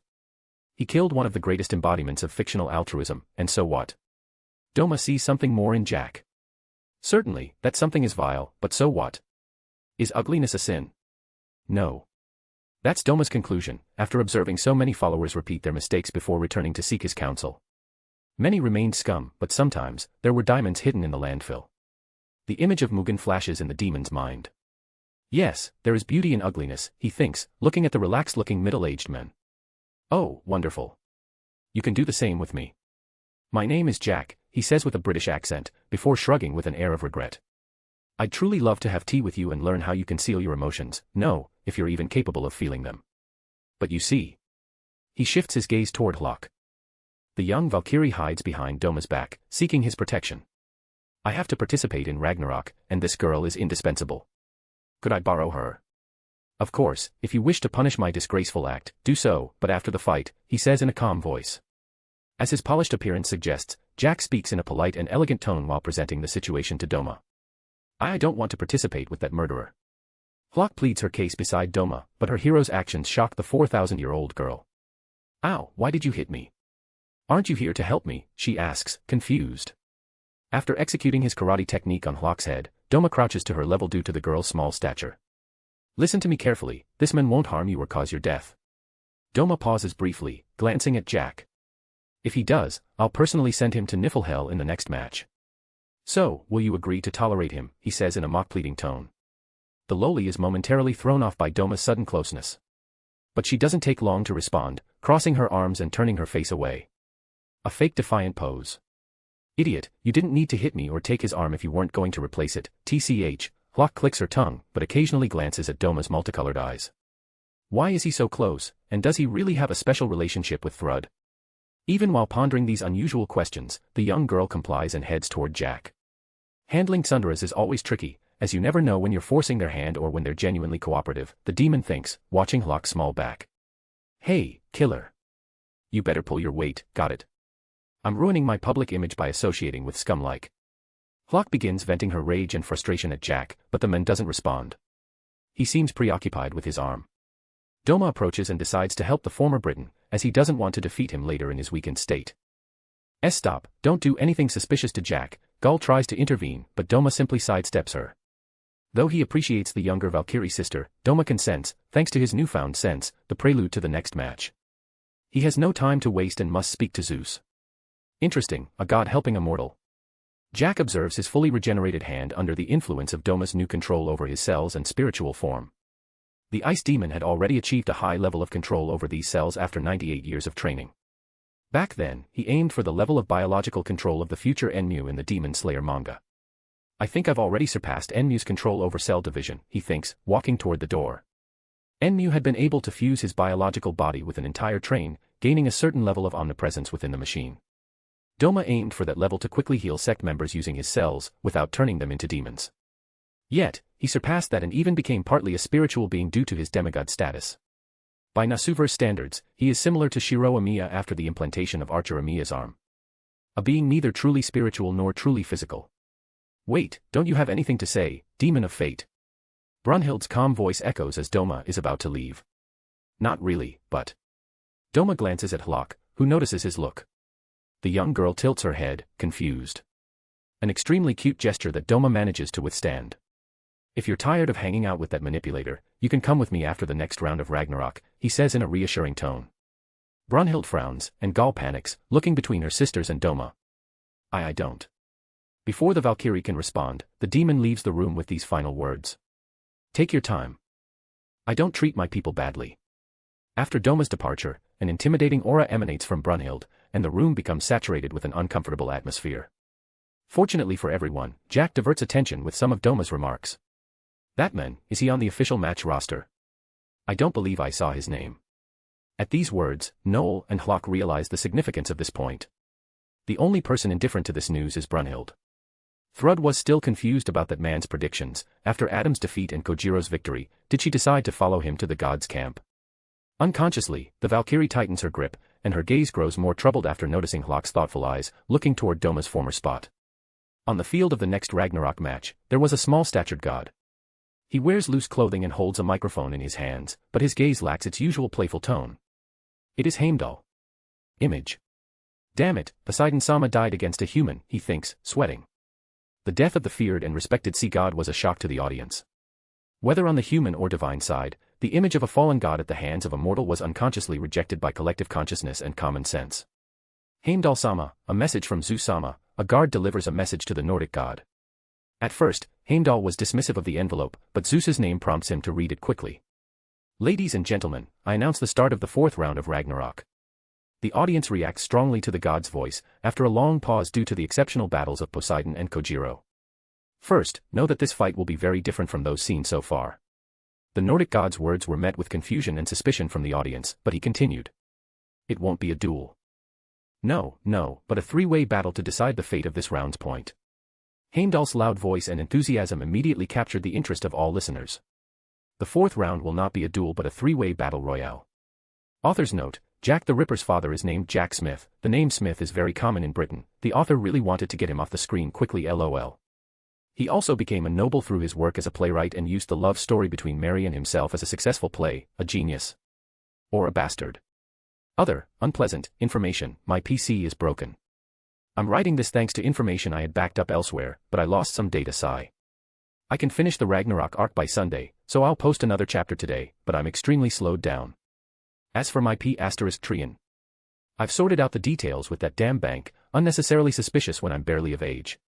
Chapter 67, Chapter 66, The Tale of the Three Gentlemen, 3. First, allow me to introduce the participant representing humanity. Heimdall's booming voice drew the audience's attention in one direction. The men who insisted the battlefield be set in the streets of London. Heimdall's tone carried a hint of disdain, though he forced himself to remain professional. His existence came to light when he emerged in the midst of the darkness of a grim August night in the year 1888 AD. As Heimdall spoke, an oppressive aura began to permeate the amphitheater. It was not as noble or commanding as the presence displayed by Poseidon during his battle. Nor did it carry the same level of overwhelming pressure as Zeus in his Adama form against Adam. And, of course, it lacked the destructive force of Thor's presence. The only word that perfectly described the being perceived by the amphitheater's audience, as they watched the silhouette walking through the streets of London, was darkness. What was he seeking in the streets of London with his sharpened blade that night? Did he merely wish to take the lives of 5 prostitutes? The god furrowed his brow during his speech. But Heimdall pressed on. No. Was he seeking to tear apart a particular social class? Not that either.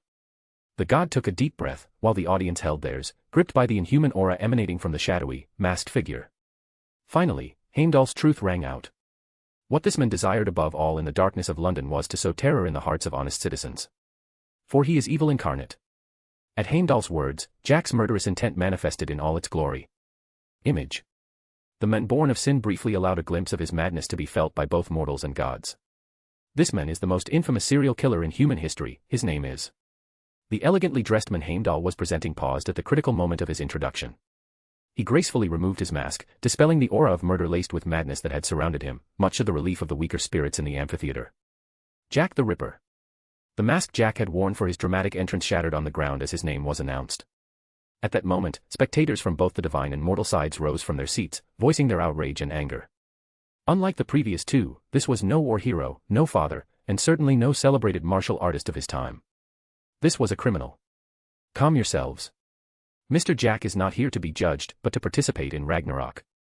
Heimdall declared, attempting to quell the crowd, to no avail.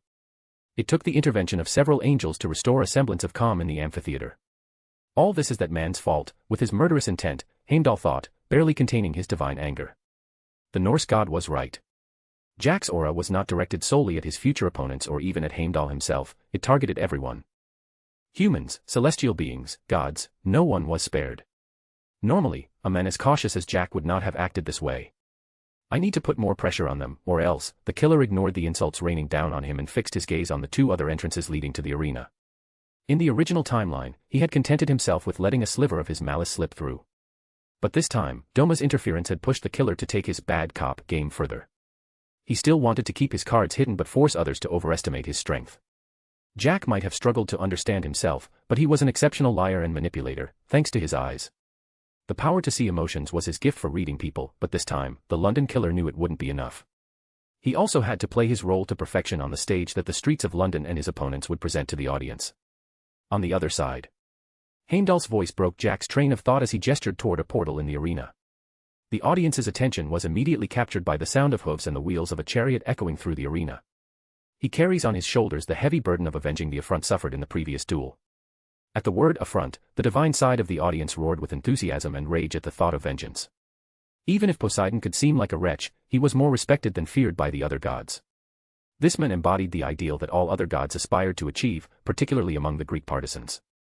He is rumored to have inherited the strength of Zeus and defeated the Nemean lion and Cerberus, guardian of the underworld, with his bare hands. Speaking of the next fighter's exploits, Heimdall adopted a respectful tone. A tone distinctly different from the one used for Jack.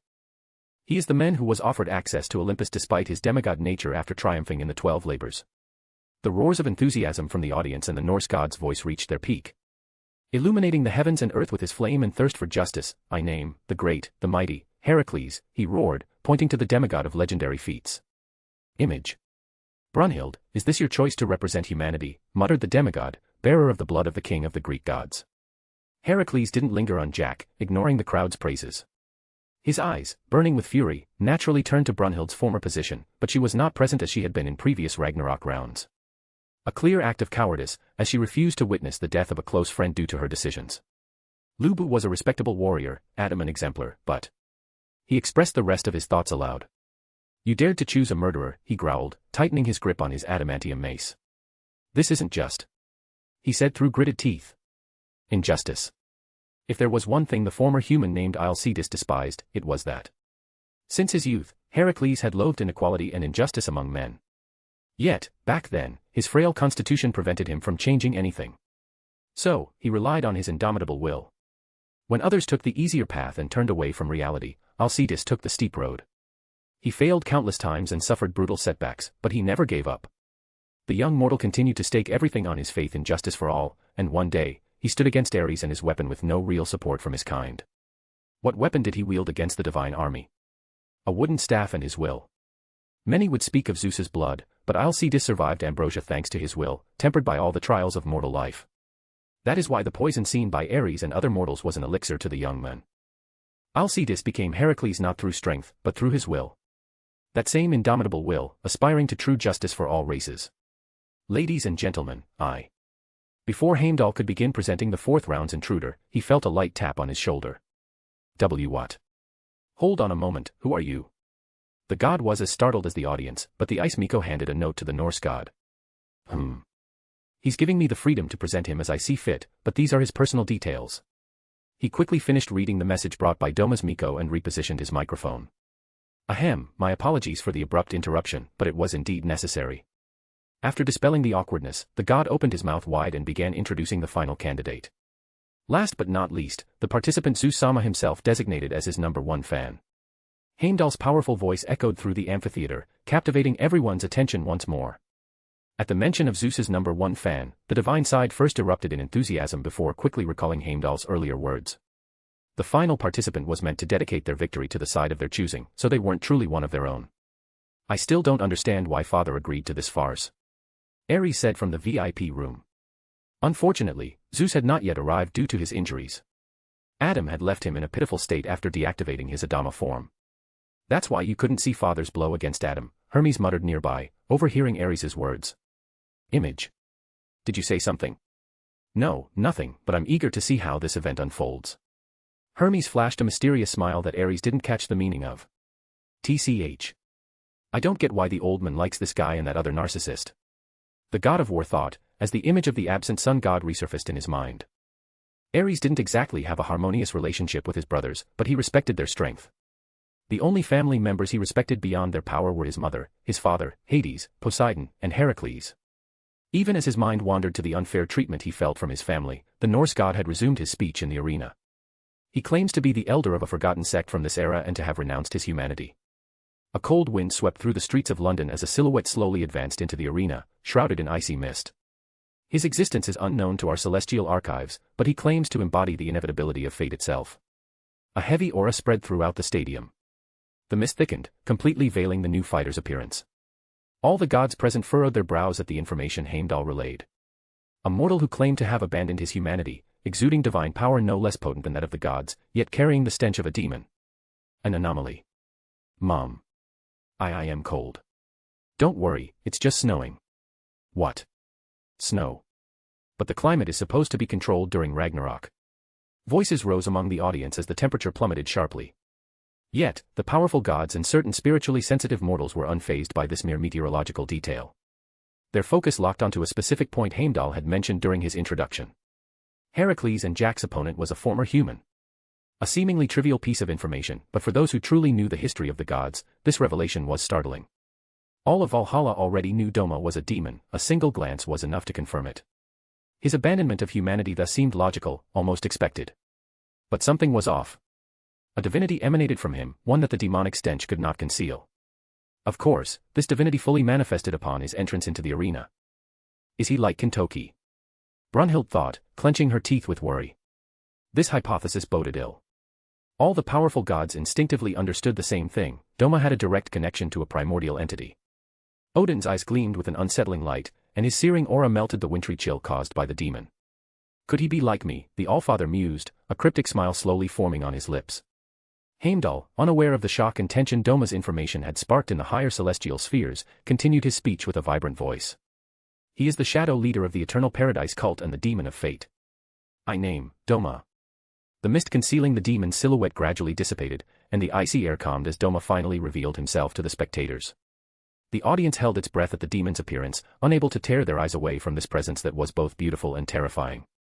Satan's aura was not a friendly divinity but evoked death and evil. This element sharply contrasted with Doma's appearance. As Heimdall spoke his name, the ice demon gently raised his head, a playful smile floating on his lips. Ho ho. Perhaps I let a bit too much of my divinity slip out. I hope you're not too intimidated, he said in a deceptively light tone, elegantly opening his two icy fans.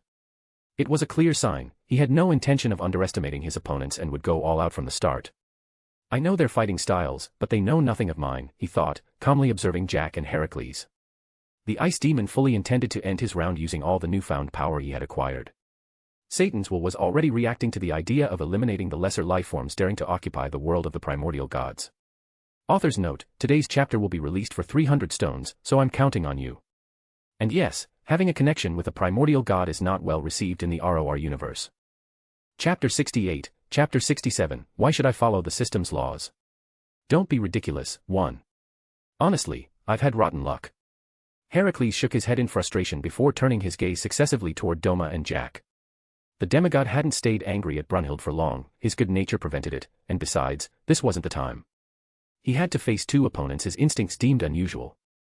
With a final sigh, he resolved to go all out in this fight.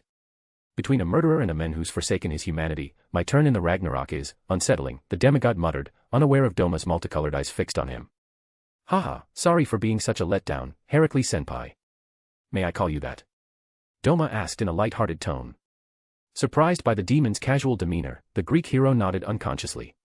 Doma's eyes narrowed into crescent moons, exuding an almost childlike cheerfulness, while a mischievous smile spread across his face. "See, I'd love to get your autograph before our fight," he said with perfect sincerity, pulling out one of his spare fans. It already bore Zeus's signature, but there was enough space on the other side for another. "Are you serious?" Heracles asked, baffled by the unexpected behavior of the creature before him. He wasn't the only one, as a murmur rippled through the stands. "Isn't he just another opponent on the god's side? I mean, he literally has Zeus's autograph, and now he wants one from Heracles," shouted a man in formal attire, unable to hide his confusion and displeasure. "Indeed, I'm starting to question this individual's neutrality," his neighbor replied after a brief silence. Such whispers spread throughout the amphitheater, but Doma couldn't care less. He genuinely admired Heracles and simply wanted his autograph. The ice demon had never been one for rules and intended to do as he pleased.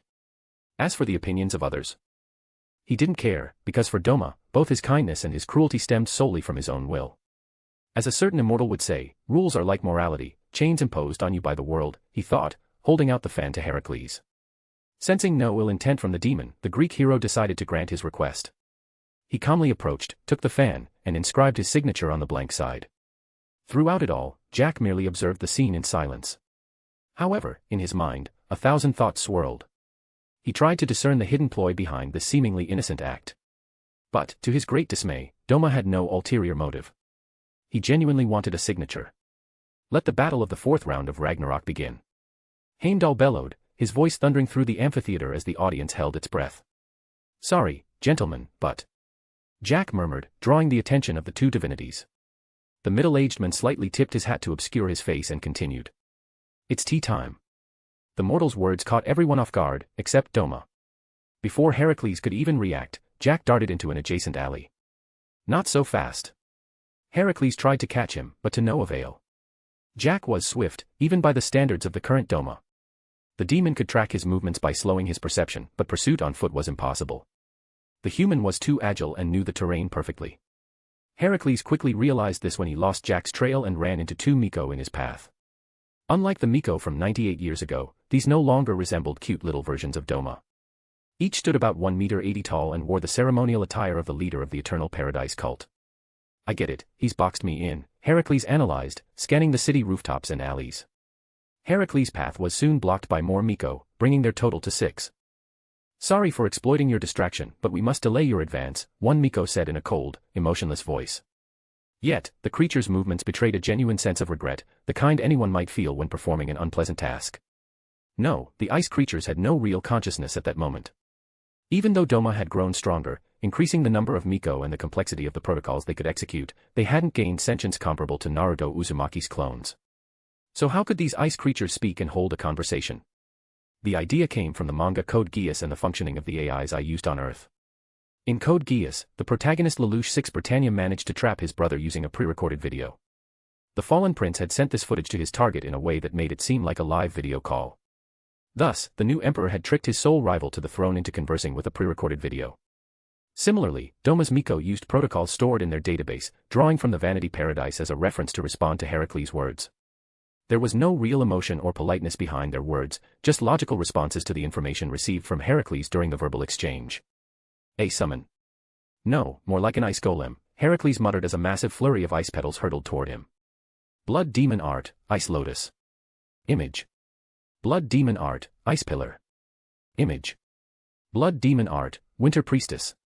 Image. "Blood demon art, blizzard." Image. After the lotus petal attack, the ice Miko took turns against Heracles. The ice creatures rained down long-range attacks while avoiding direct confrontation with the demigod. Doma had gained immense control over his powers after consuming Beelzebub's blood. A logical outcome, since the supernatural abilities of Musan's demons stemmed from flesh and blood. Thus, the Miko had benefited from their creator's new nature, their physical strength and destructive power had become considerable. But this hadn't made Doma any more arrogant. The demigod facing the ice creatures had accomplished numerous feats through sheer physical strength alone. Thus, the Miko adopted a hit-and-run protocol against the muscle-bound giant. They played it cautious. "Coward. Stop hiding behind your creatures and face me." Heracles' adamantine mace transformed after he noticed the frostbite covering his body.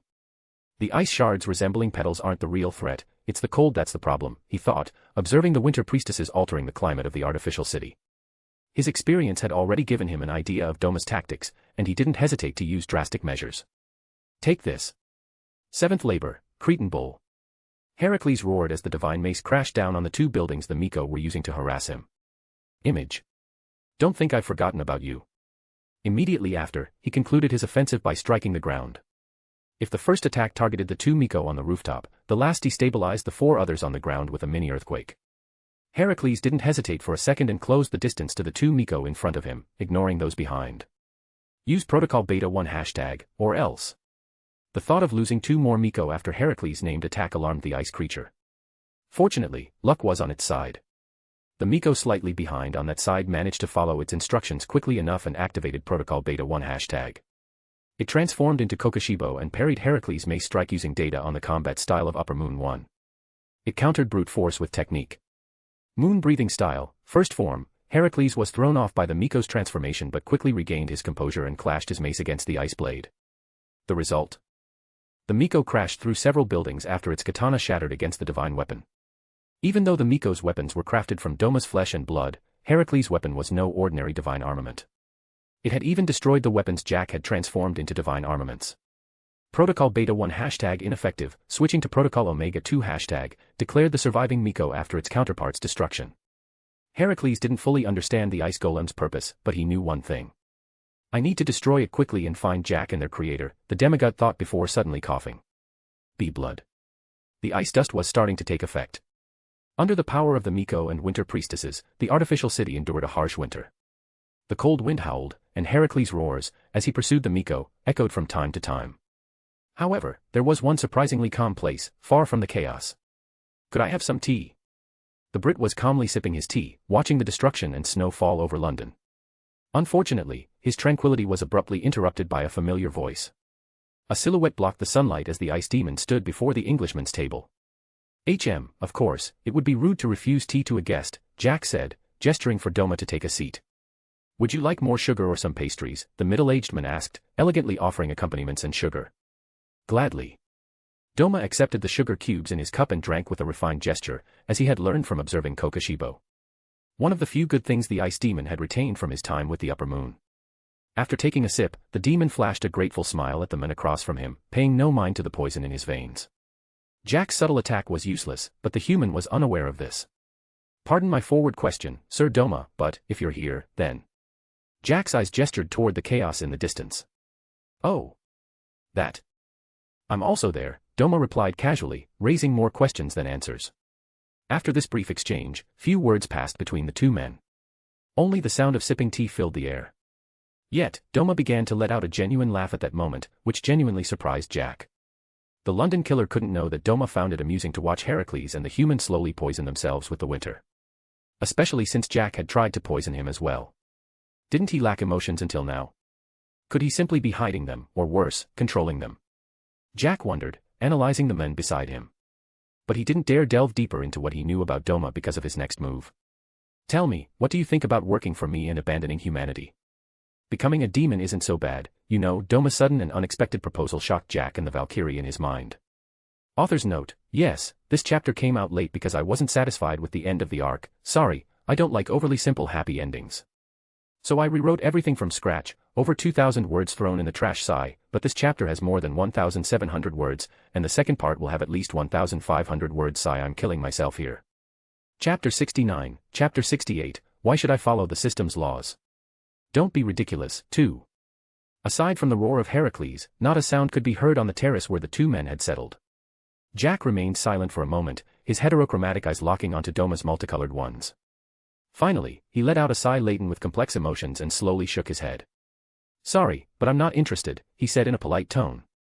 The men rejected by all of humanity refused to abandon that same humanity, despite the tempting offer to save his own skin. The crowd's reaction was immediate. That man, did he really refuse to save his life for us? Asked a spectator dressed as a detective, his face marked with shock.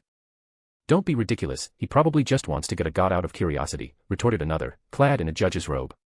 Indeed, a twisted man like him couldn't possibly show a shred of altruism, declared a third, wearing a police uniform. Shut up. What do you even know about Jack? A voice suddenly shouted from the human stands, cutting off the criticisms from both divine and mortal spectators. A woman in a revealing outfit, which betrayed her true profession without effort, silenced everyone around her. Image. "And who are you to give us orders?" asked the man in the police uniform, his gaze shamelessly drifting to the woman's cleavage. "I'm sure I've seen that pair of breasts somewhere before," he thought, but his memory failed him. "You'd better shut your mouth, or I'll tell your wife about your Saturday nights with me on Earth," the prostitute shot back. Immediately, the man fell silent and cast a nervous glance toward his wife sitting nearby. Fortunately for him, she hadn't heard the woman's words over the renewed clamor in the amphitheater. "Jack, show them how incredible you are," thought Mary's friend, watching the innocent child she had once known. Doma was neither aware of nor concerned by the events in the stands. All his attention was focused on Jack and controlling the Miko facing Heracles. "I understand, you bear the name Jack the Ripper to atone for the sin of killing your mother. You want to wash away your past guilt by winning this fight," the demon analyzed in a fraction of a second after the refusal. Yet, he flashed a fake, sorrowful smile and shook his head, feigning disappointment. Jack's refusal didn't surprise Doma, but he had to try his luck. Otherwise, how would he know he'd fail? However, Jack was the one most likely to accept his offer, far more than Heracles. Unfortunately, he had chosen to chain himself to morality rather than seize the selfish happiness within his grasp. A choice Doma could understand, but still found regrettable. Thus, he let a false sense of disappointment seep into his aura before calmly speaking again. "Pity, but I must admit two things, my dear Jack," Doma declared after a final sip of tea. "What's that?" asked Jack, subtly slipping his hand into his voluminous coat. Both men knew what this meant. The moment Jack refused Doma's olive branch, they became enemies. Nothing much. You're truly a respectable man, one I admire, Doma replied in a teasing yet almost sincere tone, deliberately ignoring the latent hostility in the air. "I'm flattered, but why didn't you ask for my autograph? Isn't that what you do with those you admire?" Jack shot back with an ironic smile, drawing a few laughs from the crowd, and catching the attention of Hermes and the other gods present. "Not wrong, but you're a bit different. You see, you hurt someone I intend to keep by my side for eternity," Doma replied nonchalantly, not bothering to hide the truth. "Keep for eternity?" And he's not saying it as a proposal to Hlok, but as an undeniable fact, Jack thought, unaware that his thoughts were making the Valkyrie in his mind blush even more. Finally, the lowly had had enough and unleashed her Tsundere fury in the poor gentleman's mind. Jack suddenly grimaced in pain, from the perspective of the spectators and Doma. Yet, the demon hadn't made a single move against him. This situation was caused by Hlok's scream, frantically talking to him in his mind. "Stop it. I haven't accepted his stupid offer yet, and no one will force me to." Baka. Baka. Hlok's outburst was no joke. Poor Jack endured it in his mind, having unintentionally teased at Tsundere. Besides that, "I absolutely hate the taste of poison," Doma added calmly, dropping a bombshell in the middle of the conversation. Jack understood immediately. The demon was referring to the poison he had slipped into the tea he'd offered him. Ignoring Hlok's protests in his mind, the killer lunged at Doma. Clang. A kitchen knife struck the demon's temple, but was immediately deflected back toward Jack. Blood demon art, Vector. This power had never stopped working since he entered the arena. Since drinking Beelzebub's blood, Doma had transcended the state of a mere demon and strengthened his control over it. An example of his current control was his use of the three Miko, after the destruction of the other three by Heracles, all while using vectors to manage the sun and defend. What? Hasn't he already conquered the sun like a divine being? Doma had indeed done so. He could withstand the sun, but for some reason, exposure to that star displeases me, the demon thought as he charged at Jack. The men had quickly put distance between them after the knife was deflected back at him. Jack had slightly cut his cheek but remained unfazed by Doma's counterattack. "Ladies and gentlemen, Doma is taking damage against the human, no. That's impossible." Heimdall and the crowd were stunned. At first, they thought their eyes were playing tricks, but this phenomenon couldn't be imaginary for everyone. Doma wasn't harmed by any attack directly targeting his body, on the contrary, he was slowly gaining the upper hand. "Hermes, you're the god of speed, do you see what's happening?" At Ares' question, the messenger god remained silent for a moment. Yet, the expression etched on his face caught his brother's attention. Finally, the god spoke.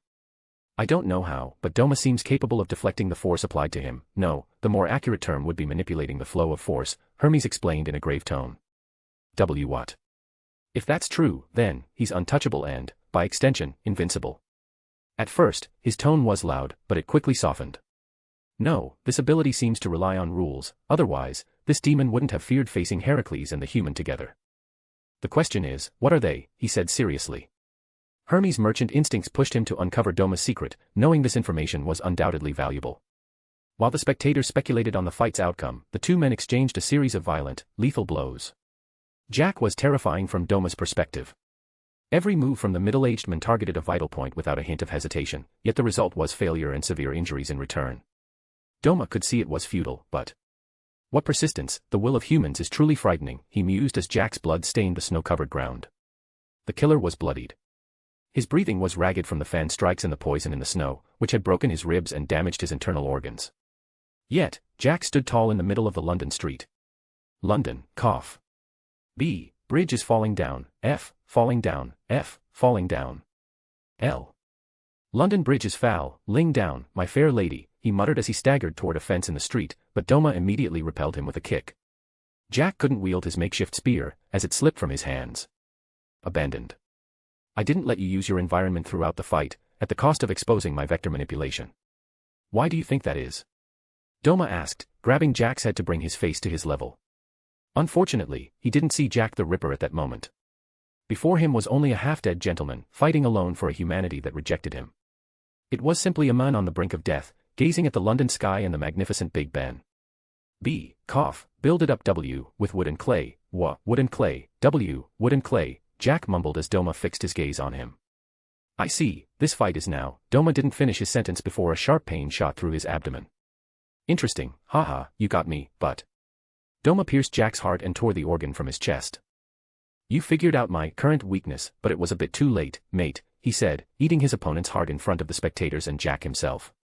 The crowd froze at Doma's cruelty, but he glanced at the metal wire connected to the fence, recently detached by Jack. As Doma was about to speak, Jack launched a double attack. One aimed at his abdomen with a knife, the other at his exposed back. Doma could only react to the rear attack due to his slowness and was pierced by the front attack. He was too close to Jack at that moment. A high-risk tactic, but Jack managed to land a fatal blow for any ordinary god. He had succeeded in gutting Doma. Flock, you can now join me, you no longer have any obligation to Brunhild, he said, using the paradise of vanity to force the fission between Jack and the lowly. The London Ripper was currently unconscious due to extreme blood loss from the loss of his heart. Flock was able to leave her partner without issue, thanks to Doma and Jack's condition. The young girl felt uneasy watching Jack on the ground. Even if she argued with him, Jack was still her first combat partner. The bond between a Valkyrie and her partner is something special, as it ties their fates during battle. You heard, didn't you? He refused my offer, Doma said, his clean hand resting on the young Valkyrie's exposed shoulder. Will you kill me too if I refuse, she whispered in a small voice. She was trembling slightly, and anyone could tell Hlock was scared at that moment. Never, you can leave if you want, but I'm sincere now. Join me, and let's win this round together. Doma raised his voice slightly, feeling a strange connection with the girl through their physical contact. It was odd, but Doma felt like Hlock had been created for him at that moment. Damn, my last Miko just died, he thought, losing his connection with his ice clone. Oh okay, I'll be your Valkyrie, but you'd better not die like that other idiot, Hlock declared, extending her hand. Doma nodded, picked up Jack's glove as a memento, and performed the Volander. A brilliant light enveloped him, and Doma stood alone in the London street before turning his gaze to Heracles. The demigod hadn't intervened during the Volander, though he had already reached that point. He simply observed the scene in silence. Thanks for waiting, but don't regret it later, Doma said, closing Jack's eyes as he faded away. Doma hesitated to rip out Jack's eyes but refused to commit such a disrespectful act. Sure, he didn't abide by human laws or morals, but his will was his only master. That will refuse to be enslaved by a thirst for power on his path to an eternal, chill life. I'll never regret acting justly, demon. So, which side will you choose? Will you remain neutral, or will you decide to protect the humans? In either case, we'll be enemies, unless... Heracles said. At the demigod's words, a holographic panel appeared before Doma and the last remaining members of the chat group still online. Congratulations. You have completed 90% of the quest. Simply declare your allegiance to the god's camp, and you will validate the main quest. Your rewards are currently being calculated. The system didn't have time to finish before Doma interrupted it. I refuse. Error. Author's note, well. I feel like a crook, announcing the arc's end on one date and pushing it back by 24 hours. LOL, I'm a scumbag. Still, I refuse to defeat Heracles off-screen, LOL. Yes, I'm overcoming the Gidge side and avoiding another atom. Aside from that detail, Doma faced Jack using his breathing style. Unfortunately, Jack still outclassed him. The reason is simple, I took into account Heracles' strength from the first day he drank Zeus' blood and his evolution afterward. Yet, Jack managed to hold his own against that monster of raw power. Ares says Heracles has Zeus' physical strength. Okay, he's exaggerating a bit, but the guy killed tons of monsters barehanded. Thus, the winter breathing and perception manipulation allowed Doma to merely hold his ground. As for his so-called weakness, he lied about it. Sukuna's watching the match, and Kirei, he's not going to reveal everything, lol. He could have indeed blocked Jack's final attack, but his last Miko would have died sooner. Doma just needed to use all the mental strength he had spread across multiple tasks. He could have activated his ice with his main body through that action, and even his vector power, over his entire body and at maximum strength for a short moment. In short, Doma is a liar. Chapter 70, Chapter 69, Why Should I Follow the System's Rules? Don't be ridiculous. 3. Our error. Anomaly detected in the quest completion process. Please complete the quest, please. That's more polite, but no. Doma ignored the holographic window's protests and turned his attention to Heracles. Many might think this act stemmed from pure whim on the part of the ice demon. Which was, partly true. Doma hadn't appreciated the system pushing him to finish the quest at that exact moment. Even under Musen's orders, he'd never truly obeyed when it came to eliminating demon slayers. Kamaya Rengoku had been an exceptional case in a century of existence, since he killed him under duress. It was for all these reasons that he wanted to pursue this quest his way, not according to the system's will. What? The end justifies the means. Not exactly, in the opinion of the ice demon with a century of experience. Getting something outside my plan. No problem, but it'll be on my terms and not the other way around, TSS. He thought, as Satan's aura rose around him. Doma's deceased son had been right. His father was a control freak, and that trait was revealing itself fully now, in the heart of Ragnarok. Admit outright that he's on the god's side. Ridiculous. Follow the system's laws. Ridiculous. Save humanity on their terms. Even more ridiculous. Doma no longer believed in rules, ethics, morals, and especially not that absurd common sense people are conditioned to follow from childhood. He believed in only one thing anymore, eternity. Doma no longer wanted to die, he desired to live eternally with his loved ones and fully enjoy this existence. The only chain still holding back this demon, whom Heracles was watching closely, boiled down to one word, will. Even if eternity marked the end of his journey, Doma intended to reach it with as few deaths as possible. Was that absurd? Maybe. But the demon refused to bother others with his selfish ambitions, for the same reason he rejected the system's easy path, control. You're kind because of your upbringing or altruism. Doma is kind because he decided to be. You save out of rationality.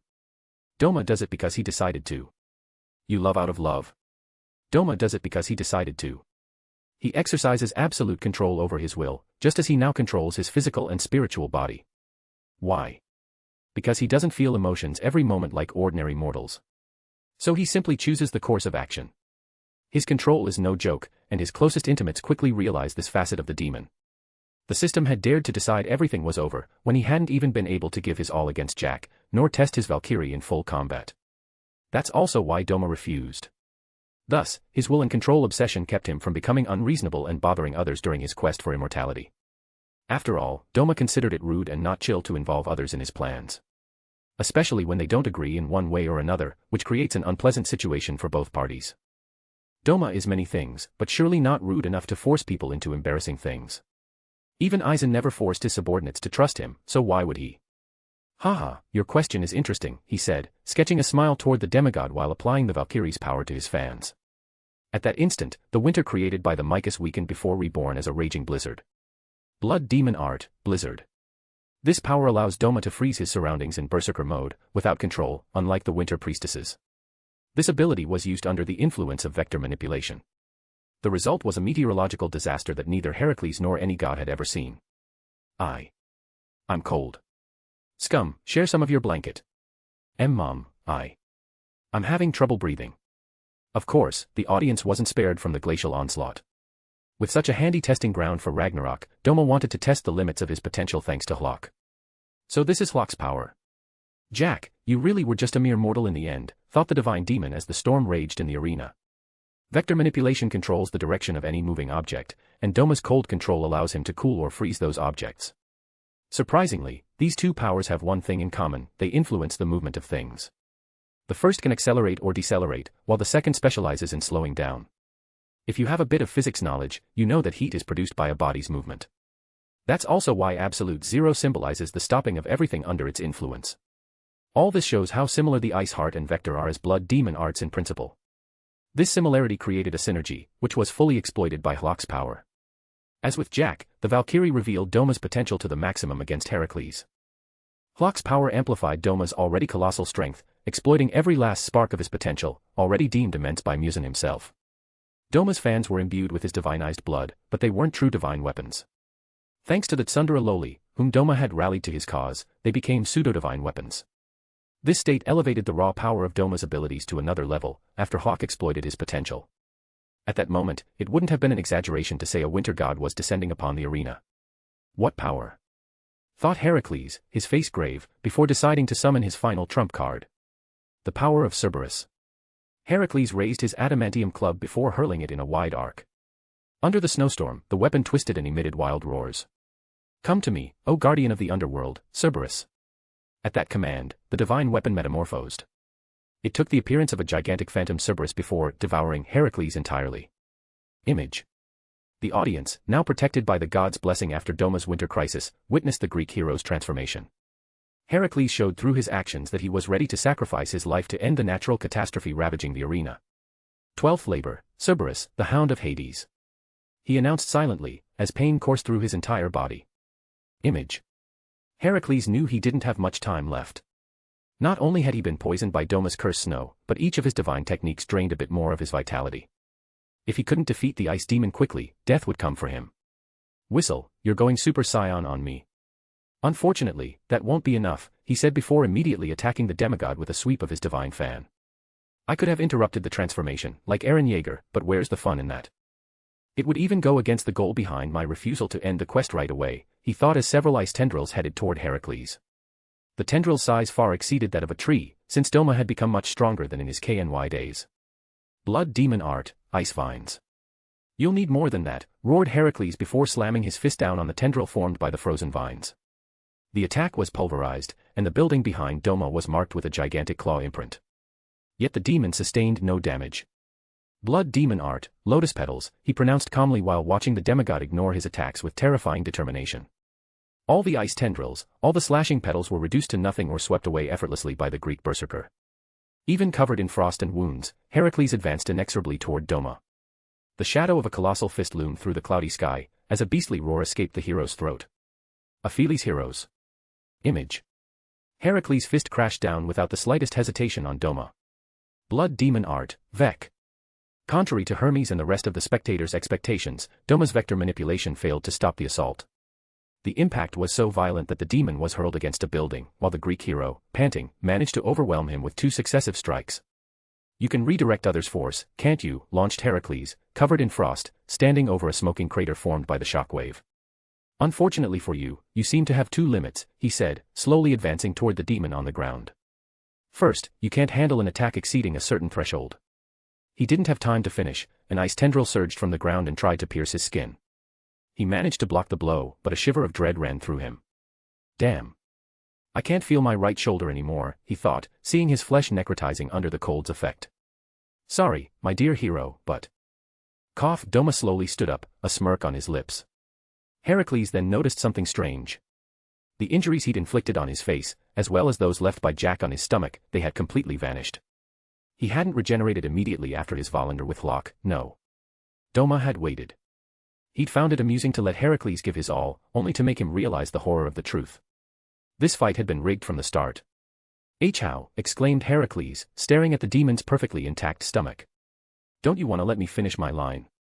Sigh if you really want to know, then. Doma turned his head toward Heimdall, posted outside the arena. The Norse god remained confused, not understanding why the demon's and hero's attention had suddenly turned to him. I didn't properly explain my identity to Heimdall, Doma threw out in a mocking tone. His words provoked a wave of discontent among the spectators, but he ignored the murmurs and continued calmly. Dear Heracles, I didn't give up my humanity to become a demon, nor to gain eternal youth. He paused, a sincere glint crossing his gaze. I wanted immortality. At this scandalous announcement, Ares roared in indignation, crying injustice. Hermes and Loki exchanged a worried glance, frowning. The 2 cunning gods weren't fooled. Immortality. That's impossible, except for the primordials, thought Zeus, who had just arrived in the god's box. The king of Olympus was still covered in bandages, remnants of his fierce battle against Adam in Ragnarok's 2nd round. Stop complaining, Ares. That kid's lying, declared Zeus, heavily sitting down in a seat, arms crossed. Even if his words briefly calmed the murmurs, his golden eyes remained fixed on Doma, scrutinizing his every expression. "Be but father," he regenerated after 2 fatal attacks, protested Ares, but no one paid him any attention. All the gods were now hanging on the demon's every word. "I was born with a rare ailment," Doma resumed, his voice strangely neutral, "an ailment that prevented me from feeling the slightest emotion. So I started by imitating others." He shrugged, as if recounting an unimportant anecdote. "Even though I managed to fool everyone, including my own parents." He let out a sigh before adding in an almost annoyed tone, "I couldn't fool myself. And that's when I met him." At those words, Odin gripped his throne's armrests, an oppressive aura emanating from him. He had misinterpreted the demon's words. "He granted me eternal youth," no, Doma corrected with an ironic smile, "a path to the eternal life and happy life I desired. But there was a price." He paused for a moment before resting his indifferent gaze on Heracles. The Greek hero remained frozen, expecting more, just like the entire amphitheater's audience. After all, it was the famous tragic flashback of the villain. "Why are you just standing there? Did you really think I was gonna tell you my whole life story? Haha." The moment those words left the demon's lips, a wave of boos erupted in the arena. The furious spectators swore and shouted at Doma, revolted by how he'd mocked them. "Calm down, okay, okay." He raised his hands in appeasement, a fake amused smile on his lips. "I'll add this anyway, since I don't like talking too much about my long life. Thanks to that person, I can feel emotions, but only through powerful stimuli, like my encounter with Hlockenthrud," he explained in a light tone, without realizing the psychological damage inflicted on the 2 Valkyries. "Have I satisfied your curiosity enough? In case you hadn't noticed, you're dying." No sooner had he spoken than Heracles spat a stream of blood. The poison in London's snow had already wreaked too much havoc in his body. He had too little time left. "I see, you're not scum who sacrificed his humanity for pleasure," declared the demigod with a weak smile, finally understanding the truth. "Sorry for taking you for a disgrace among humans, but I plan to win." Gathering his last strength, Heracles charged Doma with fierce determination. Many would have thought the ensuing events would be an epic battle between a hero and a demon. Unfortunately, real life isn't a fairy tale. Contrary to what the audience expected, the demon didn't back down this time. This fight was no longer useful to Doma, since he'd gathered enough data on himself. He now knew the new limits of his vector, the power of his ice, and the compatibility between Hlok and him. The Greek god had fulfilled his mission, and Doma intended to do the same. The world. Absolute zero. Author's note. Finally, this arc is coming to an end and I was able to eliminate a few secondary characters. I'm satisfied. What? I didn't post yesterday. Sorry, but my personal life has been pretty complicated lately. Thanks for your understanding. Little bonus, the audience is currently poisoned by Doma, but he can prevent their organs from deteriorating. Chapter 71, Chapter 70, The End of an Arc and Mugen's Fight, 1. Absolute zero. It's precisely a temperature of -273.15 degrees Celsius, the theoretically coldest possible state. When this temperature is applied, everything becomes incapable of moving on an atomic scale. Even electrons are affected. Yet, it's not truly a complete stop of time in the strictest sense. What? Is it a scam? Not really. Even Dio Brando doesn't completely stop time, since he can still receive information during the activation of his stance power. Thus, information continues to flow. Time is a complex concept, but it's largely ignored by beings operating on a quantum scale. Analyzed Doma as he advanced toward Heracles. An example supporting Doma's assumptions can be found in the Tensura universe, after the use of time stopped by a powerful creature. Velzard. Image. This dragoness possesses unfathomable power and managed to stop time in the central world, an absolutely incredible feat. Unfortunately, that universe is teeming with beings capable of moving even in a world frozen by time. For example, Guy, Veldora, Chloe, and many others. Is moving in stop time commonplace? No, because it requires influencing one's environment on a quantum scale, that is, touching the very foundations of reality. This demonstrates the power of creatures like Veldora. Doma even recalled that manipulating information became commonplace among the top 10 in the Tensura world. It's literally a necessity if one wants to confront a high-ranking spiritual form, like a true dragon. Especially since ignoring the concept of time demands near-infinite speed, he thought, as the image of Zeus flashed back into his mind. Despite all the power of the Ragnarok king of gods, he was barely qualified to challenge a true dragon. Doma then remembered that he was still just an ant on the multiversal scale. A place where Velgrind could use heat to travel between worlds in search of her men. And where Shinra could literally manipulate reality through his flames. Image. Even as the divine demon's mind wandered, he continued walking toward Heracles. Too bad. I would have sincerely liked to fight you with my martial techniques, not overwhelming power. Farewell, Heracles. And don't worry, humanity won't lose, he muttered, as the demigod's heart was torn out. 10 seconds. Heracles perished at Doma's hands after a 10-second time stop. Could he have finished the demigod faster? The answer is yes, but Doma felt strangely conflicted. An unknown sensation washed over him right after pulling Heracles' heart from his chest. Did he really want this? Heracles and the others were fighting for their world, while he came from nowhere to take their lives. And for what? A simple system mission. I'm fine with new system options, but letting those two die doesn't sit right with me, he thought, as his principles resurfaced. Kill if necessary, yes, but avoid taking lives for objectives as much as possible. Am I a slave to the system? No, this is my will, he muttered, staring at Heracles' heart. An idea then began to slowly germinate in the twisted mind of the demon of fate. However, he was interrupted by a holographic panel popping up out of nowhere in front of his face. You have completed the quest, Ragnarok. This had a difficulty level, B+ to S, thus difficult. You have accomplished a feat. Title, the one who laughs in the face of danger. Effect, locked. Requirement, 5,000 points to unlock the title option. You are the first to complete a difficult level quest in your group. Your rewards will be doubled. Alert. It has been detected that your rewards depend on your performance. Launching analysis of your content. You have respected the tag, Apocalypse in the scenario. The number of system points depends on your successes, the presence of patrons grants points. You have received 10,000 system points. This doubles under the effect of the feat tied to the quest's difficulty. Your system points reach 20,000. Alert. The god of stories is satisfied with your performance but also shows disappointment toward the impunity of the other Loki. He decides to become an exclusive patron to your theme but greatly reduces his quest reward. You have the choice between A/temporal wish, limited to one event in a timeline, due to Loki's limited satisfaction. B/open a dimensional rift to another random timeline once, the rift is controllable, but Loki is not fully satisfied. You thus cannot choose the world it leads to. I'll, crunch, take option A, replied Doma, while devouring the demigod's arm without the slightest hesitation. Even though he still felt torn about his victory, he continued devouring the Greek hero. After all, he had won the fight. He thus had full right to enjoy his spoils of war. Back then, I didn't eat the demon slayer Kamaya Rengoku, but things have changed since, he thought, while absorbing the rest of the muscular giant's body. Doma had changed since his clash with the aspiring Hashira. If someone raised a hand against him now, they had to face the consequences. The lower moons had learned that the hard way, after abusing his kindness and constantly testing his patience. Is this really Zeus's strength? Muttered Doma, fully assimilating Heracles' body, except for his head.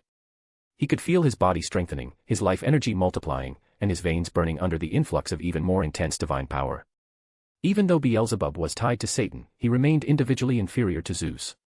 Doma had gained great power from subjugating a fragment of Satan's will itself. That's why the gain from Beelzebub had been mainly spiritual rather than physical. But this time, he had just crossed a new threshold. His body could now rival Heracles, a being many had already compared to Zeus himself. I don't know yet how I stack up against Zeus or Adam, but my vector manipulation won't be overwhelmed so easily by brute force anymore, he thought, recalling Heracles' fists crashing down on his face. He had managed to deflect a good portion of the power aimed at Heracles, but the Greek hero had surpassed all his estimates with a second punch. The scene reminded him of a truck trying to haul a load far beyond its initial capacity. At that moment, Doma remembered he wasn't Accelerator at the end of his story. Well, time to greet my audience, he said after reaching his limits with the time stop. Doma slowly lowered absolute zero, dissipating the supernatural cold that still froze the air around him.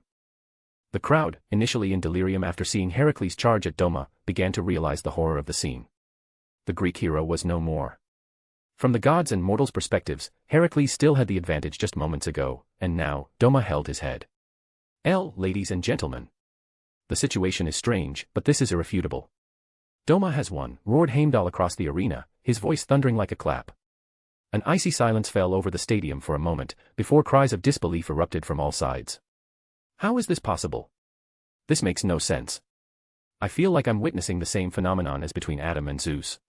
One person's remark in the amphitheater drew the crowd's attention, as it was the most coherent. Did he really affect time? This absurd phrase spread quickly through the crowd, even among the gods. Hermes, was he as fast as father? Asked Ares, his voice slightly trembling at the idea. Who is Zeus? The king of gods, victor of the Titanomachy. Yet a being from nowhere now seemed comparable to him based on the fight's observations. No, father is faster. This man didn't move at extreme speed like him or Adam, he affected his environment, explained Hermes, the god of speed, his brows furrowed. For a deity embodying speed itself, the mere ability to slow all movement to a complete stop was terrifying. Indeed. Unlike me and my former opponent. Doma doesn't go that fast, declared Zeus calmly. He paused, however, before adding inwardly, he weakens the movement speed of all things to a halt, and time is no exception. Hermes understood that thought, as did Zeus, but both kept silent. The information was too heavy. Doma now had to be considered one of the most powerful divine beings. Is that so bad? Normally, Zeus wouldn't have cared and might even have welcomed Doma into the Greek pantheon without hesitation. After all, he had fought for the gods while claiming official neutrality, and he had even declared himself a fan of Zeus. But today, the sky sovereign was in no mood. Not only was Poseidon dead, but his adopted son had just perished in this absurd war. If Heracles had offended him, I could understand, but... thought Zeus, his golden eyes gleaming with complex emotions. Zeus appreciated power, but the moral state of his loved ones came first. The god deemed Doma unfit to join his inner circle, after seeing him nonchalantly carry Heracles' head until its disappearance to Niflhel. So, Lord Doma, which side will you lend your support to? Heimdall's voice was respectful, thanks to Doma's crushing victory. The demon flashed a fake smile as his Volander deactivated, weakening his overall aura. Of course, I give it to the god's side, he replied calmly. The reaction, however, was not what he expected. It was normal for mortals to curse Doma and throw objects at him, but the gods reacted the same way. Doma was booed and cursed by both sides. It was tangible proof of Heracles' popularity with both factions in the celestial dimension. Sorry to put you through this, the demon didn't finish his sentence before the little Valkyrie blocked his mouth with her palm and clicked her tongue in annoyance. Don't play the nice guy if you don't really mean what you say, it's just weird, she said before walking away. Hlock cracked a smile, then added, and besides, I chose to follow you, not that crazy Brunhild, she said, flipping her big sister the bird. Surprisingly, Brunhild was present at the fight's end. She watched Doma with calculating, cold eyes, while her palm bled from clenching her fist in anger. Of course, her little sister's middle finger didn't help improve her mood. Stand proud before this rabble, for you have the great Hlock as your partner, she said, puffing out her underdeveloped chest in an attempt to look imposing, but failing miserably. I see. We're very compatible, thought the demon, recalling Buddha's words about the Volander power. The Volander power is based on the principle of Samavadana, literally meaning shared destiny. Though its base is similar to the soul resonance principles in the worlds of Soul Eater and Fire Force, it allows the Valkyrie and her bearer to affect gods by entrusting their lives to each other. Image. A considerably cheat-like power, according to Doma. Should I take this as a marriage proposal? Isn't it a bit rushed, Hlock, he said in a falsely uncertain tone. Why you? Grr, baka. Hlock tried to slap Doma's face, but he caught her hand and pulled her into a hug. She struggled a bit but eventually calmed down in his arms. Due to the height difference, Hlock barely reached Doma's pecs. Even if you change your mind now, it's too late. I don't grant divorces easily, he murmured in her ear, which quickly turned red.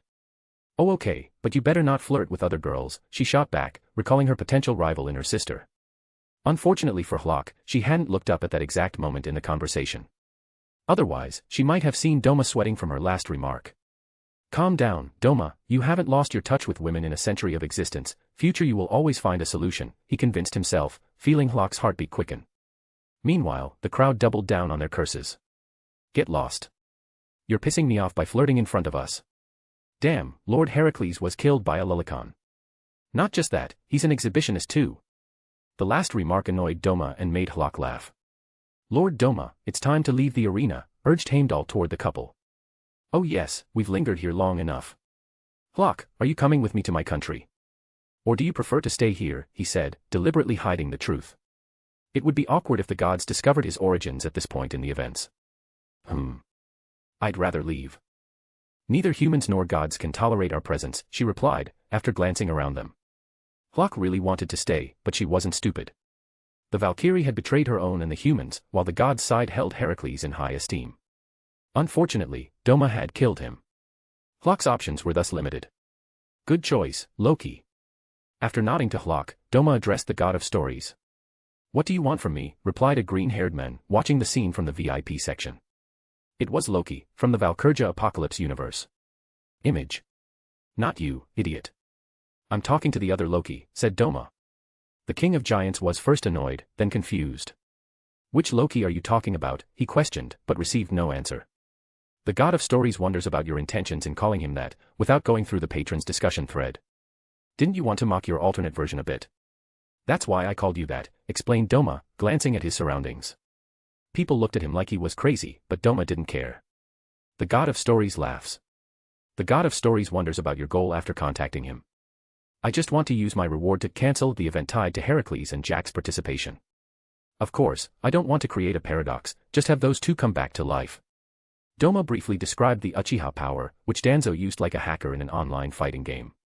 Unlike the beginning, he now spoke through the system. The god of stories cracks a predatory smile. The god of stories declares being satisfied with the end of this arc in your scenario. The god of stories has decided to grant reward B, limited, since you managed to fully satisfy him. Raw message from Loki, consider this a small compensation, since I found your ending too quick. The god of stories alters the death event of Heracles and Jack. System. Take me and Hlock back to the monastery in 3 seconds, he said mentally, after abruptly grabbing Hlock's hand. Heimdall, give this to Brunhild from me, he said, before tossing his freshly severed hand to the Norse god.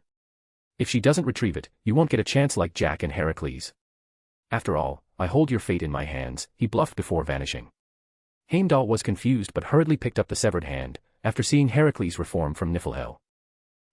This man can really control fate, muttered the Norse god after analyzing the situation. Haha. Mugen Sanis turning into a demon, yelled a basketball head, slamming the Shadow Guard vice chief against a wall. TCH, I'm telling ya I ain't interested in dudes, he declared, gripping the hilts of his 2 kuri knives. Total concentration, Constant was running at full throttle, but Mugen's situation was desperate. The monastery was under attack, and the Shadow Squad had lost much of its manpower. Lin can't intervene because of her demon nature, and the boss has been gone for hours, he thought, trying to light a cigarette on his lips. Unfortunately, he failed due to his hands shaking from blood loss. At least Rin-san is safe, he muttered before charging at Akaza. You don't get it, Mugen-san. If I kill you, your talent will be lost, said Akaza, blocking and dodging Mugen's attacks. That's weird, why does Doma have so many powerful humans in his service, he thought, as the night sky slowly changed color. Dawn was approaching. Talent here, talent there, sigh, I don't give a damn. Okay. I just want girls and booze. Mugen's words were cut off by a kick. Too bad then, I'll have to finish this and check out the rest of Doma's playground. Akaza spread his legs and took a stance that all Kaijuro Rengoku fans would recognize, the position of his Soryu style. Image. Chapter 72, Chapter 71, The End of an Arc and Mugen's Fight, 2. The Oge clan. It first gained recognition through the Eternal Paradise faith, but that was merely the prelude to the rise of this clan of commoner origins. Following the death of the sect leader Oge Mori, his son married his distant cousin from the Ubuyashiki clan. This act sealed the alliance between the sectarian clan and the noble family dating back to the Heian era. Thus, the Oge clan officially entered Japanese nobility through this union. All descendants of Doma inherited a decent political influence, owing to their direct ties to the Ubuyashiki clan.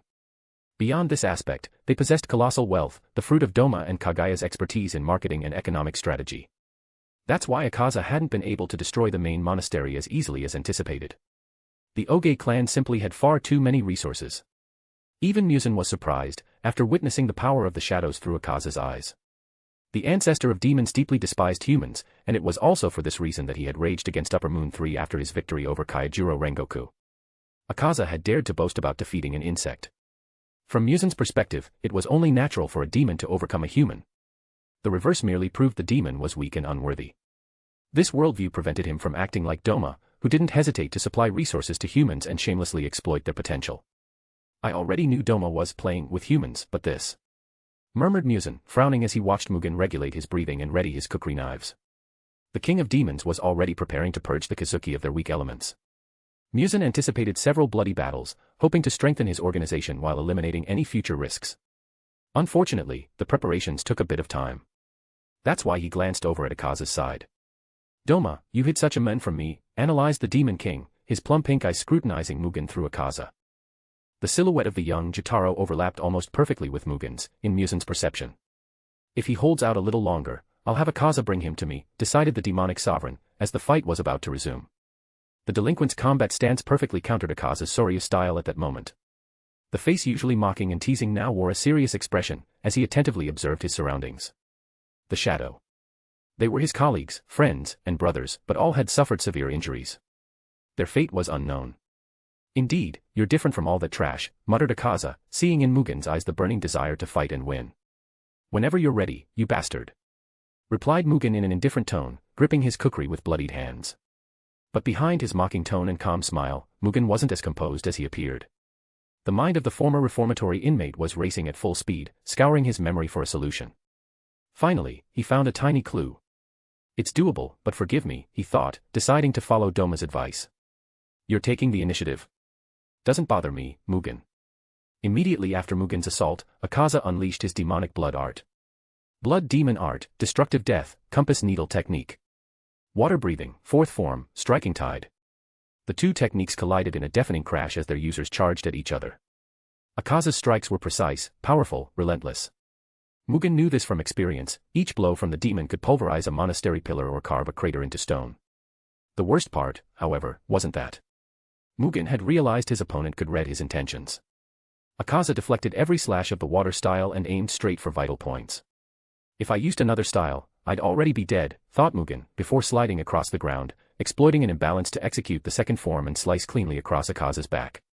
Water breathing. Mugen had chosen it, even though it suited his kukri poorly. Why? Because it made him feel free. This style prioritized versatility in defense and attack, while maintaining unmatched fluidity. That fluidity made all the difference. It allowed Mugen to divert Akaza's shockwaves and reduce the strain on his blades against the demon's colossal strength. More, roared Akaza, swept up in the excitement of battle, without even noticing his own positioning. Suddenly, Mugen vanished from Akaza's field of vision due to a projectile. The demon didn't have time to identify the object, as Mugen had literally kicked him mid-fight. Thus, in the frenzy of their exchanges, Akaza failed to notice the maneuver. A deep gash then opened across his neck. TCH. I missed, growled Mugen after executing the first form of water breathing, water surface slash. You're trying to act nonchalant, but I can see the disgust in your eyes, retorted Akaza, ignoring the distraction and already regenerating his wound. A dull thud echoed. The body of a shadow member was hurled backward, a gaping hole opening in his chest. Mugen had used an unconscious man as a tool, hoping to land a fatal blow on Akaza. Unfortunately, he had underestimated the instincts of a demon honed by centuries of combat. See. That's why you're not the leader of the shadow yet. TCH, reduced to using your comrades as cannon fodder, growled Rin as she joined Mugen in Doma's main quarters. Hee, you're back. How'd you wake up so fast, tossed Mugen with a snicker, even as a thin cold sweat trickled down his temple. When Akaza had attacked the monastery, Mugen had drugged Rin before having her evacuated. Stupid. No. The young man was simply applying one of the 3 pieces of advice Doma had given him for facing an opponent of this level. The first, flight. Doma had explained that users of total concentration, constant weren't true adversaries, but merely skilled humans capable of facing an upper moon. As for victory, Doma had been very clear, no Hashira could defeat an upper moon alone, unless they were a true anomaly. At the time, Doma was alluding to Kokoshibo's descendant. Unfortunately, Mugen didn't know that yet. The second piece of advice Doma had given Mugen was a shameful but necessary act. Use every means to win, whether it's your weapons, your life, or even your loved ones. Those words had been spoken sincerely, but they had deeply marked Mugen. And today, facing Akaza, he finally understood their meaning. The gap between them was simply colossal. As for Doma's third and final piece of advice, become a demon, and I'll try to sort out your situation later. So yes, Mugen had indeed drugged Rin, not out of cruelty, but out of caution. He was simply applying the first piece of advice. A woman. I don't like fighting. Akaza didn't finish his sentence before Rin's forearm slammed violently into the demon's throat and sent him crashing through a wall. Shut your trap, can't you see we're talking, she said, as the electric aura of her thunder style emanated from her. It was the first movement of thunder breathing, which Rin had modified for a pugilist fighting style. Lariat. Image. Rin-san. I didn't drug you because I wanted to, it's Doma who. Mugen instinctively tried to explain, but he was cut off. Can he carry your excuse? Because I'm done with this misogynist, you're dead, she said, her golden eyes gleaming with a dangerous light. Damn, how did Doma manage to tame this woman, he thought, watching Rin, brass knuckles on her Nichiren, striding toward the demon without the slightest fear. Unconsciously, he recalled Doma's words about Rin, she's the strongest of this era. Normally, he should be glad to have reinforcements, but Mugen found himself rooting for Akaza in his heart. The former delinquent didn't want to end up in the clutches of a healthy Rin. Brunhild, you're not seriously going to ignore what's written in that letter? Gal watched the paper her sister was burning over a candle. I never said I don't believe the demon of fate, she replied, then paused briefly before adding. I just don't trust him enough to entrust my sisters into his hands. She explained this after destroying Doma's message. The hand Doma had sent contained two things Brunhild was to receive from Heimdall, a letter and one of Doma's fans. Dear Brunhild, I won't lie, I really like your silhouette and your voluptuous body. I'd love to eat you in both senses, cough, sorry for veering off the main topic of this message, but I couldn't resist the little voice in my head. Anyway, if you don't want Thrud to die with Raiden and Tesla to perish with Gondel, you should give them a bit of my blood. They'll inherit part of my powers, but I'll have their lives in exchange. Isn't that a great deal? An eternity with me rather than the nothingness of Niflhel. Your sisters are lucky, cough anyway, I'm digressing a bit. So please think it over carefully. Signed, Doma, the Demon of Fate. P.S. If you can get the autographs of 3 great sages on the fan I'm leaving, that'd be cool. I understand your mistrust, Brunhild. After all, that man stole your sister. Began Heracles, noticing the heavy atmosphere in the Valkyrie leader's box. However, I don't believe he'll harm your sisters. Especially, you saw it, didn't you? He changed fate with Jack in mind, explained Heracles in a patient tone. On that point, Heracles is right. Doma is a true gentleman, added Jack, taking a cup of tea. It would be regrettable to mix your personal feelings into affairs, my dear lady, he said, glancing at Brunhild's neutral expression. No emotion remained hidden from Jack, and Brunhild knew it well.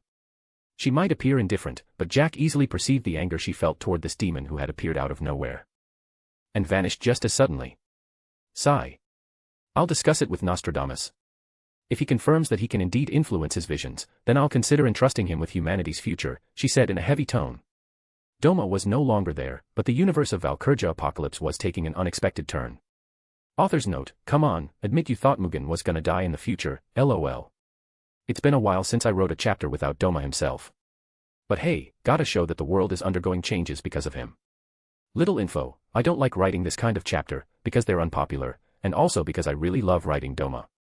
Another bit of info, there's a bonus chapter for 2000 stones, good luck.